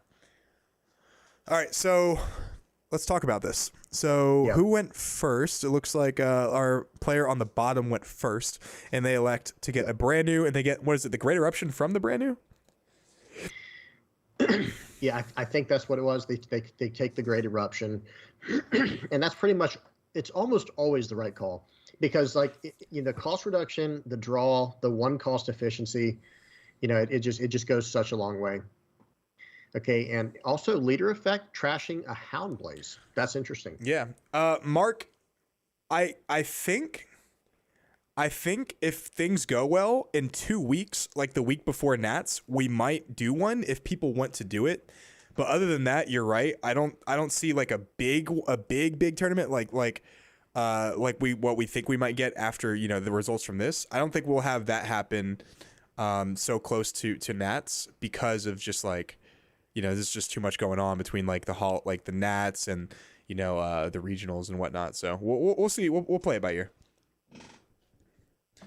We will play it by ear. But yeah, guys, we looked at round 7. Was it round 7?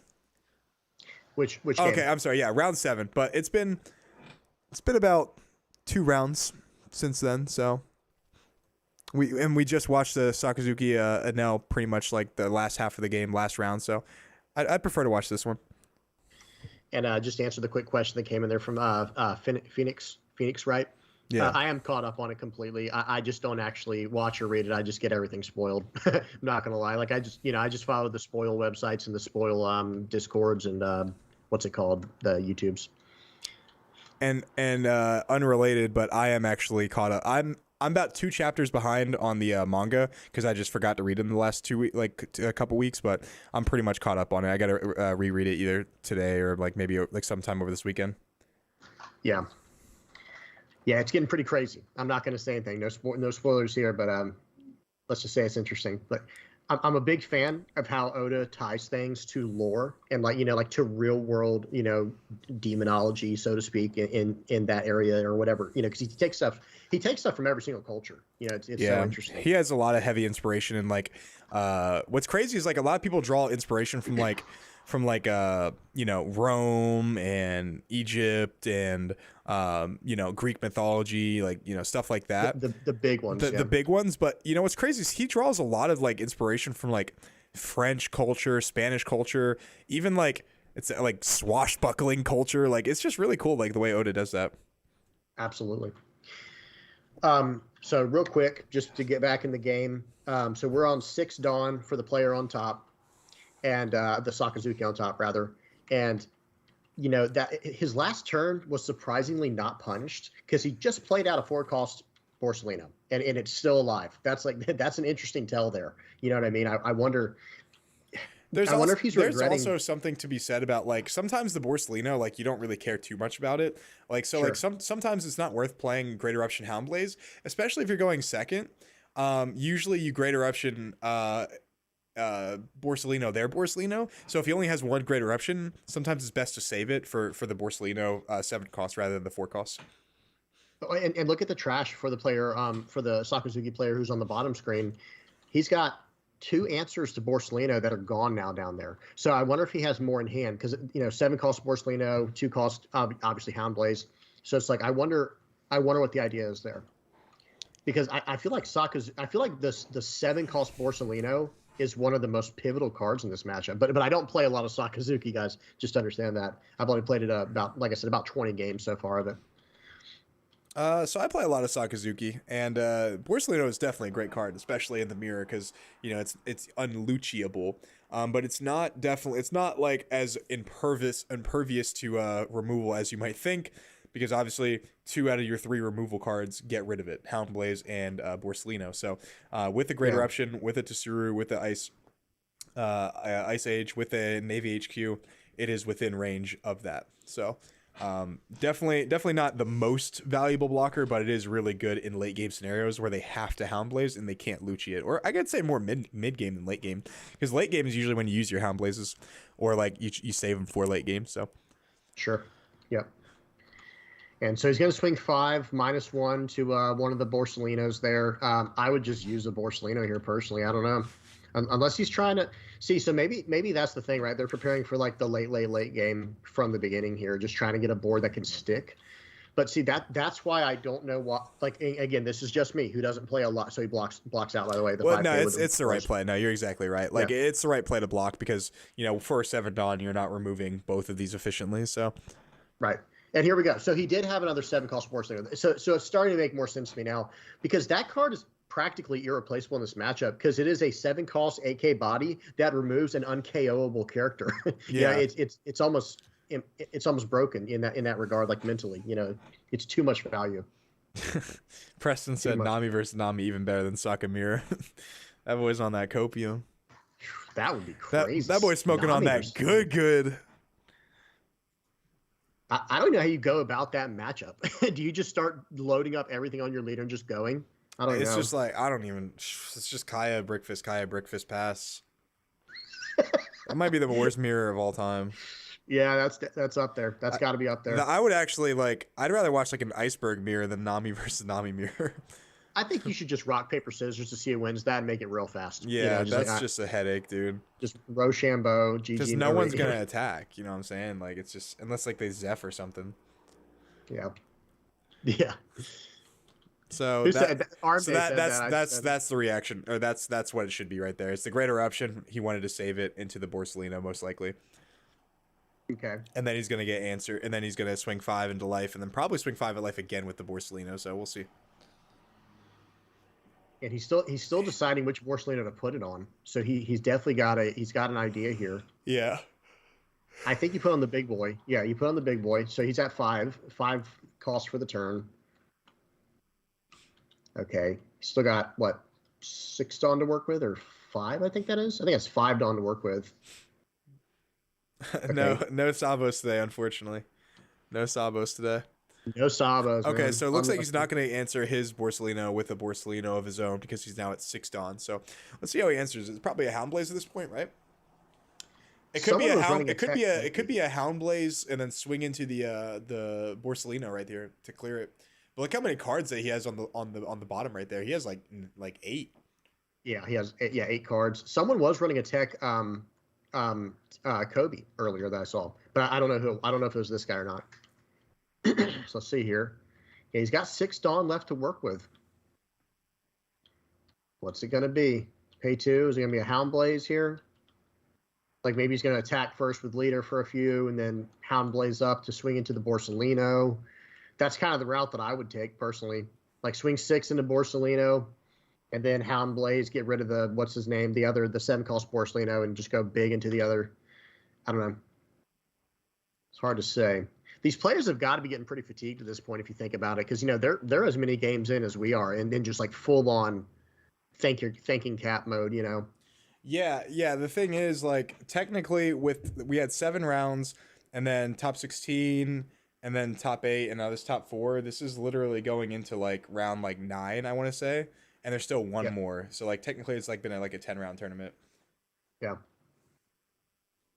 Okay, so he's going 7 into Borsalino, into the blocker Borsalino. So this is clearly setting up for. And did he -1 to the? I'm sure he -1 the other Borsalino, the 7 cost. What's he got? He's thinking about it. Okay, they're probably talking about something. We're not sure what they're saying, guys, because obviously we don't have the sound on. Yeah. But I'm pretty sure. Yeah. So I think the follow up play here is just going to be a Houndblaze and swing huge into that Borsalino. The thing is, did he? Okay, so he already swung with leader. Yeah, yeah. He swung into life, right? Or did he swing into Borsalino? I think he swung into Borsalino. I could be wrong though. I think he swung Just with 7. 7 is weird though. Like I think 7 into life is actually Oh. better because it forced him. I think it's It was it's life. Okay. You're right. Yeah. So and the reason, guys, the reason being is like I'm a little tired, but even like I was half paying attention to something else real quick when you were explaining that was when you go 7 into life. Like normally they'll just take the life, but because they're so low in life, it forces them to use 2 cards out of hand rather than like 1 card out of hand. If you swing at the what is it called, the Borsalino, and if they take that 7, then you super punish them with the Houndblaze, and then you go like 9 at life, and then you make them discard like 3 or maybe even 4 cards depending on what they have in their hand. So that is that is normally the play right there. So although he does Lucci for 1, which isn't ideal, but That's interesting. Yeah. And Arm Day said, how do you feel about 1x Mihawk and Sakazuki? I think it's perfect. I think it's the perfect number. Sean from our locals, he does run 1. He runs a single Mihawk in his list. And I swear, I could be wrong. You never know how a game's going to go, but it won him the game against me when we played Black Yellow Linland versus Yeah. Blue Black Sakazuki. I mean, I personally like Mihawk. I just don't play him in Yeah. my deck, but I think he's pretty good. I think Sean was running him as a 1 of and 2 10-cost Kaidos, the draw 4 Kaido. Yeah, that makes sense. It was interesting. It definitely got there for him, but it did. I wonder if that's what draws our game out sometimes, because he was saying how they're grueling matches, and they are. Any kind of yellow matchup is probably going to be a grueling matchup because they're all built for attrition, except Katakuri. Okay, so pay 1, Great Eruption, draw a card. -2 happens after the effect, guys. After you or not after the effect, after you draw it's draw 1 card, then -2. So make sure you always work on your ordering, because what you draw might change how you do the play. Yeah, a lot of people you'll see if they're like relatively inexperienced is they'll cost minus something then draw. Now obviously if there's only one thing on the field, it doesn't really matter either way. Sure. But like it's really important to like you said, sequence it right, because if people just cost minus then draw and then draw into like an Ice Age, you're like, well, damn, I could have just cost minus the Lucci or the brand new or something like that. I don't know, something along those lines.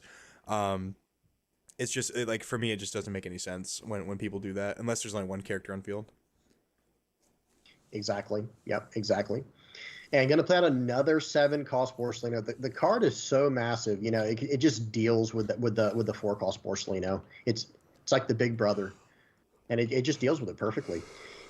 Now, I wonder if okay. So trash is a did he trash it to Shigi? Wait, what was to 2K counter out? I missed what. Oh, he swung for 6 with a leader. Okay. Looking at the board, looking at the life, who do you like to win this one, Joey? Like who of these guys is in the I drivers? definitely think whose turn is it right now? Because that It changes is everything. It is the one with the Katakuri. Oh, okay, gotcha. I think he might be in the driver. He might be in the driver's seat right now. I was gonna say if it was still the bottom player's turn, then I think he was at a good spot. But because he's still at the player on the top is still at 3 life, and he still has relative like 1 attacker on the board, he can pressure that the other player like relatively easily, especially with like a Hound Blaze, like bottom decking one of the Borsellinos, and then as soon as he does that, especially if he goes into life, he can put him at easily like either 0 or 1 like super efficiently. And then if he has like anything else like a Rebecca play or anything like that, he just kind of like has a board that you need multiple cards and like interactions to actually get rid of it. So like he has a lot of cards in hand. He has like 6 and maybe 7 if one's like hiding behind there, but the other player doesn't have like a little cards in hand. Like I think he has like either like 4 or 5, so he's not too far behind, and he has 1 more life buffer. And his board really isn't that impressive to like really like make up for having like 1 or 2 cards in hand more. I hope that makes sense. That makes sense to you guys in the chat? I think it definitely made sense to me. I think because here realistically, okay, swing. Okay. He might go 10 cost Kaido here actually. Yeah. I definitely think that. But if that's the case, I feel like he should have swung 5 first. You know what I mean? To bait the Borsellino. No, absolutely, yeah. So Now, that is weird right there. I don't think it is a what's it called 1K counter. Okay, so never punished. That. Sean always hides behind his math. He said the math list runs 1 Mihawk. The math list, yeah. I don't care about your math, buddy. I like the Mihawk. Mihawk is the magic number 9 that we talked about earlier. He gets rid of a 7 cost. He's nice. But again, only as a 1-up for me. You'll see that from my list soon here. Next locals probably. Okay. So swing -1. So swing 6 probably at the Borsellino, -1. Oh no, so swing 6 at life, -1 to Brandon. Huh. I'm surprised he took that. He must have no counter because he Oh. actually uses leader effect to actually go down to. I'm sorry, he uses his Sabo. I'm sorry, not his Sabo. I'm so tired. His Borsellino to 1K out of a 2K. And he took a 6K, which means he just doesn't have any 2Ks. So that's something you can easily infer from his hand right there. So, obviously the Hina right there is going to go ahead and pop both. I'm sorry, not the Hina. The Lucci is going to pop both the brand new and the Borsellino, which is a huge play. I think it's just fantastic. Now, my question is, how did he get... Did he Ice Age the Borsellino? The 7, yeah. Okay, cool. And he's redoing his Lucci because he forgot to put the Ice Age in the trash. It was just sitting on his leader, so he had to adjust the 3 cards and went to the bottom because he obviously didn't want to keep. I was gonna say because with leader effect and Hina, he can't kill brand new and the Borsellino. So I was like, I didn't see how he cost minus the rest of it. So okay, the Ice Age makes sense. Okay, we're good. And he did it really nice where he Rebecca to snag the Lucci to do all that, all those shenanigans. For sure, yeah. The more I've been playing Hina, the more I realized that like obviously it's like really great to like pitch it off your leader effect, but sometimes it's just great like grabbing it in hand or keeping it in hand because if you discard a Lucci earlier in your game, Right. then you can just get the Researches, Lucci and then play the Hina from your hand. So it's like kind of like the same thing, except for instead of grabbing Hina, it just grabs like another piece. Exactly. It's like even though the Hina and the Lucci have no counters, even though they're quote unquote dead or bricks, you can just cycle them very, nonchalantly. Like it's not going to really punish you all that much as long as you do it correctly. Yeah, as long as you do it correctly. And a lot of people got to realize that the thing is like you have to understand when you pitch these characters, whether it be leader effect or counter, like even something like Rebecca, right? It's because you pitch Rebecca thinking that you have a Moncherie in hand, then you can get it back. But on the turn that you need to do your Rebecca Lucci play, you still need Dawn to use for Great Eruption and Ice Age, or one of each. Or I'm sorry, one or the other. And Moncherie is 2 costs. Rebecca and Lucci are 8 cost total, so like you just don't have the Dawn to do that. So like the turn that you actually go Rebecca into your Lucci play is so much weaker if you needed to use the Mon Cherie to get back the Rebecca. So like it's just like you have to be very careful what you pitch at the end of the day, and it's something that as you know, because I've been getting more experience with the deck and more reps in, like that's how much I've been like understanding every day about the deck. Like I understand something new every single day about the deck, and that's what's helping me win all these tournaments that I've won, what, 4 in a row at this point, three in a row with, I think I won 1 with Sabo and then 3 with in a row with Sakazuki, and it's just showing that I understand the deck a lot better now. Yeah, you've been putting in some tournaments with Blue Black Sakazuki for sure, and he swings 7 there with his leader. I don't know what the -1 went to Hina. He does block out with the Rebecca. Now the other player plays Rebecca, getting back a Hina, plays out Lucci, basically just mimicked what the other player did in a smaller way. Yeah. So. Yeah. A couple people asked some questions. G-Shot, thank you for thanks, man. I appreciate the feedback. And then Serena Tatum asked, is Luffy still, sorry bro, I can't, I'm not good with saying your name, but is STO1 Luffy still playable? It depends on, I mean, I would say so. I mean, you can play like a very high tempo version of him. You can play like the new, what is it, Chaka or something like that? The 5 cost character that gives 2 rested Dawn to people with a Dawn on him. So you use your leader effect to put a Dawn on him, and then he gives 2 rested Dawn to like somebody else. So like you're always swinging 7 with him, and then obviously you give 2 Dawn to somebody else, right? And then you can play stuff like Shanks, and then 10 cost Luffy, and like all Sanji and stuff. So like they're still it's still viable. Like if you run into like a bunch of like Katakuris and Sakazukis, you could definitely get there. So I don't think it's bad at all. And then thoughts on 10 cost Kuzan. I personally, if I'm going to play a 10 cost, I want it to be a card that lets me draw 4. But Kuzan, with Lucci is really strong. Like really, really, really strong. But I personally prefer Kaido in my humble opinion. I think Kaido is just a little bit stronger in most matchups. Sometimes, like, at least with my experience running Kuzan in multiple different lists, whether it be Rebecca, whether it be Sakazuki, even just old mono black decks, it's almost a win more card. I hate to say it like that, because if you can actually drop that card and survive, well, you were doing pretty well. Let's just put it that way. You know what I mean? Yeah. Where it's like you were probably winning without it, kind of thing. And I'm not saying it's not a good card. It is an incredible card, like in and of itself. Like just like what Kuzan, the card does. if Kuzan lives. The thing, okay, so think of it like this. Blaze is 7. This is, I was gonna say Hound Blaze is 7. If Kuzan lives, it is awesome.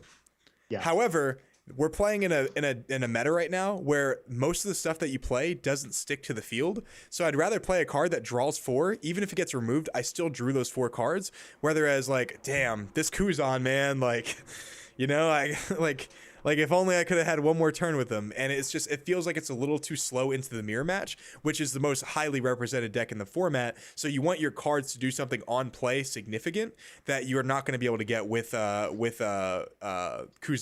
Even a card like, I think if you're debating between Kuzan and Mihawk, I think Mihawk's just better overall because it gets rid of a 5 rather than getting rid of like even a 7. Let's say you play like Marineford and like you already have it on the field, and then your leader effect, it gets rid of a 7. It's still better to play the Mihawk in my opinion, because like that 7 possibly can't be KO'd. Like Mihawk can bottom deck like Sabo and Borsalino, or like if they play Sabo or something like that the turn before you drop your Kuzan, like it's just nullified and you just lose the game pretty much. So that's a lot of words for basically saying that you want your cards to do big things on play. And what a lot of people.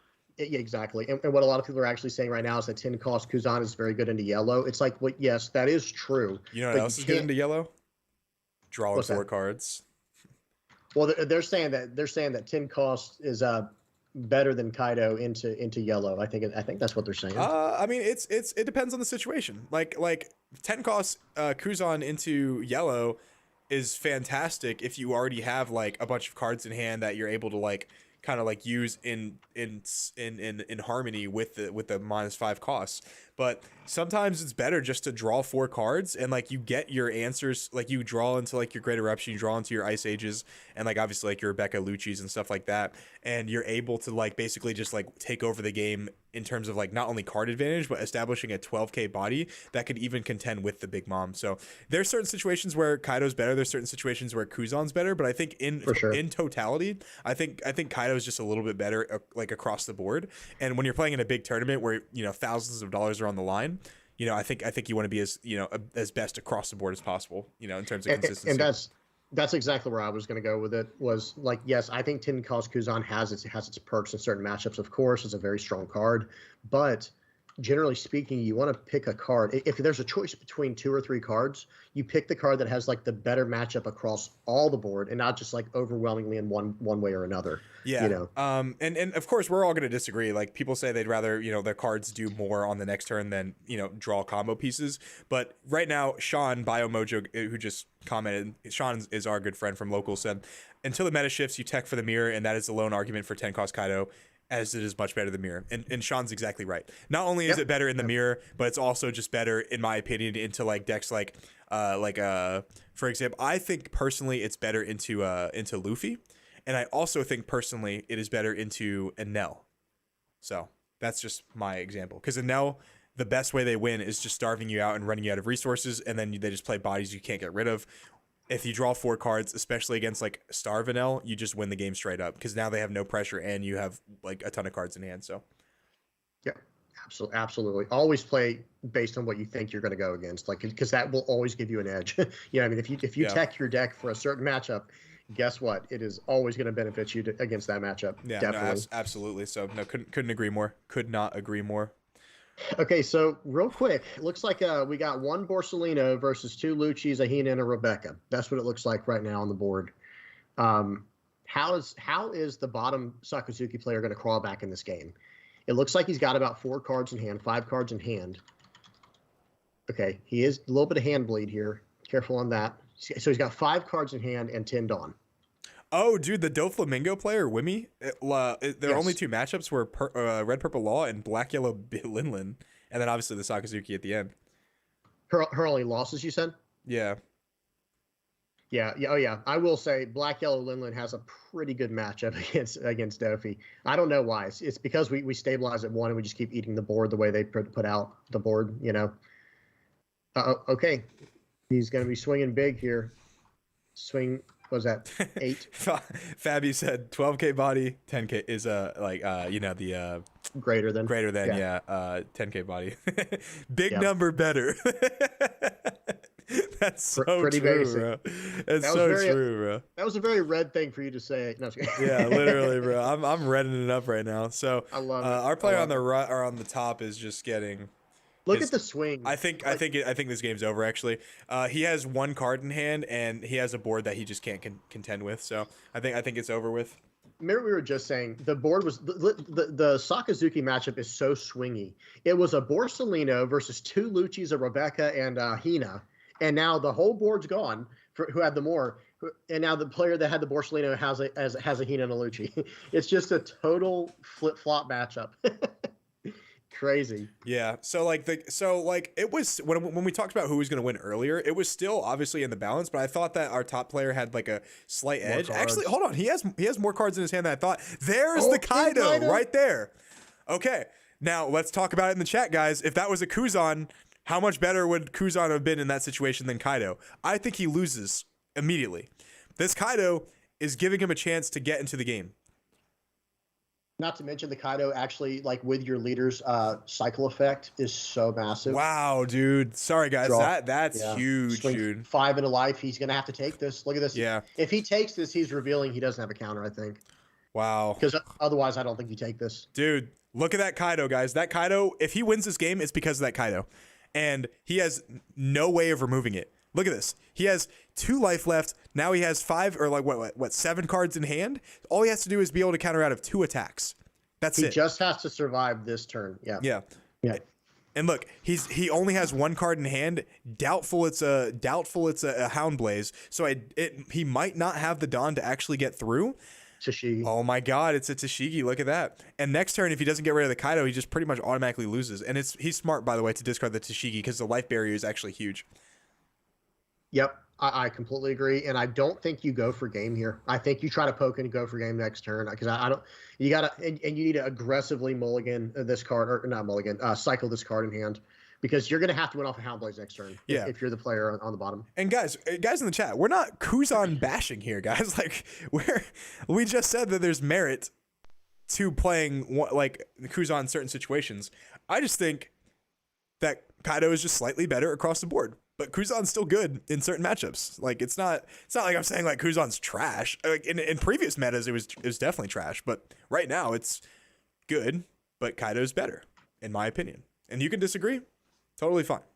Doesn't like you can have your own opinion. I'm not like please agree with me, you know what I'm saying? Like, you know, at the end of the day, you know, like how you play the game and how you edit your deck is up to your play style. And as we can see with like plenty of people that have done well in tournaments, like they've done well with unorthodox either lists or cards. So, you know, by all means, if your Kuzan's working for you, don't take it out. But for me, I like Kaido better. Yeah, the card that I like better is actually Houndblaze. I think it's just the best card. Yeah. If I could, so actually good here's a good question, guys. If you had the option of playing 7 Houndblaze and no Kaido, would you play 7 Houndblazes and no Kaidos or 4 Houndblazes and 2 Kaidos? I would play 7 Houndblaze. That's me personally. And then I'd probably run like Sengoku in that list. I'd be literally getting rid of everything. What do you guys think, chat? What do you guys think of the that question? 7 Houndblazes and 0 Kaidos if you could legally. If you could legally. Or 0 Kaido or 2 Kaidos and 4 Houndblazes the standard. What do you guys think? This is yeah. Okay, I think it's still catching up. Someone said Houndblaze. Okay, Houndblaze, okay. 1000% 7 Houndblaze. 7 Houndblaze. Yeah. Okay. Damn, is Houndblaze really that broken? Damn. It's the most broken card in the format, I would argue. Holy smokes. I think Amaru is just as good as Houndblaze though, in my opinion. Well, but there's not as like black yellow is not as good as blue black though. That's the only problem with Amaru. That's the only issue. Well, just yellow I think is as good as blue black in my opinion. Maybe. He said, "Yeah, I would play 25 Houndblaze, 25 Grand Eruptions." Me too, buddy. I can't counter out a shit, but let me tell you, I will kill everything. Sean said that. Me too, bud. And you're not beating me there. 7 Kaidos. Oh, that's 51 Houndblaze, no leader. I don't know how that will work. How does that work? I love it. 4 Pilafs, 7 Houndblaze, 4 Jesus, dude. I thought some people would say Kaido. Damn, dude. Damn. Well, no. That's the thing, Joey. Kaido's just like a really good card. Houndblaze. Dude, Houndblaze is a broken card, bro. Damn, bro. So 7 Houndblaze, no. Okay, let me ask you guys this: would you guys play 8 Houndblaze and 0 Rebecca, or 4 Houndblaze and then 4 Rebecca? Wait. Say it one more time. 8 Houndblazes, 0 Rebeccas. 8 or Houndblaze. 4 Houndblaze, 0 Rebeccas. Oh, man. I'm sorry. Because it comes down to just Houndblaze kills everything they have and swings you 3K over. Let me ask the chat here. No Rebecca and 8 Houndblaze or 4 and 4? Gotta have Becca. Okay. So now we draw the line. Is Rebecca just as important as Houndblaze? You know, y'all think that, by the way, but then Houndblaze literally just runs Rebecca over. It doesn't, and it doesn't draw you Houndblaze. Free Monster Reborn. Yeah, it's crazy, and it bottom decks Rebecca. You're not getting it back. I don't know. For me personally, and I see what everyone's saying 4/4. I could just run a full-on mono. Well, no, I gotta have the cost reduction. Gotta have the cost reduction in black. Never mind. He said, "I feel like it's 8 Houndblaze still." Yeah, just Houndblaze. Me too. All right. Absolutely. But this one was more mixed. This one was a much more mixed response. Yeah, this one was way closer. Yeah. So is the problem Houndblaze or is the problem Rebecca? That's the question. Because if you literally can't, like if you had the option of playing either one or the other. Okay, hold on. So this is a 9 right here. Is this a 9? Hang on. 9 this at life. Is 9 with. Can you counter out? Does he have it? 1, 2, 3, 4. Oh my God, bro! One bro. 2K. Kaido sucks, bro. Why would anyone play that dog shit card? Kaido sucks.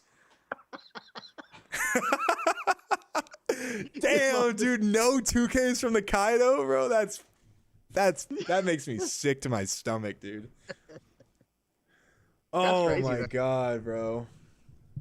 It all happened that one turn, Joey. The one turn where, like I was saying, the player on the top had 4 cards on the board, and the player on the bottom had 1, and it swapped from 0 on top to 3 on the bottom, and he could never recover from that. Damn, dude. Kaido is trash, bro. Confirmed, bro. Kaido is trash. Confirmed, bro. Oh man. Oh man, bro. That was fun though. That was actually that woke me up a little bit. I'm not gonna lie to you. Someone said Tenku's-san would have won somehow. Dude, Should've bro, played that guy would have Tenku-san. lost like immediately with Tenku-san, bro. Oh snap, bro. That was a good game, though. All right, yeah, good game, guys. We'll cut to actually the finals. So we'll be right back. Finals. Here we go.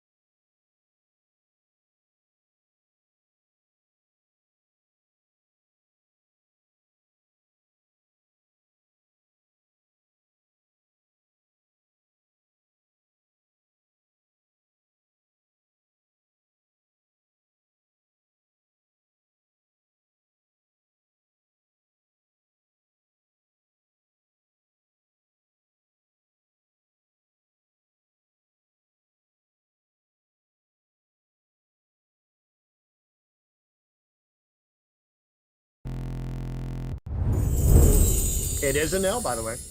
All right, guys. It looks like a Nell versus Sakazuki. Okay. All right. Who do you guys got? Who do you guys got for this game right here? Yeah, guys, this should be a fun one. And we know that last match for the Enel player was against Sakazuki, so we know he can beat Sakazuki. This is going to come down to just, I wonder how much does going second matter to Enel? Does it? Do you know off the top of your head? I'm wondering. So Enel obviously wants to go first, right? Enel wants to go for, or I'm sorry, Enel wants to go second. I'm sorry, because they don't care necessarily, but because Sakazuki wants to go first. Or I'm sorry, I cannot freaking talk. Because Sakazuki wants to go second. Yeah. Enel could very well go ahead and take their second, and then by doing that, they ohm holy one turn sooner than they normally would.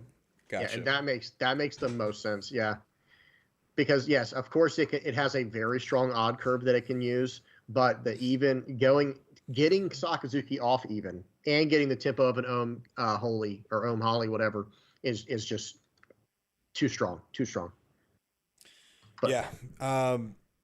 The thing is, like, the Sakazuki player obviously has answers that they can accommodate for. For example, if they play Tashigi on turn 2, when they play the Ohm Holy, they have the option of Great Eruptioning using Tashigi's effect and combined with Leader effect to Lucci them away.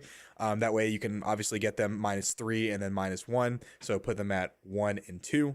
So that's an option right there, so that you can combat going against an Ohm Holy play. And of course, if they whiff on the Holy and just play the Ohm, it's easily Great Eruption, or if you still play the Tashigi anyway, rest the Tashigi and then Great Eruption. So yeah, I mean, obviously going second is huge in this matchup, but it's not the end of the world.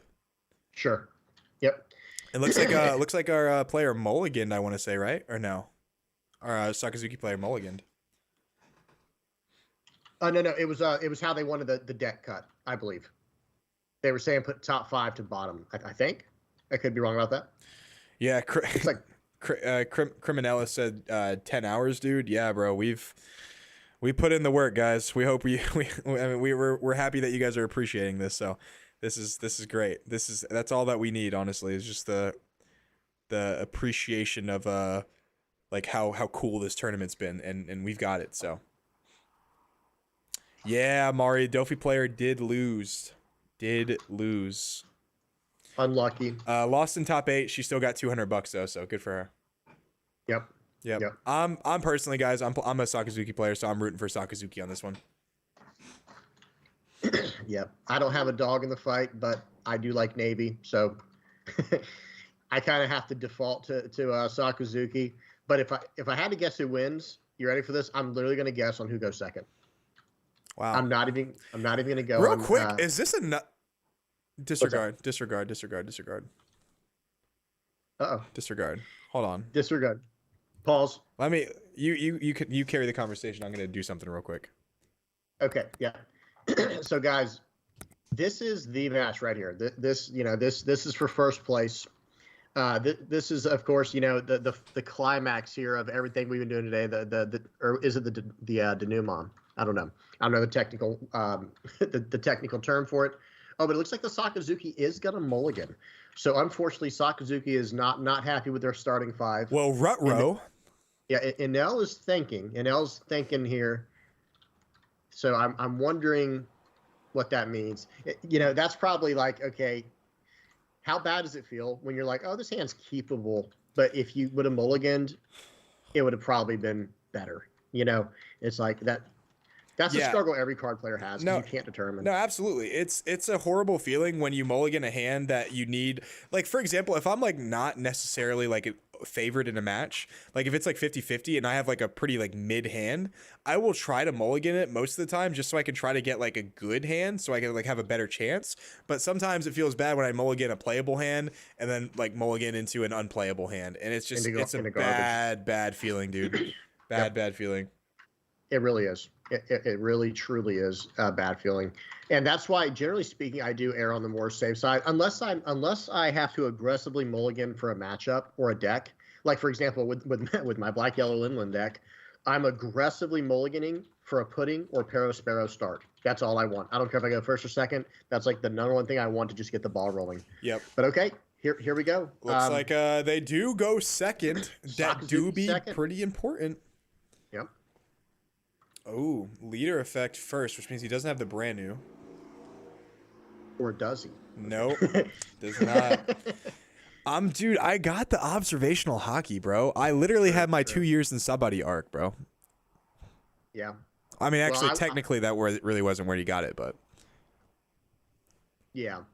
I mean, wait, actually, guys, Well- did Luffy have he had it? No, yeah, Luffy had observational hockey in the Whitebeard War, so Well, yeah. you're basically like you're kind of born with it, but you have to unlock it. Is that No, what you're no, saying? no. I don't think you're born with it. You're born with the Supreme hockey. The what is it called? The Conquerors. Conquerors hockey. Yeah, you're born with that because it's like a will thing, like something in your soul. But I don't think you're born with observation hockey because he first like understood what it was in the Whitebeard War, where he tried to dodge Mihawk's like swords.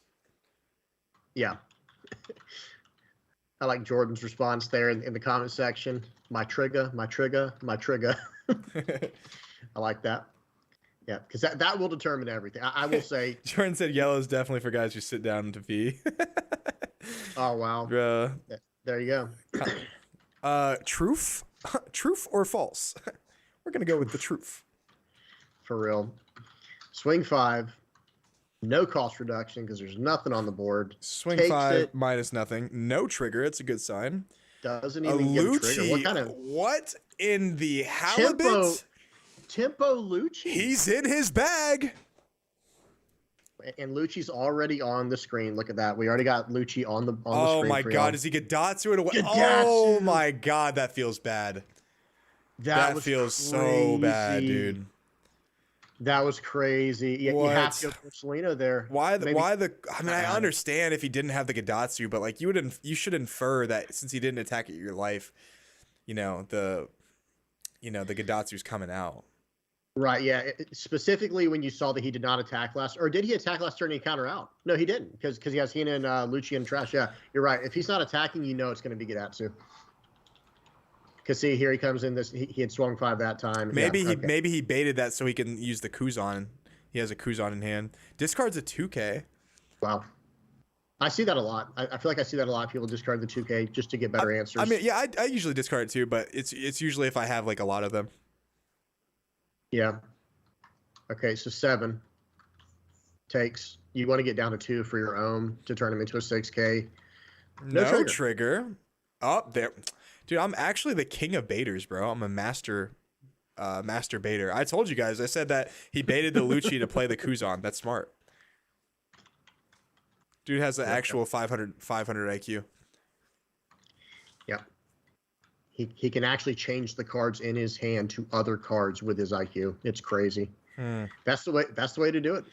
Now he does have quite a few cards in hand here. What is that? 8 cards for the Sakazuki player.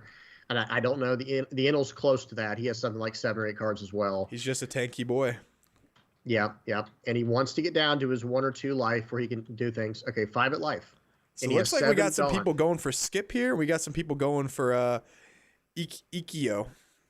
Jan and Akio. Okay. Jan, Skip. Akio, Yeah. yeah. Akio, I like that better. Akio. Well, I think he played the Lucci to avoid him popping the Kuzan, which is overall more important, right? Played the... Wait, say that one more time? He played the Played Lucci the- so he could play the Kuzan the next turn when he popped the Lucci. It makes sense. Guys, by the way, his camera is perfectly fine. It's just because we had to zoom in a little bit, it's like slightly cropped at the top, but we can see his cards. So His hands, yeah, they're on camera. No worries, guys. Nothing shady. yeah. It's just the cropping. All right. See now, and playing Kuzan is really ugly because now you don't confidently play your 7 cost Lin Lin. I think Enel still- is better here personally. Yeah, I still play the 7 Lin. I would make him remove it. Of course, because well, you then- just gain a life right off the bat because you don't take life against Enel. You just give it. And then you already know next turn, like you can just drop what's her name, Yamato, and just get whatever life you needed back. It's a very safe play even into removal. And I mean, you at some point you have to get rid of this Sakazuki's cards. At some point you have to get rid of them.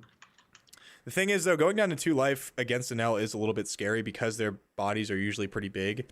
So he must be very comfortable with his hand and the the amount of defense that he does have. So he possibly could have a Rebecca coming up next turn. Yeah, very possible. 4 cost. Okay. Okay.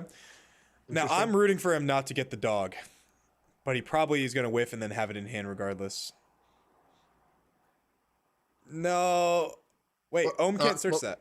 Whoa. Ohm can't search that. That's an He Ohm, thought not that sure. He thought that was Shura, bro.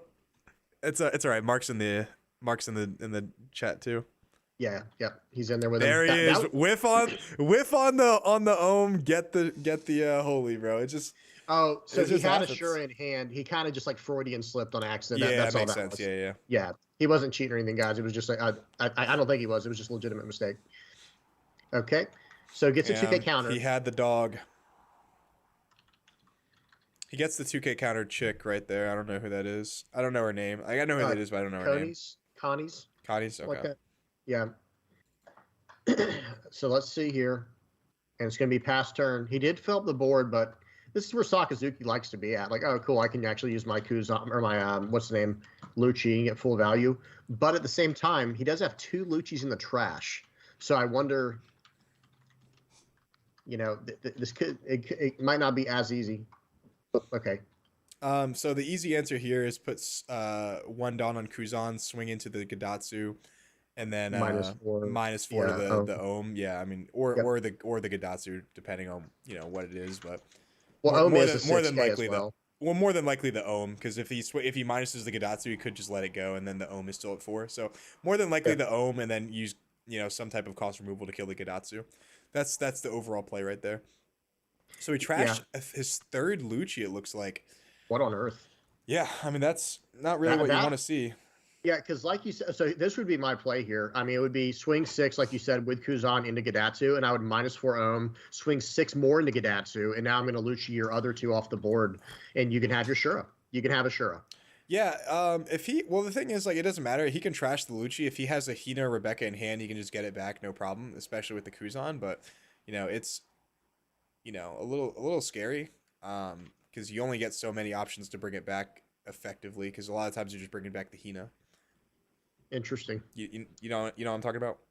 Yeah, absolutely. I just feel like that play was so perfect for this board. But these guys got all the way to this point, not being good players. So he obviously has, and we don't know the player's hand too. You got to remember that we don't know. No, absolutely, yeah. I'm just saying, Yeah. this is still it's not looking good for Sakazuki, but one Rebecca Lucci play can just swing the tide right back in his favor. So. It looks like, because he has 8 Dawn, it looks like that's what's going to happen. However, I'd swing with the Kuzan first, because if you don't get that off, if that's a Thunderbolt or a Beige, that's not good. It's a Sanji. Okay. So see what he trashes. Probably he's going to trash the 7 cost he was going to play last turn, unless it's an L. Gets rid of the 2K. 2K. Wow, that's Okay. wild.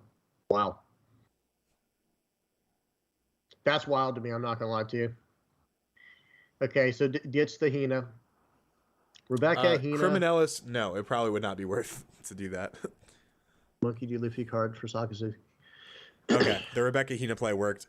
However, he only got rid of instead of getting rid of the Ohm as well, he got rid of the Holy, which I think is just weird, because you could, you don't have to attack his life. You could swing into the Ohm at 6. Exactly. And obviously the attack would get nullified. And then you can pop the Ohm and the Gadatsu. I don't understand that play, because 1 Dawn on Ohm is 7. Yeah. Am I missing something here? Maybe he wants to wait for the Yamato. Does he want to wait for the Yamato to come out? Is that why you save the Borsellino? Because it makes sense, right? He would have to waste 3 cards to be able to counter out to save the Kuzan, and then Yamato can come out, and he would have to go +2, +1, +1. Or block +2, +1, +1 to save the Kuzan. Yeah, I mean, I don't know. Maybe he is actually telegraphing that he doesn't have enough 2K counter in hand to survive. Like talking about the Sakazuki, I'm saying. Yeah, it's either that or he doesn't want to waste them on the Kuzan. So one of those two. Yeah, because what is he worried about doing? Like with the Kuzan, is he just worried about hitting the 9 cost Yamato or 8 cost Katakuri? Because Sakazuki just had the -4 that he showed with the Rebecca Hina combo. It's just strange to me. I'm not gonna lie. Like you were saying, like I don't understand why you wouldn't swing 6 into Gadatsu, -4 to the Ohm that's still alive, 6 more into Gadatsu, -1 to the dog, and then you just pop everything, and he's just left with Ashura, and he doesn't have a Sanji on the board now. I don't know. That's just. But I see what you're saying. I see what you're saying. Absolutely. Because you could still follow up with the well, you couldn't follow up with Rebecca in that case because you only have 8 Dawn, but still. Okay. All right. So Yamato gets played, gets rid of the Hina. Yeah.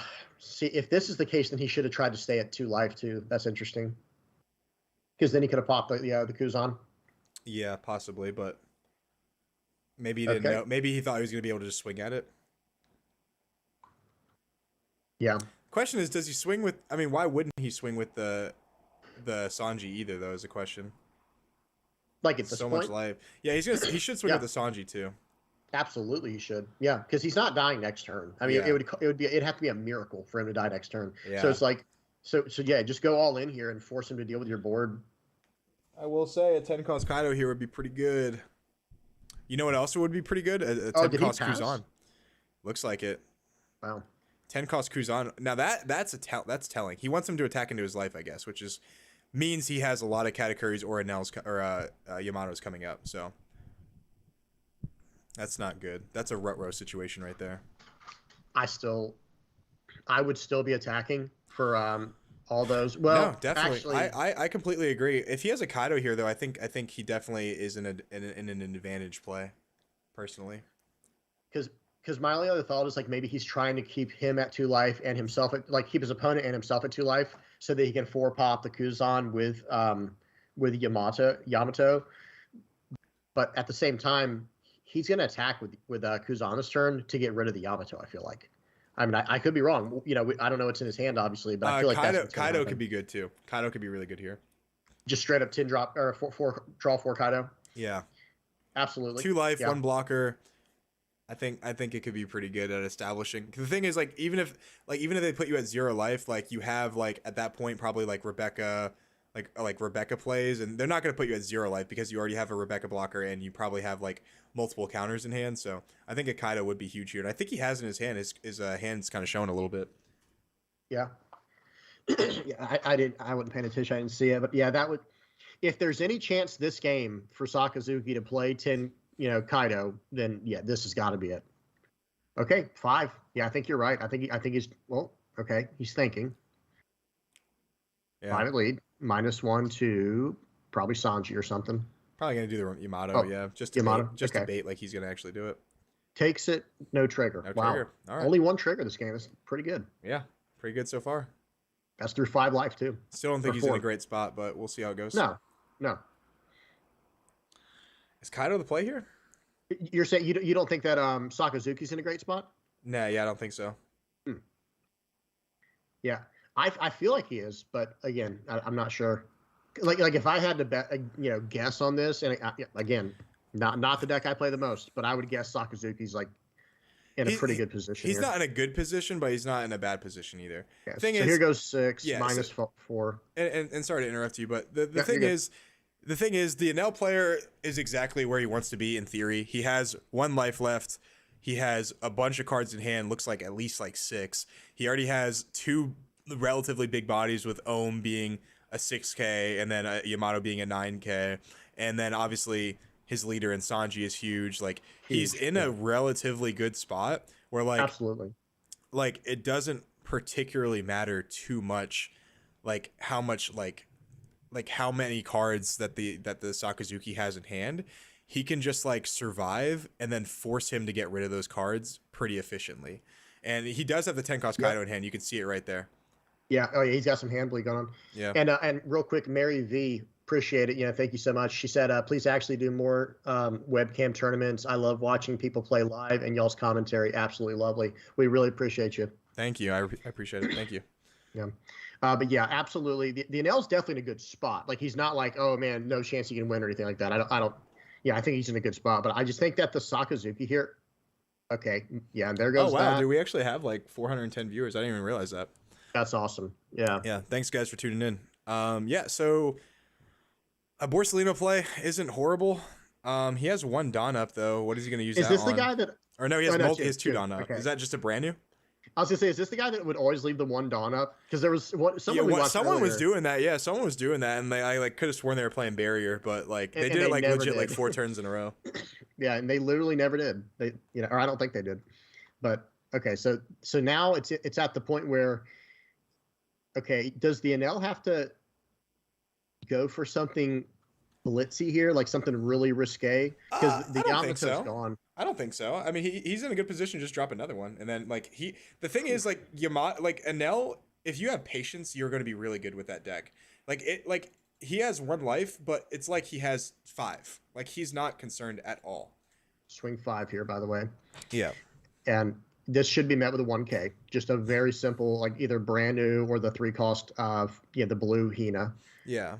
If he so takes so this, a 5 here. Oh my God, does he let this go? I don't think he can let this go.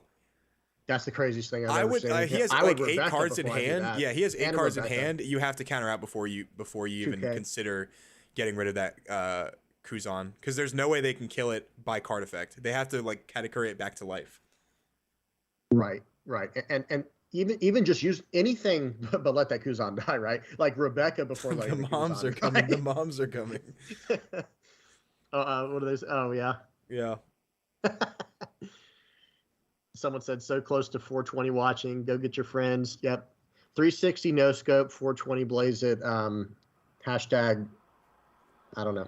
Can we be real though, guys? Like, when's the last time you've actually done a 69? Like, I feel like that was like, dude, like no bullshit.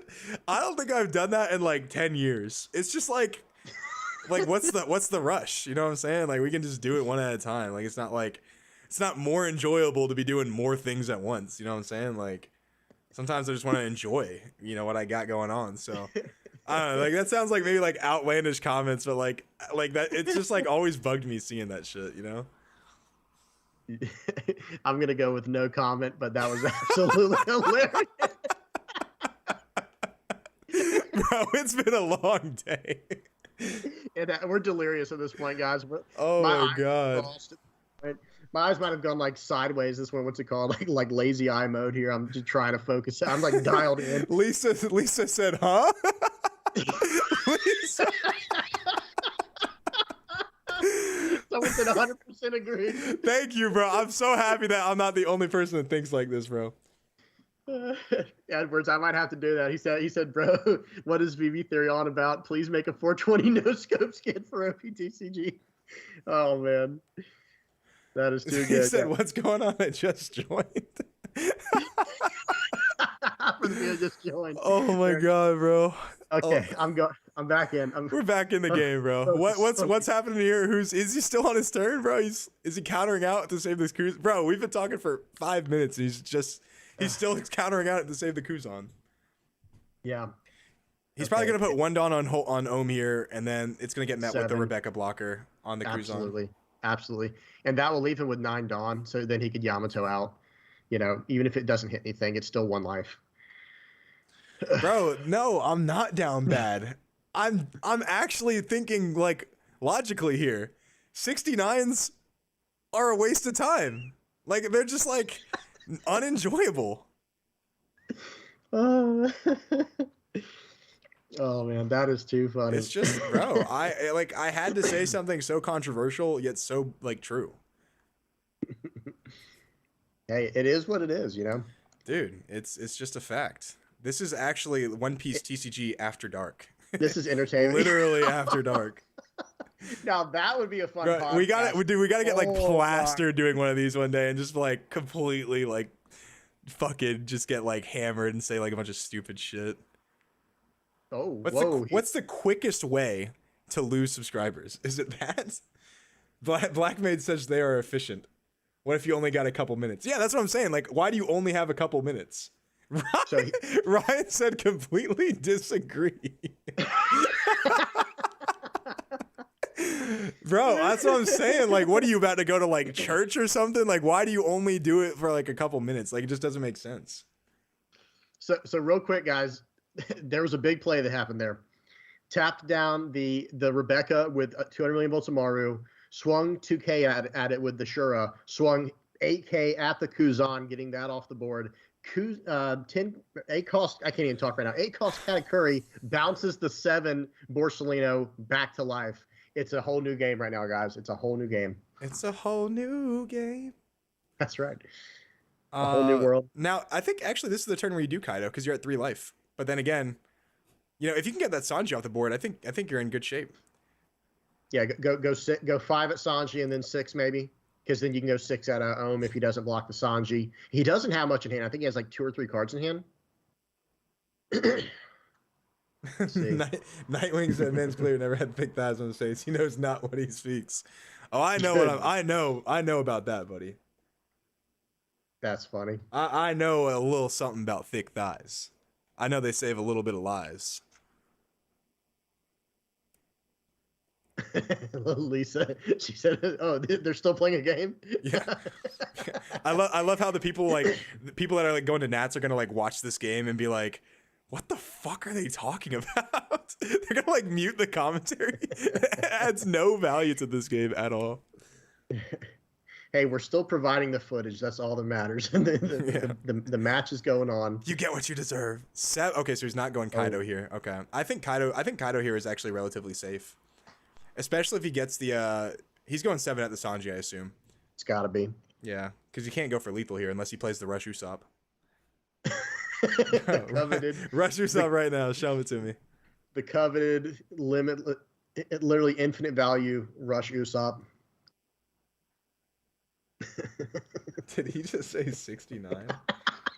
The chat's got me going now, man. Can we focus on the game, guys? I got the giggles. I got to turn over. I got to turn that off. Oh man, that was too funny. Back to cardboard. That's right. Back to cardboard.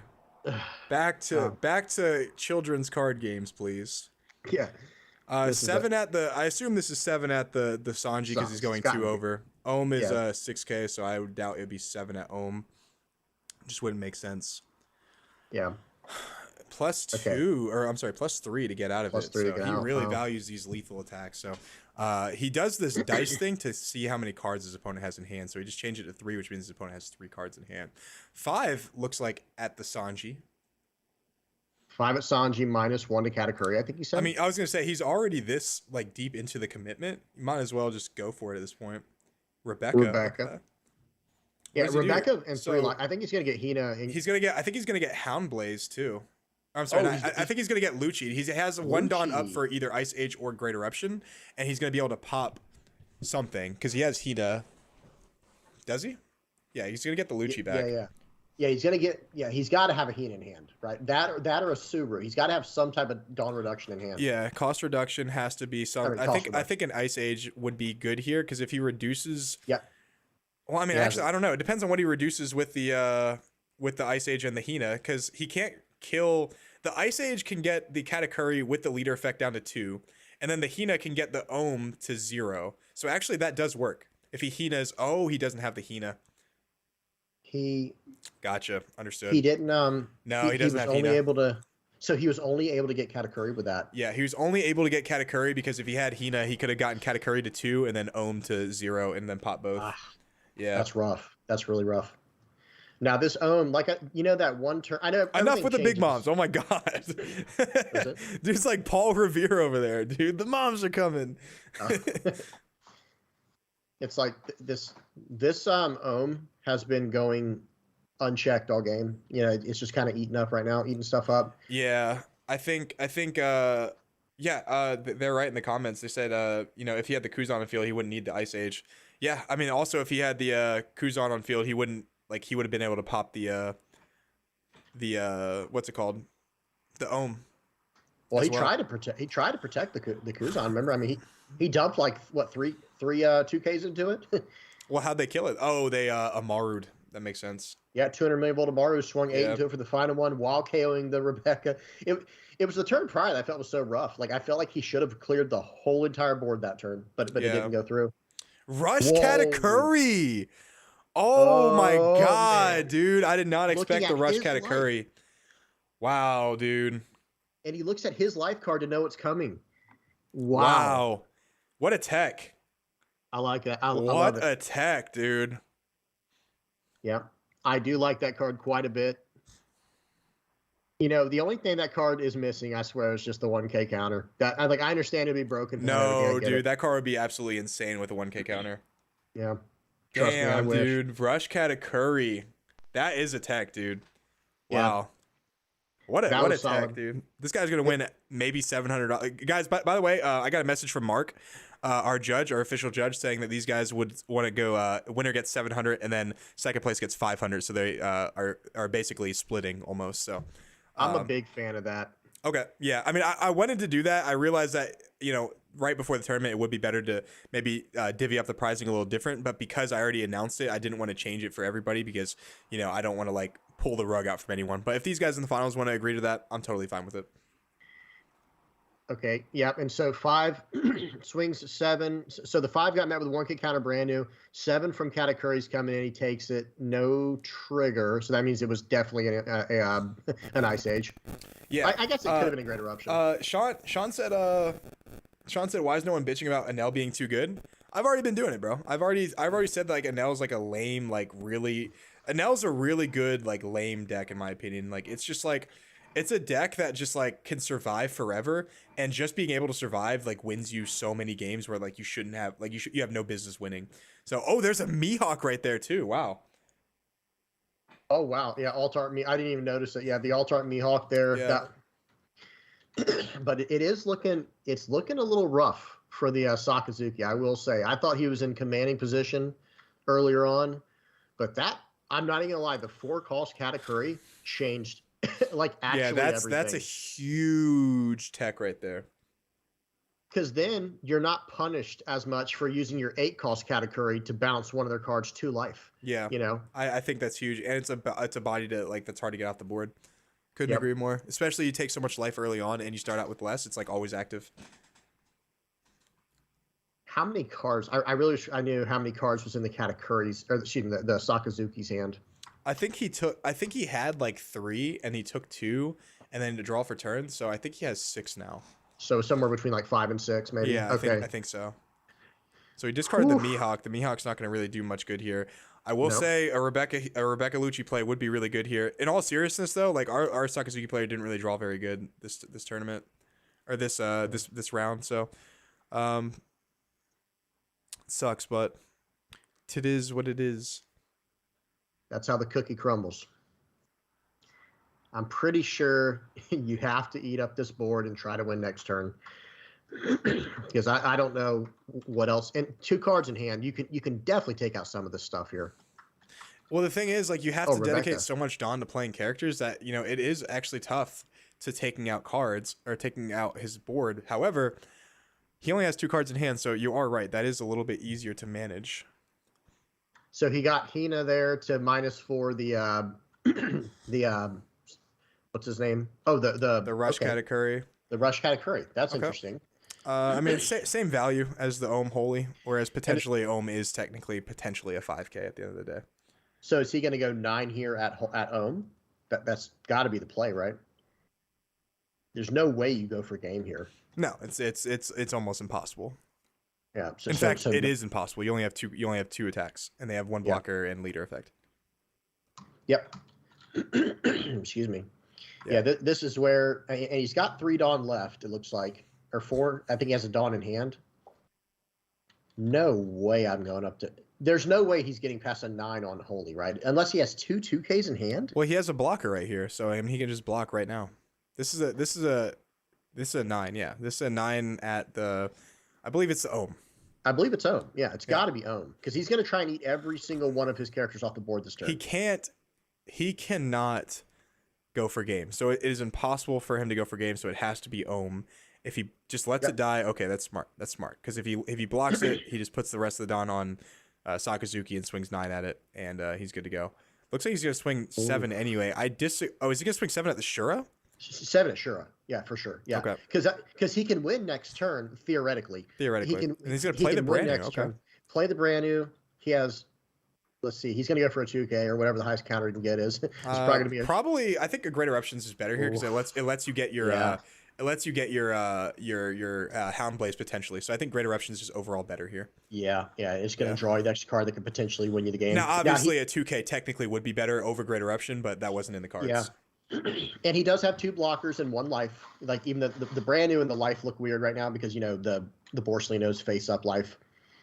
But this is going to be a weird turn. It's going to come down to 200 million volts of Maru and a 7 cost Enel, I think.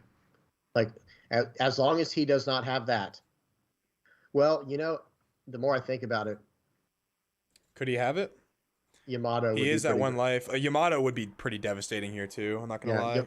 Yamato would hurt really, really bad. I mean, Yamato would only kill the brand new, but it's just the life thing. Yeah, that's what I'm saying. Like that, and that's what I mean. It's like Enel is so demoralizing because you can get him so close to victory, and you're like, next turn I'm going for game, and then they Katakuri something back on top of their life, and you're like, it's like a whole new ball game. It's just annoying, dude. It's so annoying. And remember, the Enel player actually does know his last life card from the 4-cost Katakuri earlier in the game. So I wonder if he's going to play accordingly to that. How he plays will give you an idea of what that card is. Yeah. This is anyone guess? Any guesses? Is this a beige, guys? It's got to be beige. Or you know what else it could be? It could actually be a 200 million volts tomorrow. He can kill the brand new because the Borsalino is his life. So he has the Sakazuki has 1 life, and then he has 1 life. Yeah. What are they saying? They say he couldn't kill Borsalino, but the 2 life total, so they can definitely kill Borsalino. Well, Borsalino's in the life. I'm gonna go ahead and order a pub sub real quick, and then after this tournament, I'm gonna go pick it up and eat it because I am starving. I haven't eaten anything all day, and I'm excited. So we're gonna go ahead and do that. Yeah, sounds good. A chicken tender sub. Yeah, that does sound delicious. Yep. I had some spicy chicken for like brunch, or no, it was like dinner lunch. Yeah, I'm talking in between dinner and lunch. Yeah. I mean, I don't personally like spicy chicken, but oh, I deleted my normal sub that I get. Damn, I have to make it myself. What is this? Publix is slacking, dude. Oh, you had the settings saved for what you normally get? Yeah, dude, because it's awesome. lit, dude. It's the best sub ever. Yeah, so this is turned into a pretty grueling game here. He doesn't know what he wants to do, I guess. If I'm the Enel player, I think I go for the board here a little bit. Make him use up those blockers. Depend on the blocker you have, but at the same time, it always depends on what's in someone's hand. It always depends on what's in their hand.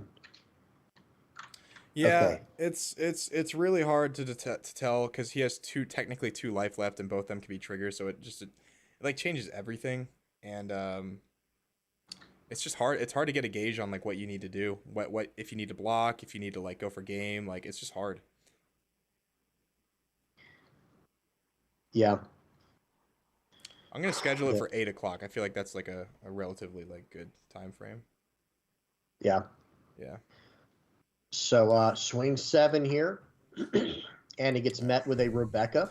Yeah, that's a smart play here, right? Because if he takes it, then obviously he can go rush Amaru. No. I think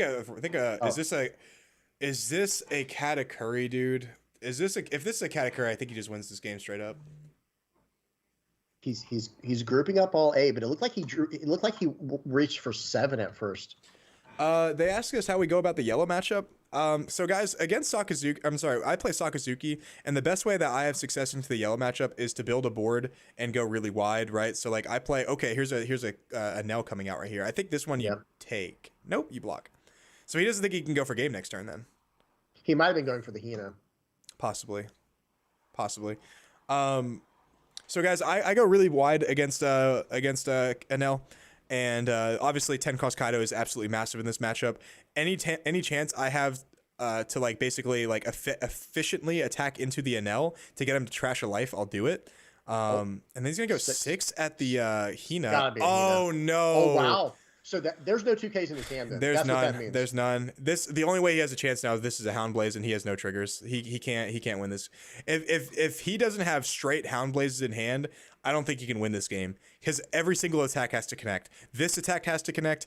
The brand new attack has to connect, and the Sakazuki attack has to connect. Off basically 2 life. And remember, he knows what his last life is. And notice we have not seen a 200 million volts Amaru yet. I promise you, he either has one in his life or in his hand. If that's There's in his no other life, place. dude, that is so then devastating. the game's over. Then it's gonna be Then he won't counter out on purpose just to go up 2 life, and then it's literally over. Unless he can somehow block her up. I mean, I guess it's possible. 7. All right, here we go. Or 8, excuse me, 8. 8 at I'm assuming life. This has to be at life, right? Unless he has a Rebecca here and then he thinks he can stall. Is this 8 at life? Is this 8 at a Nell? Like the 7? I don't think so. That would be crazy, wouldn't it? He has to go 9. He has to go 9. That would be crazy though. 8 at an L. Oh wow.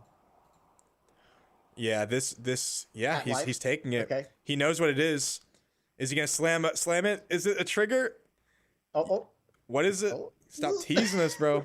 Don't slow roll us. Stop teasing us. And this is where he's gonna bring out his rush Usopp, bro, and then the game is gonna be solidified, bro. He thought you caught him off guard with the Katakuri. Wait till he gets Usopp out. Let's see. I think he has a question for Mark. Dude, it's a 200 million volt tomorrow. Like almost undoubtedly. This is a rulings question. He's wondering if he uses Amaru's effect right here, right now, does he gain 2 life? And the answer is yes. Yes, the answer is yes, by the way. If this is Amaru, he trashes 2 cards from his hand, gains a life, then Anel's leader effect activates, you gain a life, then trash a card, but if you have no cards in hand, you don't need to complete that part of the condition. So that's correct. If this is an Amaru, I just hate Anel, bro. Like if this is Amaru right now, I hate Anel. I think Anel is like, you guys say Sakazuki needs to get banned. I think Anel is the closest like deck to getting banned in the game. That deck is ridiculous. Yellow in general like is just a BS deck. Like I'm getting tilted right now watching him Google like a core function in his deck. Yeah, I could. So he's probably typing to Mark, I would assume, because Mark has his sound on. It looks the thing is, you have to like, you can't Google the answer. So how it works in Yu-Gi-Oh is you can't tell somebody a ruling before the play happens because it influences a play. You have to do it, and then if you can't do it, the judge will tell you. So that's how it works in Yu-Gi-Oh. I don't know how it works in One Piece.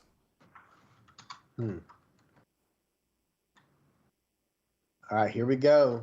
This is freaking Amaru, bro. I'm gonna be pissed. Yeah, dude. doesn't it like just confirm? Because what other card could he possibly have a question about? he's googling something. It has to be Amaru, dude. He's like, aha, I found, bro. He's like chatbot GPTing that, dude. Like the thing is, like, what's crazy is Sakazuki players know like every function in their deck, and like Anel players like are not like Anel players, but oh my god, dude. Trash 2, gain 2. That's the game, bro. That's the game right there. He held on to those 2 cards. It was well played. And then now the leader effect. That's correct. Yep. Very. Oh my god, bro. Now, so now he has to block her up, or it's over, because he can't. Damn. He can't swing through the three attacks. A 7 at the now would actually like guarantee him to trash a life though. Yeah, a 7 that would take 1 life away for sure because he has 0 cards in hand. This is where, oh man, this is stressful. Mark, am I right on that? By the way, am I right? You can't tell them to play because it'll influence the play. I think you can ask the judge. No, I don't think they can tell you. Tell you what, okay, so he plays Borsellino, 3 costs 5k Hina, says go, has 1 Dawn active. Okay, the hidden barrier for the win right here, dude. This is the hidden barrier coming out. Swing 7. Well, that was risky. I mean, what does he have in hand? I mean, 7. I mean, what would 7 do here though? Is my question. I mean, either way, he's not gonna die because he has 1 life and 1 blocker. That's what I'm saying. Like, why would you? Unless swing... this is a this is another if... Russian L, dude. This is Russian L. This is crazy. I think he counters out of this if he can. Like, I don't. Okay, he's taking it. Okay. Okay, so now you just watch. He has 200 million volts of Maru in hand too. You ready, dude? He can't use it because he has 2 life. Oh, true. Yep, big true. So swing 9 has 6 Dawn remaining. What would be 6 Dawn? I don't know.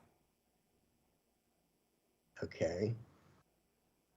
Or is it 5 Dawn? No, 6. This is going to be interesting. Oh my goodness. I feel like the Sakazuki. Dude, we actually almost have 500 players in here. That's crazy. 500 what? Yeah, nice. Or 500 viewers in here. That's crazy, dude.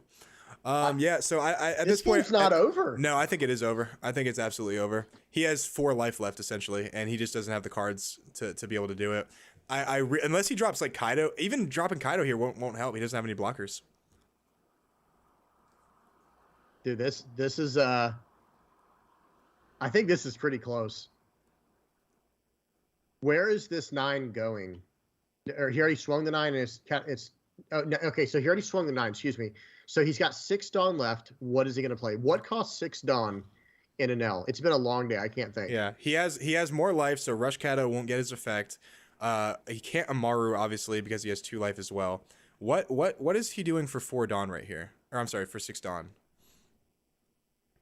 What is this right here? I understand the low Dawn commitment, but like this isn't what I meant by that. Right. Yeah, someone's right. He needs a Kuzan 10 drop here. I just read that in the chat. I don't think that'll help very much. Respectfully, I don't think that's very helpful. What is, you have 1 card in hand. All right, let's see it. I'm not trying to get mean or impatient or anything. I just want to know what this is. It's the anticipation here. What? Okay. Like, what? Well, I don't know, dude. Like, I actually have a headache. I'm so hungry. I have a headache, and this game is taking forever. I'm like, I just want to eat some food, bro. 4 Dawn. There's no match timer in this because it's the grand finals. They have as much time as they need. He said go. 6 Dawn active. What in the halibut? Okay. All right, guys, I'll explain the 2 million volt situation. I thought I explained it earlier, but maybe you guys didn't hear me. So 2 million volts is trigger, is trash 2 cards, gain a life. All right, that trigger activates first. After you trash the 2 cards, Enel's trigger activates because you went to 0 life. You gain a life, and then you trash a card from your hand. But if you have no cards to trash, you can still gain a life because it happens after the effect activates. So he gets a trigger from Amaru to gain a life, and then he gets Enel's effect to gain a life. And because the turn player can sequence them however they like because they are the turn player, and they can choose the sequencing of their effects if they happen simultaneously. So I'm not a judge, obviously, but that's how it works, right? Swing 7. Takes it. I was a judge for Yu-Gi-Oh for like a very small amount of time. I didn't. I mean, it was like what, like 2013, 2014. So 7 at life here. Every one of these has to hit. Yeah, everyone has to. Every single one has to hit. Oh. Houndblaze here. No. Trash a card from hand. Trashes a Yamato. Okay. Whoa. Trashes Yamato. Okay. So I mean, both these have to hit. He has 2 cards in hand. He can't math them out of the game. If he has a Houndblaze, then he. Yeah. Oh, he does have a Houndblaze. This is 9. Does. Or this is 7. This is 7. This is 7. This is gonna be 7. It should be 8, right? It should be 8. It should be 8. 8, 9. 8, 9. 8, oh 9, wait, it's 8, 6. I think it's only 6. No, I think this is 7. 1, 2, 3, 4. Yeah, I think it's only 4. Oh my fucking God, bro. No fucking way, bro. No fucking way. What? Whoa. You can't do the Sanji.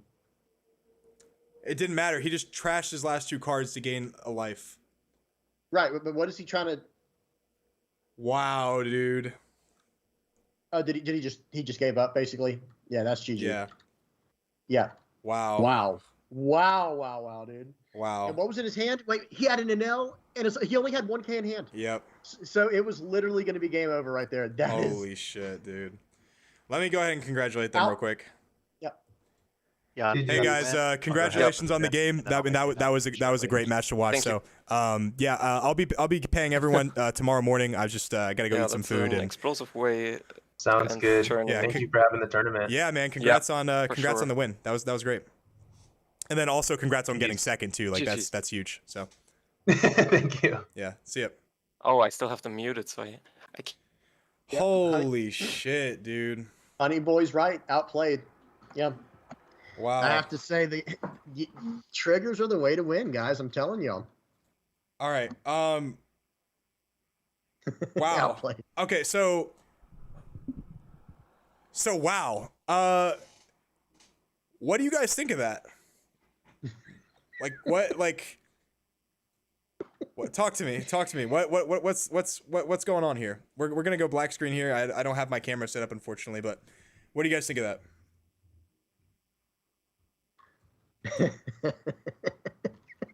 I like what the one guy said. Outplayed, man. That's all I can think of right now. Wow. Joey. I mean, I'm not going to lie, both of them played great, but Oh, yeah, for that sure, is for the sure. most demoralizing defeat I think I've ever seen in my life. Yeah. Like that is legitimately Look, Bobiter, it gave him AIDS. yeah. Yeah. I'm sorry, dude. Now your life Yeah. expectancy's cut in half. Sorry, bud. Wow. Unlucky. I don't normally swear on my YouTube channel, but holy fucking shit. Double Amaru? Double fucking Amaru? Man. Wow. Guys, thank you so much for being with us during the stream. 10 hours and 15 minutes. James, you got anything final to say? Yeah, again, just to parrot what Joey said there. Appreciate you guys. Thank y'all so much for stopping by. And please, don't worry. We will be doing more of these in the future. This was a ton of fun. We loved it, and we love One Piece. What can we say? Yeah. Guys, have a fantastic day. Thanks for participating. Thanks for joining. Thanks for